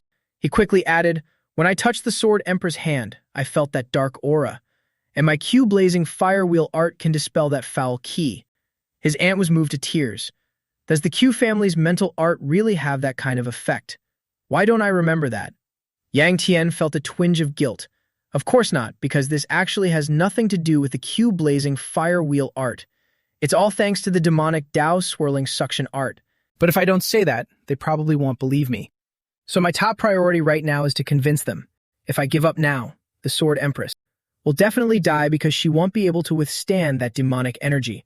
Even if she survives, she'll abandon the secular world and vanish, just like in my previous life. Even though I don't know if I can actually save a Sword Empress in this state and change the future. Suddenly, someone tugged at his sleeve. It had been a long time since Ling Hua called him this. "B brother, can you really save her?" Tears rolled down her flushed cheeks. "Please, save my master, brother." Yang Tian was secretly annoyed. "Brother, my ass. This brat only calls me brother when she needs something. But thanks to her, my resolve is even firmer now." With renewed determination, he looked at the old man. "Therefore, divine doctor, please, you must allow me to proceed with the treatment." The old man was still skeptical and didn't agree right away. "Even if it's as you say, and the Chu family's mental arts can dispel that aura. The original purpose of that mental art was never to save people." He was genuinely worried, veins bulging on his forehead. If the mental art damages her internal qi and causes the Sword Empress to die on the spot, can you bear the heavy responsibility if you fail? Yang Tian brushed it off. Why worry so much when there's still a glimmer of hope? But we can't just stand by and do nothing. We have to try every possible method before. But as the divine doctor, the old man couldn't think that way. He roared furiously, "Don't speak nonsense. Doing that is no different from gambling with a patient's life." Suddenly, the Sword Empress interrupted him. Letting him try a little shouldn't hurt, right? Annoyed, the old man turned to scold them both. "You." Before he could finish, she spoke up. "I can't stand watching myself wither away like this either. Besides, divine doctor, haven't you already tried everything you possibly could? Furthermore, just as Yang Tian said, I've actually felt some distinct changes. I think that's more than enough to take a gamble on. Yangshin, no matter what goes wrong, it won't be your fault. I want to follow my own will, entrusting the short time I have left." Since you put it that way, this old man has no reason to refuse. All right, he nodded reluctantly. "If anything goes wrong, I will step in immediately." The plum blossom swordswoman sat cross-legged on the ground with Yangshin sitting behind her, preparing for the treatment. "In my past life, I used these very hands to take hundreds, thousands of lives. To think I am now using them to save someone. If others saw this, they'd probably find it laughable. This immense pressure I'm feeling for the very first time. Is this the burden of responsibility the divine doctor spoke of? Even so, I have to do it. I can't hesitate any longer. The two watching from the sidelines are just as incredibly tense. If I don't at least try, I won't be able to protect anything. Placing his hands on her back, he decisively activated his technique. Release. Demonic energy instantly surged through his body. To heal her, he had to endure this excruciating, bone-deep pain. His dantian erupted with demonic energy, swirling violently together with his body's innate fire chi. The scenery around him shifted. He had successfully entered her dantian. He sensed it immediately. This is absolute madness. What is with this colossal wave of demonic energy? How has the Sword Empress managed to hold on until now with such a massive amount of demonic energy inside her? She stood in the midst of that demonic aura, paralyzed and clinging to a mere thread of life. He hurriedly shouted, "Sword Empress." But she could do nothing except squeeze her eyes shut and brace herself as the monstrous entities surrounding her began to make their move. This is going to be a huge mess. He could only rely on himself. No matter how much he called out, she wouldn't wake up. Just a single misstep, and everything will be reduced to ashes. If I absorb this energy, will I even be able to hold on? That's right. Bearing the brunt of all this is my own retribution. I have to shatter these monstrous things with my own two hands. Summoning every last ounce of his strength, he blasted away the demonic energy surrounding her. He would do it. He absolutely had to, no matter how many of them there were. However, halfway through, the agonizing pain struck. My head hurts so much. His entire body went numb, his eyes glowing a bloodthirsty red. This feeling. I have to unleash my flames and burn them to a crisp. The demonic apparitions shrieked fiercely as the flames engulfed them, clinging on relentlessly. But he had to be even more stubborn than they were. She was starting to regain her strength, temporarily escaping their encirclement. What is happening? She finally managed to open her eyes, her vitality rushing back. But Yangshin's strength was completely depleted. His eyes turned pitch black, entirely consumed by the demonic energy.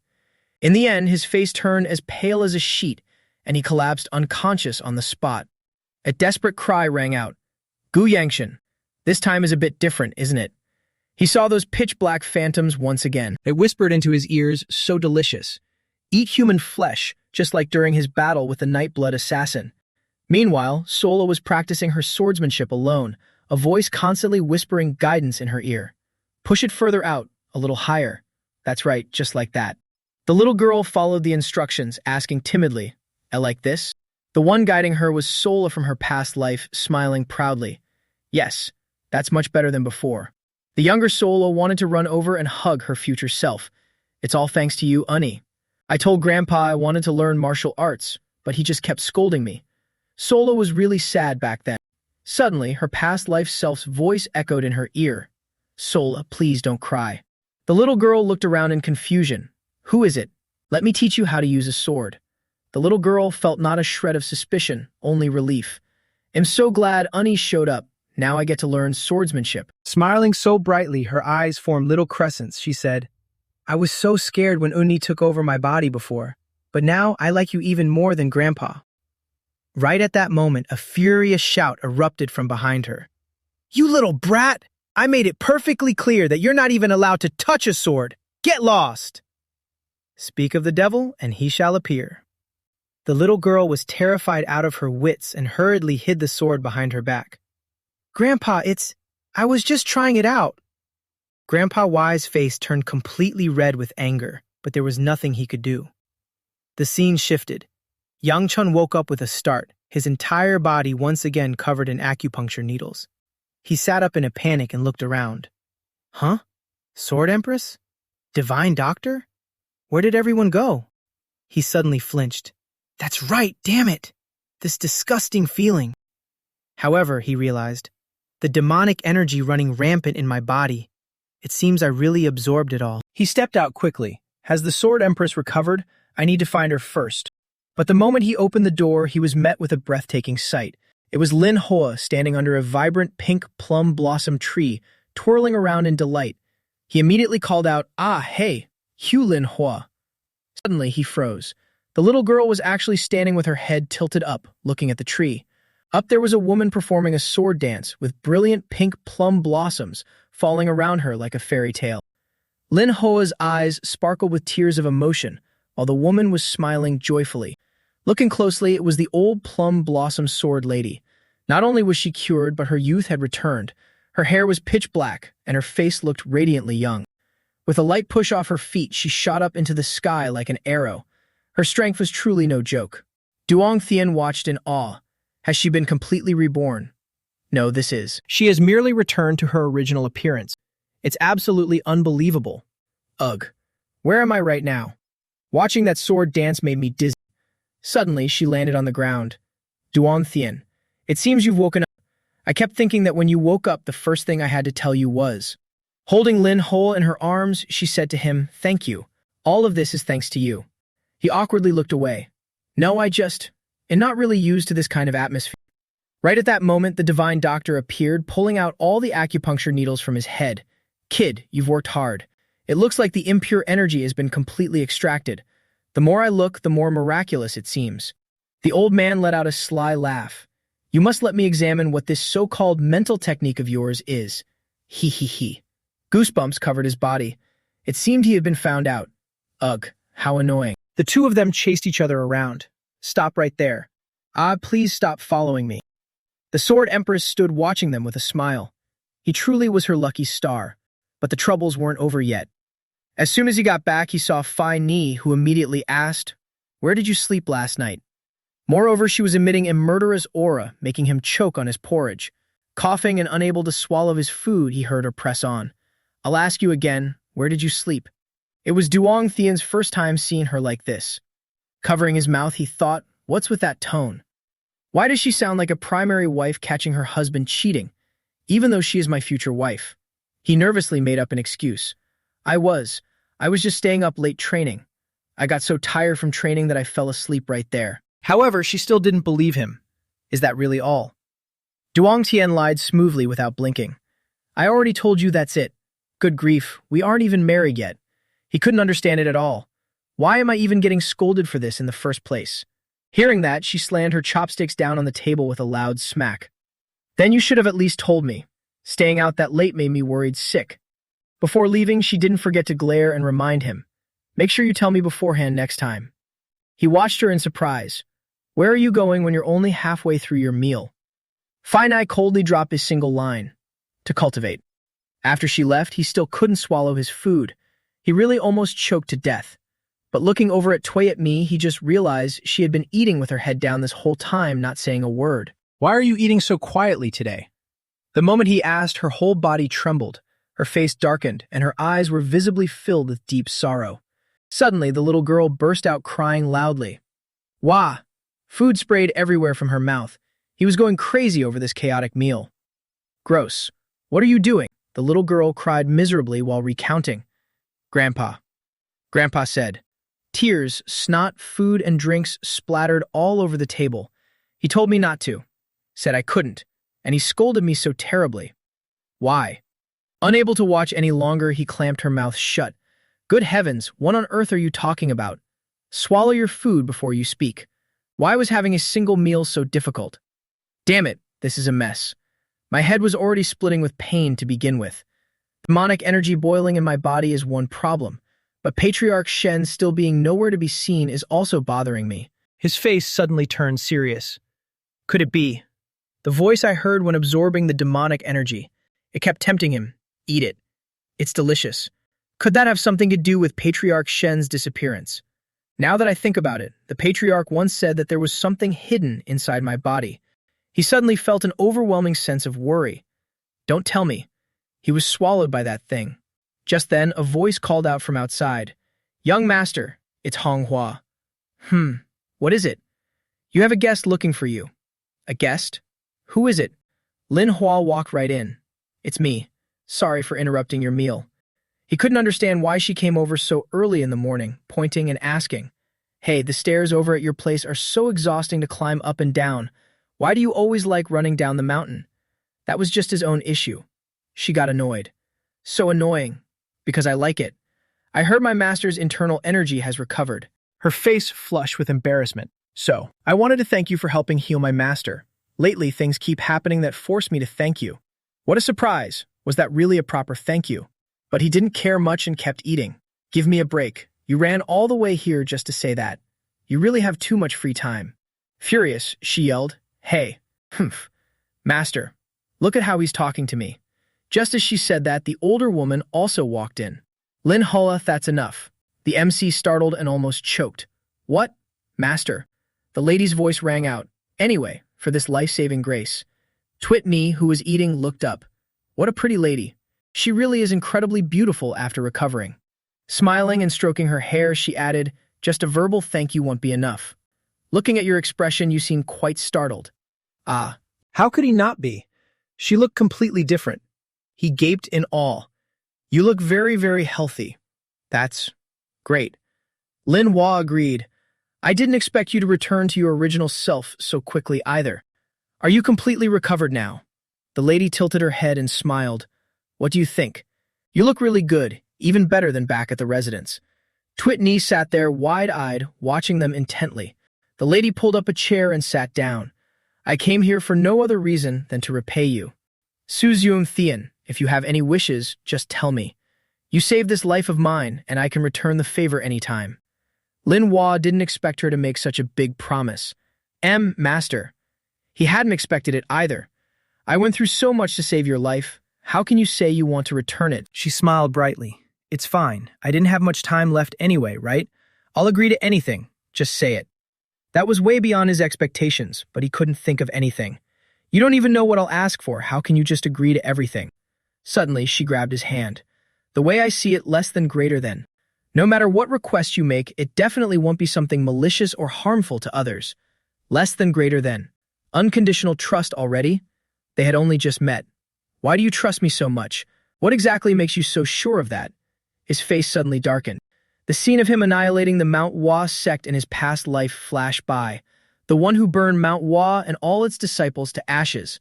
That was me. Thinking back on it now filled him with endless shame. Even though failing to protect Q Lin Hall wasn't actually their fault, I just needed a target to vent my anger on. Her eyes sparkled as she smiled. If you can't think of anything now, you can tell me later. But I'd like to take this chance to ask you something. I'm sorry to interrupt your meal, but could you all give Xiong Thien and me a moment alone?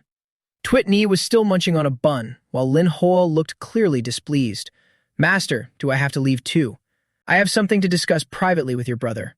Lin Hoa, please step out for a bit. The girl had no choice but to leave, bowing her head sadly. Yes. He then turned to Twit Nee. Aren't you leaving? She loudly slurped some noodles and hastily covered her ears, playing dumb. It'll cover my ears. Can I just stay here and eat? In the end, he kicked her right out the door. That'll teach her to be stubborn. With just the two of them left in the room, she leaned back comfortably in her chair. It's so nice to see you all getting along. It's been a long time since I felt such a warm atmosphere. He was speechless. You call that getting along? Your mother and I were just like that in the past. Would chat and laugh, occasionally bicker over trivial things, and then make up. Suddenly, her tone grew serious. Well then, let's get down to business. I want to talk about what you still remember. About your mother's final moments. Lin Ho was too young back then to remember anything, and the family has completely covered it up. Therefore, she could only rely on him. If you remember anything at all, please tell me everything. Zim Thien hesitated slightly. It had been so long. About that. Memories of that snowy white day came flooding back. His mother stood at a distance from Zim Thien and his father, her face solemn. I am ready. As a young boy back then, he was trembling uncontrollably, clenching his teeth to hold back his tears. Why? Why make me watch this? What do you expect from me by pushing things this far? His father replied coldly. I want nothing. I just want you to survive. Live your life well. His mother looked back at the two of them, before finally turning away. Zuim Thien, in leaving Lin Hua in your care, a blood-red rift tore through the sky. If you are ready, I shall open it now. Space cracked open into a massive void, reeking of overwhelming danger. Panic welled up inside him. Mother. Tears streaming down her cheeks, his mother turned back and called out to him. Zuim Thien. Tears flowed from her eyes as she forced a smile. I'm so sorry. He sprinted toward her, screaming in desperation. Mother. Oh. Mother, please don't go. But it was too late. The rift snapped shut, bathing the space in crimson. In the blink of an eye, everything vanished. The space returned to its pristine snowy whiteness, as if nothing had ever happened. She vanished without a trace, leaving him screaming until his throat went hoarse. Mother! Mother! Mom! His father stood behind him motionless and entirely devoid of pity. While he could only weep in agonizing pain, his father growled a cold warning. Let the tears you shed today be your very last. From now on, even if you want to cry, you are not allowed to act like this anymore. His face was expressionless as he shouted his demand. Tell me, where has mother gone? Zoomthian's eyes glowed red, as fierce as a little wolf, but the old man simply turned and walked away. Follow me, I have something to show you. He opened that secret door. Take a good look. This is the reason for the existence of the Q family and us. It is your karma. It is also the retribution you will have to bear. Goodness knows what the old man showed him, but his face immediately darkened, freezing in sheer terror, forgetting even to cry. Pausing his story here, he stopped. I cannot tell you. She continued to press. Is she still somewhere out there in this world? But he still didn't answer. I cannot reveal that either. No matter how much you ask, my answer will remain the same. Since that was the case, she couldn't press further and stood up. So that's how it is. I understand, I won't ask anymore. She even rubbed his head comfortingly and chuckled. Hee hee. I'm sorry, this must be a painful memory for you too. Right, now that you mention it, I heard there's a beautiful older sister who always helps Lin Ha. Is it the person sitting next to you eating just now? Who knows why she would ask that when referring to Twit me? Bo, beautiful older sister. The older woman narrowed her eyes to probe. Is it not her? If she's an older sister, she looks too young, so who could it be? He suddenly broke out in a cold sweat of panic. This matter. He hadn't expected this at all. Did Q Lin Ha really say such a thing? That didn't seem like her at all. If she's talking about the person teaching her swordsmanship, she must be referring to Nam Kung Fi Mi. Seeing him tense up, she stopped teasing. All right, let's stop here. I should slowly get up and head back to the estate. When do you plan to leave? He wasn't sure either. I'll probably depart soon, since that girl Lin Ha doesn't plan to come along. She chuckled. Is that so? Then she suddenly shouted, Q Lin Ha. The little girl outside immediately responded, Yes, master. Unexpectedly, the woman threw the door open and rushed straight out. Do you really not plan on going home? The girl froze. What? I'm still worried about you, master. But you should still go back and check on things, right? The girl hesitated, lowering her head in embarrassment. But, seeing you so restless like this, I guess there's no choice. Then how about this? Unexpectedly, her eyes sparkled brightly, placing a hand on her chest as she suggested, I will also return to the Q estate with you. Hearing this, only Lin Hua could rejoice, while the main character felt like he'd been struck by lightning. What the heck is this? Zoom Thean hurriedly ran out to stop her. Are you really going back with me? She finalized it on the spot. That's right. I happen to have some business at the Q estate to take care of. Moreover, I still haven't heard Zoom Thean's wish. He was utterly shocked and tried to come up with an excuse. Wait. The Sword Empress is supposed to stay and protect this place. She smiled and turned around. Me? Protect Mount Hua? All this time, I've actually been the one being protected. What are you talking about? He pointed at Lin Hua again. But just a moment ago, she said she didn't want to go back. However, that little girl had now done a complete 180, her face beaming. Wow.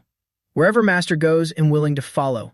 Zoom Thean furiously scolded her, and the two began arguing so loudly it shook the heavens and earth. You brat. How can you change your tune so quickly? Because I feel like it.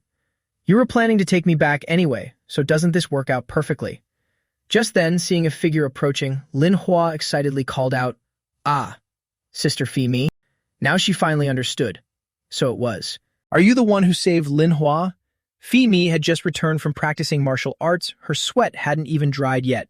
For some reason, the woman immediately shook her hand to greet her. I've always wanted to thank you in person. Thank you so much. Fi Mi blushed deeply in embarrassment. No, But the older woman cut her off and kept going. Lin Hua often told me there was a beautiful older sister who always cared for and helped her. Just as the girl said, you truly are a beauty. He looked at her flustered expression, her face red enough to bleed. She actually knows how to be embarrassed. Just because of a compliment, who would have expected her to bluntly bring it up? That's right, I heard you are Jun Thean's fiancé. You two are both kind-hearted people. Your relationship will definitely flourish in the future. He jumped in shock. The S-Sword Empress. How does she know about the engagement? Sitting there, Twitney suddenly looked off into the air. She happily cheered, sister. It was the future Twitney coming to coax her. Let's go practice now. We should have finished that sensation from earlier. The little girl beamed with joy and immediately ran off. Okay. Zoontheon was startled and called after her. Huh? Hey, where are you going? But she had already disappeared without a trace. Over there, Lin Hall was saying, Master, the flower selection battle will begin soon. If you said you want to go together, can we wait until it's over before we leave? She asked for his opinion first, Zoontheon. If we do as she says, can you manage that? He had no choice but to go along with it. Since she already said she wants to return to the estate, what other choice do I have? I'll also wait until then before setting off. She clapped her hands happily. All right, let's decide the departure date like that then. Suddenly, she stared intently down at Lin Hua, making the little girl's heart skip a beat in guilt. Master, is something wrong? Lin Hua, since I've been seeing you in well-lit places a lot lately, I'll just ask casually.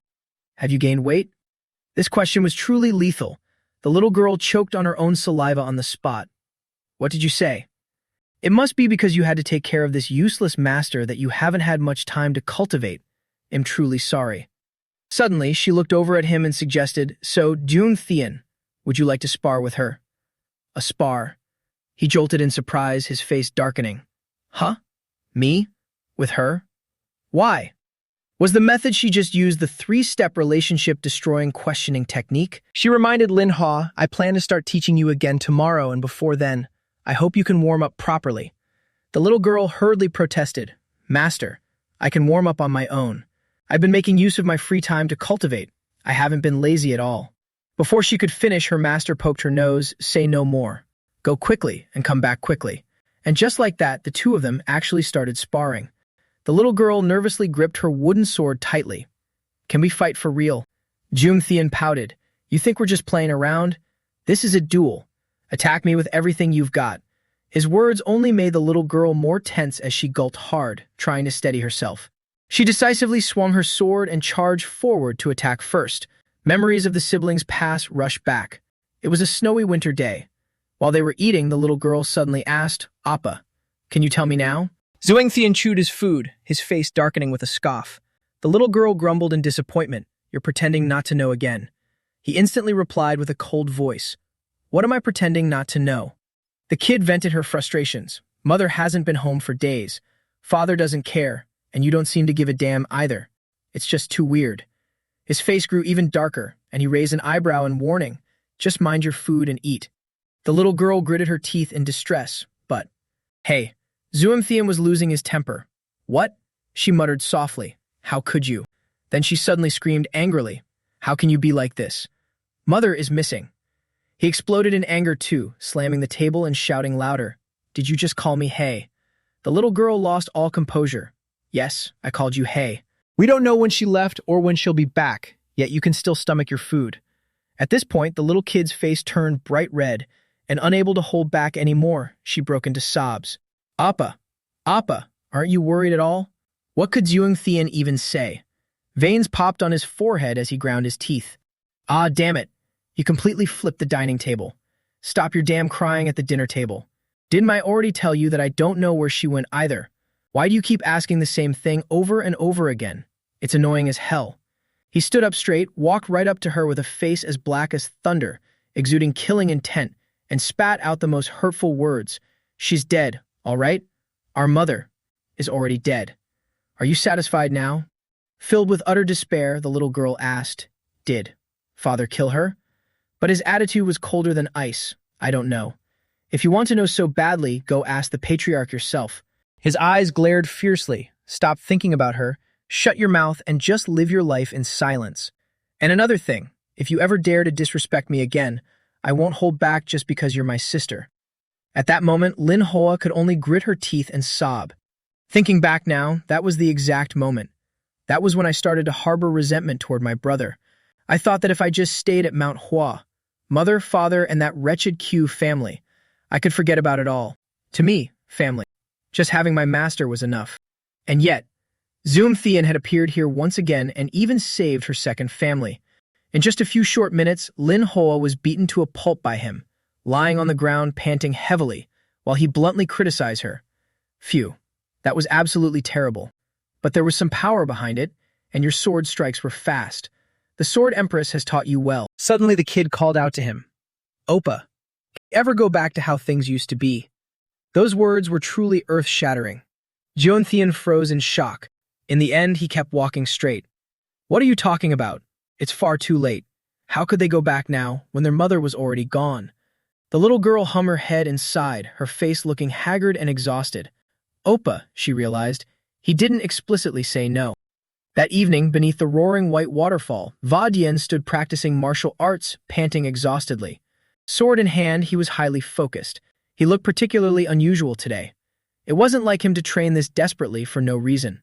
Slashing his sword back and forth countless times, the sharp blade tore through the air. In his mind, he recalled the sight of Jeontheon lying there covered in needles, and he had screamed in absolute despair, "Young master. Why? What were you thinking? Why did you fight them all alone? Young master, please say something." But Jeontheon lay there unconscious, his face pale as a sheet, eyes sunken, and his knuckles completely torn open. He gritted his teeth and asked himself, why? I know the young master has been intentionally avoiding me, and I know that he's even reached a level where he no longer needs me. But still, even so, the burden of responsibility I carry doesn't get any lighter. My role is to be the sword and shield of the Q family. Unless I die, I absolutely cannot allow the young master to get hurt. Even now, he still couldn't forgive himself. But what is this now? When the young master bet his own life to protect others, where was I? What the hell was I even doing? All the inner turmoil in his heart was channeled into each powerful, decisive sword strike. He even cursed himself, "You useless fool. I train in swordsmanship to protect others. If I can't even protect a single person, then it's just." Just as his blood was boiling, he suddenly heard a familiar voice. "Sister, is this the place? It seems too high." Vo Dian immediately looked up at the towering waterfall. That voice. Is it Maid Mui, or is it not? Did I mishear it? There's no way Maid Mui would be in a place like this. But the more he listened, the more identical the voice sounded. Huh? I got it. I'll keep going. I just need to do exactly what I did before, right? Ah, my shoes are completely soaked. But I'll keep going. By the way, how much longer do I have to keep my eyes closed? It truly was Tuyet Ni. The little girl was practicing her swordplay with her future self, guiding her through every single detail. Just a little longer. You must maintain your focus until your body completely masters the footwork. Drenched in sweat and a little frightened, the girl stuck her tongue out, about to refuse. What? In losing my balance. What if I fall? Her future self encouragingly praised her. Oh my, water is splashing everywhere. It's okay, you're doing great. And so she executed the third move. With every shout, the little girl swung her sword. Once more. Waves of water flew violently into the air with each strike. That's it. Like this, right? In doing it right, aren't I? Continue with the fourth move. But in Vo Dian's eyes, he only saw the little girl practicing her swordplay and talking to herself. He couldn't believe it. Am I dreaming? Swish. Is that really Maid Mui? It doesn't look like she's talking to herself. Who is she conversing with? More importantly, she's standing right at the edge of the cliff. It's too dangerous. If the young master knew, he would definitely freeze in shock. Future Tuyet Ni guided her from one move to the next. All right, this time do it smoothly from the first move all the way to the fourth. Understood. Let's begin. The techniques became increasingly masterful and mesmerizing. Vo Dian stood there stunned, his wide eyes glued to Tuyet Ni, unable to look away. Next is the fifth and final move. After this move, the little girl was completely exhausted, panting heavily. But determined not to give up, she yelled, "Let me try." Her entire body launched into the air, the waterfall's spray scattering everywhere. Great job! Finally landing safely on the rocky outcrop, future Tuyet Ni couldn't help but praise, "Well done." The little girl was incredibly satisfied. She praised me. Vo Dian had been staring up with his jaw dropped, forgetting the ache in his neck, wondering to himself, how can she do that? Could she have been secretly practicing her swordsmanship all this time? I always thought she was just a maid who loved eating honey cakes. Suddenly clarity struck his mind, and he startled at his own thoughts. What on earth am I thinking? Vo Dian, pull yourself together. Ahem, randomly looking down on others won't help me reach a higher realm. He gripped his sword so tightly that his hands trembled. I need to focus on the path ahead and train even harder. This is the only way I can fulfill my duties as a guard of the Ku family. Right at that moment, Tuyet Ni appeared behind him like a ghost out of nowhere. You've seen enough. His heart leaped out of his chest, and he turned his head in panic. Maid Mui? Since when were you? The girl poked him in the chest.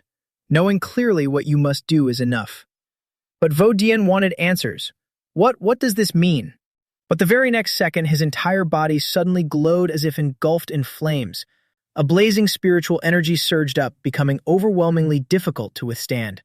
The little girl's eyes widened, clear and bright. But don't let yourself be too constrained by the mold. Sometimes you have to break it. A golden light flooded the space as the two stood facing each other, time seemingly coming to a halt. After an unknown amount of time, Vodian suddenly woke up, regaining his consciousness. Why did that happen so suddenly? Maid Nui? Yet there wasn't a single soul around him. Everything he just experienced felt like a dream. The scene shifts to a bustling marketplace crowded with passers-by. The noisy chatter echoed everywhere. I told you to hurry up and buy it. What clearance sale? It clearly just started. Don't try to trick people. Come take a look before you go. Vibrant pink plum blossom-shaped fireworks bloomed prominently in the night sky. Duong Thien and Phi Ni sat under the veranda, looking up to admire the view. Seriously, I never expected to be here right until the first flower war began. Things really turned out this way. He spoke while eating a meat bun. Since it's already like this, just rest up well before you leave. Suddenly, feeling dizzy, Phi Ni turned to him. Her face flushed red as she let out a soft The protagonist continued talking. Also, I am telling you beforehand, just head straight home. For all I know, your family might turn everything upside down because of you. Suddenly, the girl's head leaned right onto his shoulder, her eyes tightly closed. Just like that, without saying another word, she simply wanted to lean on him for a bit. Duong Thien was too embarrassed to push her away. All right, suit yourself. The scene between the two of them was no different from a newly minted couple in love, sitting shoulder to shoulder, brimming with romance. On the other side, some Mount Hua sect disciples were acting crazy, swinging their swords and shouting, my arm is about to fall off. Let's enjoy this pain. The festive atmosphere livened up the whole area. In another room, two old men sat conversing with one another. The divine doctor pondered deeply. Sword Venerable. No, Alliance Leader, I know what you are seeking, but do you think I can do it? Old Mui immediately replied, other than the divine doctor, who else could possibly do it? The old man let out a heavy sigh. Even though everyone calls me the divine doctor, it doesn't mean I am truly a god. Old Mui chuckled. Ha. I understand that perfectly well. But his tone quickly shifted, raw despair becoming evident. Is there really no other way? The room once again descended into silence. Old Ngui still clung to hope. You haven't said it's impossible yet, the divine doctor calmly explained. This is not a simple matter. Risking intervention in someone's internal energy is inherently a difficult task. Not to mention, she is not an ordinary person. Saying this, the divine doctor didn't even dare to look up. The so-called vessel that a human should possess. Her vessel is a bit strange. Its capacity is so vast and profound it looks as though there is nothing inside. So it's only natural that she hasn't had much of a presence all this time. Perhaps it shouldn't even be called a vessel. Old Y's face darkened drastically, sinking in heartbreak.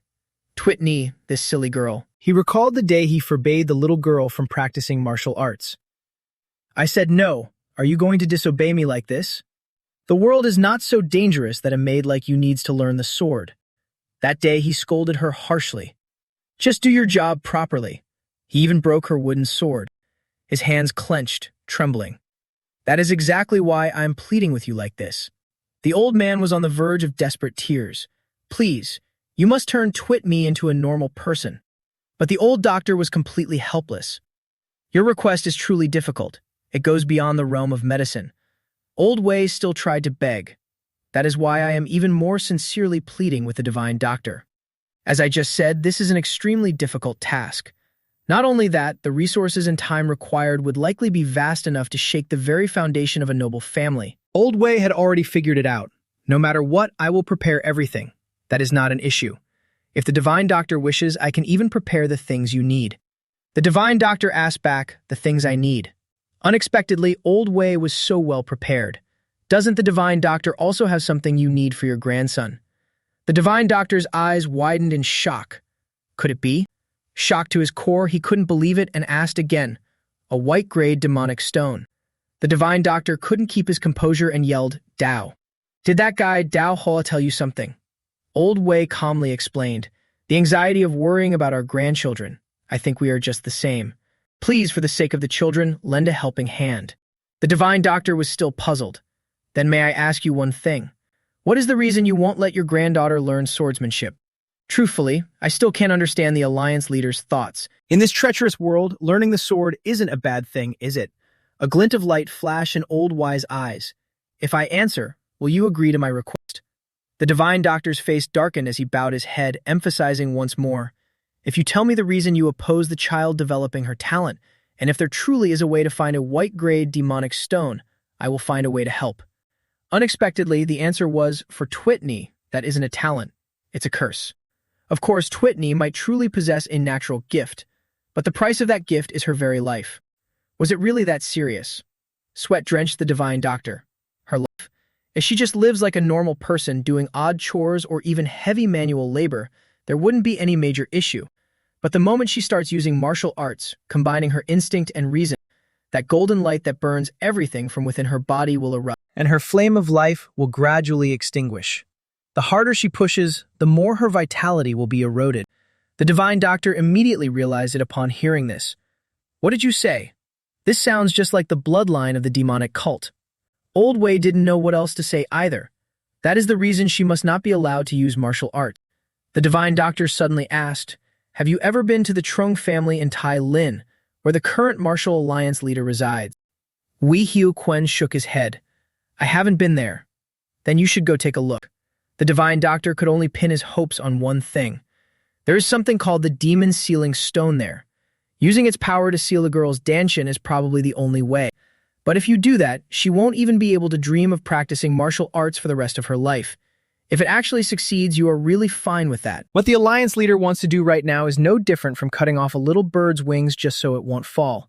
But one day she will grow up, and when she looks back and realizes her wings were clipped before she ever got to fly, she will probably resent you until the day she dies. The old man understood all of this. How tragically Twitney had cried that day. If he truly stripped away her ability to learn martial arts in secret, the little girl would definitely be extremely resentful. Old Wise's face darkened. She will resent me until death. But he had made up his mind.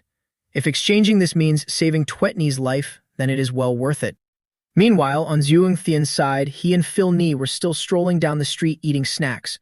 Suddenly, she hurriedly ran straight ahead without a word of goodbye. He was about to chase after her when a street vendor suddenly stopped him. The vendor pointed at his stall. The item he was selling was a golden butterfly hairpin.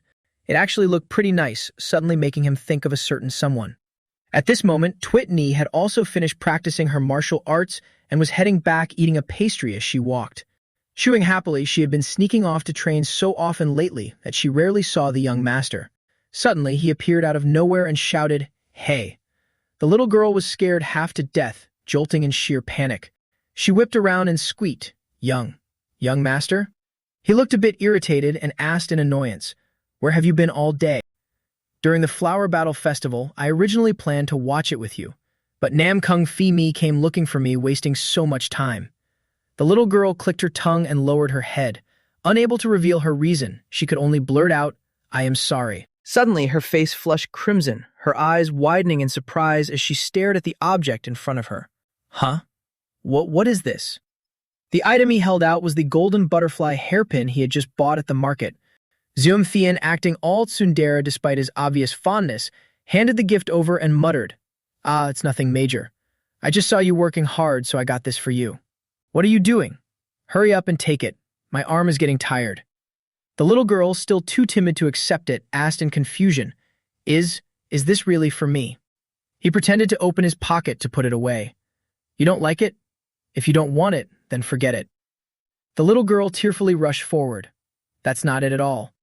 Only then did he smile in satisfaction. "That's more like it."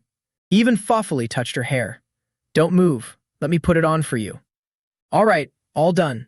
The little girl looked up with wide, round eyes and asked, "Does it suit me?" "I don't know, but..." Unable to offer a simple compliment, he resorted to harsh words instead. If you don't like it, just take it off. It wasn't expensive anyway. As he was grumbling, he suddenly felt something soft and warm against his cheek.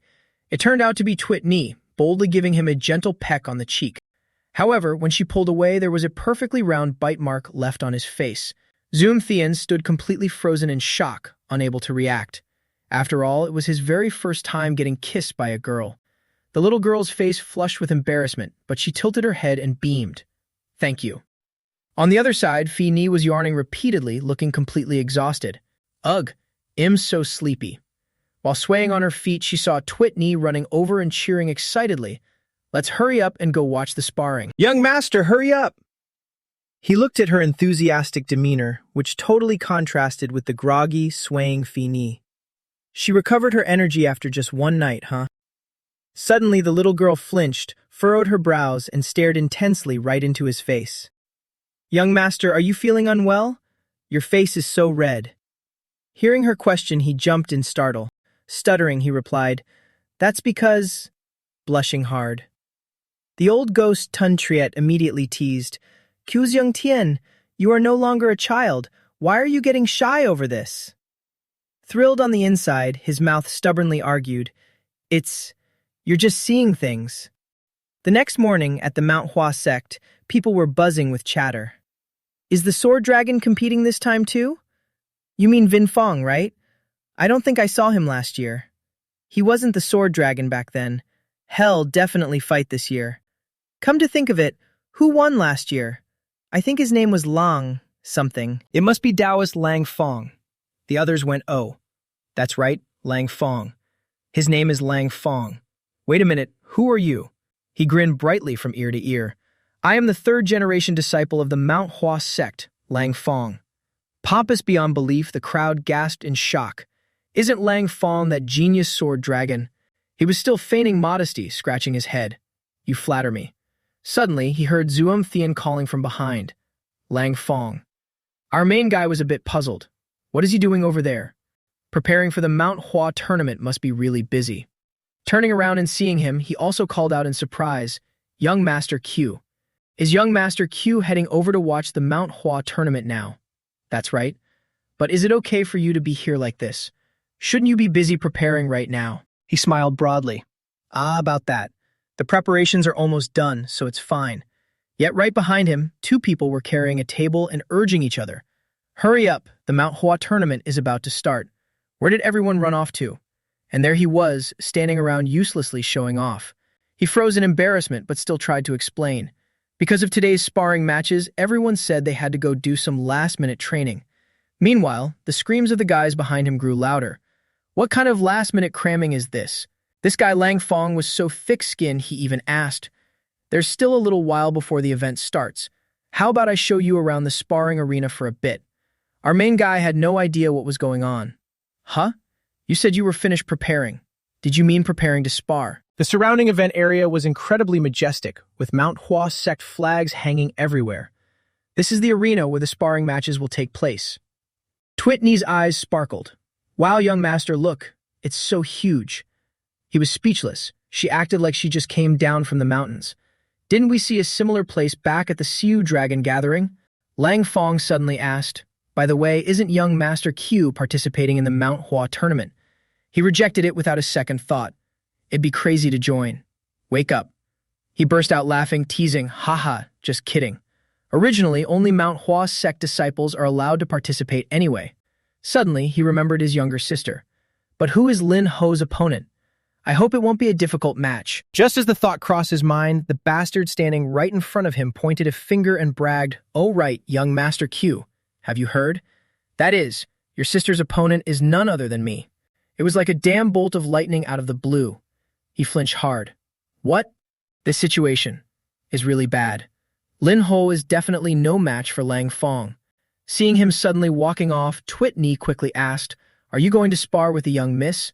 Meanwhile, Lang Fong's eyes lit up as he smiled and asked, "Will you be coming to watch our sparring match? Please do not hesitate to offer your frank and sharp analysis." He was utterly speechless and thought to himself, I mean, how can this guy seriously ask me to analyze the sparring match in a situation like this? Just then, a shout echoed from below. "All right, everyone please step back from the arena." The Manhwa tournament is about to begin. Phi Ni was still saying, "We should get out of the way." But Zhuang Thian, his heart tangled in knots, simply turned away without a second thought. Is this really going to be okay? Who made such a messed up match schedule? Did someone intentionally set this up out of malice? But what is this indescribable feeling? Damn it. Don't tell me I'm actually worried about Q Lin Hua. No, I just feel like she'll look pathetic if she loses terribly. He even talked to himself and nodded in agreement. The announcement echoed again. The sect leader is entering the arena. Pink plum blossoms filled the sky as the old man's voice rang out. Every year, just for this small event, you all willingly climb up to such a high altitude despite the scorching heat. A single petal drifted down and landed right on Tweet Knee's nose. Boom! A blindingly bright crimson flame erupted in the arena. The old sect leader emerged from within the fire, calmly continuing his speech. In my heart, there is nothing but gratitude. Behind him stood 5 disciples lined up neatly in a row. I hope you all can see just how hard our Mount Hua sect disciples have worked to shine. Zhuang Thian and Twitney weren't paying attention at all. The little girl even stuck out her tongue and ate the petal, making him almost gag. The old man's voice grew loud and enthusiastic. We are the ones who should be thanking the Mount Hua sect. Thank you all for always protecting Mount Hua. So now, is everyone ready? The floating petals instantly exploded like firecrackers. I won't keep you waiting any longer. Sure enough, the petals in that little girl's mouth exploded spectacularly. Good thing she hadn't swallowed them yet. This is the first time our main guy has been this shell-shocked. He almost lost his beloved girl. That'll teach her not to be so gluttonous. The first match, begin. Following the shout, only the ear-piercing clashing of weapons echoed across the arena. Everyone is giving it their all. The crowd below cheers wildly. Vin Sun, you have to win. The energy this year is truly something else. Meanwhile, Lin Ni is surrounded by 2 Mount Hua disciples teasing her endlessly. This is the first time I've seen you hold a real sword, junior sister. A practice sword should be lighter than that. Junior sister, are you ready? The poor girl is nursing a massive headache, so anxious she couldn't care less about their teasing. After a long pause, she stammers. It's all thanks to you guys. They just laugh even harder. Ha ha, she said thanks to you guys. She's genuinely thanking us from the bottom of her heart. Junior sister Q, I have a secret personal technique. Want to learn it right now? Just then, Duong Thian's voice rings out. Hey, Q Lin Hua. The 2 guys' faces instantly darken. Veins popping, they snap around and glare. Which toad dares to casually call our junior sister by her full name? Do you have a death wish? Are you tired of living? Our main guy is furious. It's his first time being insulted so brazenly, so he has to teach them some manners. Immer older brother, you 2 pathetic toads. After beating them into swollen messes, he checks on Lin Hua. I heard. Are you really planning to fight the Sword Dragon? I'm not looking down on you, but if this was the Sword Empress's decision, then cancel it. While he's speaking, another guy yells, What? Where did this guy even come from, daring to ruin someone's good time? He ignores them completely and continues reasoning with her. It's not just anyone, it's the Sword Dragon. The outcome is too obvious. But she firmly cuts him off. I chose to fight. I didn't expect you to come here out of worry for me, thank you. But I am always run away from fighting. Towards my master, my senior brothers, sister Phi Nai, and you too. I owe too much gratitude, far beyond what I deserve. So from today on, I will repay it with my actions. To me, winning or losing this time doesn't matter. Duong Thian is caught completely off guard. His sister has grown up much more than he thought. Even those 2 guys are moved to tears. With her eyes shining brightly, she says, This is the first time. A battle I won't run away from. Over at the arena, a shout echoes again. All right, the next sparring match is an incredibly rare one. The Gold faction sends out their most outstanding descendant, also hailed as the future of Mount Hua. It is none other than the sword dragon Lang Fong. The spectating crowd erupts in uproar. Oh, we finally get to see the sword dragon. The opponent is from the Silver faction, sending out the Sword Empress true disciple. The second-generation disciple, Ku Lin Hua. Standing in the arena, Lin Hua reminisces about the past. Since when? Did it start when my brother flew into a rage? I'm not really sure anymore. At first, I simply hated him. But from a certain moment, his furious look terrified me, and the resentment in my heart never ceased. That fear of my brother kept growing until I hated the entire world. Time and time again, I desperately ran away, only to seek refuge with my master, the place I felt most comfortable in the world. But looking at my still anxious self, I suddenly realized perhaps this wasn't trauma caused by my brother. It was simply the weakness that revealed itself early within me. So I've now made up my mind, smiling gently. Even though I'm still not satisfied with my family and my brother, Manhwa sect martial artist Q Lin Hua, she has made her resolve. And from this moment on, I will run away no more. The two on the arena charge into battle. The spectators watch in awe. So sharp as expected. This is the sword dragon of Mount Hua. Initially, the two are evenly matched, their weapons clashing thunderously. But it's clear Lin Hua is losing stamina, her body drenched in sweat. With a loud crash, a massive crater is blasted in the middle of the arena. The fight grows increasingly intense as pink plum blossom petals begin to fall. Both are pushing themselves to the limit against each other. Lang Fong even exclaims in praise, "Excellent." It's obvious Lin Hoa has improved immensely. Lasting this long means she is no pushover. He smiles brightly and teases. Is the flower planted by the Sword Empress blooming this sharply? However, his expression shifts in an instant, pointing out a series of flaws. Your sword path is flashy but monotonous, and your footwork is too predictable.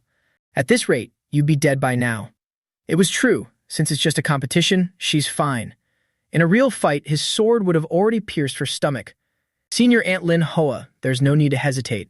You're definitely still holding something back, aren't you? What I desire is a realm higher than your absolute potential. Loom to your fullest in this blossom war. He presses hard with every strike, forcing Lin Hoa to fight with everything she has. Plum blossom petals fill the sky in a vibrant shade of pink. Duong Thien stands below, watching wide-eyed as the crowd roars to the heavens. Did you see that? The sword dragon's sword. Our main guy laughs in satisfaction. Lin Hoa has grown up. It feels as if all the emotions she had suppressed for so long have finally been released. I've seen the most important thing, that's enough. Just as you said, winning or losing doesn't matter. Fai Ni watches his retreating back and asks, "Where are you going?" He casually waves his hand and replies, "I suddenly remembered an urgent matter. I'll be right back." Once her match is over, pass a message to her for me. Tell her you did great. Today, that little kid has truly bloomed just like these pink plum blossoms. Duong Thien runs off alone. Right now, everyone's attention is focused on the plum blossom tournament. If I want to confirm it, this is my only chance. I have to hurry. He suddenly stops in his tracks. This is the place. I found the Night Blood Thief's Dark Night Palace branch at Mount Hua. A pitch-black hidden cave. I need to see this with my own eyes before the Martial Alliance makes their move. Have the Martial Alliance people not arrived yet? Thank goodness. If I just take a quick look, I should be able to make it back before the finals. I better confirm this quickly. But something feels off inside. What is this? Why is it such a mess? Did the remnants fight with the Mount Hua sect? Mount Hua originally said they were just coming to collect the bodies. Those people from the Dark Night Palace. What exactly are they doing here? Suddenly, a faint scent catches his nose, startling him. This smell is... That's it, damn it. This nauseating stench. I found the right place. It's the demonic arts from those vials scattered all over the ground. He decisively kicks the door wide open. Let's go in. This is the final room. It's completely empty, with blood splattered all over the floor. The demonic energy is thickest here. Recalling my experiences from my past life, there's bound to be a secret room in places like this. Logically, there should be a spot where this disgusting aura is felt the strongest. The activation mechanism must be hidden somewhere extremely hard to find. Looks like I found it. Let's tap on it to test it out. With a loud rumble, the stone door swings open. A staircase leading underground appears. Duong Thien walks straight down. Why was that so easy? Is their IQ on par with a bunch of monkeys? Well, never mind, this is fine too. Ha! Let's see what they're hiding down here. After just a few steps, a pool of blood-red water catches his eye. Good heavens. He grits his teeth in horror, his eyes widening in disbelief. These bastards. The bottom is filled with corpses in white robes. It's the missing Mount Hua sect martial artists. So that's how it is. Even an idiot would know how this pool of blood was made. What exactly was the reason? To do something so heinous. Could it be because of that flower? In the middle of the pool, a radiant red spider lily blooms. This is too strange. What on earth is that thing? He suddenly freezes in place, his face turning pale. Wait, this is. Let's pull one of these white-robed people out of the water to check. These aren't Mount Hua sect martial artists. Judging by these clothes, they haven't been dead for long. These outfits, they're people from the Martial Alliance. So it's not that the martial alliance hasn't arrived yet, but rather they have already. Right at that moment, something comes whizzing from behind him. A sneak attack. Good thing I leaned out of the way, or my head would have rolled off my neck. The flying dagger pierces straight into the wall as a sarcastic voice rings out. Not bad reflexes, kid. He hasn't even had the chance to see who it is yet. The man is dressed entirely in black, his face heavily masked, lurking in the shadows. No wonder the night blood thief was defeated. Duong Thien instantly recognizes who he is. Are you one of those bastards from the Dark Knight Palace? The man snaps back indignantly. Bastard. You arrogant little brat. How utterly disrespectful. But his eyes are sharp, recognizing him right away. A slender build, wearing a red Taoist robe and wielding fire arts. You must be Q Duong Thien. He's slightly surprised. The Dark Knight Palace knows who I am. It turns out they have been targeting him all along. You are also one of my targets. I didn't expect you to willingly deliver yourself right to me. This makes things much easier. So that's how it is. It's only now that he realizes. Information spreads faster than I thought. He glares and tries to negotiate. Ku Duong Thien, I have a proposal. The palace wants to capture you alive. How about you just obediently come with me? His hands immediately ignite with flames. How ridiculous. You clearly just tried to kill me with a sneak attack. The man scoffs. That's because I didn't know who you were. That sounds like absolute bullshit. His eyes are sharper than an owl's. You didn't know. You really can lie without batting an eye. If you're going to attack, then hurry up. He draws his sword. You've got quick reflexes, kid. My name is La Sat. He's about to die, but still talks so much. Duong Thien mocks him. Why the sudden introduction? He charges forward like a fired arrow. For what other reason? This is out of courtesy. You should at least know who kills you. His strength is no joke. Even Duong Thien has to admit it. So fast. His blade grazes right past his face. Too fast, too dangerous. But this is bad. On top of that, he even managed to dodge the fire attack I threw. I have to calculate this quickly. If I want to run, the exit is too far, but if I want to fight, this is too disadvantageous. On top of that Rakshasa is hovering in the air preparing to strike again. He keeps swinging his sword like a madman without stopping.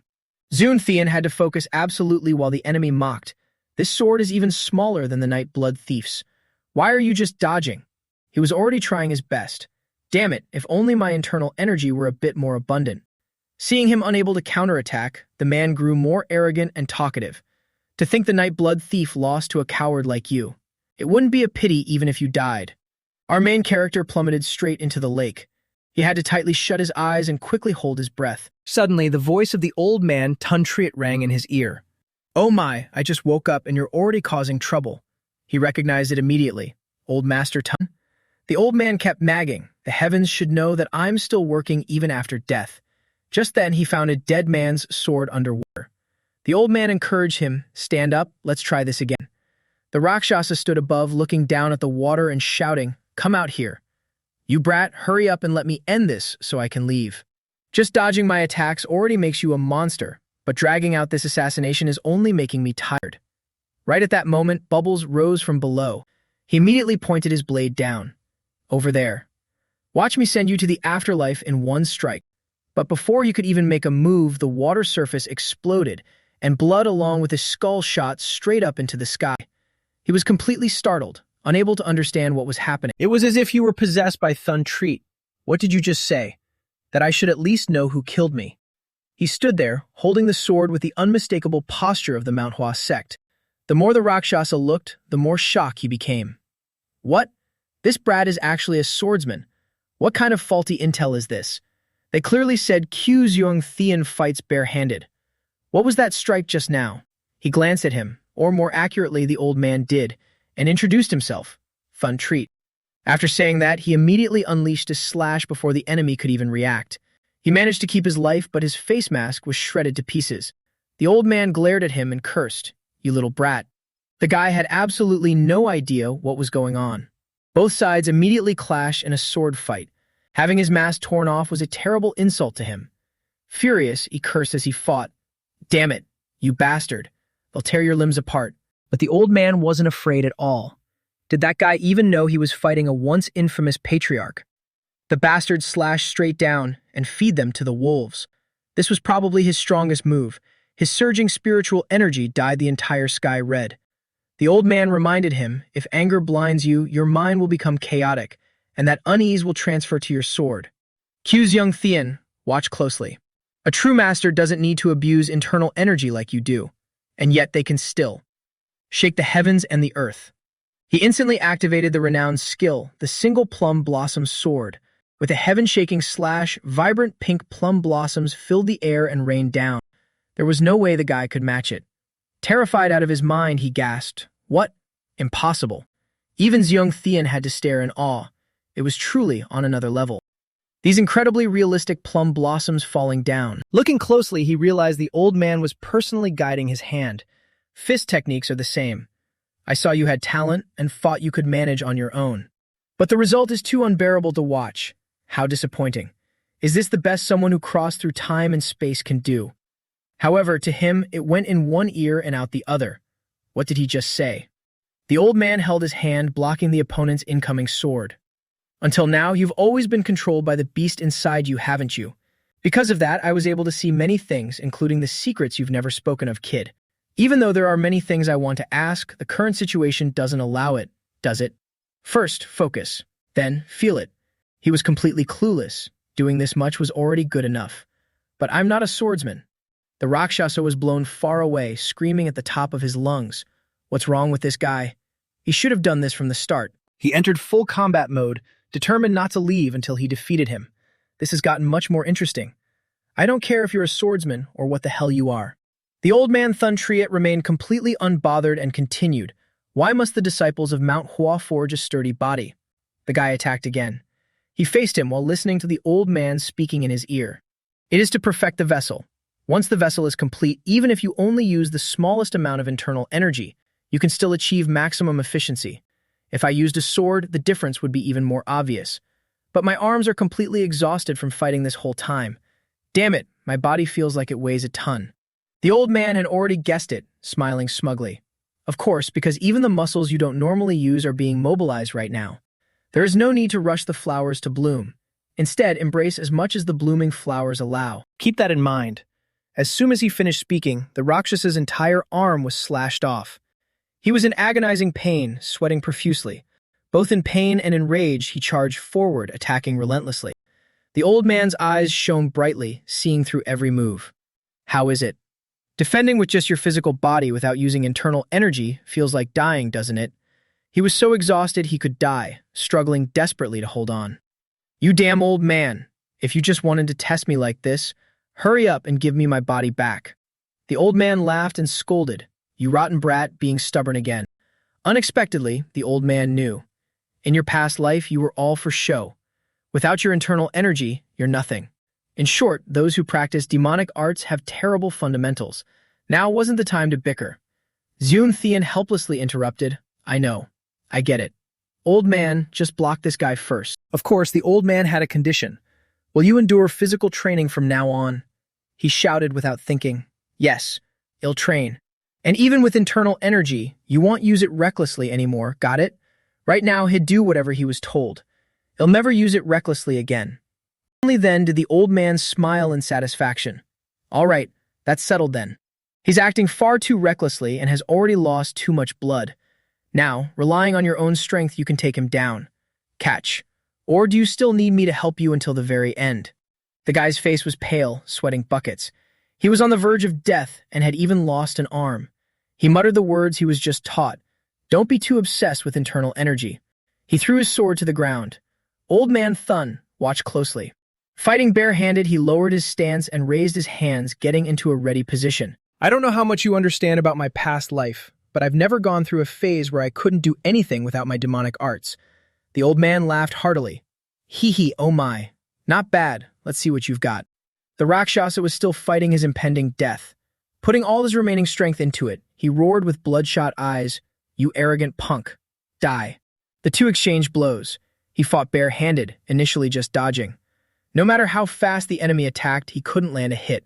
The more they fought, the madder the enemy got. He knew. The enemy has lost his reason. The old man also said, You can defeat him with less power than usual. He decided, use the absolute minimum internal energy. He clenched his fist tightly and threw a punch. Flames erupted as he punched straight into the guy's stomach. Maximize the efficiency. He took a deep breath. Minimum internal energy. Reaching the point of the guy's blood splattered through the air. Maximum impact. He succeeded. Taking a hit like this, that guy was definitely meeting his maker. It was effective. The flames in the palm of his hand were still burning. The guy's eyes rolled back in pain, yet he still had the strength to curse. You damn brat! If he could still curse, he could take another beating. He dashed forward and struck him several more times. The demonic power in his core only flared up a tiny, insignificant amount. It was enough to burn that guy to a crisp. However, he felt that something was wrong. What's going on? Purple spiritual energy shot out from the guy's body, piercing straight into Jiang Tian's chest. What is he doing? A searing pain coursed through his entire body. He immediately knew. The demonic vortex absorption art is absorbing demonic energy again. His dantian was boiling, feeling like it was about to explode. It's so hot. My internal energy is raging like a storm. If I let my guard down even for a second, I'll lose consciousness. The old man Thun Triet scolded angrily. I've just told you so much. You have to stand firm at this level. How long are you going to rely on others? But he had already restrained himself. Old man? He had to save himself. Keep pushing. All right, remember the feeling the old man just had. Regulate your breathing. Don't let your internal energy explode. He had to stay completely calm. Condense the surging internal energy into a single mass, then slowly guide it upwards, guiding the chi upwards. The fireball fell onto his heart, which was about to burst. Keep pushing straight through to the middle dantian. Piercing straight through was painful too, but almost there. Finally, he retracted the flames. He was still standing, but so exhausted he couldn't catch his breath. Fortunately, it was nothing serious. The flames in his hands were burning normally again. Only then did he dare to rejoice. I succeeded. I finally reached the absolute peak realm. He looked at his burning hands. It's so hot, but it doesn't hurt at all. It feels as if this heat has always belonged to me. Even though this is a moment of growth I've experienced many times before. But in my past life, it was so hard to feel something like this, because I merely poured demonic energy in, forcibly breaking through realms with a shallow understanding due to my laziness, and I foolishly believed it was my own power, growing arrogant because of it. Right then, he heard the old man scolding. You brat, how long are you going to wallow in your feelings? He turned around in confusion. What? The old man jerked his chin. Let me see what's up ahead. Time to deal with that flower, huh? That's right, Duong Tian was so caught up in feeling the power that he forgot to pay attention. Utilizing the knowledge from 2 lifetimes, he immediately guessed. So why are they cultivating this kind of flower? Having sacrificed countless martial artists, they definitely have some kind of scheme. Especially the overwhelming aura radiating from the flower, it makes it even more abnormal. The only place you could get something like this is probably the demon realm. However, the old man beside him frowned deeply and stared at it. Despite him saying it had an overwhelming aura, the old man couldn't feel a thing. He didn't understand why. Was the old man numb? It was exuding such a strong presence, yet elder than Triet still couldn't feel it at all. It seems it's very difficult for this old man to sense any aura from this flower. So what do we do now? Should I take it back to the Manhwa sect first? The old man immediately stopped him. Hold it right there. If you take this flower back, you'll definitely be interrogated about where you got it from. Besides, looking at the current sect leader, what else could he do other than plant it in the Plum Blossom Cave? Suddenly, he felt that made sense. It really was true. Then what should I do? It's not like I can just burn it directly. Because, unexpectedly, the old man came up with a shocking idea. Why don't you just swallow it and turn it into your own power? Duong Thian was completely dumbfounded and yelled, Huh? What? What the hell are you saying? Can't you feel the chaotic energy inside my body? From the very beginning, I accidentally touched something related to Mount Hua. The old man glared at him in annoyance and scolded, You foolish brat, you claim to have ambitions, yet you're still making excuses. Don't use guilt and hypocrisy as an excuse for your hesitation. How will you atone for those who have bled and fallen all this time? Argue the one who knows that best. Now is not the time to be picky about your methods or means, just focus on increasing your strength. The old man was absolutely right. Without strength, he couldn't do anything. I understand, I know, he said as he pulled the flower up from its roots. Clenching his hand tightly, he knew. Yes, the old man is absolutely right. I already decided I wouldn't have any regrets. Now that it's come to this, there's no need to hesitate any longer. He immediately popped it into his mouth and swallowed it. It didn't seem too dangerous yet, and the taste wasn't that bad either. He gulped it down, the flower still glowing faintly as it slid down his throat. It flowed down his digestive tract straight into his dantian. In just a few seconds, its power erupted. His entire body flushed burning red, his insides churning as he gritted his teeth to endure the incoming pain. It's really wreaking havoc inside me. Tao energy. There's even demonic energy too. Why does a single flower contain so many different auras? But at least I know now. This wasn't grown for some ordinary martial artist to consume. Checking the flame in his hand, it was now surrounded by a radiant crimson light. The flame has been tainted with the color of Tao energy, and the resistance is gradually weakening. Slowly, only the crimson glow remained. He was quite surprised. This is. A moment later, it vanished on its own. His body stabilized again. It was quite a terrifying experience. Elder than Triet stroked his beard, looking him up and down. That's right, level 200. Not bad. Just as the old man said, he placed his hand on his chest to feel it once more. Everything went smoother than I thought. The Ku Flame Wheel art has reached 5 stars. It feels incredibly powerful. He was a bit tired, but it was extremely satisfying. Now that it was done, he had to get out of there. Even though I am thrilled with this unexpected harvest, I didn't realize it had gotten so late. I need to hurry back. The flower bout must have ended by now, right? The bloodstains have been wiped clean, and the dirty clothes have all been burned. Not forgetting to clean up all traces, the missing martial artists will naturally be discovered by the Martial Alliance or Mount Hua. So, my work here is done. Duong Thian hurried back to his bedroom, his body completely exhausted. So tired. The flower bout is over and we have to leave tomorrow, so I should get some sleep early. But as soon as he entered, he saw Phi Nai already lying there waiting for him. She had stayed up just to wait for him to return. He was quite startled, having almost forgotten about this. Elder Than Triet immediately teased, "Did you two make any progress while I was away?" As he was about to argue back, "What kind of progress?" she suddenly spoke up. "There's a smell of blood." She rubbed her eyes. "Why are you back so late? Didn't you say you'd be back early?" He felt a bit guilty. Well, time just flew by. He had to sniff himself carefully again. How could she smell it? I already used my heat to dissipate all the blood scent. Phi Nai just asked without caring too much, and then changed the subject to inform him. Lin Hua lost in the flower bout. He had already guessed as much. Oh, really? Well, her opponent was the sword dragon after all. She sat up on the bed, but she looked like she had lifted a heavy burden off her shoulders. Remembering the kid's smile at that moment, Phi Nai also felt happy. Not caring about winning or losing, just purely enjoying it. It was the first time I saw her make such an expression. He nodded. I see. Right at that moment, she suddenly wrapped her arms tightly around him. Duong Thian tried to push her away but couldn't. Hey, didn't you just say I smell like blood? Aren't you curious about where I went? She pressed her lips close to his cheek. I'm not curious. Let's just drop it for now. I won't ask any more. So just let me stay like this for a little while. Surprisingly, he agreed. I know.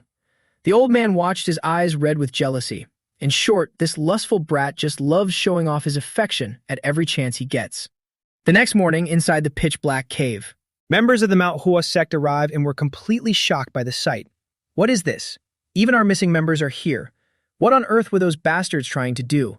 But the guy next to him replied nonchalantly, Don't bother trying to figure it out. How could we possibly know what that demonic faction is thinking? His companion replied, flustered, Yai, you're right. The senior brother suddenly flared with killing intent and shouted, Hurry up. You head back to the squad and report to the higher-ups first. They'll report the specific details later. The other guy was a bit surprised but obeyed. Yes, understood. Thank you for your hard work, sir. After saying that, he ran off. Left all alone, he stared intently at the corpse on the ground. A scar on the eye. It's definitely Rakshasa. He was ordered to retrieve the primordial essence, so why has he been turned into charcoal here? He looked toward where the spider lily should have been. Then who in the world stole the primordial essence? This guy is highly suspicious. He narrowed his eyes sharply. Could it be? Judging by the lingering smoke, ash, and residual heat, could it be the brat from the Crew family, the one who killed the Nightblood thief? But Rakshasa's heavenly key has vanished without a trace. What is going on? He clenched his fists. This bastard was a spy for the demon Venerable who infiltrated the Mount Hua sect. This is a massive disaster. If this is true, I have to return immediately. to report to the Lord of the Dark Knight Palace. He made up his mind. I must go right now. Scene transitions to Jeon Thean. Early in the morning, he went up the mountain to train his physique as promised to old Thun Triet, throwing punches tirelessly. Let's try throwing a fiery punch. The flames are visibly stronger, blazing fiercely, almost rivaling his eldest sister. It seems he reaped quite a harvest from this trip. The old man looked at the marks he left behind and praised, "Kid, are you that thrilled about reaching the absolute pinnacle and 5 stars?" You replied softly, "I just find it truly miraculous." The old man suddenly turned serious. "Well then, I suppose we have something to discuss. I have many things to ask, but for now I will only ask you one. What exactly is this so-called heavenly demon?" "You're asking about the heavenly demon." The old man stroked his chin thoughtfully and admitted, "Although many other memories are still hidden, the memory of the heavenly demon is completely untouchable. So where exactly did this being called the heavenly demon come from?" He recalled that day when a blazing red tear suddenly ripped through the sky. Everyone looked up in panic. What is happening? There's someone inside the demonic realm gate, including himself. A figure clad entirely in pitch-black clothing appeared, reeking of thick demonic energy. Everyone raised their swords warily. "Who are you?" But the figure only spoke in a chilling voice. "It is a pleasure to meet you." He introduced himself, "I am the heavenly demon." Just like that, he slaughtered anyone he crossed paths with, massacring countless people. The old man pondered for a moment. Is he the one who appeared from the rift during the martial arts tournament? June Thin addressed the old man, "Mr. Fun." "What is it?" He guessed the old man had seen it all. "You must have seen what I did at Mount Hua, right? But why did you ask about the heavenly demon first?" The old man's face instantly darkened, asking coldly, "Or do you want me to fly into a raging fury at you right now?" "Don't misunderstand. It's not that I've forgiven you for that. It's just, I know your anger stemmed from Mount Hua failing to properly protect your younger sister. I can understand that feeling, so I'm letting it slide for now. So instead of clinging to the past, you should look forward. Didn't I clearly tell you what you should prioritize?" Only then did he breathe a sigh of relief and smile. "Yes," igniting a fireball skill in the palm of his hand. "I understand." Never had he craved something so much. He clenched his fist, full of resolve, that I must stop a heavenly demon at all costs. After finishing his training, he returned to the Mount Hua sect. He immediately spotted the older woman standing there, Sword Empress. She turned to him right away. "Ah, Zuum Thean, are you just getting back from training? Perfect timing." The servant said everything is ready, so let's head out to the carriage together. He nodded. All right. When it was time to depart, the Mount Hua sect disciples swarmed over, sobbing loudly, "Wah! Junior sister Q, you have to eat well and don't forget about us. I will definitely never forget your smile at the Great Hua battle." The younger sister sitting inside rubbed her aching head, absolutely annoyed. "With your ugly, scrunched-up faces, how could I possibly forget?" Joan Thien was left completely speechless. What on earth are they doing over there? Simping to that extent? Totally unlike him. Suddenly, he remembered something. "That's right, Sword Empress, about the request I hadn't brought up before. Can I ask for your help with it now?" She smiled and agreed immediately. "Of course. Have you figured out what you want?" He placed a hand over his heart. "I hope you can stand by my side and put in a good word for me." The old sect leader and Lang Fong's group also came out to see him off. "A lot has happened recently. I wish you all a safe journey." He cupped his hands and bowed. "Actually, sect leader, before I leave, I'd like to ask a favor of you. Please appoint me as an honorary member of the Mount Hua sect." The old man was a bit confused. "An honorary member? Is it because of that thing inside your body?" He nodded firmly. "Yes. Regardless, having that requires an official status." The old man started playing his tricks again. "It's not hard for me to agree. It's just that I can't immediately show you how to use it right now, which makes me a bit worried. But the Plum Blossom sword is still here." The older lady stepped up to speak on his behalf. "Sect leader, it wouldn't hurt to agree with him, right? Whether it's me or Mount Hua, we have received a lot of favors from him." The old man had no choice but to agree now. "All right, I understand. I allow you to become an honorary member." The main character was extremely satisfied. "Thank you, sect leader." The old man even threw more things to him. "I'm in a good mood today, so I'll give you something extra. The thing that Q Luan left with me and said to give to you, I'll return it too. I originally planned to snatch it if it was something valuable, but it seems it's not, so I'm giving it back to you." Did this old man even remember he was the sect leader? Finally, they all got into the carriage and headed back. "Take care on your journey then." Young Master Q, let's spar again next time. But he wasn't in the mood for pleasantries anymore. The old man's words were still ringing in his head. What did he just say he'd do if it was something valuable? In short, he received another strange item. The girls in the carriage began happily admiring the scenery, while he rested his chin on his hand in boredom and looked out. Thinking back, so many things had happened here. Old Master Thun entered my body, met Lang Fong in this life. Plus Da Huit Tak and La Sat too. So many things happened at once. I didn't expect I could even cure the Sword Empress.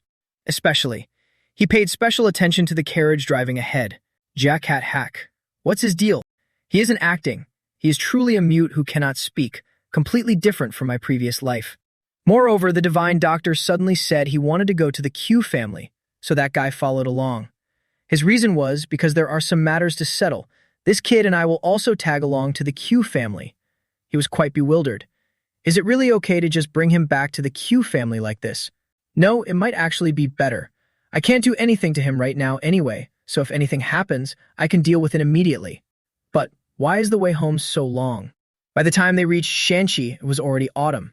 They had finally arrived. The father and daughter hadn't seen each other in a long time. Their gazes met as tense as a drawn bowstring. But the old man said nothing and just walked straight past the little girl. After taking a few steps, he spoke up. Youngest, you're back. It must have been a tough journey. The little girl only now smiled in relief. Yes, greetings everyone. The two of them had no words of affection, but feeling their sincerity was enough. The old man walked straight to Juang Thien. I have read the letter you sent ahead. It seems a lot has happened at the Manhwa sect. The main character clasped his hands and bowed. Yes. The old man noticed Phil Ni. But who is this beside you? She only now remembered to greet him. Paying my respects to the patriarch of the Crew family in Shanxi. The girl introduced herself confidently. I am Mam Kung Phil Ni of the Nam Kung family. Thanks to young Master Crew's care, I was able to accompany him. Old man Tun Triet found it harder and harder to understand the more he looked. Is she really the same person as the one nodding off and drooling just now? He was also speechless. It's hard to say. Anyway, this is the first time I've seen her using her brains so seriously. The old man stroked his beard, staring at her with bright eyes. I am Q Thiet Ven. I've heard of you for a long time. The Nam Kung family must be looking for you, miss. I'll send them a message. The young girl bowed. Yes, thank you for your generosity. Also, third son, you have a guest who has been waiting for 10 days. Hurry to the drawing room and take a look. The main character was shocked, pointing a finger at his own face. A guest. My guest. The main character couldn't figure it out. Who would come looking for me? Old man Q Thiet Ven also went to greet the others. Divine Doctor, long time no see. It's been over 10 years. And the Sword Empress. It's also been a while. The two looked at each other, their eyes clearly unfriendly. The main character had just returned to his room thinking, why is it so busy right after coming back? Let me change my clothes first. Just then he heard a voice echoing, Young Master Q. Young Master Q's quarters have sunlight shining in, making it feel just like Young Master Q is lying right here. He wondered who it was, and it turned out to be Teal Nu, who was actually lying on his bed fantasizing. I hope you can return soon. How much longer are you going to make Teal Liet wait? Her face was flush red as she suddenly opened her eyes. Right when she saw the main character standing there, she reacted as if she had seen a ghost, letting out an earth-shattering scream. Ah. Zun Thien froze stiff on the spot. He was the one who should be screaming. What the heck was going on? He couldn't even say a word, silently backing away amidst her high-pitched shrieks. It took a long while before the two could sit facing each other and talk properly. Zun Thien looked at her confused. Doom. Miss Doom, long time no see. What brings you to the Q family? Her face turned completely red with embarrassment as she stammered. About that. Before that, I need to ask you something. Isn't your name Q Tuet Liet? What is going on? Mentioning it now still left her in shock. The main character felt guilty, sweating profusely. So even she finally realized it. Do you know how panicked I was because of this? She had even gone to that guy's house and confidently introduced herself. I am Doom Teal Liet, the one who sent the letter earlier. I am here to see young Master Q Tuet Liet. She sat in their house waiting nervously. Finally, we can meet again. But the person who appeared was completely someone else. Miss, it is a pleasure to meet you for the first time. I am Siu Tuet Liet of the Q family. I heard you have some business with me. Tio Nu was shocked right on the spot, her jaw dropping, brain unable to process it in time. The two of them locked eyes. Who are you? What? Thinking about it now, it was so humiliating and embarrassing. Frustrated to tears, she reproached him. The name is completely different. Why did you do that? He could only reply, at that time, I had my own difficulties. I'm sorry. He deeply regretted it now. If I had known, I would have just given a fake name back then. Anyway, why did you travel all this way to Shanxi? Startled by the question, she reacted. Oh, right. Look at my memory. I came here because I wanted to see you, young master, of course. Before he could respond, she shook her head vehemently. I mean, I have something to tell you. Talking to her was exhausting. He had to ask, Tell me what? She took an item out from her robes. That is, she held it straight out in front of him. Her face flushed red with shyness. The Dragon and Phoenix gathering is coming up soon. I wanted to ask, when you participate, would you like to go with me? The MC recognized it immediately. That's an invitation to the Dragon and Phoenix gathering. This so-called Dragon and Phoenix gathering, isn't it? An orthodox martial arts tournament gathering the rising stars and promising disciples from the sects within the martial alliance, a prestigious event, even though it has now devolved into a place where anyone can buy a title to forge connections. But the rising stars who participated in the past were true monsters. Tiu Nu also earned her title of Poison Phoenix there. In my previous life, feeling it would be a disgrace to participate, I always avoided it before becoming the young master. He was still a bit hesitant and unwilling about that. I still haven't decided whether to participate or not, so I can't give you a definite answer right now. The young girl awkwardly lowered her head. Is that so? Was that it? He asked curiously. But, besides this, is there nothing else you wanted to talk about? She looked completely dumbfounded. What? I'm already done talking. This was absolutely absurd. She ran all the way from Sichuan just to say this. I really don't understand. The old man Thentriot couldn't stand watching this anymore. Tisk tisk, kid. Do you still not realize it? Anyone can see she traveled all the way here because she likes you. Looking at the shy girl in front of him, his brain finally clicked. Huh. Even the old man couldn't comprehend it. Why are there always women surrounding a guy who looks like a praying mantis? Goodness. Duan Thien didn't want to believe it at all. No way, how could that be? What's the reason? Whether in my past life or this one, we barely interacted. Tiu Nu's biased perspective. He asked nervously. Miss Duong. The old man turned to look at him. You have something to say? Her face lit up. Yes, he continued. I just want to confirm something. The old man suddenly sensed danger. Could it be? No way. Don't do it. You clueless brat. I told you to shut up. But it was too late. The MC bluntly asked, Do you like me? Right at that moment, Feeny pushed the door open and walked in from outside. She looked at the two of them sitting across from each other talking in the room, not even bothering to knock. She was a bit surprised. You. I'm sorry, are you two still discussing something? Duang Tian waved his hand, shooing her away. Yes, so you should head out. Tiu Nu hurriedly intervened. No. Young Master Q, I'm sorry, but could you please leave us for a moment? The naive MC turned to her. What? Why are you suddenly asking that? The old man was furious, wishing he could smack him. You brat, can't you read the room? At this point, shutting your mouth and leaving is the only way to keep your life. Tiu Nu was indeed getting agitated, glaring at Phi Nai with a blazing murderous aura. Only then did he understand. So that's how it is. So he decisively stood up right away. Miss Duam and I have finished talking, so you two make yourselves comfortable. As for your proposal, I will make a decision soon and let you know. Tiu Nu could only nod. All right, thank you. He bolted out of there like lightning. He had almost suffocated.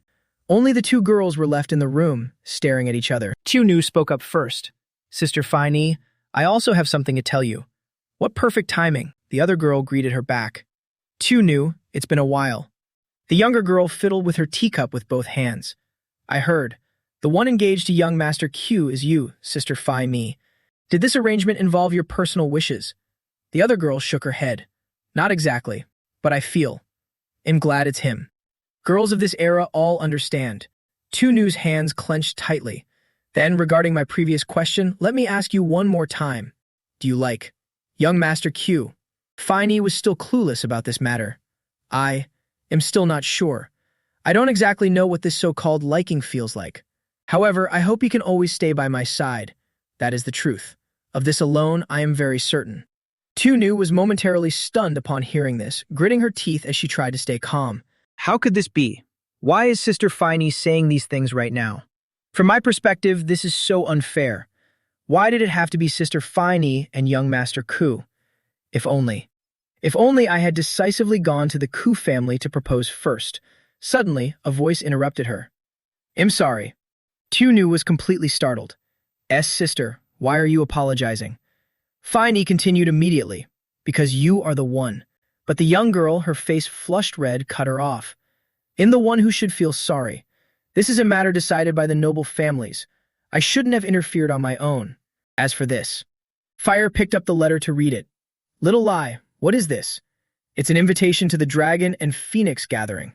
I was planning to invite young Master Chu to go together, even though he might decline as long as he has the intention to participate. Fire completely understood. It's fine. Xiaoru was still surprised. What? Fire quickly explained, because I will be going too. If he goes, I will go with him. So it's fine. The aura of someone with an official title is truly blinding. Xiaoru didn't even dare to look. Ugh, it's too bright. Just what exactly happened recently? Sister Fire used to hate participating in outdoor activities so much, but now. Could this really be the power of love? I feel like I've completely lost. Suddenly, the older girl held her face and whispered, There's one more thing. I'm only telling you this.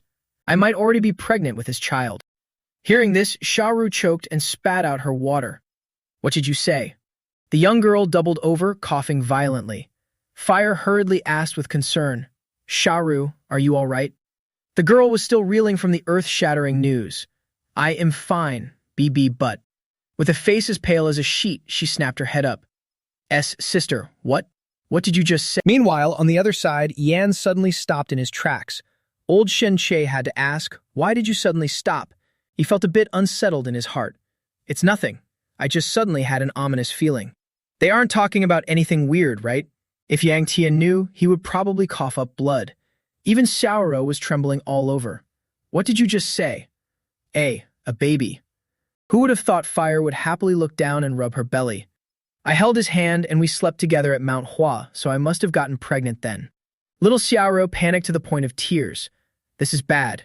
I didn't expect things to have progressed this far. But 3 seconds later, her brain finally processed it. Huh? Sweating profusely, she immediately asked, why you held hands? And then what? What happened next? Unexpectedly, the naive girl asked back, was there something else we needed to do? Xiaoru finally slapped her forehead in realization. That's right, this sister of hers was completely clueless about these things. The young girl finally calmed down, pulled up a chair, and sat down. Sister Fire, for your own good, I have to explain this to you clearly.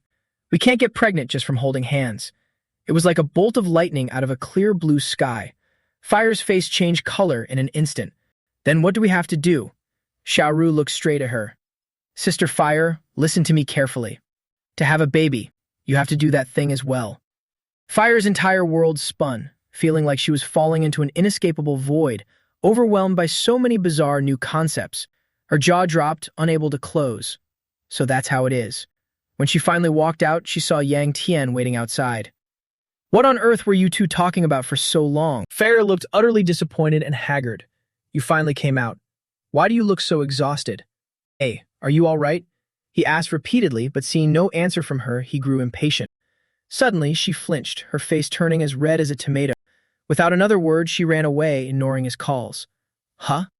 Wait, where are you going? Sister Fire. Damn it, what's wrong with her this time? Meanwhile, inside the room, Q Taeyun stood waiting. Sword Empress, you said you had something to ask me. Please take a seat. The older woman's face was gloomy. There's no need. I'll be leaving soon, so it's fine. The old man's hands trembled slightly as he heard her address him. Captain.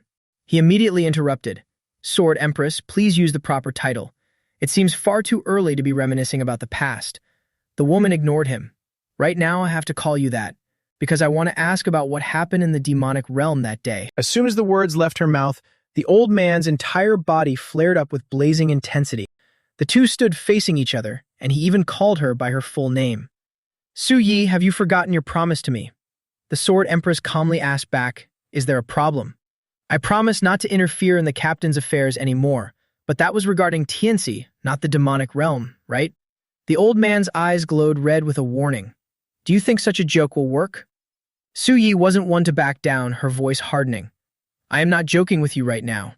The Sacred Dragon Squad of the Martial Alliance's Sword Division was formed to protect the people and hold back the demonic realm. You were the captain back then. When you think of the children who followed you, this definitely shouldn't be treated as a joke. So please tell me, what exactly did the captain see in the demonic realm back then? What on earth influenced them? That caused the children who entered the demonic realm to slaughter each other. Even those who returned alive lived in terror and ultimately chose to commit suicide. The old man's anger erupted furiously, yet he remained dead silent. A moment later, his anger suddenly dissipated. You're asking me what I saw. If I told you I saw the exact same thing as you, would you understand? Back then, to find Thian Hai, I ventured into the demon realm alone. And then, I saw those grotesque, indescribable trees. Just looking at them made that foul energy seep into my very soul, an oppressive, suffocating feeling that forbade anyone from uttering a word. So the captain really did see the same thing as I did? The old man nodded. You've experienced the danger yourself, so I probably don't need to explain further. Everyone went mad after seeing that thing. That day, except for you who were bedridden, all of us followed the orders of the Sword Venerable, the Alliance leader at the time, and marched into the demon realm. That's all there is to it. The old man said subjugating the demon realm could save the world, and we simply followed his will. But Toadie adamantly refused to believe him, gritting her teeth as she spat out lies. After the Holy Dragon Squad disbanded and he stepped down from his position as the Martial Alliance leader, didn't you hear him confess with your own ears that it was all a lie? He thought he could find a way to save his daughter's life in the demon realm. On the way to Shanxi, while talking to the Alliance leader, he brought it up again, saying that everything was the result of his own greed. A mocking smile spread across her face. The world's #1 sword venerable actually fell to his knees. How pathetic. If he had acted all self-righteous and arrogant, at least I could have vented my anger on him. Those kids didn't sacrifice themselves for the greater good that day. They were used by the Alliance leader's selfish desires and lies. Unexpectedly, the old man agreed. I know. His actions are neither comprehensible nor forgivable. She instantly screamed in fury. Then why are you still? He calmly explained, my anger is merely a necessity. That's why I acted that way. He coldly saw his guest out. To die, please go home for today. Even if you ask more, I can't give you any other answer. Just go home. She had no other choice. She left in anger, but still threw back a sentence. I'll come looking for you again next time. Take care of your health. However, only he knew the truth. At that time, the old man didn't seem to be in his right mind. It was as if he was bewitched by something. That state was like losing his soul. He had witnessed it all but couldn't bring himself to say it. Meanwhile, Twit Mi stood next to Elder Li, her jaw dropping in awe. Whoa! Duong Thien was standing there demonstrating his fiery internal energy. The old man was extremely satisfied, praising him non-stop. This is truly like a dragon ascending to the heavens. It seems you've reaped quite a lot of rewards at Mount Hua. He turned around, startled. Second Elder, you're here too. Taking the towel Twit Mi handed him, he casually teased. You're so childish, why would you say stuff like a dragon ascending? The old man refused to back down, putting his hands on his hips to argue. What? At your age, isn't this exactly the kind of stuff you love the most? Now he suddenly remembered. Oh, right, you came at the perfect time. Take this. Plum Blossom Immortal said you gave this to him for safekeeping before. He held the pouch out toward the old man. What is this? The old man recognized it immediately. This? Take a look inside. He took it out to look. What is this? A bracelet? The old man didn't explain, only instructing, it's nothing grand, right? Just keep it with you. Who would have thought Duong Tian would turn around and give it straight to Tuyet Ni? If it's nothing grand, then I'll just gift it to her, all right? Here, for you. She smiled brightly, happily accepting it. Whoa, young master is giving me a present again. Elder Li was furious and smacked him right on the head. You brat. I kindly gave you a gift, and you dare do that right in front of me? Duong Thien's head was planted straight into the ground as the little girl hurriedly comforted him. It's okay, you don't have to give it to Tuyet Ni. The old man suddenly spoke up. Right, I originally came here to tell you that. The people from the Namkung family have arrived. He flinched in shock. From the Namkung family? They move that fast? But the old man let out a long, weary sigh. It seems they've been waiting nearby all along for your fiancé to arrive. Plus the Duong family from before. Why are we getting so many VIP guests all at once? Feeling a sudden, ominous premonition, he hastily dashed off. Mam Kum Phi Mi is finally about to head home. That's right, that's how it should be. This is the right thing to do. But why? Am I feeling so anxious? The memories of the past few days they spent together rushed back. He ran as fast as he could, panting like a dog, desperately wanting to see her right then and there. He reached the place and threw the door open immediately. However, he arrived just in time to witness a shocking scene. Inside the room, the Namkung patriarch had just slapped Phi Nai so hard her face was knocked to the side. The girl could only hold her cheek, gritting her teeth without saying a single word. The old man's face was as dark as the bottom of a pot, glaring fiercely at his daughter as if looking at an enemy. How dare he slap his girl like that? Duong Thien was enraged, his fiery aura flaring up as if he wanted to burn this damn place to the ground. His fury was indescribable. Back then, he stood in a daze in front of Phi Nai's grave, pouring wine as a final farewell. The grave was nothing but a few large rocks with a sword stabbed on top. He slumped down beside it in absolute despair. She had always been so beautiful, with her pristine white skin and hair.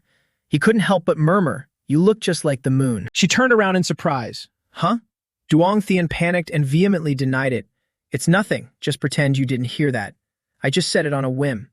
Even though it was just an unintentional remark from me, ever since then she would often gaze at the moon, lost in thought. Even right before drawing her last breath, she still asked him, "Has the moon risen yet? It's just the moon." What was she even thinking about while looking at it? I really don't understand. In this rotten life that feels like a filthy gutter, it's a miracle she could still reflect so peacefully. That's why I understand it even less. Once you die, whether it's the sword dancing or the moon gazing you love, you can't do any of it anymore. Death means everything simply ends at that exact moment. But why did she still want to? He couldn't figure it out no matter how hard he thought, tilting his head back to take a huge gulp of liquor. Tisk, what an annoying woman. Saying she just wanted to do it. How is that even possible? It's useless to keep dwelling on these things. I probably won't ever find the real answer in this lifetime. That entire night, he just stood silently before Fire's grave, refusing to leave. Back in the present, the moment he opened the door, he was met with the sight of that old man, Namgung, slapping her so hard her head turned. The anger inside Yangshan boiled over. His eyes burned red as he ground his teeth. What the? He instantly charged forward like a fired arrow. Stop right there. Who gave him the right to strike his shining moon like that? Old Namgung's face was darkly clouded and devoid of emotion, crackling lightning surging all over his body. He blocked his fiery punch with just a single hand. Even he didn't expect that. He blocked it? The old man asked coldly, "Who are you? Why are you meddling in another family's affairs?" He had never met the old man Namgung before. Hearing his question, reality suddenly hit him. Family affairs? Then this person is the patriarch of the Namgung clan, the Azure Heaven Sword King, Namgung Jin? He immediately lowered his hand. Greetings, Patriarch Namgung. It's an honor to meet you. Cupping his hands and bowing respectfully, the flames extinguished. I am the young lady's fiancé, Gu Yangchan of the Gu clan. May I ask what just happened here? The old man's face was as dark as ink. I'm the one who should be asking you that. A father is disciplining his child, and I am the patriarch of a great clan. Do you think you can just act like that toward me? Fire stood behind him without saying a single word. Yangshan aggressively and bluntly questioned him. Was I supposed to just stand by and watch you lay a hand on my fiancé? From my perspective, I only saw my guest being assaulted. It was the first time the old man had been talked back to by a kid. Furious, lightning flared around him again. You insolent brat. Damn it. A massive pillar of lightning struck straight down from the sky. Sensing the danger, Fire quickly stepped forward to stop it. Please calm down. Who would have thought this old man would even drag Yangshan's father into it? Kid, you might have some talent, but you completely lack humility. Just like your father. That was crossing the line. Who else would his son resemble but his father? He bit his lip, both angry and amused, unsure whether to take it as a compliment or an insult. His mind quickly formulated a comeback. How could I possibly compare to your son, who has neither talent nor humility and only knows how to cause trouble? "Oh wait, not your son anymore, but your second daughter now, right?" That statement was a bombshell. Everyone knew he was the one who castrated the old man's son. The old man's face instantly went as white as a sheet, fuming with absolute, undeniable rage. His whole body trembled, the lightning growing even more massive and violent as he roared, "You little punk." Right at that moment, a hand clamped down firmly on his shoulder. "It seems my son has caused trouble for you. Speak of the devil." He must have heard the whole conversation. Namgung Jin guiltily flinched. "Gu. Patriarch Gu." The MC also started and turned around. "Patriarch." Gu Chol-woon's face was stoic as he offered some polite words. "This child is still immature. I will discipline him properly later, so I ask for your understanding. Apologize at once." Yangshin immediately became as obedient as a puppy, bowing his head. Patriarch Namgung, I apologize." As soon as he finished speaking, Gu Chol-woon turned on his heel to leave. "Apologies for the commotion. We'll be taking our leave." But that shameless bastard Namgung Jin actually called out after them, "Patriarch Gu. A simple apology won't be enough to overlook this. He was the one who bickered with the kid first, yet he acted all high and mighty. Furthermore, they were on Gu clan territory, and he showed zero respect for it." Gu Chol-woon stopped dead in his tracks, his face turning pitch black. He shot him a single glare, and the old man instantly backed down in terror. Old Gu said emotionlessly, "Then we shall see each other tomorrow." With that, he slammed the door shut, ignoring the father and daughter pair. Fire stood there, not daring to utter a single word. Namgung Jin's face was drenched in sweat, unable to calm down right away. After a while, he finally spoke. "That's enough punishment for today. Go find a servant to treat your injuries." On the other side, Yangshin followed his old man outside. He looked cool earlier, but now he was practically peeing his pants in fear, frantically trying to think of a way out. "Damn it. I lost my mind for a second and couldn't hold back. Am dead, am absolutely dead." Suddenly, his old man called out, "Third son, third son." The old man called a few times, but he was too tense to notice. It wasn't until the old man asked again, "Did you not hear me?" that he snapped out of it. Flinches. "Yes, sir." He was sweating bullets, imagining the old man snapping him in half. "I'm definitely going to get scolded, right? No, I might actually lose my life." Who would have thought the old man would say, "Well done." Getting praised by his old man for the first time, and in a situation like this no less, left him completely dumbfounded. "Huh? What do you mean?"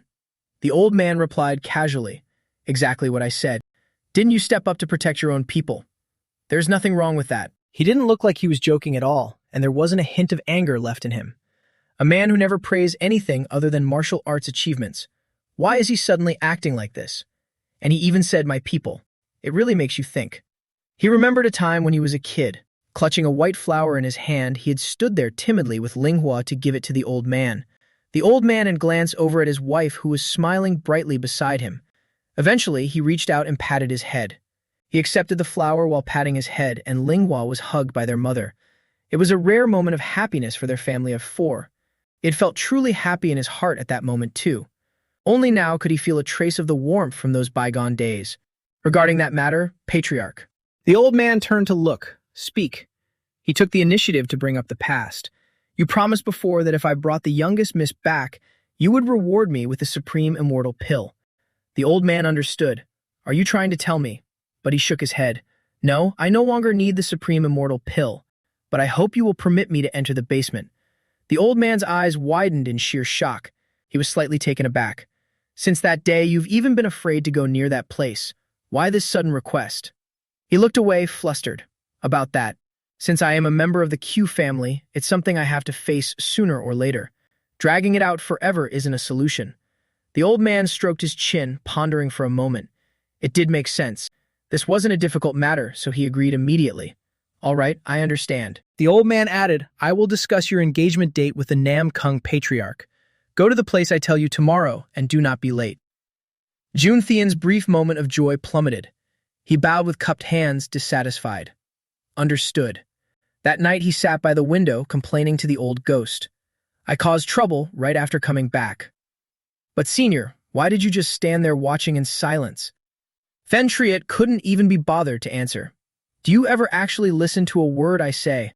Recalling that moment, the old man had been grinning openly. "Even so, you seem to be enjoying the show a bit too much, didn't you?" He looked smug. To be honest, from a spectator's point of view, there's nothing more entertaining than this. By the way, what do you think about the martial arts tournament that kid from the Doong family mentioned? If you wanted to refuse, you could have done it right then. Come to think of it, he hadn't considered it yet. Are you talking about the dragon and phoenix gathering? I have no reason to refuse, and Henan isn't too far away anyway. Besides, there's someone there I'll have to meet sooner or later. The old man was shocked. Henan. Is the Shaolin Temple still in Henan? He informed the old man, the Shaolin Temple is still there. The old man immediately grew interested and suggested, then, if you decide to go to Henan, could you stop by the Shaolin Temple for a bit? There are a few things I need to clear up. He asked the old man to confirm, is just dropping by for a moment enough? If that's the case. I understand, I'll stop by while I'm at it. Early the next morning, true to his father's words, June Thean arrived incredibly early. He was still standing there, bewildered. I thought I was late, so I ran here as fast as I could. Turns out there's no one here. Right then, Phil Nee's voice rang out. Ah, you're here. Annoyed, he turned around, pointing a finger and questioning her. Hey, why are you only arriving now? At times like this, we're supposed to arrive early too. The young girl just smiled gently, brushing her hair back. She looked especially dressed up today. Her beauty was enhanced by several degrees. She was probably late because she was busy preening. June Thean stared blankly, so utterly mesmerized that he forgot what he was saying, his mouth agape and practically drooling. Once all four were present, they exchanged polite greetings. Patriarch Q took the initiative to speak first. Greetings. I wonder if you slept well last night. After what happened, you must be feeling quite uncomfortable. He deliberately brought it up to mock him. Sitting nearby, June Thean was completely stunned. What?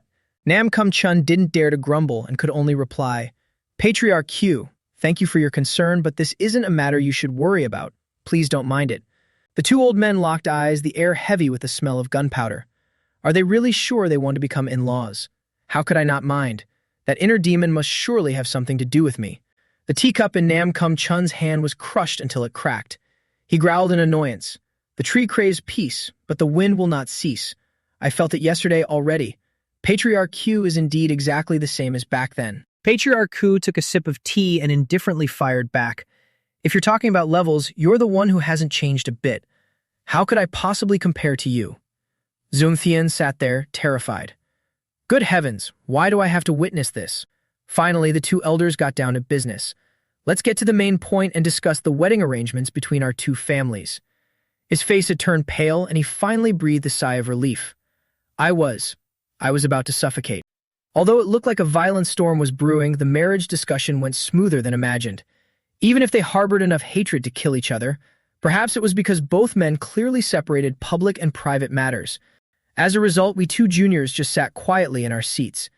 How are you still in the mood to eat in this situation? Feeny had been eating happily from start to finish. Suddenly, their eyes met. Her face instantly flushed red and she looked away. Sung Tian couldn't understand it at all. Why is she only getting embarrassed now? I was even doubting if things would actually go this smoothly, but Patriarch Q also spoke directly to Nam Kung Chung. I hope to wait until the child reaches adulthood and officially becomes the young master before holding the wedding. The old man on the other side was furious upon hearing this and instantly objected. Adulthood? Doesn't that mean they won't get married for another few years? If we delay it for that long. But before he could finish, Patriarch Q's eyes glowed red, glaring fiercely. Are you dissatisfied with something? The other old man immediately reined in his anger and denied it. No, not at all, the thing is. Sung Tian realized it was the same yesterday. Patriarch Nam Kung really can't win a single argument against father. In name, it's a discussion, but in reality, it's a unilateral notification from our side. Nam Kum Chen was completely overpowered. I understand. Then when should the engagement ceremony be held? If you have no specific requirements regarding the timing, how about next spring? He didn't nod right away, giving a non-committal answer. Then let me discuss this with the elders, and I will send a letter to inform you of the decision. Hearing Q Thiet Ven say, I hope for a satisfactory outcome, the old man was fuming with rage, his hands gripping his knees so tightly that his veins bulged. Even late into the night, he was still overthinking and couldn't sleep. The more he thought about it, the angrier he got. His teeth ground together, the veins on his forehead bulging out as he muttered, wishing he could eat Q Thiet Ven alive. His current situation was no different from the past. He still uses that look, showing his contempt for me. I still cannot forget the day I was defeated by you. The sky was ablaze with red fire, the blazing heat suffocating. That truly wasn't a level that youths of our age could reach. Since that day to surpass you, I have burned through my entire youth. I believe that if I sacrificed everything, I would be able to surpass you. However, one day while he was training, a voice rang out. It's so hollow inside. Startled, he snapped his head around. What did you just say? The old man repeated, I said you are truly hollow inside. Fill that void first. What the heavenly venerable, one of the three venerables, said wasn't telling me to cultivate my internal energy. Even now, Nam Kung Chun still didn't understand. Then what on earth did it mean? In the blink of an eye, I've spent decades pondering the answer to those words. Am I truly unable to escape Ku Thiet Von's shadow after all? Especially right now. The anger is boiling up inside me again. Even his son dares to look down on me. He glared at the sword in front of him, entirely unresigned. Fine. If the father hasn't taught his children well, his face darkened as he began to hatch a despicable scheme. Then it shouldn't be a problem if I teach him a lesson instead. Meanwhile, Twit Nhi was practicing her swordsmanship. A voice echoed in her ear. Focus. React to the sound emitting from the sword. Keep going. Standing in the grassy field under the moonlight, she closed her eyes in absolute concentration, sensing everything around her. As the voice rang out, she instantly swung her sword. Every single movement was now incredibly powerful and decisive. Each strike tore through the deadly silence of the night. After an unknown amount of time, the voice spoke again. Good, let's stop here for now. Twit Nhi looked at the grassy field she had leveled to the ground and sighed wearily. Phew, I'm so exhausted. Her future self appeared and praised her. Good work. You've made clear progress. The young girl's face lit up, her round eyes sparkling. Really? Of course, compared to your first time. Suddenly, a surge of energy flashed by, startling both of them. Huh? Did you feel that too? Something was definitely wrong. They both looked toward a distant mansion glowing red, with lightning striking straight down. That's Sister Phil Nhi's family estate. I have a bad feeling about this. Let's go check it out. But the little girl hesitated. What? But if I just go over there like this? They'll find out I'm a maid from the Kiyu family. The older Twit Nhi smiled brightly and offered a plan. I have a solution. Unexpectedly, Nam Kung Chun was also walking along this path. Seeing him, Twit Nhi stammered out, Please. Please stop right there. The old man finally noticed a graceful silhouette approaching him. Who goes there? Surprisingly, he recognized her instantly. I wondered who it was. Turns out it's the maid who's been following Q Thiet Van's son all day. What's with that clumsy disguise? Twit Nhi froze stiff, her earlier confidence completely gone. Oh no, I was still found out. Seeing her silence, he demanded, What business does a mere maid have here? Who sent you? The girl was rendered speechless. That is. Crackling lightning surrounded him threateningly. If it's nothing important, get out of my way. I don't have time to deal with a lowly maid right now. Twit Nhi gritted her teeth, struggling to speak. I can't step aside. The old man was already furious with the Q family, and now even a maid dared to defy him. His anger exploded. What did you say? The little girl stammered but asked directly. You're radiating such terrifying killing intent. Where are you planning to go? Surprisingly, she was smart enough to hit the nail on the head. Could it be? You're planning to take your anger out on my young master? The old man flinched, feeling a twinge of guilt for being seen through. You. A massive pillar of lightning erupted from his body, shooting straight into the sky. Twit Nhi, having never been in real combat, was terrified out of her wits. What do I do now? Her future self immediately urged, Draw your sword. Seething with rage, the old man demanded, Did that Q brat tell you about that too? Both of you are exactly the same. You all stand in my way. You're an eyesore. Get lost, all of you. He actually drew his sword and slashed at her. Exploding with fury, he cursed. How annoying. He was fuming mad. Finding a perfect outlet for his anger, he figured killing a maid would be a much lesser crime than dealing with the main character. Die. The older Twit Nhi hurriedly reminded her, Do exactly as you've been taught. It was time to put her practice to the test, even if the stakes were incredibly high. The young girl instantly drew her sword, unleashing a flurry of strikes to block the old man's attack. The old man was stunned, never expecting a mere maid to possess such profound martial arts. Seeing his attack utterly shattered without harming a single hair on the girl's head, he stood there in sheer disbelief. Impossible. He stared at the completely unscathed girl, questioning himself, My attack. How could she? Unable to hold back, he scowled and interrogated her. You. What is your true identity? Answer me. Twit Me held her sword with both hands, taking a perfect stance, facing him without a shred of fear. Her eyes were filled with determination, devoid of any past clumsiness, glowing bright gold in the dark night. She really had to go all out this time. The scene shifted to a pitch-black dungeon. A man walked in. He stopped in front of a cell and looked at the person inside. Old man, did you call for me? The man glared and nodded. That's right. The old man saw right through him. Seeing you wander around in that guise. You must be quite satisfied with this family, aren't you? The other man feigned surprise. What? Oh, you mean this? His entire body emitted white smoke and his face began to change. Since I've been in hiding for so long, letting off steam like this has become a habit, until the smoke clears, turning into a young-looking kid. It's a disguise technique. He stands with his hands on his hips, arrogantly asking the old man, Spit it out. Why did you call me here? The old man, despite being locked up, still has the power to order him around. You need to make a trip to Hakta Kung. The kid wonders, what? Hakta Kung? What for? Before he can even finish, a piece of paper flies straight into his hand. The first elder has a commission. Deliver this letter to Hakta Kung. The kid turns away immediately, grumbling, always making me do these annoying chores. The old man smiles sinisterly. Then, I'm counting on you. The guy disappears in a flash. Only the old man remains, stroking his beard smugly. Hee. To think it reached this far just to fight for a position. Kusuong Tuan, it seems you've been blinded by your desires. I am very pleased. In the forest, under the pale night sky, white shadows flicker in and out of sight, tearing through everything with absolute sharpness. Namkom Chan and Tui Me clash with tension as tight as a drawn bowstring. To think this little girl could fight on par with an old man who has spent his entire life practicing the sword like him. He just couldn't fathom it. What is the meaning of this? Her movements clearly have so many openings. This is simply because the little girl has only recently started learning swordsmanship. Yet the old man couldn't manage to land a single hit on her. Who knows what he actually learned from a lifetime of practicing the sword to be this pathetic? It's hard to tell if he's genuinely that bad, or if the little girl's talent is just insanely good. The sharp tip of his sword grazes past Tuyet Ni's face several times, almost sending her straight to the afterlife. The two of them continue to exchange blows back and forth, neither giving an inch. The old man even realizes, although she seems light on her feet, she always reacts with pinpoint accuracy in life-or-death moments to block my attacks.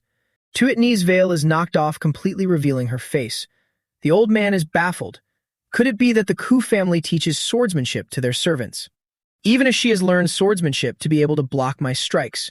Suddenly, a sound rings out from the sword in Tuyet Ni's hand. He instantly notices this sound. Is that the resonance of a sword? Even high-realm swordsmen struggle to make a sword resonate. How could a lowly servant do it? This is truly unbelievable. He unleashes that sky-filling lightning skill again. For a heavenly sword king like me to be troubled by a mere servant, how utterly ridiculous. The lightning seems much larger this time, making Tuyet Ni a bit anxious.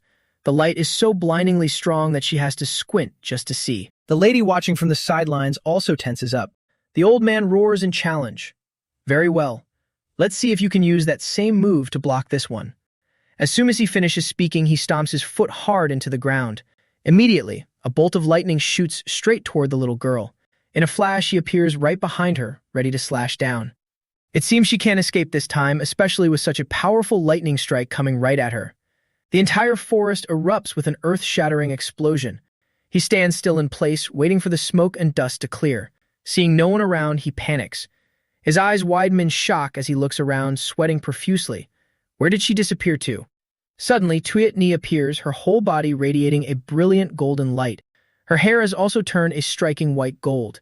He is utterly shocked. That hair color. Could it be? Fortunately, he still has the presence of mind to dodge to the side and avoid her. He grits his teeth in disbelief.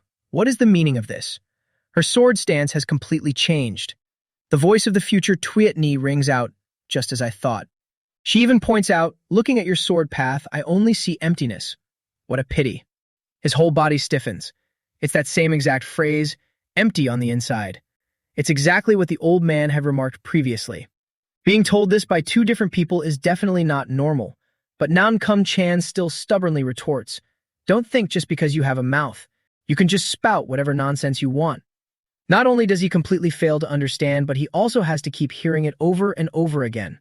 But now, no matter how hard he attacks, he can't even keep up with the little girl. He is genuinely still suspicious. The swordsmanship this person is using is the Nam Kung sword art. But it's crude and chaotic, it feels completely lost, devoid of any foundation. In the previous life, the heavenly venerable, despite being a high-realm swordsman of the Nam Kung family, always considered his own swordsmanship to be crude and was troubled by it. Could it be that the Nam Kung sword arts are inherently like this? No, there was only one person. Only the demon sword empress was different. Her sword path was truly distinct. Her sword always gave the feeling of knowing the exact direction to take. Among so many martial artists in the Nam Kung family, why was she the only one to display such a different sword path? Where exactly does the secret lie? No matter how hard the old man racks his brain, he just can't figure it out.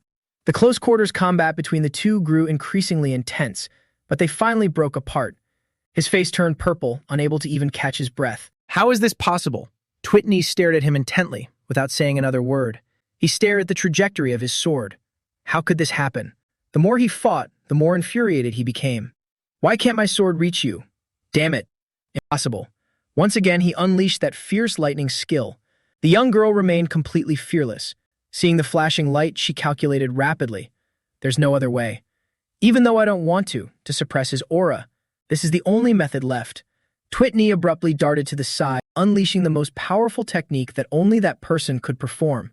The golden sword trail glowed even brighter than the old man's lightning, thrusting straight forward, simultaneously blocking his strike and attacking him. Too fast, too dangerous. By the time you realized what was happening, her sharp blade was about to pierce right through his head. It was over. The battle ended, and Twitney decided to spare Nam Kung Chen's life. Drained of all his strength, his body trembled uncontrollably until he collapsed to his knees. He stuttered, utterly shell-shocked. That just now was. Our Nam Kung families. He looked at her as if he had seen a ghost. How on earth did you do that? It's impossible.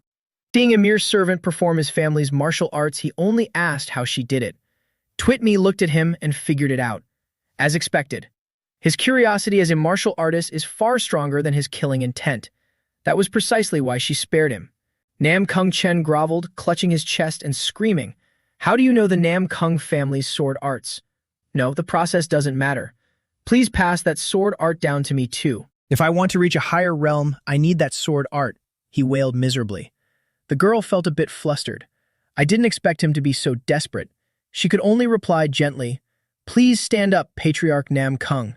I'm just a servant of the Q family. I only watched someone else and copied them, so it's hard for me to give you a specific explanation." His curiosity piqued. Copied someone else? From where exactly? Twitney smiled gently. She didn't hide it either. "If I said it was my young master, would you believe me?" But Nam Kung Chun vehemently refused to believe it. That's completely absurd. How could Thiet Van's child possibly? Twitney abruptly turned away and added, "I heard he once had the chance to encounter the lost sword arts of the Nam Kung family. Believe it or not, that's up to you, but I hope you can keep this a secret. Furthermore, if you want my young master to teach you, I'm afraid you'll need to cool down first." With those words, she vanished completely, leaving the old man sitting there in a daze. Q Zium Tian, that kid. Out of danger, Twitney quickly asked for her body back. "Big sister." Her older self replied immediately, "Sorry, I'll give it back right now. Is it okay to just let him go like that? What if he tries to harm the young master again?" Her older self had smoothed everything over. "Perhaps we don't need to worry about that anymore. In the end, I still pinned everything on him. I'm sorry." Q Jium Tian. Just as suspected, she had been spouting nonsense earlier to get away. Meanwhile, our protagonist was sleeping like a log, completely oblivious. He didn't wake up until morning, and as soon as he opened his eyes, "Ugh, my arm is so numb." He turned to see Phi Ni sleeping soundly beside him, using his arm as a pillow no less. Who knows when she got there? He felt a mix of annoyance and confusion. Her parents are clearly here, so why did she sneak over to sleep with me? Suddenly, he noticed something on the windowsill. What is that? A letter. Let's open it and see. On it was scribbled handwriting. "I've taught Patriarch Nam Kung a lesson in your stead, so rest easy." Who wrote this? What is the meaning of this? Who would leave this here? Suddenly, the bedroom door opened. "Are you in there?" Hearing this, Zeum Thean jumped in shock. This voice is Patriarch Nam Kung. Why is he here? He hurriedly tried to stop him from entering. Please wait a moment. What brings you here this early in the morning? The old man's face remained calm. I have something to ask you. But right at that moment, Full Knee poked her head out of the room and asked, Who is it? Well, he's done for. Getting caught sneaking around by her parents, quite the thrill, really. He turned back to see the old man radiating lightning, his face as black as the bottom of a pot. Veins popped on the old man's face as he glared furiously, while our protagonist cried inwardly. Why does she have to wake up right now? However, for the greater good, he had to endure it. The old man suppressed his anger and cleared his throat. It's nothing major. The old man got straight to the point. I have a few words to say. Could you come with me for a moment? Our guy was completely lost. You want to talk to me? The two led each other outside with Zeum Thean still clueless about the old man's intentions. What is he planning to say? Do we really need to go to the training grounds just to talk? Seeing the old man draw his sword, he was even more shocked. His holding a sword. Could it be because of... Damn it, just as I thought. He quickly ignited his hands with fire, immediately getting into a combat-ready stance. Unexpectedly, the old man didn't attack him. Instead, he moved fast as lightning, striking forward in a masterful zigzag path, asking for my opinion after fighting. All right, what do you think? Zeum Thean was completely stunned. Did this old man eat something wrong this morning? Mam Kum Chun seriously repeated, Tell me, what was lacking in my sword strike just now? He waved his hand to put out the fire, his brain still not processing the situation. His family hadn't used his sword for 3 generations, so why ask him? What kind of nonsense is this? Why the sudden change in tone? I don't understand what you're talking about. Unexpectedly, the old man flew into a rage. Don't pretend you don't know. I've heard all about you being able to use the Nam Kung sword arts. Suddenly getting blamed, he immediately thought of that letter. Who said that? Could it have something to do with the paper from earlier? The old man lost his composure the more he spoke, thumping his chest. I beg of you, please show me that sword technique. I'm willing to give you anything you want. Zeum Thean backed away, covered in goosebumps. Sir, what are you doing? It's gross. And going to lose my mind. What on earth happened to make him change into a completely different person overnight? Right at that moment, the old ghost Fun Triad appeared. What a pitiful guy. That's right, you could ask the old master for help. The old man indeed saw through it. If that person is the patriarch, it means he is a swordsman of considerable strength in the Nam Kung family. But looking at the sword technique he just displayed, it's not just him. The Nam Kung martial artists you saw in your memories are the same.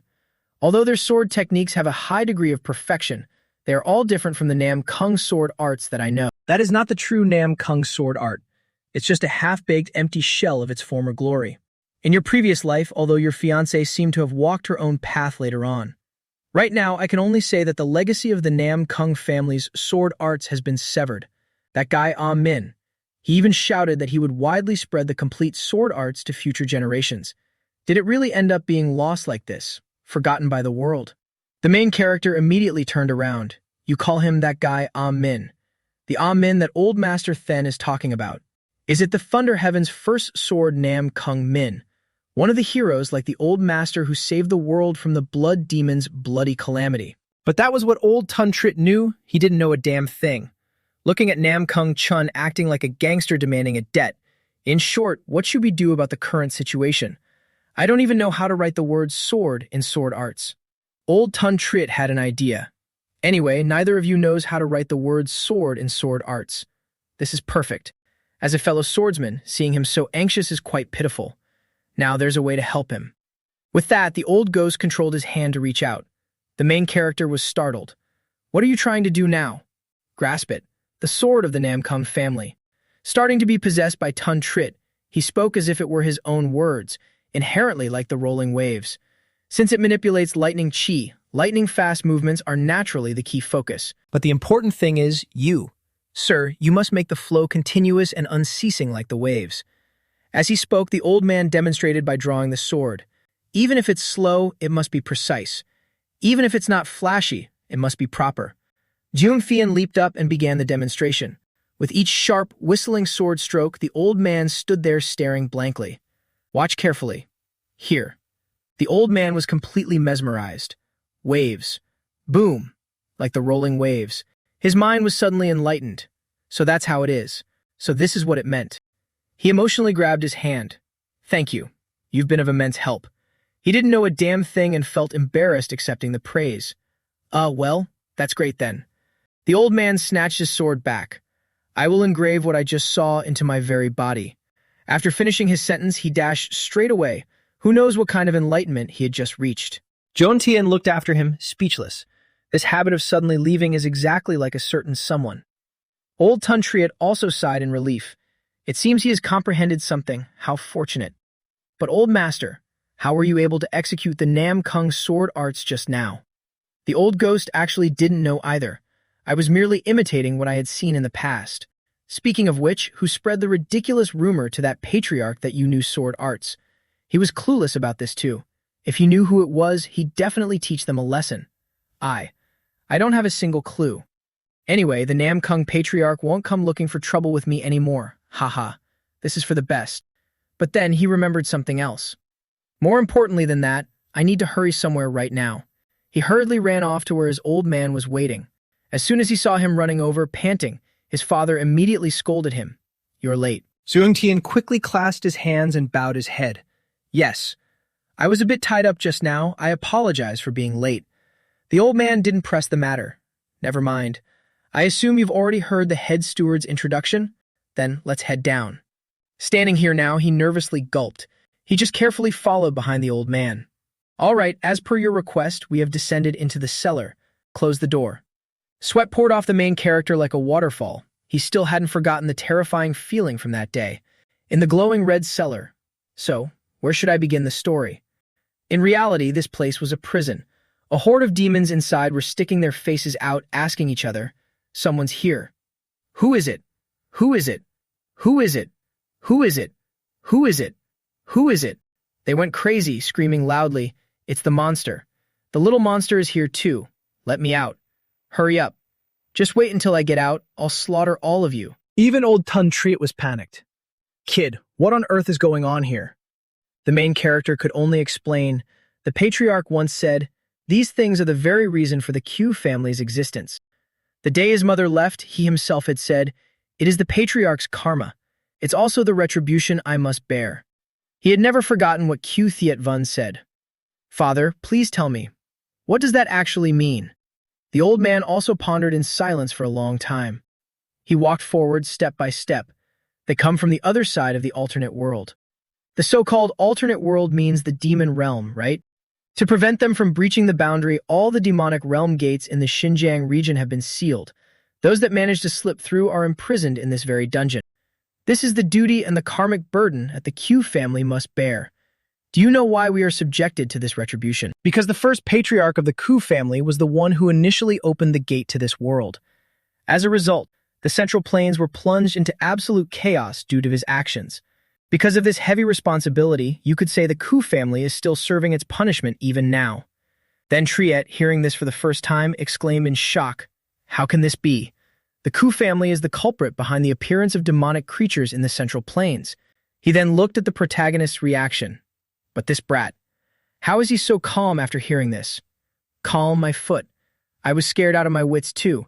It's just that these are things I already heard in my past life. The old ghost panicked. What? I should be the one asking you. Didn't you see this in my memories, old man? The old man explained, I already told you, many parts of your memories are hidden from me. But the old man had an even bigger question. Then why did you insist on coming down here? Duong Thien's hands clenched tightly. Patriarch, less than greater than. You just said we are bearing a punishment. Does that mean there is someone of even higher status up there who can order the punishment of the Q family? His father was genuinely surprised by this, stopping in his tracks to look back at his son. Duong Thien had already calculated this. Even though in my past life, after becoming the young patriarch, I learned even more shocking truths. Less than greater than. I never found the answer to this question. He truly wanted to know, who is the one punishing the Q family? If I don't use this opportunity to clarify, the old man's voice cut through his thoughts. Q Duong Thien, unexpectedly, he held it back. I cannot answer that question right now. If you truly want to know the truth, wait until you become the young patriarch. I will tell you then. Since it was like that, he had to let it go. He nodded. I understand. The monstrous demons locked inside even understood them. Laughing and mocking, He got rejected. How pitiful. So incredibly pitiful. He felt a tinge of disappointment. Was this trip really for nothing? But a thought suddenly flashed through his mind. No, at least my question wasn't denied. This is enough for now. His father stopped walking and turned around. We've been here long enough, and I've said what I needed to say. Let's go back. But he wasn't finished. Patriarch in the end. I want to go in there and see for myself. And so, Duong Thien walked deep inside alone. Van Triet warned him worriedly. You've probably been here too long, your complexion is terrible. It's best if we leave immediately. Exhausted and panting heavily, he stubbornly replied, just a little further. Just a little further will do.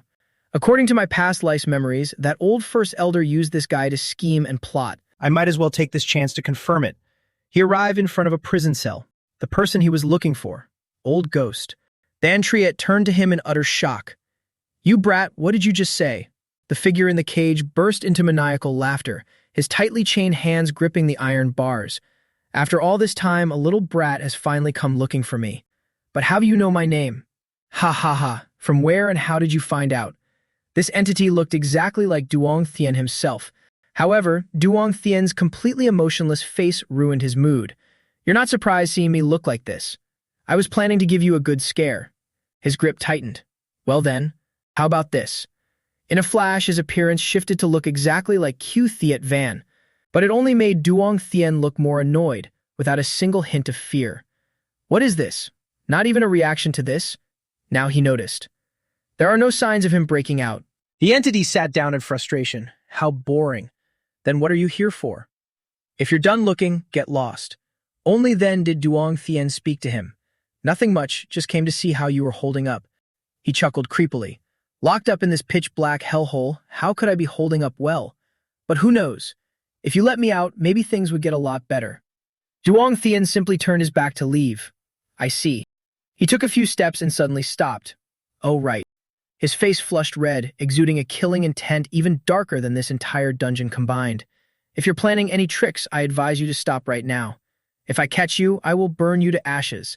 Having said his piece, he ignored him and walked straight away. Only then did the entity's body start smoking, reverting to its normal form. So in short, he's quite the perceptive little demon. Haha. He was the one in the dungeon sending letters outside. He finally understood. No wonder Q Zhuan Tuan finds him such an eyesore. Duong Thien could only hold on for so long. The moment he got outside, he started vomiting uncontrollably. Old man Van Triet's voice echoed in his ear. Even though I saw it with my own eyes, I still can't believe it. To think such a secret was hidden beneath the Q family's mansion. After he finished throwing up, he finally realized, I didn't expect to stay in there for that long. It's already this late. Just then, Tuyet Ni came running from outside, waving her hands frantically. Young master, where did you go? I've been looking everywhere for you. The young girl rushed over to tend to him. Young master, your complexion is terrible. Her face was flushed, her eyes sparkling with worry. What happened?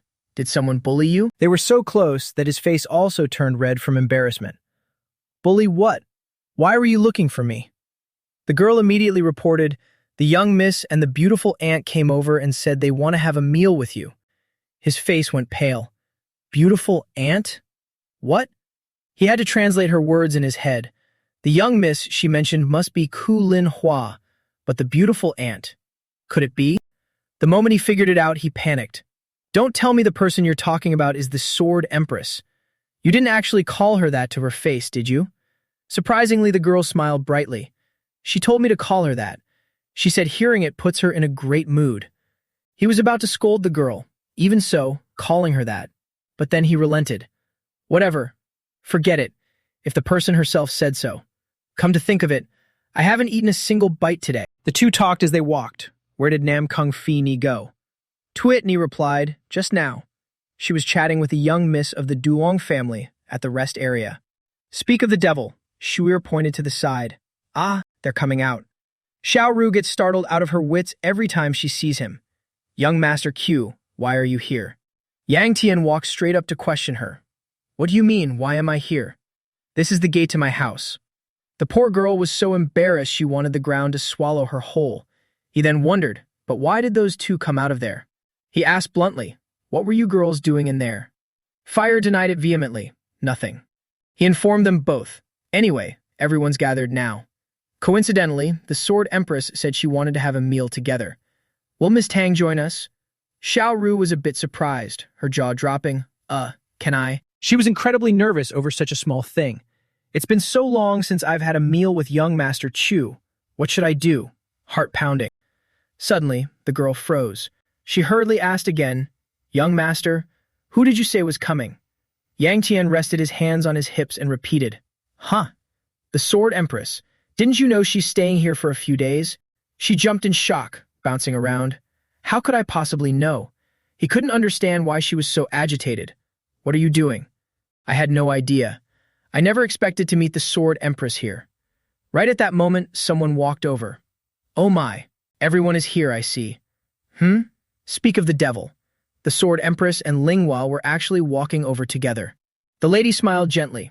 There's a lovely guest here whom I'm meeting for the first time. Xiao Rou's face instantly flushed red. Meeting her idol for the first time, she was thrilled to pieces. Sword Empress. The young girl cupped her hands in greeting. It's an absolute honor to meet you for the first time. Trembling with excitement, she continued. I am the daughter of the Sichuan Tang family, Tang Xiaorou. The Sword Empress smiled warmly. So you're a child from the Tang family. I look forward to being in your care as well. Let's not just stand here chatting. Let's go eat. The young girl was overjoyed. Yes. Yang Tian stood to the side, puzzled. I didn't expect her to be this thrilled about the Sword Empress, but then it dawned on him. Well, it makes sense. After all, the Sword Empress is the highest-ranked and most distinguished female martial artist in the Orthodox faction. As a fellow female martial artist, naturally she'd feel deep respect. Standing nearby, Linghua couldn't help but whisper, Brother, why did another woman show up? Does she like you too? She hit the nail on the head, but Yang Tian would rather die than admit his womanizing luck. What are you talking about? It's not what you think. But despite his scolding, deep down he knew, it really is exactly like that. Left completely speechless and unable to argue, Linghua teased, What? Why did you stop mid-sentence? That evening, staring at the feast, he couldn't help but marvel. Wow. Today's meal feels much more lavish than usual. The Sword Empress replied, That's right. Xiao He and the attendants prepared today's meal. He was instantly startled. When you say Xiao He, do you mean Zhuge He? He immediately thought, that guy knows how to cook. Though back in the demonic cult, he might have mentioned it. Back then, he hadn't even asked, but the guy bragged, I love cooking. Before I joined, I even thought about opening a restaurant. Even now, he thought, because he lied so much, I assumed that was a bluff too. Suddenly, the bun he picked up lost its appeal. This isn't poisoned, is it? Well, he hasn't turned evil yet. Let's just eat and see. He took a huge bite. It was beyond expectations. This is actually pretty delicious. Suddenly, Zhao Rou walked up to the Sword Empress, holding a cup of tea. About that. Sword Empress, a small token of my sincerity. I hope you can have this with your meal. The lady reached out to take it. What is this? The young girl explained. This is tea brewed from Wufang grass. I heard it's very effective for skincare. The Sword Empress was stunned. Doesn't Wufang grass contain poison? Yes, it does. Yang Tian, who was happily eating, overheard this and immediately spat out his bun. Huh? It's poison. And to make matters worse, he spat it right onto Linghua sitting next to him. His face turned pale. He had messed up big time. He hurriedly apologized. I am sorry. I was careless. But before he could even finish, his sister jammed her chopsticks straight into his eyes. The excruciating pain made him collapse on the spot. Linghua was absolutely ruthless. She even yelled at him, You lunatic! What the hell are you doing? It was a struggle just to finish the meal. I apologize for letting the Sword Empress see such a ridiculous scene. The lady replied casually, It's fine, thanks to you all. I had a great time. But are your eyes all right? Even though his eyes were completely bloodshot, he still explained, It's fine. I wasn't hit too hard, so it's no problem. The Sword Empress even laughed out loud and teased him. That's good. Linghua looks exactly like you when she's angry. Haha, you two are definitely siblings. Yang Tian just surrendered inwardly. Just what kind of person does the Sword Empress think I am? He suddenly remembered. Right, that cup of tea Miss Tang gave you earlier. She didn't mean any harm. Sui understood. I know she meant well. Even though she's from the Sichuan Tang family, I didn't expect her to treat using poison as a hobby. Truly remarkable. Thinking of Xiao Ru, the lady smiled. That child will definitely become an outstanding martial artist as well. But Yang Tia noticed something else. However, you seem a bit exhausted. Did something happen here? Su Yi froze and stopped. Was it that obvious? But she didn't explain. She just smiled brightly. Oh my, do I look that tired? Thank you for worrying about me. She patted his shoulder to reassure him. It's nothing major. You don't need to trouble yourself over me. Just rest easy. Everything will fall into place.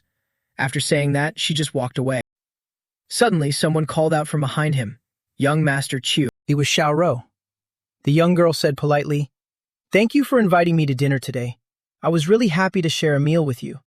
He saw right through her intentions, crossing his arms to tease her. "Are you happy because you ate with the Sword Empress, or because you ate with me?" Hit right where it hurt, the girl jumped. "Huh? What? The young master, of course. I mean, the Sword Empress. She liked both. What a hard choice. It's great to have a meal with both of you." The old man Tun Triet was irritated. "You sly brat. Do you only feel satisfied after teasing someone who likes you?" Speechless, he explained, "When did I tease her? I was just asking a question. Anyway, you probably have something to say to her now." If the old man hadn't reminded him, he would have forgotten. "Ah, right," he said directly. "Lady Dung, about the Dragon and Phoenix Branch gathering you mentioned earlier. I've decided to participate. Let's go together." Her eyes sparkled brightly. "Ah, really?" She excitedly grabbed his hands. "Young Master Q, thank you. Please take good care of me on our journey." After grabbing his hands, she was startled and quickly pulled away. "Oh, I did that unconsciously. I'm sorry." He was also flustered. "It's fine." Though he was secretly thrilled to death, he found an excuse to leave immediately. "Then, I'll go prepare for our departure right away. In the meantime, please rest easy here." The girl stood there for a long time, looking down at the hand that had just held his, probably never wanting to wash it again. Her face flushed with embarrassment. She was extremely happy today. The scene shifted elsewhere. Phi Ni and Tuet Ni were taking a stroll through a field of white flowers. "Wow, there are so many flowers here. It's so beautiful." A petal even fell right onto Phi Ni's nose. She squatted down to take a closer look. "These are white velvet flowers."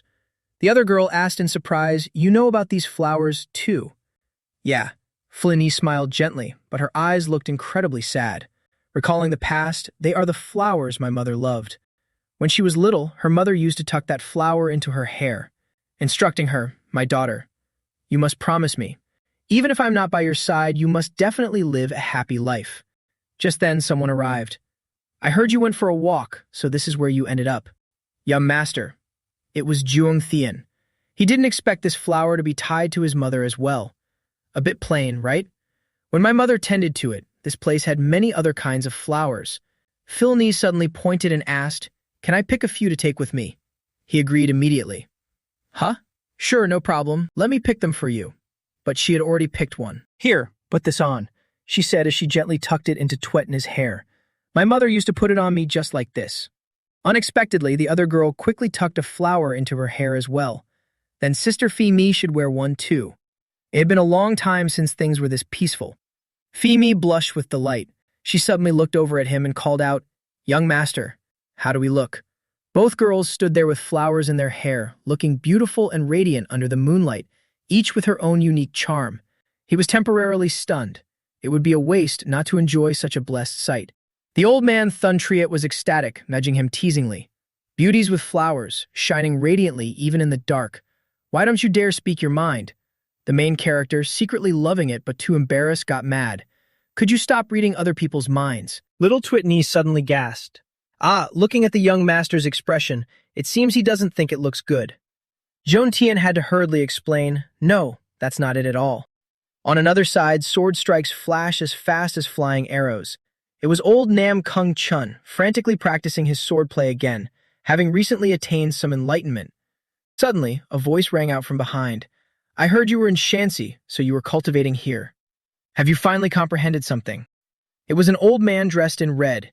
He was none other than the blazing spirit Sword Su Seong Tuan, the first elder of the Hu family in Shanxi. With his eyes glowing a sinister red, he greeted, "Patriarch Nam Kung, it's been a long time." Early the next morning, Elder Li came looking for him. I heard the first elder had a talk with Patriarch Nam Kung. It must be something important. Juntian was sitting there, with Twitme beside him wiping his sweat with a handkerchief. Upon hearing this, the little girl's eyes immediately gleamed with vigilance, but he calmly pushed off his knees and stood up. Yes, I know. His indifferent attitude annoyed the old man, making him yell, "You brat! This isn't something to take lightly. That old geezer is madly thirsting for the patriarch position. Who knows when he'll stop causing trouble?" Right after saying that, the old man was startled. "Wait, no, you said you know. How could you?" He had already calculated everything. About that, because Patriarch Nam Kung and I have gotten quite close. A few hours earlier, he had also gone to where Nam Kung Chun was practicing. Goodness, I was wondering where you went, so you're still swinging your sword here even now. The old man wiped his sweat and smiled. With every swing of the sword, I feel I've gained a bit more insight. This tingling sensation, it's just like when I first started learning the sword. So, my sword technique just now. Is there any difference compared to this morning? The spirit Thuntriet stood nearby and prompted him. Even if it's just a little, it seems I've comprehended something. Zuamthean had no clue but casually replied, "Yes, it has indeed improved." The old man was thrilled and declared heartily, "Thanks to that person introducing you to guide me, I will definitely repay this favor." Ha, he caught the keyword. That person? Introduced? Suddenly, the old man brought it up himself. "That's right, the first elder of your family just came to find me earlier." At that moment, he was quite shocked himself. "Did you say the first elder?" He immediately grew vigilant in his heart. The first elder, that old geezer, has finally started making his move. "May I ask if you could tell me what you and the first elder talked about?" The old man paused slightly but still spoke out. "All right, for the sake of you teaching me swordplay, I'll be honest with you." Even though our conversation was mostly just simple greetings, before leaving, he asked if I wanted to join him in what he was doing. If we share the same goals, he will explain the specific details to me later. As you can see, my relationship with Patriarch Gu isn't very good. If the first elder had approached me earlier, I probably would have accepted his offer. But now, he said as he swung his sword, "I just want to master my swordsmanship. I have no mind for anything else. So I will reject the first elder's offer, you can rest assured." Hearing this immediately hit the spot for him. It was absolutely wonderful, far beyond his expectations. But his sly mind wanted even more. "No, on the contrary, I hope you accept that offer." Namgun Jin was startled. "What?" He went straight to the point. "You said you would repay my favor no matter what, right? Then please use this to repay it. Please pretend to support the first elder. Then simply report back to me what he says and any new moves he makes. If you agree, I'll teach you more sword techniques later. How about it?" Namgun Jin was immediately hooked, his eyes shining brightly. Really? That was why he could stand there so confidently now. Patriarch Namgung seems to care about absolutely nothing else but his sword. Either way, turning a crisis into an opportunity is wonderful.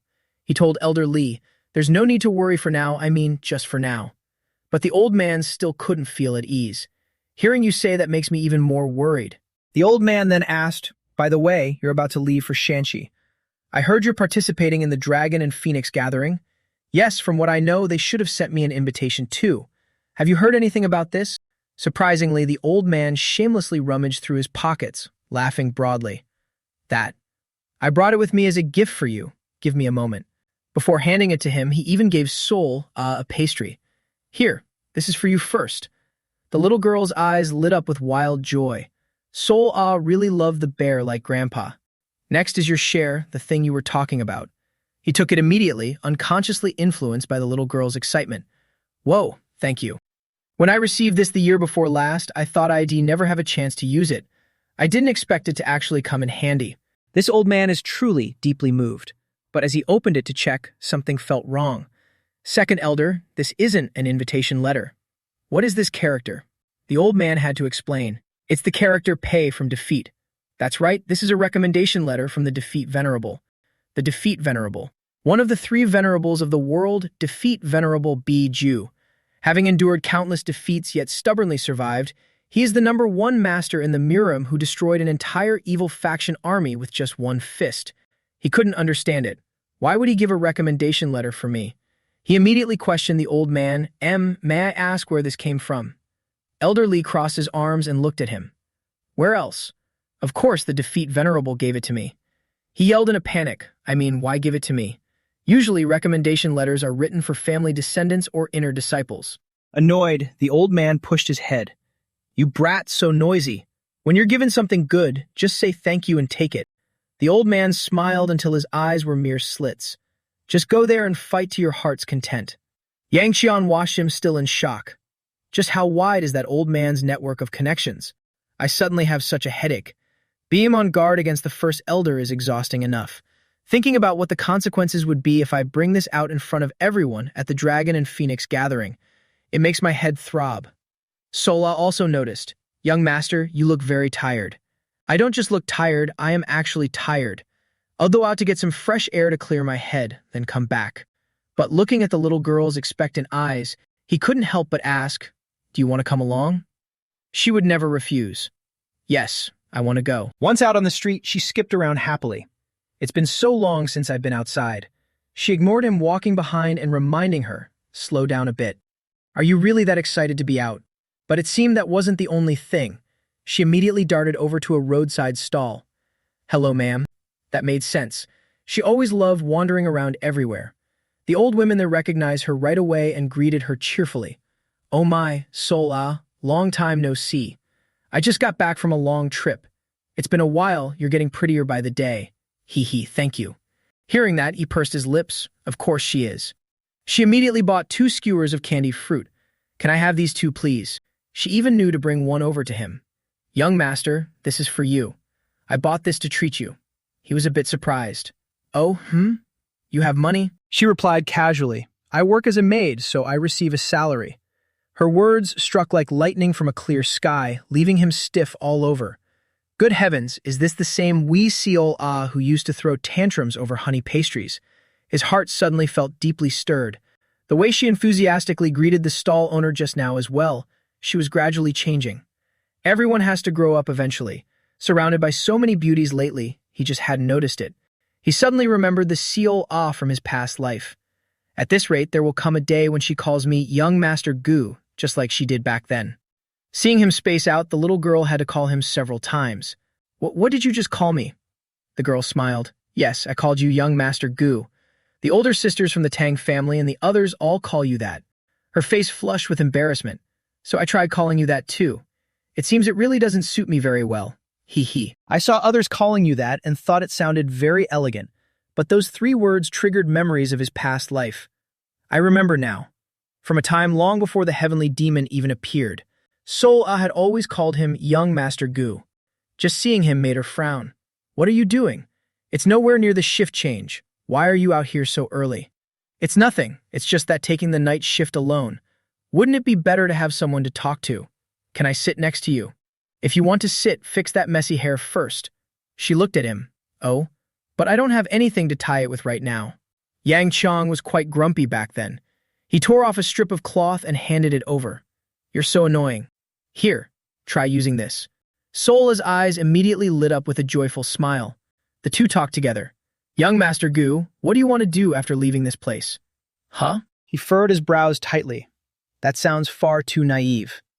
We've been teleported to this demonic realm for nearly 3 years now. How can you even bring yourself to ask such a question?" Of the outstanding descendants who participated in the Dragon and Phoenix gathering that day and got teleported here together, more than half have already been killed by demonic beasts. In this situation, if you still cling to the hope of escaping, isn't that just absurd? He just sat there muttering and complaining. Damn it. If I had known, I wouldn't have participated in that event in the first place. I was forced to join because of my status as the young master, and it resulted in this cursed fate. The young girl walked over, still speaking calmly about it. "At least when you were outside, there must have been something you wanted to do, right? I want to hear you talk about it." He waved his hand dismissively. "I don't know anything about that. I never really had any thoughts about how I lived anyway." She finally turned away. Fine, whatever. But unexpectedly, he also asked her a decent question in return. "What about you? What do you want to do after getting out of here?" Twitney smiled, looking up at the sky. "I want to travel everywhere to see this world. Not this demonic realm, but a place where all kinds of people live, where I can hear so many stories. The world we used to live in." In the present, Duong Thien spaced out again. The little girl hurriedly called, "Young master. What's wrong with you all of a sudden?" The little girl teared up worriedly. "Is it because Twitney called you young Master Q without permission? Are you angry?" "I'm sorry, I'll never do it again." The MC played along, pinching her cheek hard. "Exactly. Who gave you permission to change how you address me?" Just try doing that again and see. The little girl immediately ran away crying. "Wah, young master is too mean." The MC watched her back, absent-mindedly thinking, her. It would be so nice if she could stay like this forever. 7 days later, it was time to depart for Henan. The second elder said the Five Swords squad had some matters to handle, so they went to the front lines first. Q Hi-Fi is the squad leader there, yet they still invited the second elder over. Did something really happen? Elder Lee handed him some items. "Here's some pocket money for you. Spend it wisely." For the first time, he eagerly took the pouch. "Wow, this is rare. As for the Q Dragon gathering this winter, your sisters will be participating this time, so you don't need to worry about it." "You mean second sister and the youngest?" "That's right. Although second sister Q Nien too has always been at the Q estate, she's in secluded training, so I haven't seen her. Did she choose to join the Q Dragon gathering because I said I wanted to attend the Dragon Phoenix gathering? Ultimately, the ones traveling to Henan with me were Duan Tiu Niu, who insisted on coming, along with Mui Tuyet Mi and Vo Dian. Since her father was with her, Nam Kum Phi Mi was coincidentally allowed to join and receive an invitation as well. The Sword Empress and the Divine Doctor seemed to temporarily stay at the Q estate. Jia Cat Hack stayed too, but since it was confirmed he poses no danger right now, it should be fine. But what's more important now is I have to ride this annoying carriage again. This place feels like home now. I've only just regressed, yet I've ridden in carriages more than in my entire past life combined. Time flew by like a dog running in the fields. Tuyet Ni squeezed her eyes and nose shut, sneezing loudly. We've barely departed, yet it's already winter. Resting mid-journey during winter was much harder. With snow falling heavily, everyone was shivering. Brr, so cold. Tuyet Ni couldn't even finish a sentence without stuttering. "Why, young master, aren't you cold dressed like that?" The little girl was shivering all over while he didn't even need a coat. "I find it pleasantly cool and comfortable." "Is it because young master has fire energy inside you?" "So jealous." "Can I come over to your side?" He agreed immediately. "Suit yourself." So the girls immediately clung to him. "Wow, young master's hands are so warm." Even Phi Ni grabbed one of his hands. "Do you see me as a portable heater?" But it's a bit surprising that the Sword Venerable didn't tag along this time. Does he feel he can safely let her go out on her own now? Probably not, right? Seeing him occasionally talk to the Divine Doctor and then disappear, it seems he's busy with something. He looked at Phi Nai again, and her father. He's probably returned to Anhui by now. Right up until I left, he kept clinging to me, demanding I teach him swordplay. Thanks to Old Man Fan, I managed to make up an excuse to brush him off. The old ghost, Thantriet, was also furious. "Damn it, I told you I was just following along, so why did you push all the blame onto me?" Instead of apologizing, he teased him further. "Oh, Old Man Fan, you're here." Anyway, everything worked out smoothly, so isn't that great? The old ghost eventually relented. "That's true, but I was shocked by your actions afterward. Knowing full well the other party wanted your life, yet you still showed up at their door. Where did you get such guts?" That day, there was something he hadn't told Elder Lee. He had gone to see the old man, Q Suong Tuan. The old man looked at him in shock, knitting his brows as he asked, "What did you just say?" Duan Tian spoke to him with a deadpan expression. "I'm telling you, you're truly too arrogant. You know full well the karma sown on this land, less than greater than. Yet, you still dare to covet the position of patriarch, less than greater than." The old man threw his head back and laughed loudly. "I went through all the trouble to come when you called, wondering what you'd say. Ha, turns out you'd spout such amusing nonsense. You and your father are the arrogant ones, daring to think you can shoulder that karma alone." The MC's eyes glowed crimson, seeing right through the old man's intentions. "You speak as if you're bestowing some generous favor, but in reality, you're just greedy for their power, aren't you? Are they really that important to warrant you bearing such retribution?" The old man didn't hide it anymore. Of course, to have them means possessing immense power. That sounded completely absurd to him. Since the cards were on the table, he closed in step by step. "Is that so? Then I have a few words. Hopefully, they'll be of help to you." Daring to stand face to face, glaring fiercely into the old man's eyes, listen carefully. With killing intent flaring up wildly, if an old guard dog dares to bite its master, then the only option left is to burn it alive. Looking back, even he thought he sounded cool. That was just a little warning before I left. Then Triet wondered, "Didn't you think that old man could have killed you right then and there?" He wasn't afraid, he had backing.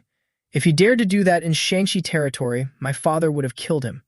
He's as cautious as he is sinister. Until fully prepared, he'll never make a move. If it's a critical matter, the Nam Kung Patriarch will send a letter to inform us. For now, I should focus on the Dragon Phoenix gathering first. Suddenly, Tu stood up shakily and walked over to Duong Thien. She took the initiative to ask, my hands are a bit cold too." Unexpectedly, Finey grabbed her hands instead. "My hands are warm now. Here, hold on to them." She saw right through those intentions. Caught off guard, Tu was stunned. "No, that's not what I meant."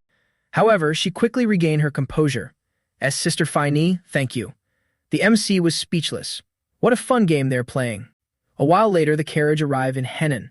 Someone came out to receive them. The Alliance leader invites you to rest at the arranged quarters. You just need to head up to the Martial Alliance in 4 days. Duong Thien received his room and casually tossed the money pouch onto the table. "Now that I'm here, I can finally feel it. Phew. I really am about to participate in the Dragon Phoenix gathering." Even though in my memories, the Dragon Phoenix gathering isn't exactly a fond recollection. In the memories of his past life, a few years from now, the demonic realm gate will appear here and swallow all the rising talents. It's commonly known as the demonic realm transmigration incident, trapped inside for so many years.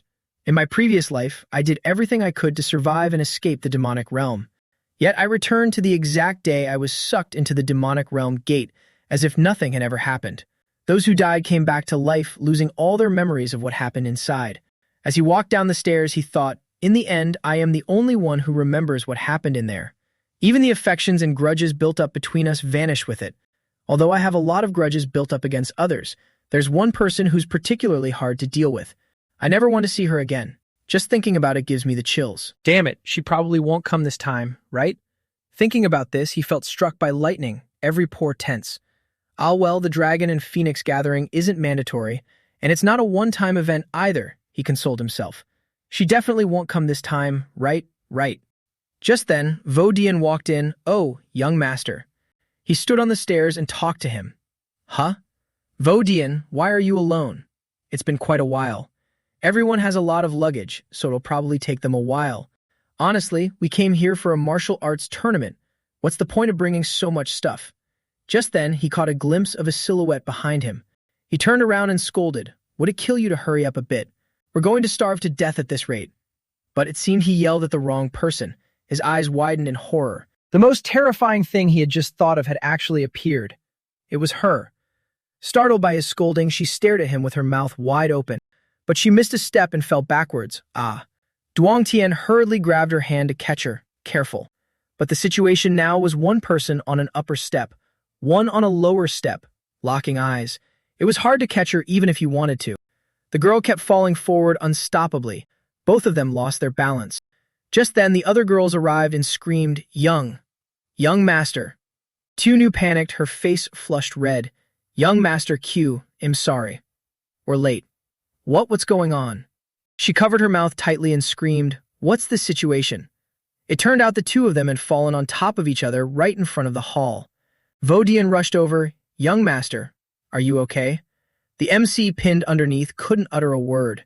I thought it couldn't be. Among the 4 great families is famous for their swordsmanship as the Nam Kung family, the overlord of the Liaoning region, the Mo Dong family.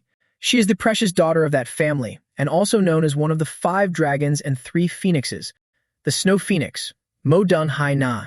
It was definitely her. That's right, she's the one I least wanted to see. In my previous life, she humiliated me endlessly. Is your head full of rocks? You're so weak, young Master Q, you're all talk. Aren't you ashamed? How pathetic. He still couldn't forget those days of verbal abuse in the demonic realm. Their hands touched and he couldn't understand it. Why did I instinctively reach out my hand only to end up in this situation? I hate myself so much.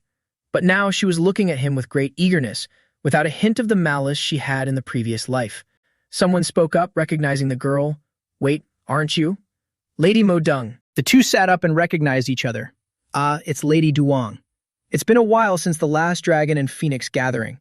See, could you tell me what just happened? I slipped on the stairs and young Master Ku tried to catch me, so we ended up like this. The MC also bowed his head apologetically. The slip was my fault to begin with. I'm very sorry. But he was slightly mistaken. She dusted off her clothes and turned away abruptly. It's good that you know. Duong Thien looked on, deeply annoyed. So rude. No, I shouldn't waste my emotions on this. The important thing is to get out of here quickly. Suddenly, she turned back and added, but could it be that you, young master? The MC didn't care at all. Without letting her finish, he dragged Tu Nu away. We were just about to go eat. Excuse us. Phi Mi and Tuyet Ni also followed. Only now did she notice these people. Green clothes, white hair. She must be from the Nam Kung family. She shouted, "Wait a minute. Consider it fate. Can I join you guys for a meal? I haven't eaten either, and my companions will probably take a while to arrive." The MC lost all his mood, getting angry. What did you say? Didn't you say you usually don't eat lunch? She was surprised too. Why you? How did you know? The MC flushed red and hurriedly covered his mouth. Crap. My big mouth is going to be the end of me. Her face darkened into a sinister smile. She walked right past Phi Nai and Vo Dean, straight to him. You're truly strange, young master. You act awkwardly in front of me for no reason, yet you know my habits so well. This must be the first time we've met, right? She even smiled. If not, have we met somewhere before? This wasn't funny at all. She was the only woman he was genuinely afraid of. He cried internally. Why are you treating me like this? In his previous life, this whole place was dyed a blazing red, and a dissatisfied scream rang out, Are you trying to kick someone out again? That's too much. Tuyet Ni placed her hand on her chest in protest. No matter how bad the situation is, we can't just abandon our comrades. If someone really has to leave, then let me. She was cut off before she could finish. Little Sword Empress, please calm down a bit. That Mo Dun Hai Na stopped her, giving this reason. You are our strongest fighting force. How could we let you go? Everyone here was able to survive 3 years in the demonic realm thanks to you. Have you forgotten? Acting chivalrously is fine, but right now is the time to calmly assess our value. Even though we're all human, not everyone holds the same value. It's cruel, but if we want the majority to survive, this is the only way. Then who should we leave behind? The MC stepped out then. The answer is already clear. Now you're telling a worthless dead weight like me to get lost, right? Tuyet Mi looked over in confusion, young Master Ku. She even pretended to glance at him. I have no personal grudge against you, please don't misunderstand. Duong Tian walked straight past her. I know. You chose me because I'm the weakest and most useless. On the contrary, if you were in my position, you'd probably take the initiative to leave too, wouldn't you? Because someone like you wouldn't even show mercy to yourself. Before leaving, he even waved goodbye. Well then, everyone take care. See you in the afterlife. And just like that, his figure gradually vanished into the snow. Tuyet Ni stood there watching him, sobbing. Young Master Ku. The hand holding the fan of that wench, Hai Na, was also trembling uncontrollably. I'm sorry. In the end, they still ended up eating together. Thank you for agreeing to share a table with me. Thanks to you, I really enjoyed this meal. She blushed, her eyes curving into a bright smile. Your name is Ku Duong Thien, right? If you ever visit the Liaoning region where our Mo Dung family resides, I will definitely host you to repay this favor. He didn't even want to look at her. Sure. I look forward to it. He cursed inwardly. Why the hell would I go there out of nowhere? This feels a bit strange. With her personality, she wouldn't owe someone a favor for no reason. Why would she do this? She just met me for the first time. What on earth does she want from me? She asked again, but young Master Ku, you're a disciple of the Ku family in Shaanxi, right? Then can young Master Ku also use fire martial arts? So that was it. He seemed to finally understand her intentions. Fire martial arts? Could it be? Nodding, he said, That's right, I can. Her eyes immediately narrowed with calculating intent. So that's how it is. Then I suppose I'll be able to witness it at this martial arts gathering. Right at that moment, someone walked over and called out, Lady Mo Dung. I was wondering where you were. It turns out you came here first. Hearing the call, he also looked over. It's Nam Kum Thien Tuan, so he came to participate too. This encounter was truly awkward. He at least knew to greet them. Sister, and young Master Siu. Greetings to you both. He stared intently at him, at that hand crackling with lightning. This guy. He's already radiating lightning energy the moment he sees me. Does seeing me with your sister make you that uncomfortable? He had already calculated his moves, glaring back at him with hostility. At this martial arts gathering, if I run into you, just you wait. I won't give you a single chance to strike. Just then, someone rushed in and interrupted. Worthy little brother. I've arrived too. Frowning, he jumped in surprise. Whoa, damn it, you scared the hell out of me. It was Ban Hu-chan. He slung an arm around his shoulder. Worthy little brother, aren't you being too much? I even gave you my token so you could come visit my house. Why haven't you dropped by even once? Seeing his face turn red with anger, he immediately flinched. Young Master Ku, I was just joking. He calmly greeted them both. Anyway, long time no see, you two. Have you been well? Young hero Ban. And my brother-in-law too. Oh wait. Saying this, he smiled with extreme wickedness. Should I call you my sister-in-law? He was intentionally bringing up that horrifying memory of his. The Tuan's face turned completely pale, his anger flaring up. How long ago was that? Hu-chan immediately turned to him, his face darkening. Lightning Dragon, now is not the time to talk about this. Come on now. Being reminded, the other guy instantly mellowed out, clearing his throat with a light cough. He completely changed his attitude, smiling from ear to ear. I heard you two have set a wedding date, congratulations. Duong Fian looked at him speechless. No matter the occasion, his ability to flip his attitude is always top-notch. He even turned to greet Tiu Nu. Oh, Lady Duong is here too, long time no see. The little girl immediately turned away and gagged. Sorry. I just saw something a bit nauseating, so my stomach isn't feeling too well. The other two turned to chat with each other, completely ignoring him standing there fuming. But why did you come here with Lightning Dragon? I don't see Na Hai or the others from the band family. Hu-chan smiled and replied, about that, fate just pushed things this way. This time, and the only one from the band family participating. Lightning Dragon said he was going to pick up his fiancée, so I tagged along. He was puzzled. Fiancé. Just then, he saw that wench Hai Na stand up. Young Master Nam Kung, you've arrived at the perfect time. She waved her hand. It was very nice talking to everyone today, young Master Siu. See you next time. He finally remembered. Ah, that's right. Mo Dung Hai Na and that lightning dragon used to be engaged. The three of them left, still bickering noisily. Sister, we need to have a serious talk between siblings later. Lightning Dragon, stop bothering people. Now Duong Thien finally realized. Is that why she was paying special attention to Nam Kung Phi Nai during the meal? So it was to bridge the gap with the family she's engaged into. That's a relief. Since I'm also tied to the Nam Kung family, she just greeted me in passing.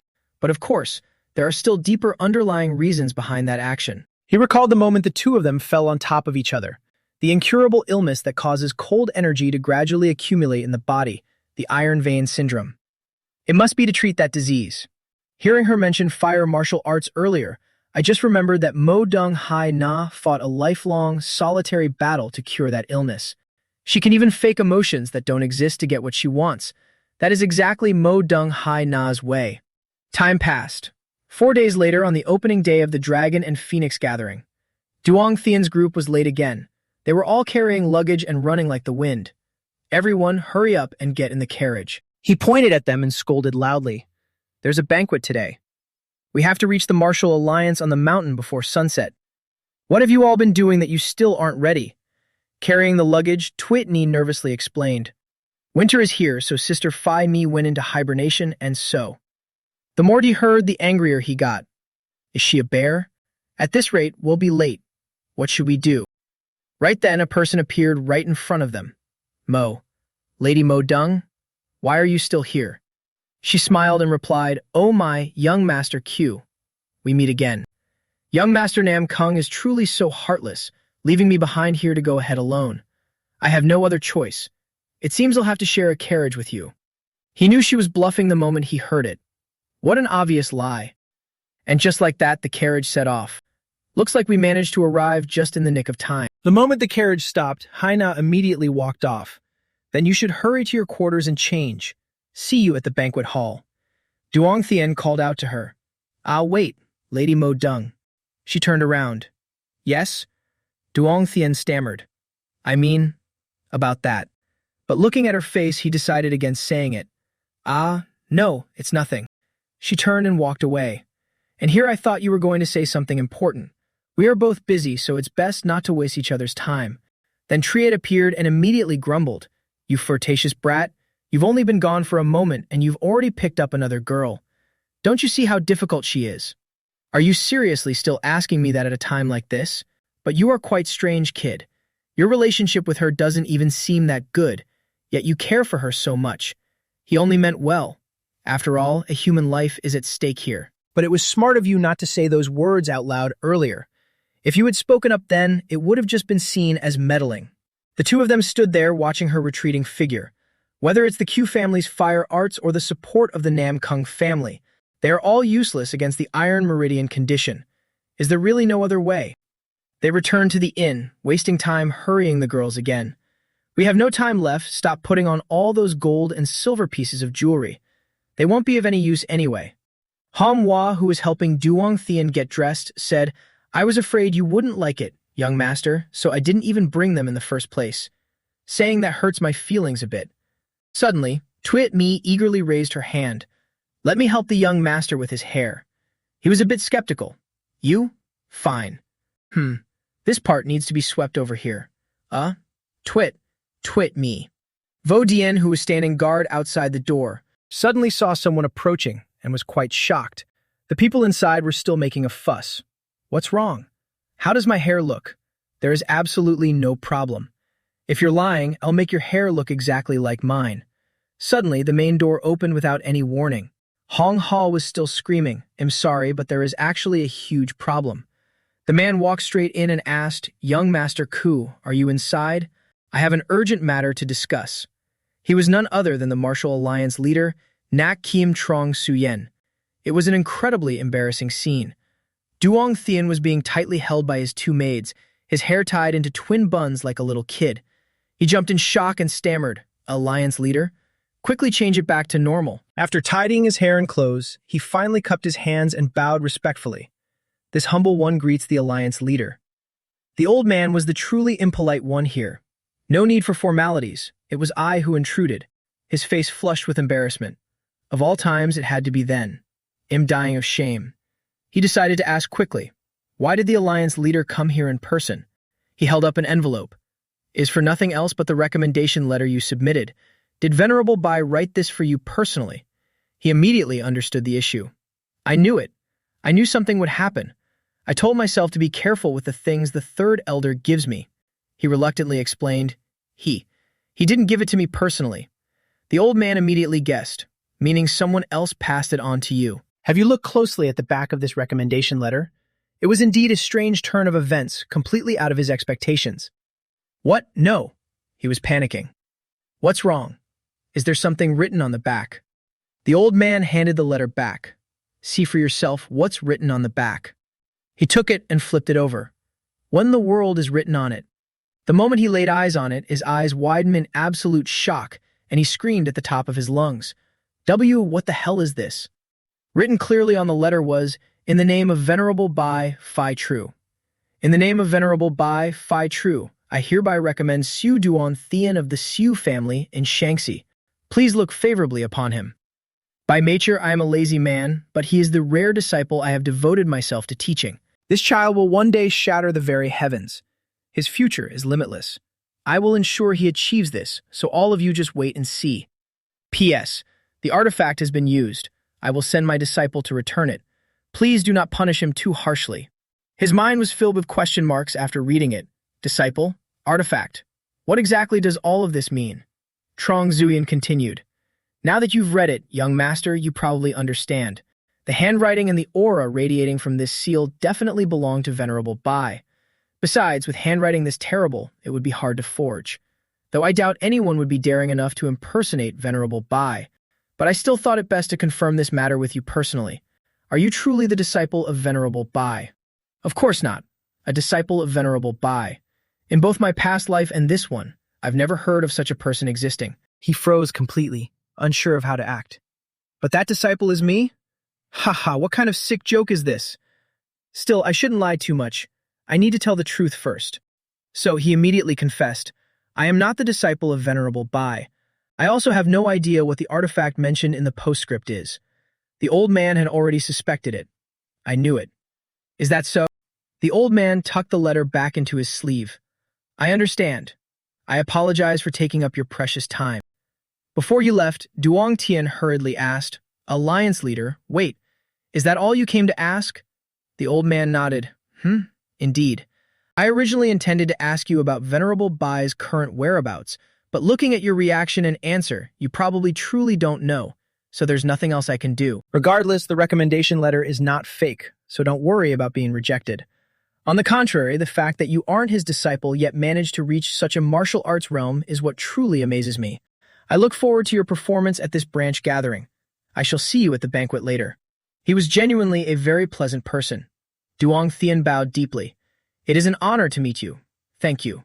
After the old man left, he finally raised his head. He had been set up by Elder Li again this time, giving him a massive headache. Ugh, I am seriously going to lose my mind. That old second elder is trying to torture me to death. He yelled so loudly that Vo Dian, standing outside, nearly jumped out of his skin. Who on earth casually claimed I was Venerable Bei's disciple? Those old geezers must have made some bet and scribbled it on randomly. It was frustrating, but at least he wasn't kicked out. Sigh, who else can I blame? I expected something like this to happen, yet I still handed in that letter. It's truly my own fault. But I never expected them to call me his disciple. But is that really all the Martial Alliance leader was curious about? One of the three venerables, who vanished years ago, suddenly writes a letter recommending a disciple, though there is a chance he is purely just concerned. But that person is that guy's father. For some reason, this keeps bothering me. Honestly, I could have completely answered where Venerable Bai currently is and what he's doing earlier, but if I had answered, it would have made it look even more like I really am his disciple. Besides, even if I know, it would probably be hard to recognize the current Venerable Bai anyway. But then he suddenly remembered. Wait a minute. What is the artifact he mentioned? He said he sent a disciple to return it. Suddenly it clicked in his mind. It's that thing, that pocket money pouch. He hurriedly pulled it out. See, could it be that this is the artifact? Let's empty the pockets and see. Wow, it's a pile of gold coins. Finally finding a green jade ring inside, our main character was utterly shocked that this is Second Elder, that crazy old man. He's actually pretty damn impressive. The dining hall is already packed with people. The crowd chatted while eating. It's about time. Why hasn't it started yet? Could something have happened to the Alliance leader? Instead of worrying about that, look at the front row. Don't you see there are so many beauties here this time? They told each other to glance over at where Phil Nee was sitting. Oh, you're right. They gossiped incessantly. The Poison Phoenix also participated last time. Don't you think she looks more mature now? Teal Nu was still wondering, when will young Master Q arrive? And the girl next to her, it seems she's from the Nam Kum family. Their faces flushed with excitement. Amazing. I didn't expect the Nam Kum family to have such a great beauty. I wonder if she's blood related to the Lightning Dragon. She doesn't look like she's wearing heavy makeup, but with those looks alone, she has far surpassed the Snow Phoenix, truly living up to her reputation. Right at that moment, Hai Na also walked past their table. Oh, look, over there. This girl is quite gorgeous too. She walked straight to Fianya's table. It seems young Master Q hasn't arrived yet. T.L. Nu looked up and greeted.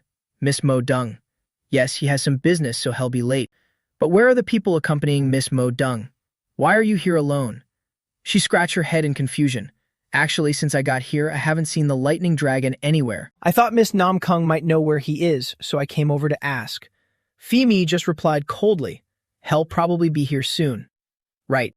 The guy in the yellow robes stared at the girls like a hungry tiger. This is a spectacular sight. To think the three of them would appear in the same place. The seats next to them seem empty. Should I go ask if I can sit with them? His companion hurriedly stopped him. Wait, hold on, Brother Huang Fu. The Alliance leader is arriving soon. Don't do anything rash. But he angrily raised his fist and argued. Let me tell you, don't you know that only the brave can win love? I, Huang Fu Triet V, will prove it with my actions. Watch closely. And just like that, he walked straight over to the three girls. Excuse me. It seems there are still plenty of empty seats here. May I sit next to you? Hai Na turned to size him up from head to toe. Looking at that outfit, he's definitely from the Huang Fu family. Although a noble house, it still can't compare to the four great families. Tio Nu couldn't stand him either. Sure enough, these creepy guys are all the same. Every time there's an event like this, there are always people staring at others with those eyes. Phi Ni even pinched her nose tightly, showing clear disgust on her face. Tio Nu spoke up first. Sorry, those seats are already taken for others. He still tried to haggle. Are all four of these seats really taken? There must be at least one seat for me. The girl was really annoyed now and said bluntly, before coming here, everyone was assigned a seat. Please return to yours. Yet he dared to touch Hai Na. Don't be so cold. Let me sit for a bit. It's a good opportunity to get to know each other. Or maybe the Snow Phoenix can join too. Absolutely disgusted, she slapped his hand away hard. What do you think you're doing? Could you not touch me so casually? Rejected and openly despised, he flew into a rage, veins popping on his forehead. He dared to raise his hand to strike. Do you women think you have the right to act like this just because you're pretty? Haina hurriedly raised her hands to block, shouting across the room, before the banquet begins, please mind your manners. Right at that moment, a red blur flashed by. The guy collapsed to his knees. What happened? Which ignorant fool dares to interfere? But before we could even finish, his arm had already been completely snapped in half. His agonizing scream echoed through the sky. My hand. My arm. Va Dien, Twit Ni, and the others arrived just in time. They instantly knew the one who had just acted was Juon Fian. He even deliberately and discreetly delivered another kick to the guy's heel. The guy immediately collapsed completely, but at a glance it looked like Zoom Thean hadn't even touched him. Seeing his pale face covered in sweat, our main character stated bluntly, someone passed the message. This guy got dead drunk before the banquet even started, so he'll be withdrawing from tomorrow's martial arts tournament. After that, he ignored him and checked on the girls. Is anyone hurt? We're fine, thanks to your help. Acting like that in front of so many people isn't simple. There really are all kinds of weirdos. Va Jian and Twit Ni whispered behind them while she played dumb. Compared to how you were at the waterfall before, your body seems a bit stiffer. What waterfall? Twit Ni doesn't remember seeing any waterfall. Just then, the sound of applause rang out. Truly excellent. The Alliance leader almost had to see this unsightly scene. Luckily, you handled it appropriately. The moment Jun Thien turned around and saw him, his expression changed instantly, his eyes glowing red with bulging veins. This guy is. Ignoring his hostile glare, the guy kept smiling and introduced himself. I should introduce myself first. Hello, I am from the Trum family of Tai Lin. Trum Thien Wien. The others immediately began whispering. The Trum family of Tai Lin is the Martial Alliance leader's family. Is he the Alliance leader's son? He also recognized him now. Trum Thien Wien. In my previous life, he was Mui Twitney's fiancé, and we had many entanglements with each other later on. Something also happened right at this very place. Just thinking about it made him clench his fists in bitter anger. How could I ever forget? On that day, at the Dragon and Phoenix gathering, the demonic realms sect suddenly appeared, less than greater than. The one who caused the gates of the demonic realm to open, that person. Was you damned bastard. Yet here he stands, greeting me with fake kindness. Meeting like this is destiny. Let's do our best at this Dragon and Phoenix gathering. Destiny my ass. But since this is a new life, I better play along. Sure. I haven't introduced myself yet. I'm Gu Yangshan of the Shanxi Gu clan. Please take care of me. The two shake hands firmly, but it seems he squeezes a bit too hard, making the guy writhe instantly. Yangshan even smirks on purpose. The guy is furious but can't do anything about it. This insolent brat. He's already figured it out, trying to use a handshake to test my strength, using such force. Did you think I wouldn't notice the internal energy coating your hand? Everyone present is shocked by the scene. His grip tightens further, thoroughly enjoying it. How is it? Still bearing it? Or do you need a bit more? Right then, a gentle hand stops him. Wait, Gu Yangshan. That's enough. Why are you suddenly doing this? It's none other than fire. That bastard Jiang Xion Yan still feigns composure. He looks at his limp hand and forces a smile. Ha, this greeting was more intense than I expected. But inside, he's a tangled mess. What is the meaning of this? He's just a newly risen junior. How could he possess such strength? He says he's Gu Yangshan of the Shanxi Gu clan, but the Gu clan clearly doesn't belong to the Shooting Stars. His body certainly hasn't undergone that person's baptism, yet he can exert such power, which means he has reached the peak realm. Unbelievable. But among the people Yangshan brought, he also notices someone else. What's with that servant? She's glaring this way with thick killing intent. It's Sol who's already incredibly annoyed with him. He grows even more bewildered. What's the deal with these two? I don't recall making enemies with anyone. Just then, an announcement rings out. Please maintain order and return to your seats. The Alliance leader is about to enter. The old man who just stepped in speaks politely. You all traveled far to be here, yet I am late. I am truly sorry. It is getting late, so let us begin the banquet right away. Please, make yourselves at home. A while later, a disciple steps up and announces, apologies for interrupting the banquet, but please pay attention. We will now conduct the draw to assign groups for tomorrow's martial arts tournament. Please step forward to draw in the designated order. Jang Xianyan starts chatting up the pretty girls at the party. Oh my, is this young Master Jang's first time attending a banquet? Haha, yes, how embarrassing. It's my first time at a banquet, so everything feels so new. Wow, the next time our family hosts a banquet. Sitting on the side, Soyu finds this incredibly annoying. What's so great about that flashy guy? The one who just sorted things out was clearly young Master Gu, so why is everyone only paying attention to him? Though, it's actually a good thing for me. Just as she thinks that, she overhears some chatter. The young master who just defeated Huangbo Chiu Wei is named Gu Yangshan. Isn't the Shangxi Gu clan a chivalrous family? I thought it'd have a rugged charm, but it turns out he's the Sword Phoenix's brother.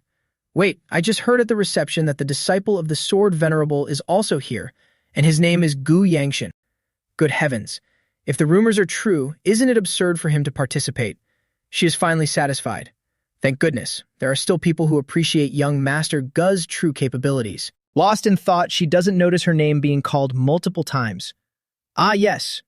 The man points. You've missed your turn. Please come draw your lot quickly. I'm sorry. She hurries up immediately. My head is such a mess. Thinking about young Master Goose so much, I'm going to turn into an idiot. The man reads the announcement. Group 2, Row 3. Your opponent has been determined. It is Jang Xion of the Taihang Jiang clan. Talk about enemies on a narrow road, she just cursed him, and now she draws him. Seeing her step down, Yangshan asks her, Lady Dang, you're back? How was the draw? She looks gloomy. I'm in Group 2. He replies with a smile.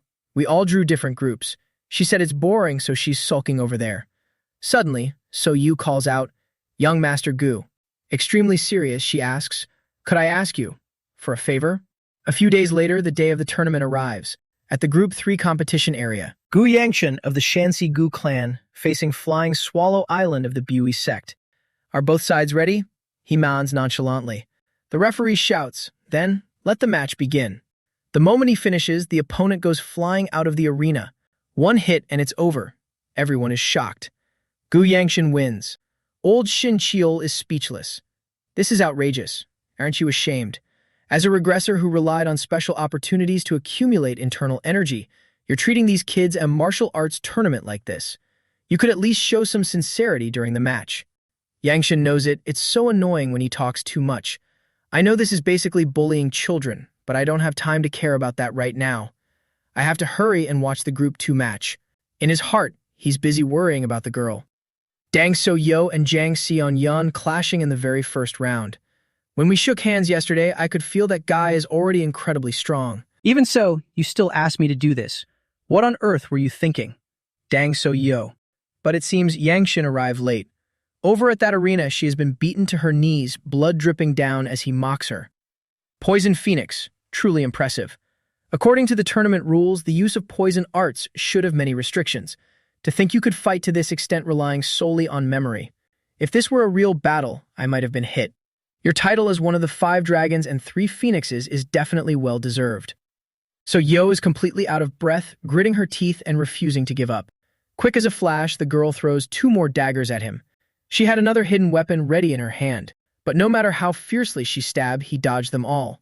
His expression was incredibly grim, but if I were you, I would give up right now. With that, he delivered a devastatingly powerful kick straight to her stomach. Qiunu's entire body was sent tumbling to the ground. She knew deep down she had sustained internal injuries. Did she want to give up? Continuing to fight would only lead to the same result.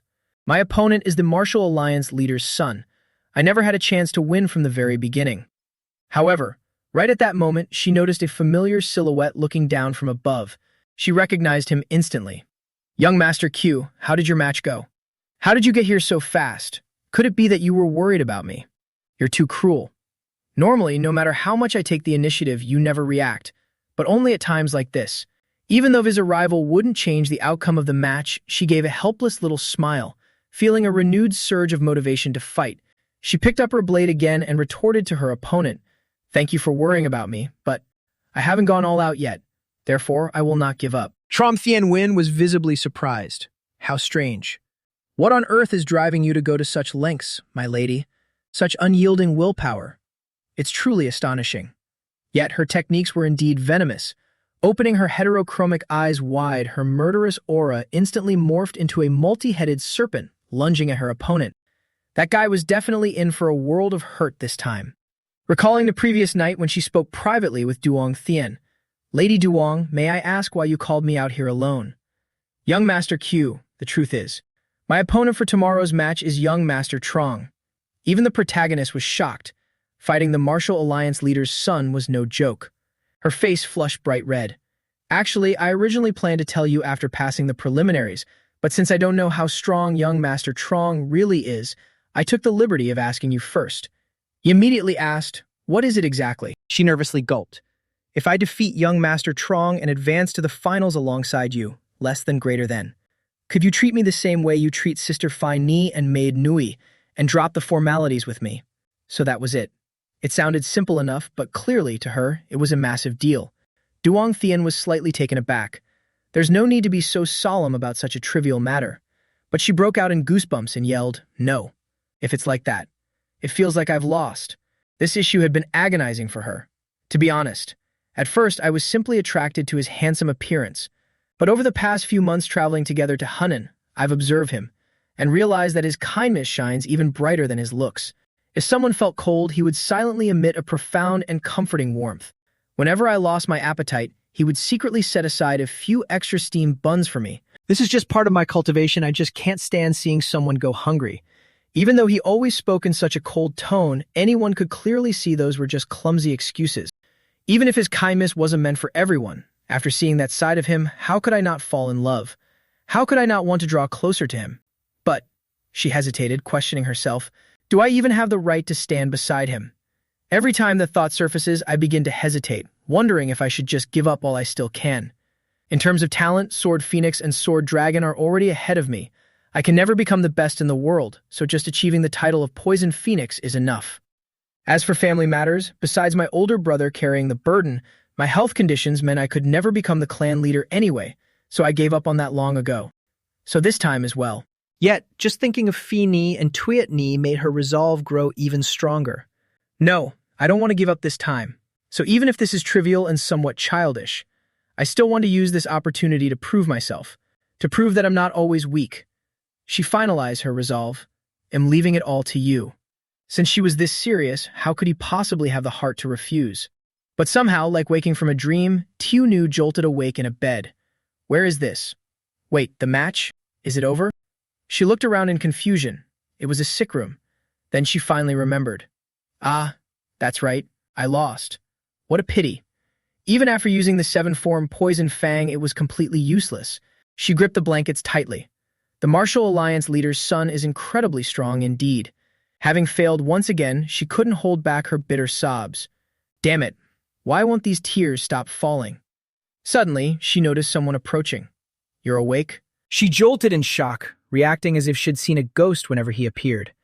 "Young Master Q, since when have you been here?" He casually replied, "Yeah, what's so surprising? The medics and Phi Ni will be here shortly. Just wait a bit longer." Wiping her tears, she said, "This is so embarrassing. When I promised you, I acted so sure I would win." Truthfully, he didn't mind it much. "It's fine. You fought to the bitter end, and that was pretty badass." She remained stubbornly disappointed. "But in the end, I still lost. And as a result, my promise to you." Suddenly, something quickly brushed past her head. Xiao Ro hurriedly called out, "Wait, young Master Q. Did you just pat my head?" Caught red-handed, Yang Tian grew intensely shy. "I'll be going now. Get some good rest." He hurriedly left, leaving her sitting there alone. But that simple gesture was better than 1,000 words of comfort, and the girl instantly smiled. He really is clumsy at hiding his feelings.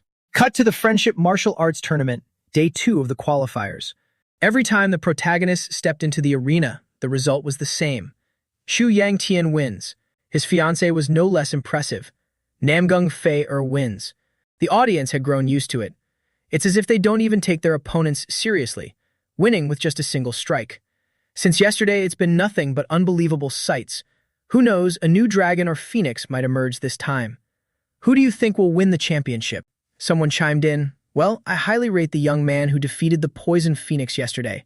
To completely overwhelm her without giving her a chance to react. His strength is no joke. Are you talking about that young man? Ah, that young man. I heard he's the son of the Alliance leader. What about you? I still think it's that Chu Yang Tian from just now. Besides his bloodline connection to the Sword Phoenix and the Valiant Hero. I also heard he's a disciple of the Defeat Venerable. Right as they were discussing, Yu Zhen suddenly burst out of nowhere, shouting, "That's right. I also believe young Master Q will win." The two men turned around in surprise. You startled me. Oh, wait a minute, this person is. I feel like I've seen him somewhere before. Isn't this the former divine dragon, Peng Yu Zhen? The Peng family of Hebei isn't even participating in this tournament, so why are you here? He smiled brightly. Ha ha. Sorry for startling you. I had some business in the Alliance and just dropped by to watch the matches. Ah, I see. Down below, Yang Tian met up with Fei exchanging a few greetings. Seems you won easily again. You too. At least I still remember who I fought. Fighting those guys is so boring. I just want to fight you as soon as possible. He was less speechless. This wasn't the first time. Sai, why is she so obsessed with sparring with me? Have you seen Shu? She's been nowhere to be found since morning. She went out. Out again? It was the same yesterday. He touched his chin deep in thought. This won't do. It seems I need to tell Manhwa to keep a close eye on Shu. Meanwhile, in a pitch-black cave, a man with an injured arm rushed inside. Countless other assassins were also being slaughtered. The lucky survivors stared at the carnage in absolute panic. This is a nightmare. A few months ago, the Shanxi branch was exposed and wiped out, all because that night blood thief defied the palace master and acted on his own. He clutched his injured arm in disbelief. But this place is heavily guarded. Not even the world's #1 fallen sword or the Shaolin abbot should have been able to discover it. So how is this possible? To think we were discovered by a little girl, causing all of this. That person was none other than Shu, possessed by her white-haired future self. On the verge of death, he still struggled. I can't let our entire force be annihilated here. At all costs, I must send a message back to the palace. The girl stood right behind him, not even bothering to give chase. He thought he had escaped, still thinking to himself, no matter what, when suddenly a golden light flashed. He made it to the door, only for his head to hit the ground. He died on the spot. The girl muttered to herself, "I'm sorry. I borrowed your body without asking again, using your hands to do this."